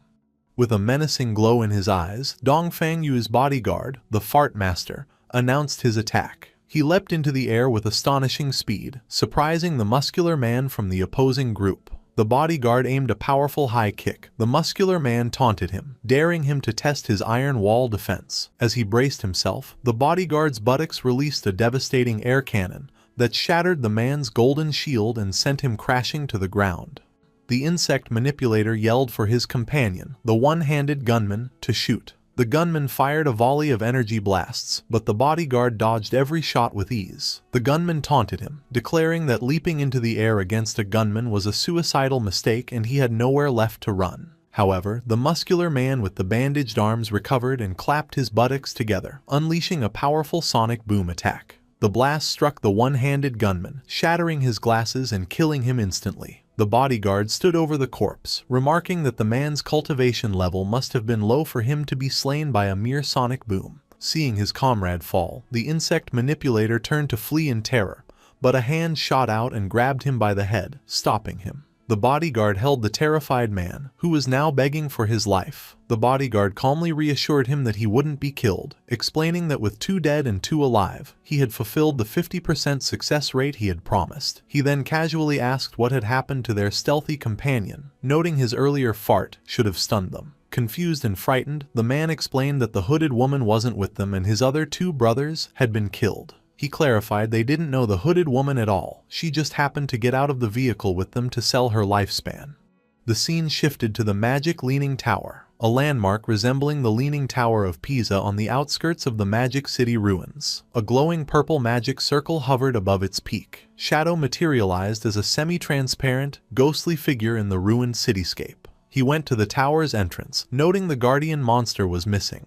He concluded someone had beaten him to it. He entered through a large, frozen doorway. Inside, Shadow observed his surroundings. He knew the magic Leaning Tower was a vast, multi-storied library, a giant maze filled with traps. He recalled the legend of a terrible monster sealed deep inside, a princess transformed by an evil white dragon. As he floated through the library, he saw signs of looting. Realizing another party had already gone deep inside, he remembered the teleport mechanism to the top floor was in this area. He quickly found a glowing book titled Postpartum Care for Sows. He knew pulling this book would trigger the teleportation magic. As he pulled the book, he was instantly engulfed in light and teleported away. He materialized on the tower's rooftop, floating behind 2 players who were shocked by his sudden appearance. Looking over the rooftop arena, he saw a large group of players battling the tower's guardian, a massive, tentacled monster called the Desperate Princess. Shadow assessed the situation, noting the players' equipment was subpar and their casualty rate was high. He was impressed they had made it this far despite their disadvantages. His attention was drawn to the group's leader, a woman with long gray hair rallying her troops. She shouted for them not to be afraid and to simply run back after they died. Shadow recognized the group as the Feka Heavy Industry Guild and their leader as Huang Haifan. In his past life, Feka Heavy Industry was a major corporation. After the game descended, their leader, Huang Haifan, had reacted quickly, converting company funds into lifespan and forming a guild with her employees. He recalled her class was the Illusionist, a powerful support class whose signature skill, teleportation gate allowed her to move forces around the battlefield. Watching from afar, Shadow analyzed their strategy. He knew the teleportation gate was incredibly powerful. It let them set an entrance and exit, creating a stable portal for anyone. By placing the entrance near their respawn point and the exit near the boss, any player who died could instantly rejoin the fight and recover their dropped lifespan. Shadow recalled this tactic had allowed the guild to become one of the nation's top 20 guilds in his past life. However, he knew that against this guardian, the level 18 platinum tier boss Desperate Princess, their strategy was useless. This boss had a terrifying ability. She absorbed the lifespan of players she killed 100 times faster than any other monster.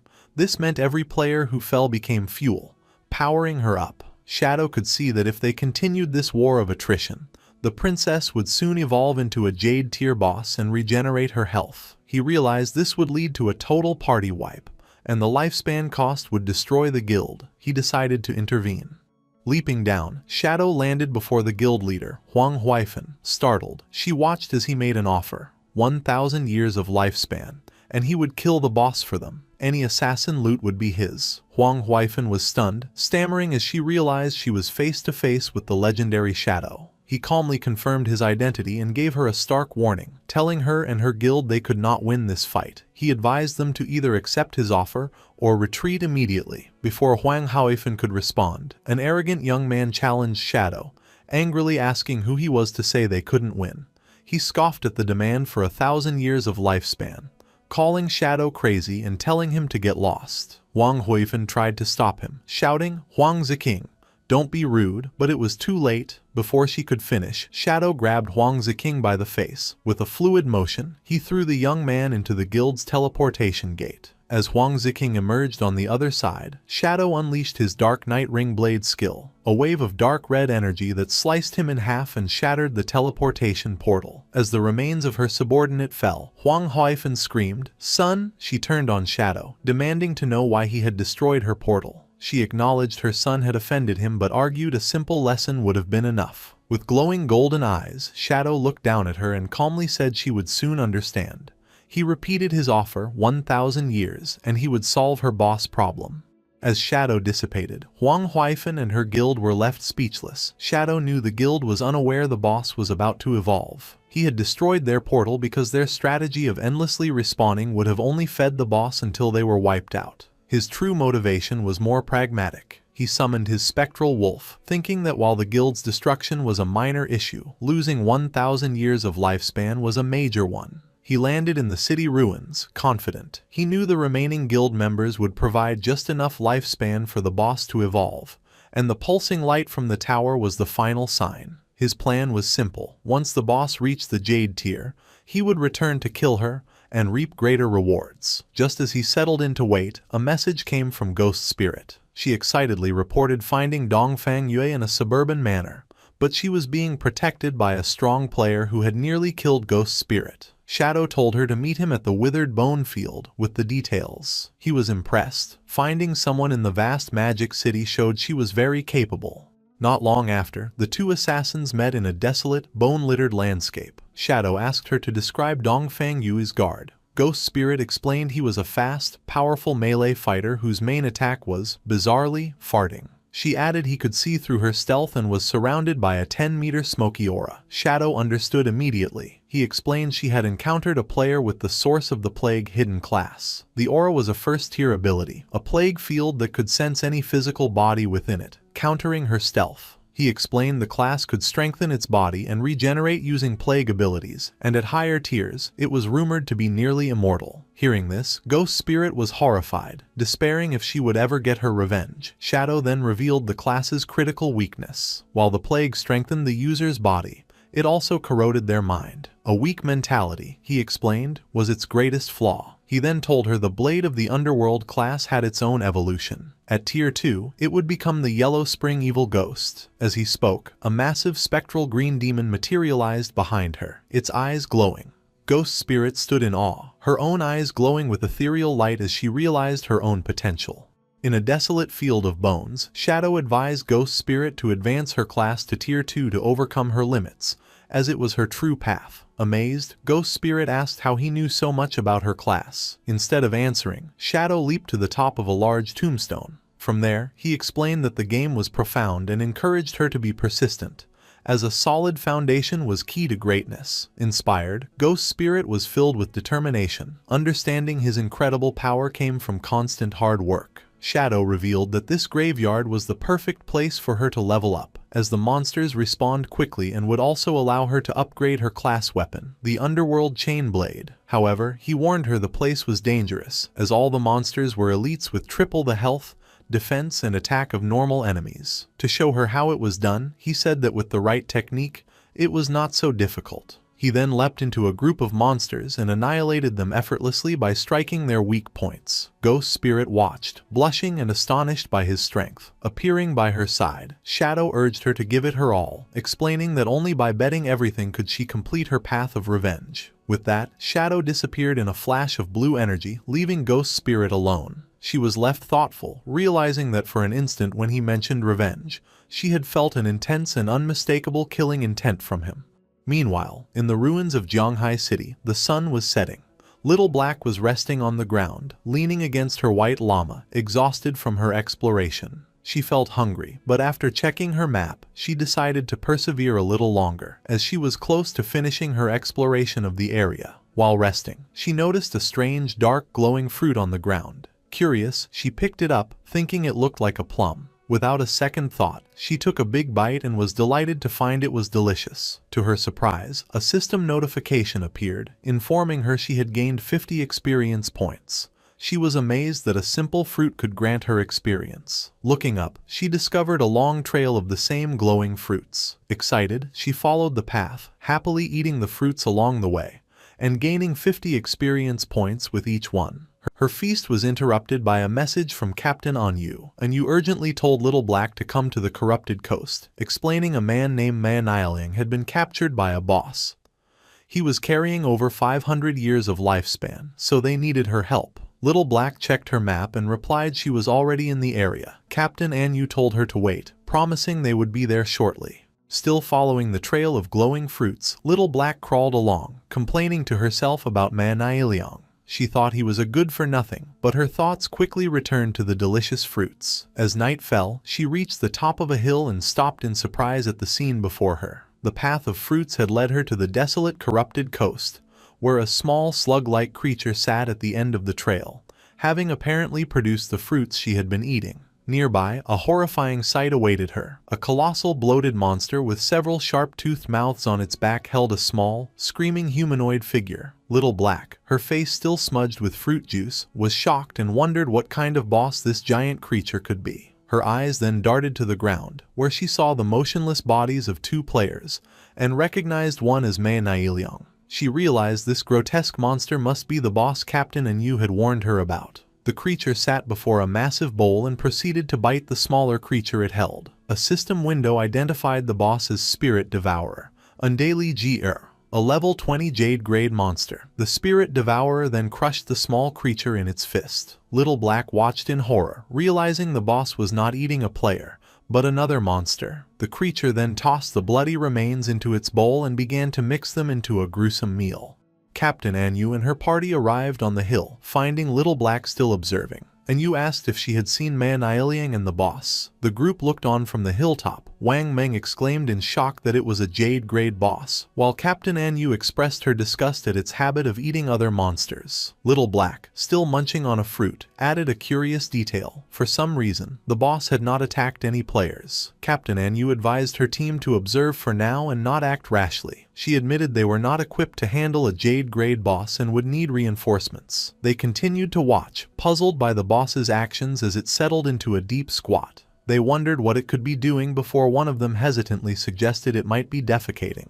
To their shock and horror, their suspicion was confirmed as glowing purple fruits began to emerge from the monster's rear. Little Black screamed in disbelief. Examining one of the new orbs, they commented on its peculiar shape, realizing it looked exactly like a plum. The terrible realization dawned on Little Black as she looked from the fruit in her hand to the boss. The delicious plums she had been eating were the monster's feces. Her face drained of color as An Yu and Wang Meng stared in stunned silence. Little Black let out a silent, horrified scream, dropping the fruit as she processed what she had done. She frantically wondered what she had just eaten, while Captain An Yu and Wang Meng desperately tried to quiet her. Her scream was too loud, and the massive spirit devourer slowly turned its head, its attention now fixed on them. The colossal boss loomed over them, and as it opened one of the mouths on its back, it let out a terrifying roar that seemed to echo with the whispers of an ancient, gluttonous god. The party was frozen in terror, knowing they were in grave danger. After the spirit devourer's terrifying roar, the world seemed to distort around Captain An Yu and Wang Meng.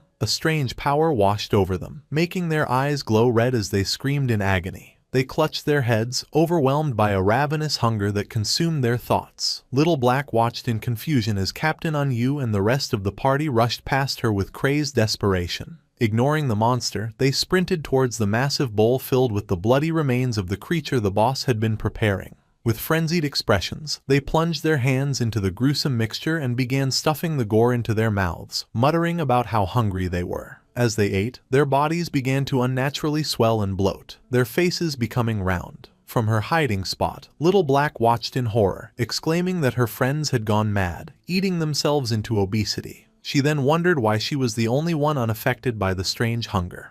Her question was answered in the most horrifying way. The massive spirit devourer loomed over one of the now bloated party members, grabbed him effortlessly, and shoved him whole into one of the gaping mouths on its back, devouring him completely. Watching this, Little Black finally understood the boss's horrifying mechanic, screaming in terror that the boss ate the fattest person it could find. Panicking, Little Black realized her elite team was not enough and concluded her only hope was to seek help from that man. She quickly contacted Shadow and explained they had encountered a Jade-grade boss, the Spirit Devourer, on Daily Gyre, and that Captain An Yu and Wang Meng were about to be eaten. Shadow's demeanor changed upon hearing the name.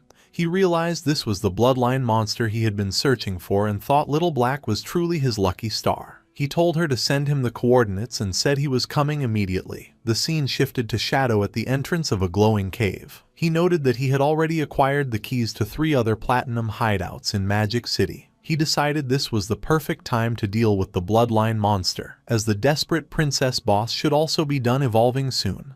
A short time later, Shadow arrived at the corrupted coast. Little Black greeted him with relief. He asked where the boss was, and she pointed just ahead. She frantically told him that Captain An Yu and Wang Meng had already been eaten and begged him to rescue them. As they watched, the giant boss squatted down again, straining as if about to defecate. To their absolute disgust, a large translucent purple orb was expelled, and inside it, the horrified face of Manhwa was clearly visible. Both Shadow and Little Black were shocked. Little Black cried out that the boss had excreted Manhwa and worried the same would happen to An Yu and the others. Shadow explained the monster's mechanics. The spirit devourer was a servant of the gluttonous ancient god, and emitted a whisper that drove players into gluttony. The more they ate, the fatter they became, and the boss then devoured these fattened players to digest their lifespan. He continued, revealing there was only one way to be immune. One must eat the boss's excrement. He added that although it was disgusting, he had heard it tasted good. He then looked at Little Black, realizing she was unaffected, and began to ask if that meant she, mortified and crying. Little Black cut him off, begging him to stop. Still on her knees and horrified, Little Black tearfully begged Shadow to hurry and rescue her friends. Without a word, Shadow leaped into action, speeding towards the pulsating purple orb containing Manhwa. He snatched the orb out of the air and, instead of trying to free the man, hurled it directly at the massive spirit devourer. The orb, with Manhwa's terrified face trapped inside, smashed squarely into the monster's soft belly. The boss let out a pained roar as a white, viscous liquid erupted from the mouths on its back. The impact forced the creature to violently spit out everyone it had swallowed. Captain An Yu, Wang Meng, and the other party members were expelled from the monster's gullet, landing in a heap, covered in slime but alive. With his allies safe, Shadow's eyes glowed with a brilliant yellow light as a powerful red aura enveloped him. He activated his mythic skill, Graceful Release, followed by his legendary instant Shadow Slash. A storm of bright blue energy slashes descended upon the Spirit Devourer, inflicting devastating hits, each dealing tens of thousands of damage. Shadow saw his finisher skill gauge was full and decided it was the perfect time to test its power. He unleashed his ultimate attack, the Scarlet Blade. A colossal blade of pure red energy formed and sliced vertically through the Spirit Devourer, dealing an astounding 1,032,015 points of damage in a single strike. A system-wide announcement declared that player Shadow from Great Zia had achieved the world's first kill of a Jade-grade boss. Little Black watched from the sidelines, her jaw dropped in utter disbelief. She screamed in astonishment at the million-plus damage number, exclaiming how completely insane Shadow's power was. The global announcement of Shadow's victory shocked players worldwide. Some lamented that Great Zia would now rise to power, while others tried to claim him for their own, with one player angrily insisting Shadow's ancestors were from their country. Meanwhile, Shadow was surrounded by golden light as system notifications flooded his view. He received a massive amount of experience, evolution points, equipment, and new skills. Most importantly, he obtained the Spirit Devourer bloodline, and was asked if he wanted to activate it. He understood that bloodlines were a special system where powerful defeated monsters granted their bloodline to a player. A compatible bloodline could drastically increase combat power. With his eyes glowing, he chose to activate it. A powerful purple aura erupted around him as the bloodline's effects fundamentally altered his attributes. Each point of strength now converted to 3 points of physical attack, constitution to 50 hit points and 5 physical defense. His agility's effectiveness was boosted by 32%. And each spirit point provided 3 elemental attack and 5 elemental resistance. He also gained 2 new bloodline skills. The first, Spirit Devour, allowed him to consume any skill of his own class for an attribute correction bonus, though it increased his appetite by 200%. The second, Big Mouth, let him form a massive energy mouth to swallow enemy projectiles, healing himself based on the absorbed projectile's damage. Shadow contemplated this new power, realizing the potential of devouring skills to gain extra attribute corrections. He understood attribute correction was the efficiency of his stats. For example, 1 strength point normally granted 3 points of physical attack. The boss had conveniently dropped a bronze tier poison blade skill, which he considered useless on its own but perfect for a test. He used Spirit Devour, crushing the skill icon. The system confirmed the action and notified him his strength conversion had increased from 3 to 3.3 points of physical attack per point. He was initially disappointed that a bronze tier skill only gave a 0.3 increase, but then he had a crucial insight. The devoured skill was now a passive ability, which meant it could be evolved. He immediately spent 242 evolution points to upgrade the devoured poison blade skill from bronze to legendary. The result was astounding. The system informed him his strength conversion had now increased from 3 to 5 points of physical attack. His eyes gleamed with excitement. He realized that if he continued to devour and upgrade skills, his attribute corrections could become hundreds of times greater than other players. A determined smile spread across his face as he declared to himself that he was, once again, invincible. After the battle, Captain Anyu, Wang Meng,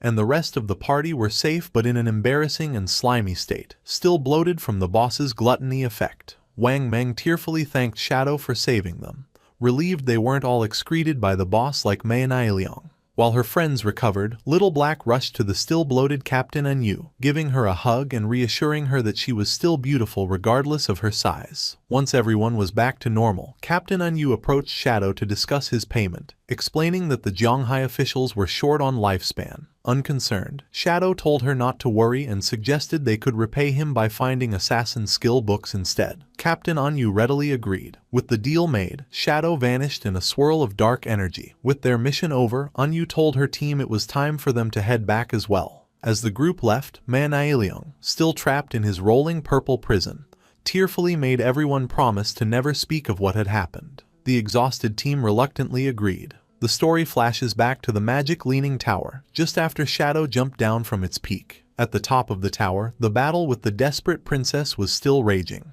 The boss, a tentacled creature, was down to the last third of its health. The guild leader, Huang Huifan, urged her team on, ordering a healer named Xiaoquei to use her Tree of Life skill. Xiaoquei obeyed and a massive glowing tree of green energy erupted, continuously healing the guild members. Huang Huifan rallied her troops, shouting that since Shadow had destroyed their portal, they couldn't afford to die. She encouraged them to go all out, believing victory was near. Filled with renewed vigor, the guild's tanks charged, and the team unleashed a final barrage of attacks on the weakened boss. Believing they had won, Huang Huifan celebrated with Xiao Kui, crediting her life priest class for their success. However, their celebration was cut short. The desperate princess retaliated with a powerful tentacle strike, shattering a tank's shield and instantly killing him. The boss then closed her eyes and began to absorb a strange blue energy from her fallen foe. Her eyes snapped open, now glowing with a malevolent yellow light. Huang Huifan and Xiao Kui watched in horror as the boss's power surged. The desperate princess unleashed a massive, explosive wave of fiery energy, engulfing the entire top of the tower. The remaining guild members were caught in the blast and burned to ashes in an instant. When the dust settled, only a large glowing blue egg remained on a pedestal, surrounded by the lifespan orbs from the fallen players. The boss's health bar was now full again. The desperate princess had evolved. Inside the large glowing blue egg, a woman with long, light blue hair was curled up. A system window identified this new form as the Desperate Egg, a level 30 Jade grade boss with a massive 10 million health points. Meanwhile, at the Feka Heavy Industry Guild hideout, the defeated members respond. Wang Ziking, Wang Huifan's son, rushed to his mother in a panic, asking what happened and if they had defeated the boss. Wang Huifan explained that they had gotten the boss down to a sliver of health, but it suddenly restored all its health, transformed into an egg, and then unleashed a devastating attack that wiped them out. Shaken, Wang Huifan realized a full health recovery only happens when a boss evolves. Her mind flashed back to her encounter with Shadow, recalling his offer and his warning that her strategy would fail. The truth dawned on her. Shadow knew from the beginning that the boss would evolve. He predicted their human wave tactic would fail because it would only fuel the boss's transformation. She understood a platinum boss evolving into a Jade grade 1 was something her guild couldn't defeat. With resignation, she concluded her only option was to seek Shadow's help. Back at the silent peak of the magic leaning tower, Shadow's invisible form reappeared before the large blue egg. Shadow observed the Desperate Egg, identifying it as a Jade grade boss but finding its transformation strange. He knew a simple evolution shouldn't cause such a drastic change in form. He noted the egg had no offensive capabilities and wondered if it was a transitional stage before an even more powerful boss hatched. Deciding to act, Shadow leaped into the air and threw a dagger charged with dark energy at the egg. The blade struck, dealing over 28,000 points of damage. However, this barely dented the boss's massive health bar. In his spectral form, Shadow noted its 10 million health points were comparable to an epic grade boss. He sensed the egg was strange and couldn't allow it to continue incubating. He realized that despite its high health, the strategy to defeat it was simple. He knew the egg had no anti-invisibility capabilities, meaning it was completely blind to his presence. His plan was to continuously attack with his skills to charge his ultimate finisher. Once his ultimate was ready, he unleashed the Scarlet Blade again. A massive wave of crimson energy slammed into the egg, dealing over 100,000 damage and causing large cracks to spread across its surface. Shadow stood confidently amidst the shattered egg, knowing a stationary, blind opponent's defeat was only a matter of time. Suddenly, something caught his attention.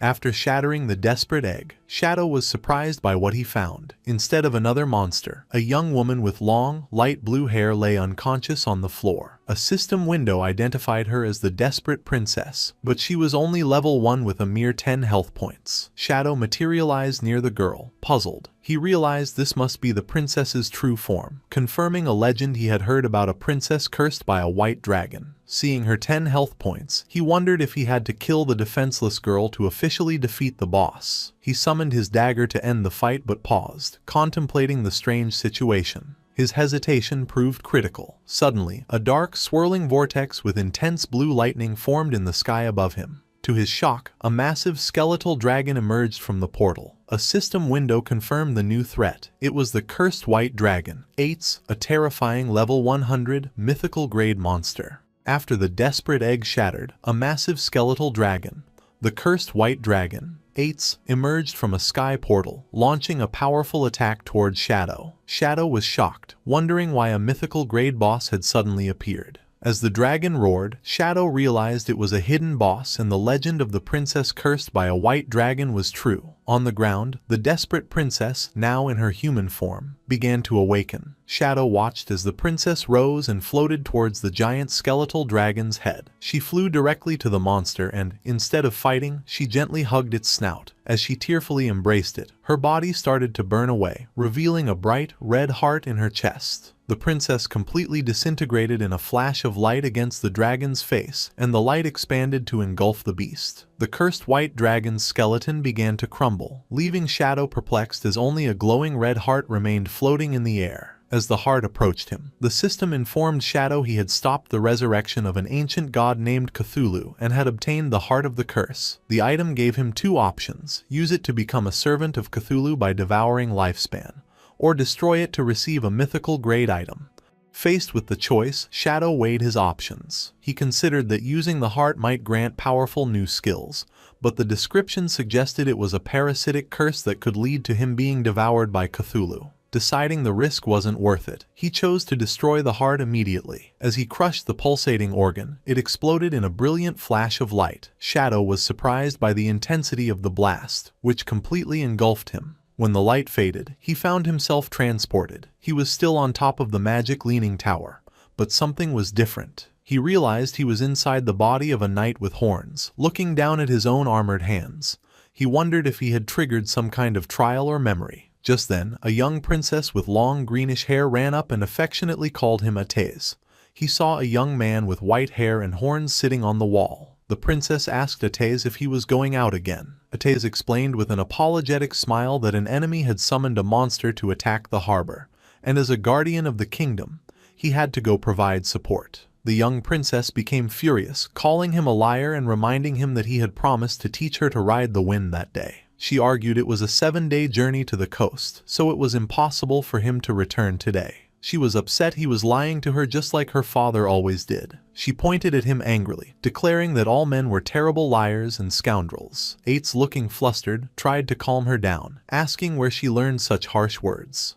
He then presented her with a silver scale-like object, calling it the Scale of Promise. He explained that under its witness, anyone who broke a promise would lose their wings and never be able to fly again. The princess, blushing and flustered, immediately rejected the gift, exclaiming that she didn't want Atez to lose his wings. Reassuring the princess, Atez promised he would not break his word and told her not to underestimate his wind-riding skills. He then unfurled a pair of magnificent, large white wings. The princess watched with stars in her eyes, exclaiming that his transformation was always handsome and cool. Before leaving, he promised to return for dinner and explained that his 3 shadow guards would stay to keep her company. With that, Ates launched into the sky and flew away, as the princess waved and wished him a safe journey. Filled with determination, the princess declared that since Ates was working hard, she couldn't fall behind either. She commanded the shadow guards to follow her, announcing she would go prepare ingredients so Ates could have a grand dinner. At this point, Shadow understood he was witnessing a memory sealed within the heart of the curse, showing the past shared between the desperate princess and Atez, the white dragon.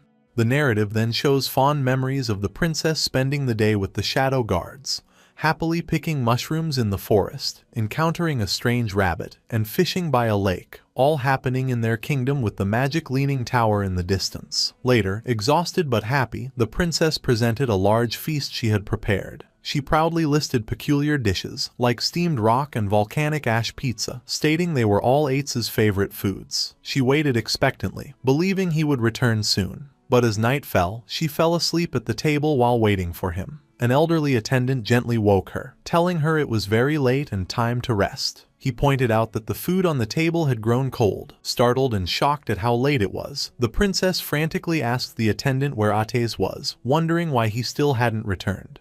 The attendant continued with a grave expression, informing the princess that according to frontline reports, the battle was dire and General Atez would likely be delayed. The princess refused to believe it, declaring that Atez was the kingdom's powerful guardian and any enemy would be like a lamb to the slaughter before him. However, the attendant explained the gravity of the situation, revealing the enemy nation had sacrificed tens of thousands of lives to summon a horrifying monster from the sea. He described a colossal, city-sized creature with countless tentacles and eyes, so terrifying a mere glance could drive a person insane. Hearing this, the princess's confidence faltered, and she began to worry that even someone as strong as Ates was in a desperate struggle. Suddenly, her eyes widened in fear, and the scale of promise she held shattered. Realizing this meant Ates had broken his promise to return, she panicked. She knew if he didn't come back before midnight, he would lose his wings. She grabbed the attendant, Scholar Lu Wen, and begged him to take her to her father, a dragon knight who might know how to remove the scale's curse. Ignoring the old man's complaints, she pulled him along, explaining that if Ates lost his wings mid-battle,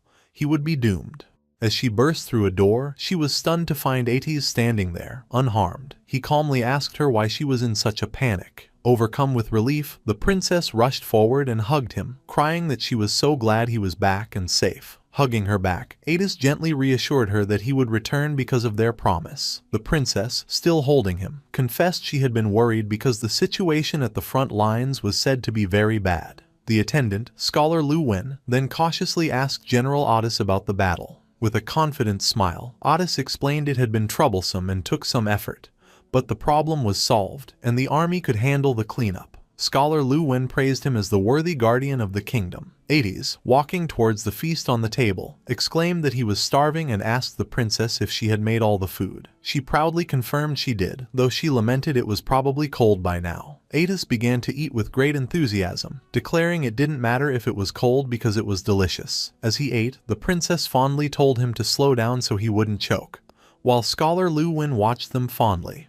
Later, on top of the magic leaning tower, Ates announced it was time to learn how to ride the wind, as promised. However, the princess let out a huge yawn. Ates asked if she was sleepy, and she explained she was tired from preparing his feast all day, suggesting they could learn tomorrow instead. Still wanting to fly, she sat on the ground and hugged his leg, pleading for him to change into his true form and take her for a ride. Ates hesitated, reminding her the king had forbidden him from taking her on such a dangerous activity. The princess grew angry, grabbing his armor and blaming him for coming home so late. She reminded him of the effort she put into his meal and again called him a faithless scoundrel. Sighing, Ates agreed but made her promise not to tell the king, or he would be scolded. The princess immediately smiled, her anger gone. Ates then closed his eyes, and blue energy swirled around him as he began to transform. In a brilliant flash, he became a magnificent white dragon. The princess looked on in wonder at Ates' magnificent dragon form. She approached the large white dragon and gently touched his snout, lovingly telling him to be safe. Green energy then lifted the excited princess into the air,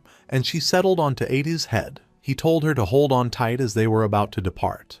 With a powerful beat of his wings, Ates launched into the night sky, soaring high above the land. From the tower, Scholar Lu Wen and a shadow guard watched them disappear into the starry sky. Lying on Ates' back, the princess looked down at the world in awe. She marveled that this was the beautiful world Ates saw from above. Ates asked if she thought it was beautiful, and she agreed it was super beautiful. As they flew past a large tolling bell tower, the princess asked Ates if he would protect this place forever. After a pause, he solemnly promised that he would. Now sleeping peacefully on his back, she whispered a quiet, "Thank you." The memory continues, showing Ates gently tucking the sleeping princess into bed with a teddy bear. After she is settled, he quietly leaves her room, looking back one last time before closing the door. Later, Ates is seen speaking with the king. The king noted with concern that Ates was badly injured and asked if the monster he fought was truly that formidable. Ates, though weary, smiled and reassured the king. He explained his injuries were not fatal and he just needed time to recover, adding that he had already burned the monster to ashes with his dragon flames. The king's expression remained grave. He revealed he believes the enemy empire is conducting a dark ritual, and he senses a terrible wave preparing to sweep across the continent. He warns Ates that they must all be prepared, as not even he, a member of the dragon race, will be exempt from the coming danger. Standing resolute against a dark sky, Ates pledges his loyalty and agrees to follow the king's arrangements. The scene then shifts to a later time, showing the magic leaning tower under a starry night sky. The mood quickly turns grim, as the next view is of shattered pieces of Ates' armor and blood splatters on the floor, indicating a terrible battle. Ates is on his hands and knees, his armor destroyed and body covered in wounds, coughing in pain. He clutches his chest, where a strange, pulsating red object is embedded, with dark veins spreading from it. The story jumped forward 5 years into a dark, violent future. The kingdom was in a terrible war, under constant attack by a horrifying army. Soldiers and civilians cried out in terror that an enemy nation had attacked with an army of monstrous inhuman creatures. People ran for their lives, screaming for help as they were mercilessly crushed by the invaders. The city was overrun by feral, red, skinless monsters that rampaged through the streets. From a high balcony, the king watched the chaos as the monsters swarmed his city. He grimly observed the overwhelming number of creatures, stating the Marega Empire had truly gone mad. He concluded their enemy intended to drag the entire world into destruction with them as their dark banner was raised over the battlefield. Amidst the chaos, the desperate princess ran frantically. She screamed Ateza's name, desperately shouting that the enemy had breached the city walls. She found Atez sitting passively on a high wall, flanked by his 2 shadow guards. Looking down at the carnage, she rushed towards him and implored him to act, explaining the enemy's army was filled with inhuman monsters their soldiers could not fight. She questioned why he had not intervened, pleading that the kingdom needed his help now. Ates calmly turned to the desperate princess and said he was just on his way to find her. He instructed her to stay inside the magic leaning tower, assuring her it was safe and she should not go anywhere else. The princess agreed but urged him to hurry and defeat the enemy army. However, Ates refused, stating he would remain there to protect her. Confused and angry, the princess asked what he was talking about. She reminded him of his duty, declaring he was the guardian of the kingdom and his purpose was to protect the entire nation. Not just her. She gestured desperately towards the city below, where soldiers were being overwhelmed, exclaiming that the capital was about to fall and its people were being slaughtered. She insisted his role was to transform into a dragon and burn their enemies to ashes. The princess told him she only needed his shadow guards for protection, as he had always arranged in the past. Ates simply lowered his head in silence. He then began to explain the history behind their enemy's power. He revealed that 5 years ago, they had discovered the Marega Empire was performing a mysterious ritual known as Forsaken by the Gods. The ritual was simple. One could sacrifice their lifespan to summon inhuman creatures. The more lifespan offered, the more terrifying the summoned monster. Ates explained this was an ancient ritual, as no sane person would trade their life for a monster. However, he continued, for the Marega Empire, this desperate ritual was their only hope. He elaborated by showing a map. The Marega Empire was an inland archipelago, rich in a rare magical plant called the blood flower. This unique plant, which only grew there, emitted a powerful magic that had greatly extended its people's lifespan to an average of 700 years. Thousands of years ago, conflict began to spread from their nation across the continent. To end the endless wars, the Marega Empire sent powerful envoys, like Ates, to other nations. These envoys were bound by contracts to serve the kingdoms they were assigned to. By lending their strength to the weaker side in any conflict, they could maintain a balance of power and bring peace. However, the king of Marega grimly reflected that they had underestimated the malice of humankind. The envoys' arrival made other nations realize a terrifying truth.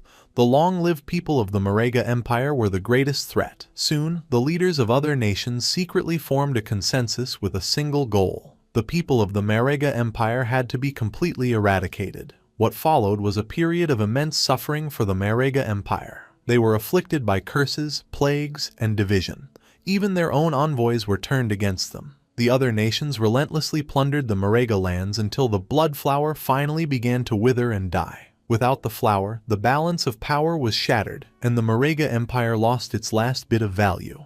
The death of the last blood flower's petal triggered a devastating avalanche. The Marega Empire was invaded, and its people were slaughtered by their former allies. The sole reason for this disaster was greed. The other nations could not stand for the Marega Empire to possess a resource they could not have. In the darkness, the dying people of Marega clung to one last, desperate hope. That hope was the ritual, forsaken by the gods. As terrifying purple energy surged through a chamber of bones, the ritual began. This was less a ritual and more a curse. Every person from the Marega Empire was branded, causing their lifespan to drain as monstrous creatures grew inside their bodies, eventually bursting out. These monsters had only one purpose: to destroy humanity. Bringing his story to a close, Ates turned back to the princess, his face etched with pain as he prepared to tell her the consequence of this curse. As the princess listened, Ates revealed his face, now covered in grotesque, bloody growths. He explained with a sorrowful expression that he could no longer transform into a dragon. From now on, he would only become a monster. The princess stared back in shock and horror, stammering his name as she asked why this had happened. Ates continued, revealing a deep secret. He stated that very few people knew the true identity of the Marega people. They were also known as the Dragon Race. The envoys like him were called Guardians of the Kingdom by most humans. The princess's eyes widened as she processed this stunning revelation. Standing on the wall, Ates told her that an unstoppable tide of darkness had swept across the continent and the end of humanity was here. Because of this, he declared, his only desire now was to protect her and her alone. Meanwhile, the brutal invasion continued. The red monsters mercilessly devoured citizens, crushed them underfoot, and hunted down anyone hiding. A seemingly endless horde of these creatures emerged from the smoke, overrunning the kingdom's last defenses. From a high balcony, Scholar Lu Wen gravely informed the king that the number of monsters kept increasing. He pleaded with his ruler, asking if he was truly not going to lead a retreat now that the capital had fallen. The king, however, remained resolute, declaring they had nowhere left to retreat. He explained that the magic leaning tower was a great magical hub. If it was destroyed, their mages' combat power would plummet, and it would become impossible to stop the monsters. The king decided to join the battle himself. He leaped into the fray, his glowing sword slicing a red monster in half. He caught his breath amidst the smoke and rubble, leaning on his sword. He reflected on how quickly time had passed. He recalled first meeting Ates. They had looked the same age, though Ates was nearly 100 years old. For Ates's race, 100 years was barely adulthood. As a monster lunged, he recalled the inseparable years they had spent together. They had fought side by side, drank together, and shared everything. A blast of purple energy struck him. This reminded him of how things had changed. As he grew older, Ates remained eternally young. This created a rift, as Ates could not understand the hard choices the king had made after taking the throne. The king sadly concluded Ates could not understand humans, and humans could never truly understand Ates. The king stood amidst the flames and destruction of his kingdom. His thoughts turned to the moment that changed everything, his daughter's birth. He remembered Ates holding the newborn princess with gentle care. Watching them, the king had found a new sense of hope through their shared affection for the child. On the battlefield, a new massive threat loomed below the king. A shadowy monster with glowing purple eyes gathered a sphere of blue energy for a powerful attack. The king stared forward, his face calm as he accepted his fate. The creature unleashed a devastating blast of energy at him. As the light engulfed him, the king's body vanished, his final thoughts filled with regret that he had been wrong about everything. A massive explosion ripped through the castle, signaling the king's defeat. From the magic leaning tower, the desperate princess saw the distant blast and cried out in shock. Ates, beside her, calmly stated the capital had fallen and predicted the monsters would head for them soon. As if on cue, a swarm of dark-winged creatures descended. A shadow guard shouted a warning that monsters were approaching. The creatures slammed against a powerful blue barrier protecting the tower. Ates reassured the princess that the tower was protected by a strong barrier, making it nearly impossible for monsters to break through. Suddenly, an injured Scholar Lu Wen appeared on the tower wall. The princess turned in surprise, exclaiming his name. Leaning on his staff, the scholar told Ates he had come on the king's orders to escort the princess away. The princess expressed her alarm at how badly he was injured. Ates agreed to the plan, stating he would use his wind magic to send them to a designated location, and asked if their contacts were ready. Scholar Lu Wen confirmed that all preparations had been made, but the princess interrupted, confused. With a heavy heart, Scholar Lu Wen delivered the news. Her father, the king, had fallen. The princess was in shock. He explained the king had arranged for her to escape to a neighboring country for safety. The princess anxiously asked if Ates would come with them. Ates turned to her with a sad smile, asking where he could possibly go. He revealed the monsters below were his own people, the Marega. He explained he was an enemy to all, and no matter where he might flee, humans would hunt and kill him. Kneeling on the edge of the wall, he looked down at the horde and accepted his fate. He declared that a knight's falling place became a dragon's tomb, and this was where he belonged. He vowed to remain and protect it until his lifespan drained away. Hearing his solemn promise, the princess's expression shifted from grief to resolve. She suddenly used her wind magic to leap away from Scholar Lu Wen and back to Ates. She landed before him and declared that if he was staying, she would become his dragon knight. She reminded him this was her home and she would protect it with him. She proudly boasted that her wind riding skills were perfected and asked how they could form a contract. Ates looked up at her, shocked and speechless at her unwavering loyalty. Moved by her loyalty, Ates took the princess's hand in his armored one. With a gentle, sorrowful smile, he agreed to her request. He presented the silver scale of promise, explaining it would be their contract, just like old times.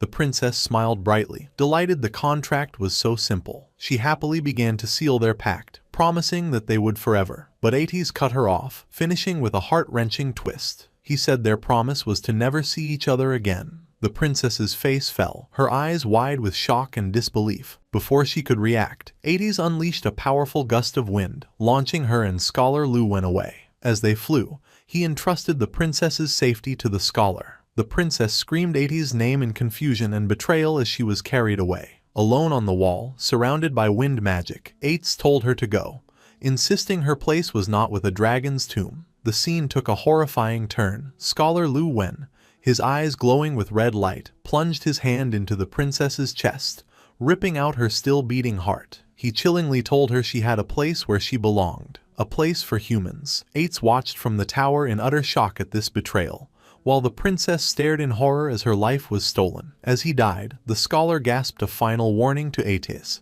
telling him to be careful and revealing the Marega were not the only ones cursed. His face was then consumed by a monstrous red growth. From the scholar's body, a massive tentacle monster erupted, grabbing and devouring the princess's heart. The monster cackled, mocking Ates about the delicious flesh and lifespan it consumed. It then taunted him, asking if killing the person Ates loved was suitable revenge for being burned by his dragon flames in the past.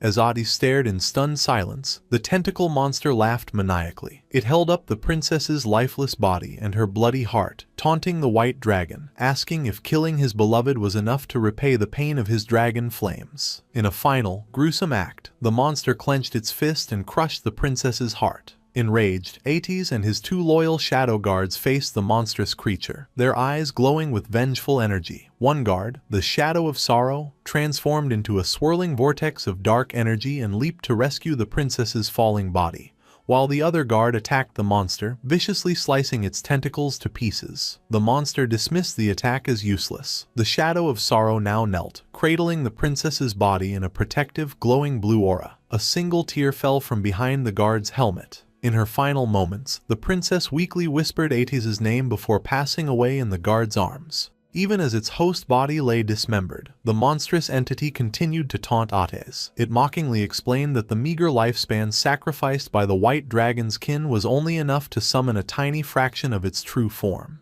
It revealed its seeds had already been scattered everywhere, parasitizing hosts and waiting for the right moment to mature and burst forth, just as it did with the old scholar. The creature, Cthulhu, continued its psychological assault, reminding Ates that the monsters born from his own people were now swarming the world. It pointed out that Ates himself was deeply cursed and could transform at any moment, and that he had always known his beloved princess was destined for a tragic end. Cthulhu emphasized Ates' powerlessness, suggesting he was helpless and might even have become the very monster to kill the princess. The entity reveled in Ates' inner turmoil, describing the hatred, sorrow, anger, and despair filling his heart, calling them wonderfully strong emotions. Then it presented a tempting offer, telling Ates it could change everything. Cthulhu formally introduced itself, stating it could hear the violent beating of Ates' heart. It declared itself an ancient, all-powerful god. It made an incredible promise. Not only could it help Ates defeat the monsters and protect the kingdom, but it could also resurrect the princess so they could be together forever. It explained that all of this could be achieved through a simple transaction. The price, Cthulhu revealed, was for Ates to simply give it his heart.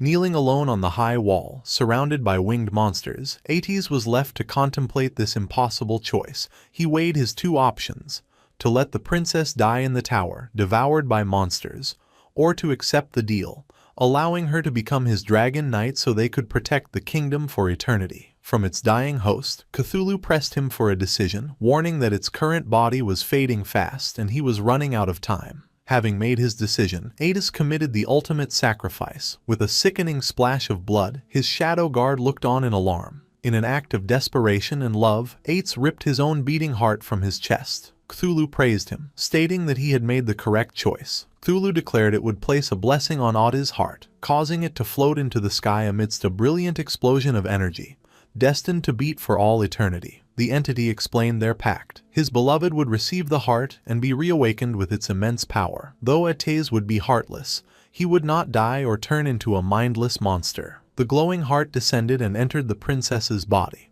and Cthulhu proclaimed Ates would be transformed into a guardian dragon, destined to remain by her side forever. Ates grunted in agony as the transformation began, and a massive pillar of purple energy erupted from the top of the magic leaning tower. His body contorted and changed until he had become a massive, terrifying skeletal dragon. He let out a powerful roar, surrounded by a swirling aura of blue flame. With his new form, Ates leaped from the tower wall, now a guardian dragon empowered by Cthulhu. He soared over the battlefield and unleashed a devastating torrent of fire upon the swarming monsters below, beginning his eternal watch over the resurrected princess. As the skeletal dragon Ates unleashed his fiery wrath, Cthulhu's voice narrated the grim scene. The dragon's flames incinerated everything below, purging the land of the monstrous invaders and the kingdom's remaining people alike. Cthulhu told him his power was now great enough to wipe out the entire kingdom, and Ates continued his assault, setting the capital ablaze. Cthulhu then revealed the terrible twist in their bargain. It explained that all the lifespan harvested from those killed in the flames would be funneled to a single point. As purple lightning struck the scorched magic leaning tower, the true purpose was revealed. Back on the tower, the resurrected princess screamed in agony. With Ates's cursed heart in her chest, her body began to transform as dark, shadowy energy erupted from her. Monstrous appendages grew from the shadows, and she was completely consumed by a massive, tentacled beast, becoming its new, living core. With the princess now transformed into a horrifying monster, Cthulhu triumphantly declared that all the harvested lifespan now belonged to it. Cthulhu reflected on its current weakness. It lamented that its power was still too diminished to directly parasitize the powerful dragon race, forcing it to use a human as a temporary host. However, it remained confident, believing it was only a matter of time before it could use the white dragon to gather the lifespan it needed. The monstrous princess looked up at the skeletal Ates circling high in the sky and wondered why he had not returned now that the kingdom had been purged. She found his behavior strange. Suddenly, two glowing silver scales appeared before her. Cthulhu recognized them as the scales of promise, and realized these were vows the white dragon had made before their deal. The first vow was to never see the princess again. The second was to forever protect the kingdom's high tower. In a flash of fury, Cthulhu understood Ates' final act of defiance. He had anticipated the entity's plan and used his own vows to bind himself to the magic leaning tower, locking himself away from the transformed princess. Cthulhu cursed the white dragon, enraged that he chose to become a mindless zombie-like guardian rather than be used as its pawn. Thwarted, Cthulhu declared it would use the tower as its nest, preying on the lifespan of anyone who approached. It vowed that one day it would be fully revived and rule the world again. The memory faded with the image of the tower standing alone as countless ages passed. The memory faded, returning to the present at the magic leaning tower. Shadow reappeared on the desolate rooftop, purple energy lingering in his hand. He processed the tragic story he had witnessed, wondering if the vivid images were just game lore. But his instincts told him it was more. The vision had felt too real, its explanation of the monster's origins feeling like actual history. Suddenly, dark purple energy swirls materialized around him. A system window congratulated him on obtaining a new mythical grade skill, Shadow of Sorrow. This powerful ability created 3 shadow clones for 7 seconds that mimicked his skills and dealt 100% damage. The skill's description added a poignant detail. These were the shadows created by the white dragon, Ates. To protect what was most important, Ates had used immense mental energy to maintain them for 15 years without letting them fade. Shadow examined his hand, now wreathed in purple energy, and recognized the skill from the memory. He was awestruck, realizing this single ability could quadruple his damage output for a short time. He marveled at how terrifying a mythical grade skill was. More system notifications rewarded him for the trial. He obtained the key to the magic leaning tower's hidden area, reached level 19, and received many evolution points, equipment, and skill books. Among his new rewards were a gate key and a map for a level 20 area called the Withered Bone Ruins. Shadow was intrigued, as he had never heard of this location. He unrolled the old map and found Withered Bone City, on an island in an inland sea. Seeing its location, he made a connection, realizing it must have once been part of the Marega Empire from Ate's story. convinced this new area was tied to the White Dragon's homeland. Shadow was excited, certain it held greater secrets and rarer treasures. Knowing the area was for level 20 players and he was now 19,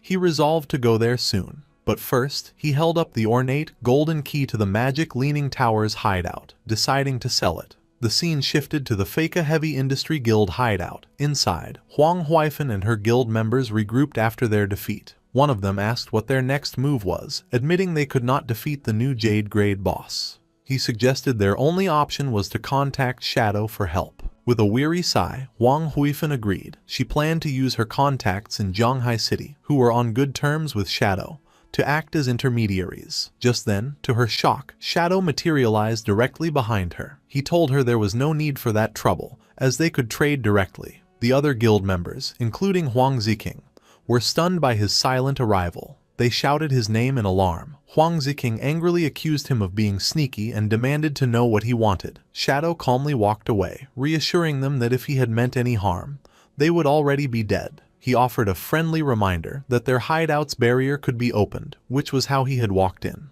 Huang Huifan, still startled, asked him what he meant by a trade. Turning back, Shadow held up the ornate golden key. He offered to sell them the key to the Magic Leaning Tower's hideout and asked if she was interested. The guild members were floored. They recognized the key and realized Shadow must have defeated the Jade Grade boss, which they could not believe was possible. Huang Huifan eagerly accepted and asked him to name his price. Shadow stated his price remained the same, 1,000 years of lifespan. While his mother agreed, Huang Ziqing erupted in fury. He screamed at Shadow, calling him shameless and accusing him of planning this from the start. Pointing an accusatory finger, Ziqing laid out his theory. Shadow had first attacked him, used it to destroy their portal, cut off their reinforcements, and gotten their team wiped out. Now, he was playing the hero, selling them the key for an exorbitant price. Ziqing declared he had never met such a vile person. Huang Huifan sternly ordered her son to stop, but he refused, trying to convince his mother they were being tricked. He argued the key should have been theirs and they could not let Shadow profit from the guild's losses. Unfazed by the outburst, Shadow calmly asked him what he wanted instead. With a greedy grin, Ziqing made an absurd demand. Shadow must return the key and compensate the guild with 1,000 or 800 years of lifespan. Shadow sarcastically remarked to Huang Huifan that she had a fine son. Then, to Ziqing's surprise, he agreed to do as he said. With a cold look, he set his new price, 1,800 years, and he would not sell it for a single day less. Ziqing was initially triumphant, laughing to his mother that this was how one must deal with people like Shadow. His smug expression turned to shock as the new price sank in, and he stammered, asking what Shadow had said. Shadow patiently explained he had come in good faith to do business, which was why he had not retaliated when Ziqing cursed him. However, due to the insult, the original discount was gone, and the price was non-negotiable. Having reached her limit, Huang Huifan swiftly slapped her son hard across the face. She angrily ordered a guild member to take Ziqing away to level up, forbidding him from returning without her permission. As he was dragged away, Ziqing protested, asking why she had hit him when he was not finished talking. Huang Huifan turned back to Shadow and apologized, asking if he might reconsider. Shadow coldly repeated his new offer, 1,800 years, and he would not say it again. With a weary expression, Huang Huifan accepted, noting it was a fair price since she had heard he had sold other hideouts for 2,000 years. She explained that because of their heavy losses, they could not pay the full amount at once and asked to pay in installments. Shadow agreed. He stipulated she must pay 1,000 years up front, and he would return in 10 days for the remaining 800. Greatly relieved, Huang Huifan thanked him and completed the transaction. A system window confirmed she had the key and Shadow had gained 1,000 years of lifespan.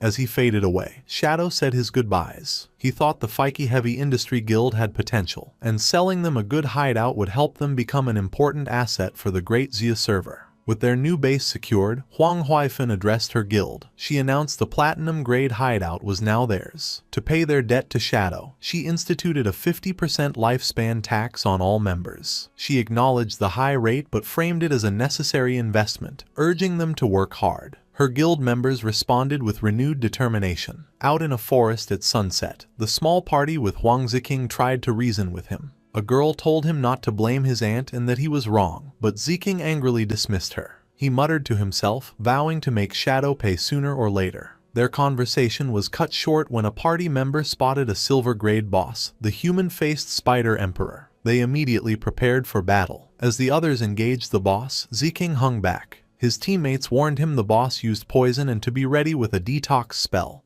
which he nonchalantly confirmed. However, instead of helping, Ziking turned and fled into the woods, abandoning his team. As he ran, he cursed them as idiots, thinking they could fight the boss themselves. He was disgusted by the girl who had tried to lecture him, wondering what his mother was thinking trying to set them up. He found a secluded spot and crouched, seething with resentment. He believed his entire guild was made of spineless rats, who only developed slowly and safely. He thought they did not understand the true path to power was to seize every opportunity. He concluded that Shadow must operate this way, which was how he had become so powerful. With a sinister smile, Ziking revealed he was not as foolish as his guildmates thought. He scoffed at confronting Shadow without a plan. He then summoned a dark, ornate vase with a single glowing red eye, declaring it a treasure from a jade-grade chest. A system window identified the item as the Abyssal Vase. By reaching into it, the user could randomly pull out a powerful skill, but it had a long 48-hour cooldown. Reaching into the vase, Ziking pulled out a small, grotesque, fleshy object. The system informed him he had acquired an epic-grade skill, the Abyssal Puppet Curse. This magic let him turn any corpse into a puppet he could completely control, retaining all the deceased's original abilities. Ziking laughed with manic glee, overjoyed with his new power. He hatched a plan. If he could kill Shadow, he could use this skill to enslave him, becoming truly invincible. As he celebrated, the Abyssal Vase glowed with a menacing purple aura. A final, ominous message warned that the Abyss holds extraordinary power, but when one gazes into it, the Abyss also gazes back, foreshadowing a dark future for Ziking. In the withered bone field, a desolate graveyard in the Magic City ruins, night had fallen. During a battle, Ghost Spirit used her energy-infused paper ribbon to wrap around and pierce a skeletal monster's eye. She beheaded the enemy with a precise blow, dealing over 5,600 damage. System notifications appeared, informing her that her weapon had upgraded to gold and she had enough experience for a class advancement. Standing amidst the energy orbs of defeated enemies, Ghost Spirit sighed in relief, confirming she had enough experience for her advancement. With a determined expression, she accepted the class advancement. A bright magic circle formed at her feet as a column of purple energy surged from her, enveloping her in the transformation. After completion, the system detailed her new abilities. Her weapon was now the Yellow Spring Chainblade, Gold, which could change shape. Her class had evolved to Yellow Spring Evil Ghost, Tier 2, granting a passive stealth bonus and unlocking 2 new skills, Eye of the Yellow Spring and Touch of the Yellow Spring. The system explained the Eye was a mental attack that trapped enemies in an illusion, while the Touch allowed her to track opponents by their aura. Transformed and enveloped in a blue aura, Ghost Spirit now wielded her weapon as a fearsome scythe. The system notified her she would deal double damage to lower-level opponents, with a 50% chance of applying a burn effect. With her eyes glowing golden, she felt stronger than ever. She knew her increased damage, speed, and new mental attack would let her avenge her parents and defeat Dongfang Yue, and the source of the plague wielder. Ghost Spirit messaged Shadow, her teacher, informing him she had advanced to Tier 2 and would repay his guidance. From a rooftop, Shadow saw she had logged off. Understanding her thirst for revenge had led her to immediately seek out Dongfang Yue. He recalled his past life where Ghost Spirit had gotten her revenge, but sparing a dog had allowed a Beastmaster to track her. This exposed her real identity, leading to a massive hunt by powerful families. The resulting war caused heavy losses for official forces, and Ghost Spirit eventually died of exhaustion, leaving the Magic City region in chaos. Shadow reflected on her potential, but worried her youth and unstable mind made her reckless. To prevent her from repeating this fatal mistake, he decided to log off and check on her in the real world. The scene shifted to the Dongfang Manor on the outskirts of Magic City, shrouded in a poisonous fog. 2 guards on patrol complained about their shift. They talked about girls, and one remarked that Mrs. Dongfang was still attractive, which his friend agreed with. They fantasized about defeating her bodyguard and having their way with Dongfang Yue. Suddenly, one guard noticed something in the mist. An illusion of Dongfang Yue materialized before them, dressed in a seductive black dress and kneeling provocatively. The guards were completely stunned, stammering as they asked why she was there and dressed so revealingly. The illusion leaned in, whispering that she could no longer tolerate her weak husband and needed other men to satisfy her desires, asking if they were up to the task. completely captivated and drooling. The guards couldn't believe their luck and eagerly asked if she was being serious. The guards argued over who should be first with the alluring illusion. The kneeling illusion of Dongfang Yui slyly suggested they could both enjoy her company at once. Before they could react, a streak of purple energy decapitated both guards instantly. Their headless bodies collapsed as the illusion dissipated. Dark energy erupted from their necks as the magical ribbon swirled around them. Ghost Spirit appeared from the shadows, catching her weapon. She immediately leapt into the air, escaping the manor grounds. Meanwhile, Dongfang Yui's formidable bodyguard, the Fart Master, was relaxing in a hammock. His senses sharpened and he remarked to himself that a little mouse had snuck in. Ghost Spirit landed silently on the manor rooftop. She paused thoughtfully to assess the situation. Suddenly, she was shocked as the Fart Master descended on her from above with incredible speed. He grabbed her by the neck in mid-air, and they both plummeted towards the ground. He unleashed his signature attack, a powerful blast of gas from his rear, which hit the ground with explosive force. The impact created a crater, with the Fart Master pinning Ghost Spirit to the ground. He mockingly explained his ammonia barrier covered the manor, allowing him to sense her arrival. He identified her as the little lady who had escaped before, grabbed her neck, and noted she would not get away this time. Ghost Spirit struggled helplessly, her face a mix of pain and fear.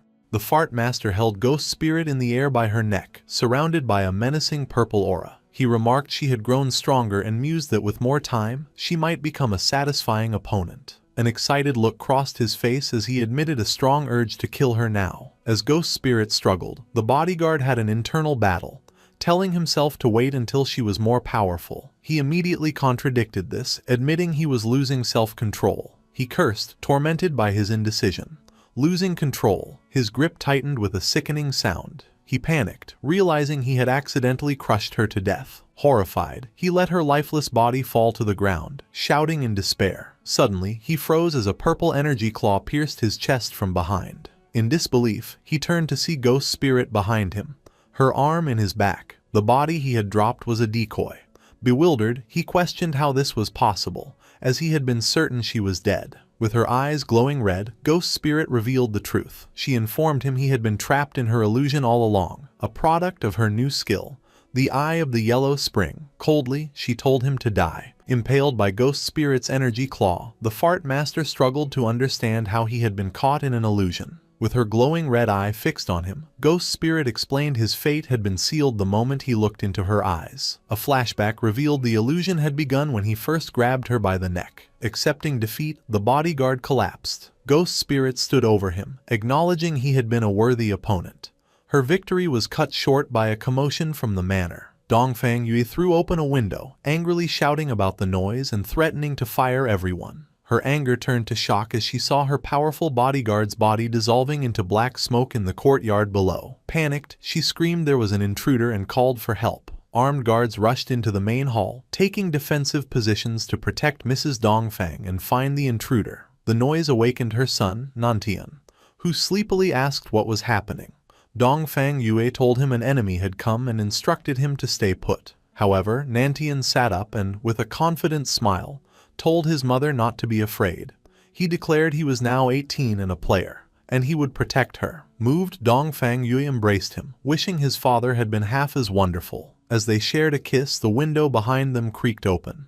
Startled, they pulled apart, and Dongfang Yui demanded to know who was there. In the hallway outside, the guards' bodies lay dissolving into shadow. Dongfang Yui stared in horror, unable to comprehend how they were all dead. Her mind raced, wondering if Shadow had discovered their plan to ambush him. Just then, the spectral form of Ghost Spirit appeared behind her, asking, "What plan?" Dongfang Yue whirled to face the hooded figure, demanding to know who she was and why she was being attacked, insisting they had no feud. Ghost Spirit calmly asked if Dongfang Yue truly did not recognize her. With her eyes glowing a menacing red, Ghost Spirit ordered her to look closely and remember. Horrified recognition washed over Dongfang Yue as she realized her attacker was the girl she thought was long gone, cursing that she was still alive. Before Dongfang Yue could react, she was impaled by an energy attack. Ghost Spirit stood over her fallen enemy, declaring her a demon and commanding her to die. In the bedroom, a terrified Nantian and his dog hid under the covers. Ghost Spirit explained her motive. Dongfang Yue had killed her parents, so now she would kill her in front of her son. Defeated and crying, Dongfang Yue accepted her fate but made one plea: not to harm her son. Ghost Spirit laughed mockingly, her energy ribbons lifting Dongfang Yue into the air as Nantian cried for his mother. She scoffed at the request, asking what right she had to make demands. Dongfang Yue continued to plead, insisting the grudge was between them and her son was innocent. Enraged, Ghost Spirit screamed, asking if Dongfang Yue had considered this day when she murdered her parents. With a final, furious cry, Ghost Spirit unleashed a devastating attack, obliterating Dongfang Yue's body in a burst of dark energy. From the bed, Nantian and his dog watched in horror. Ghost Spirit stood panting, her vengeance complete. She then turned her intense red-eyed gaze toward the bed, where Nantian was now paralyzed with terror. With her revenge complete, Ghost Spirit stepped away from the scene. She walked out of the bedroom, leaving Dongfang Yue's body on the floor as the terrified Nantian and his dog watched. As she disappeared, Nantian's fearful expression transformed into a sinister grin. He revealed he had grown tired of his mother's control and was grateful Ghost Spirit had killed her. His small dog's eyes also glowed red as it anticipated eating the young girl meat. Before Ghost Spirit got far, she sensed she was not alone and stopped, her body tensing. She turned around nervously to see several shadowy figures floating in the air, surrounding her. Back in the bedroom, Nantian pointed from under his blanket, a malicious smile on his face. He revealed his true power as the corpse necromancer, and commanded his undead minions to capture her alive. The shadowy figures were reanimated corpses, strengthened by his power and retaining their abilities. They advanced on the trapped Ghost Spirit. Suddenly, a massive explosion shattered the manor's side. Ghost Spirit was sent flying out of the building, screaming in pain. Outside, the reanimated corpses descended upon her as she lay helpless. The one-handed gunman prepared to fire a deadly energy blast at point-blank range. Just as he fired, black spikes intercepted the attack, saving her. The force of the counterattack knocked the undead minions down. Ghost Spirit looked up, confused by the sudden turn of events. In the bedroom, Nantian, who had been hiding, was now held up by the head, screaming in terror. A figure stood over him, holding his severed head and crushing his demonic dog underfoot. It was King Feng. He looked directly at Ghost Spirit through the shattered wall and delivered a cold, final lesson. Showing mercy to your enemies was the same as being cruel to yourself. Ghost Spirit lay on the ground, looking up at King Feng in a broken window. Still unsure who had saved her, she asked who he was. From the shadows, King Feng told her that one should never show mercy to enemies. He then used his blooming curse ability on Nantian's decapitated body, causing red spider lily flowers to sprout from his head. Realizing this man was her savior, and had allowed her to complete her revenge, Ghost Spirit blushed and thanked him, calling him master. Surrounded by a field of crimson flowers, a reminder of her vengeance, Ghost Spirit finally let her emotions overwhelm her. She cried in relief and sorrow, saying aloud that she had finally avenged her parents. As the flowers absorbed life force, a system message indicated that 788 years of tradable lifespan had been absorbed. King Feng approached and asked her what her plans were now that she had her revenge. Without a purpose, Ghost Spirit admitted she did not know and contemplated dying to reunite with her parents. King Feng sternly told her that revenge only leads to emptiness and she should have been prepared for it. He warned her that if she was willing to sink into despair, he had nothing more to say. But there was something she must know. He showed her a vision of the game world, explaining that the god-forsaken game had endless secrets, and among them, a way to resurrect the dead might exist.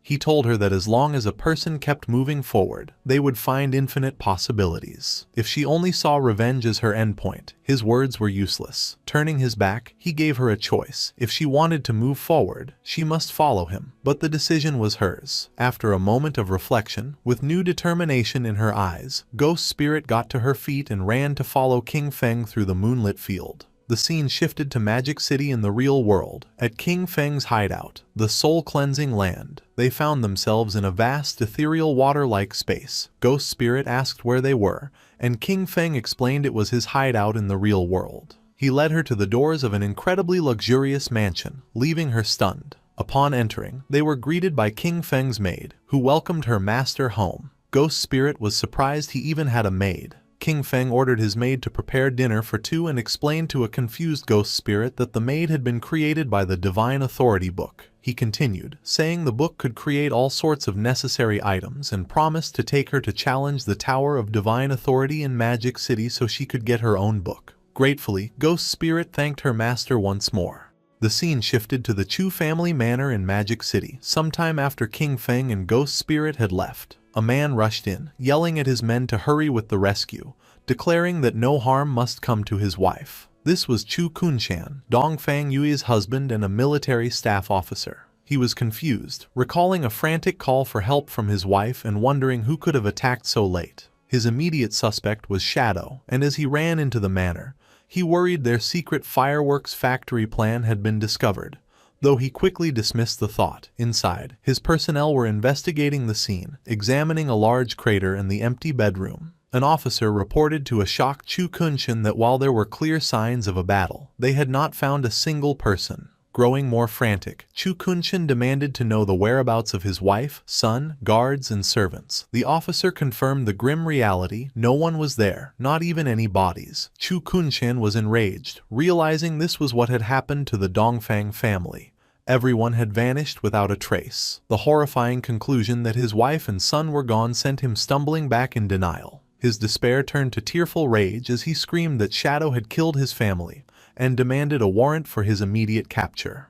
Lin Qingyu, who had been observing, stepped in and asked how he could be so sure it was Shadow. He furiously retorted that it was because his wife's family, the Dongfangs, were also killed by him. Unfazed, Lin Qingyu pointed out the lack of evidence in the Dongfang case, making the connection to his wife's disappearance tenuous. With a sharp glare, she questioned if he had inside knowledge, suggesting perhaps his family had a grudge with Shadow, and this might be simple revenge. Her questions struck a nerve, and a furious Chu Kunshan warned her to watch her words, questioning if she was interrogating a military staff officer. Lin Qingyu calmly told Chu Kunshan his threats were useless against her. She revealed that recently, the Sky Dome Guild had captured members of the Magic City Black Dragon Hall and handed them to the authorities. During interrogation, the men confessed that Chu Kunshan had ordered the attack on Shadow's hideout. They also admitted to a plan to lure Shadow to a fireworks factory with the intent to kill him in a massive explosion. She explained that the authorities had originally planned to capture them all at the factory. However, with Dongfang Yu now missing, she was officially suspected of fleeing justice. Lin Qingyu then accused Chu Kunshan of abusing his authority and conspiring to commit a terrorist act, requesting he accompany them for an investigation. As two officers grabbed him, a shocked Chu Kunshan struggled and demanded to know what they were doing. He angrily shouted at Lin Qingyu, questioning her audacity for colluding with a trashy guild to arrest an official. As he was restrained, Lin Qingyu calmly stated that official status did not matter, as she only stood on the side of justice. Chu Kunshan continued to struggle, screaming for them to release him. She coolly advised him to cooperate, adding that if proven innocent, he would be free to settle the score with her then. Lin Qingyu delivered a final, chilling piece of information. He would be taken to the Magic City prison for interrogation, a place where lifespan drains at 100 times the normal rate. She ominously told him to be prepared. As he was forced into an armored truck, Chu Kunshan screamed in protest, yelling that they could not do this and he would report them. Unseen, two figures watched from a nearby tree. One man confirmed that the loud man being arrested was indeed their target, identifying him as Chu Kunshan, the military staff officer. The two figures smirked and bumped fists as purple energy surged around them, ready to take action. A convoy of armored trucks drove through a forest road at night. Inside the lead vehicle, Chu Kunshan continued to protest his arrest to Lin Qingyu. A guard calmly informed him that the arrest had been ordered from above, leaving Chu Kunshan speechless. Suddenly, a bright blast of energy hurtled toward their vehicle. The blast impacted the truck with immense force, sending it careening off the road in a violent crash. Inside the overturned truck, Lin Qingyu braced herself, cursing. She looked over in shock to find the guard who had been sitting next to her was now dead, his face frozen in terror. Pinned by the wreckage, Lin Qingyu realized she was stuck as the truck's roof was torn open from the outside. A hand reached through and grabbed the unconscious Chu Kunshan by his collar, pulling him out. The two assailants, a man with a pompadour and a girl with blue hair, stood atop the wreck. The man held up Chu Kunshan, declaring that the mission had been easy.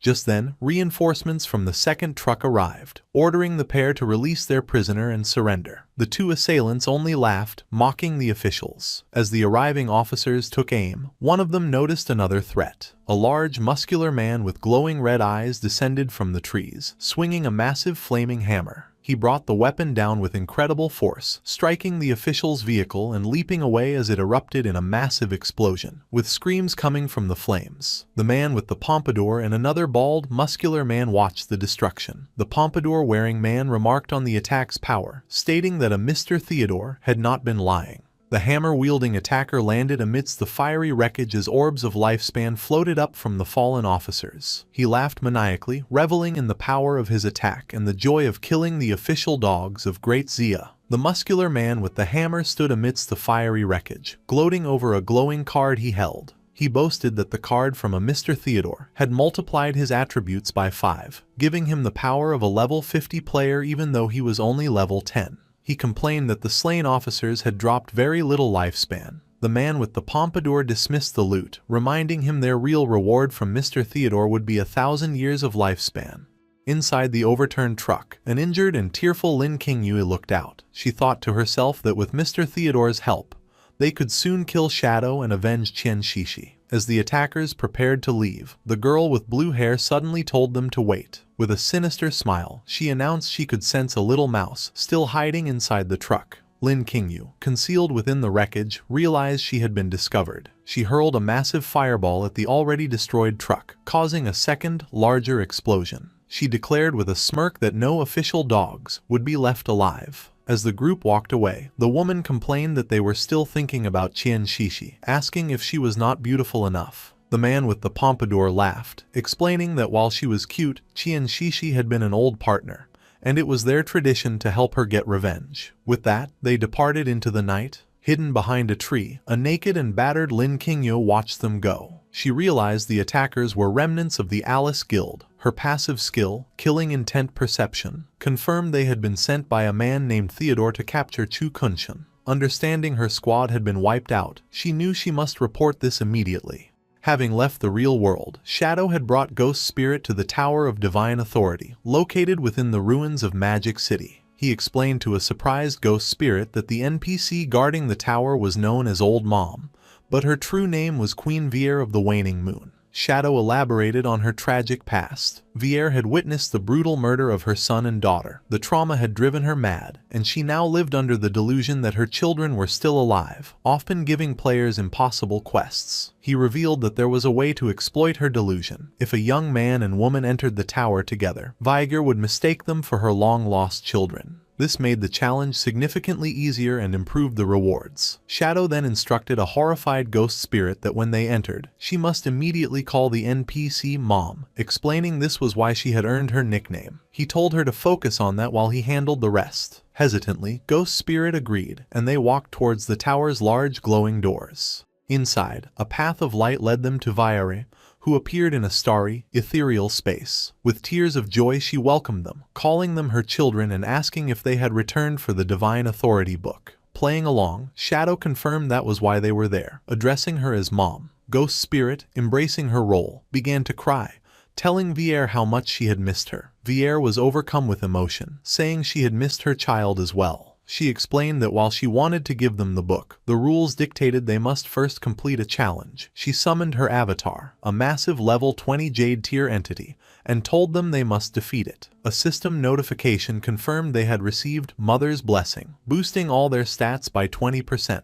Before Ghost Spirit could react to the boss, 3 shadowy figures suddenly appeared around her. These were the clones from Shadow's Shadow of Sorrow skill. In an instant, the clones unleashed a devastating flurry of slashes, inflicting hundreds of thousands of points of damage and obliterating the avatar in a single moment. The system announced the challenge had been successfully completed, leaving Ghost Spirit utterly stunned. She exclaimed in disbelief at the instant kill and the impossible appearance of 3 shadows.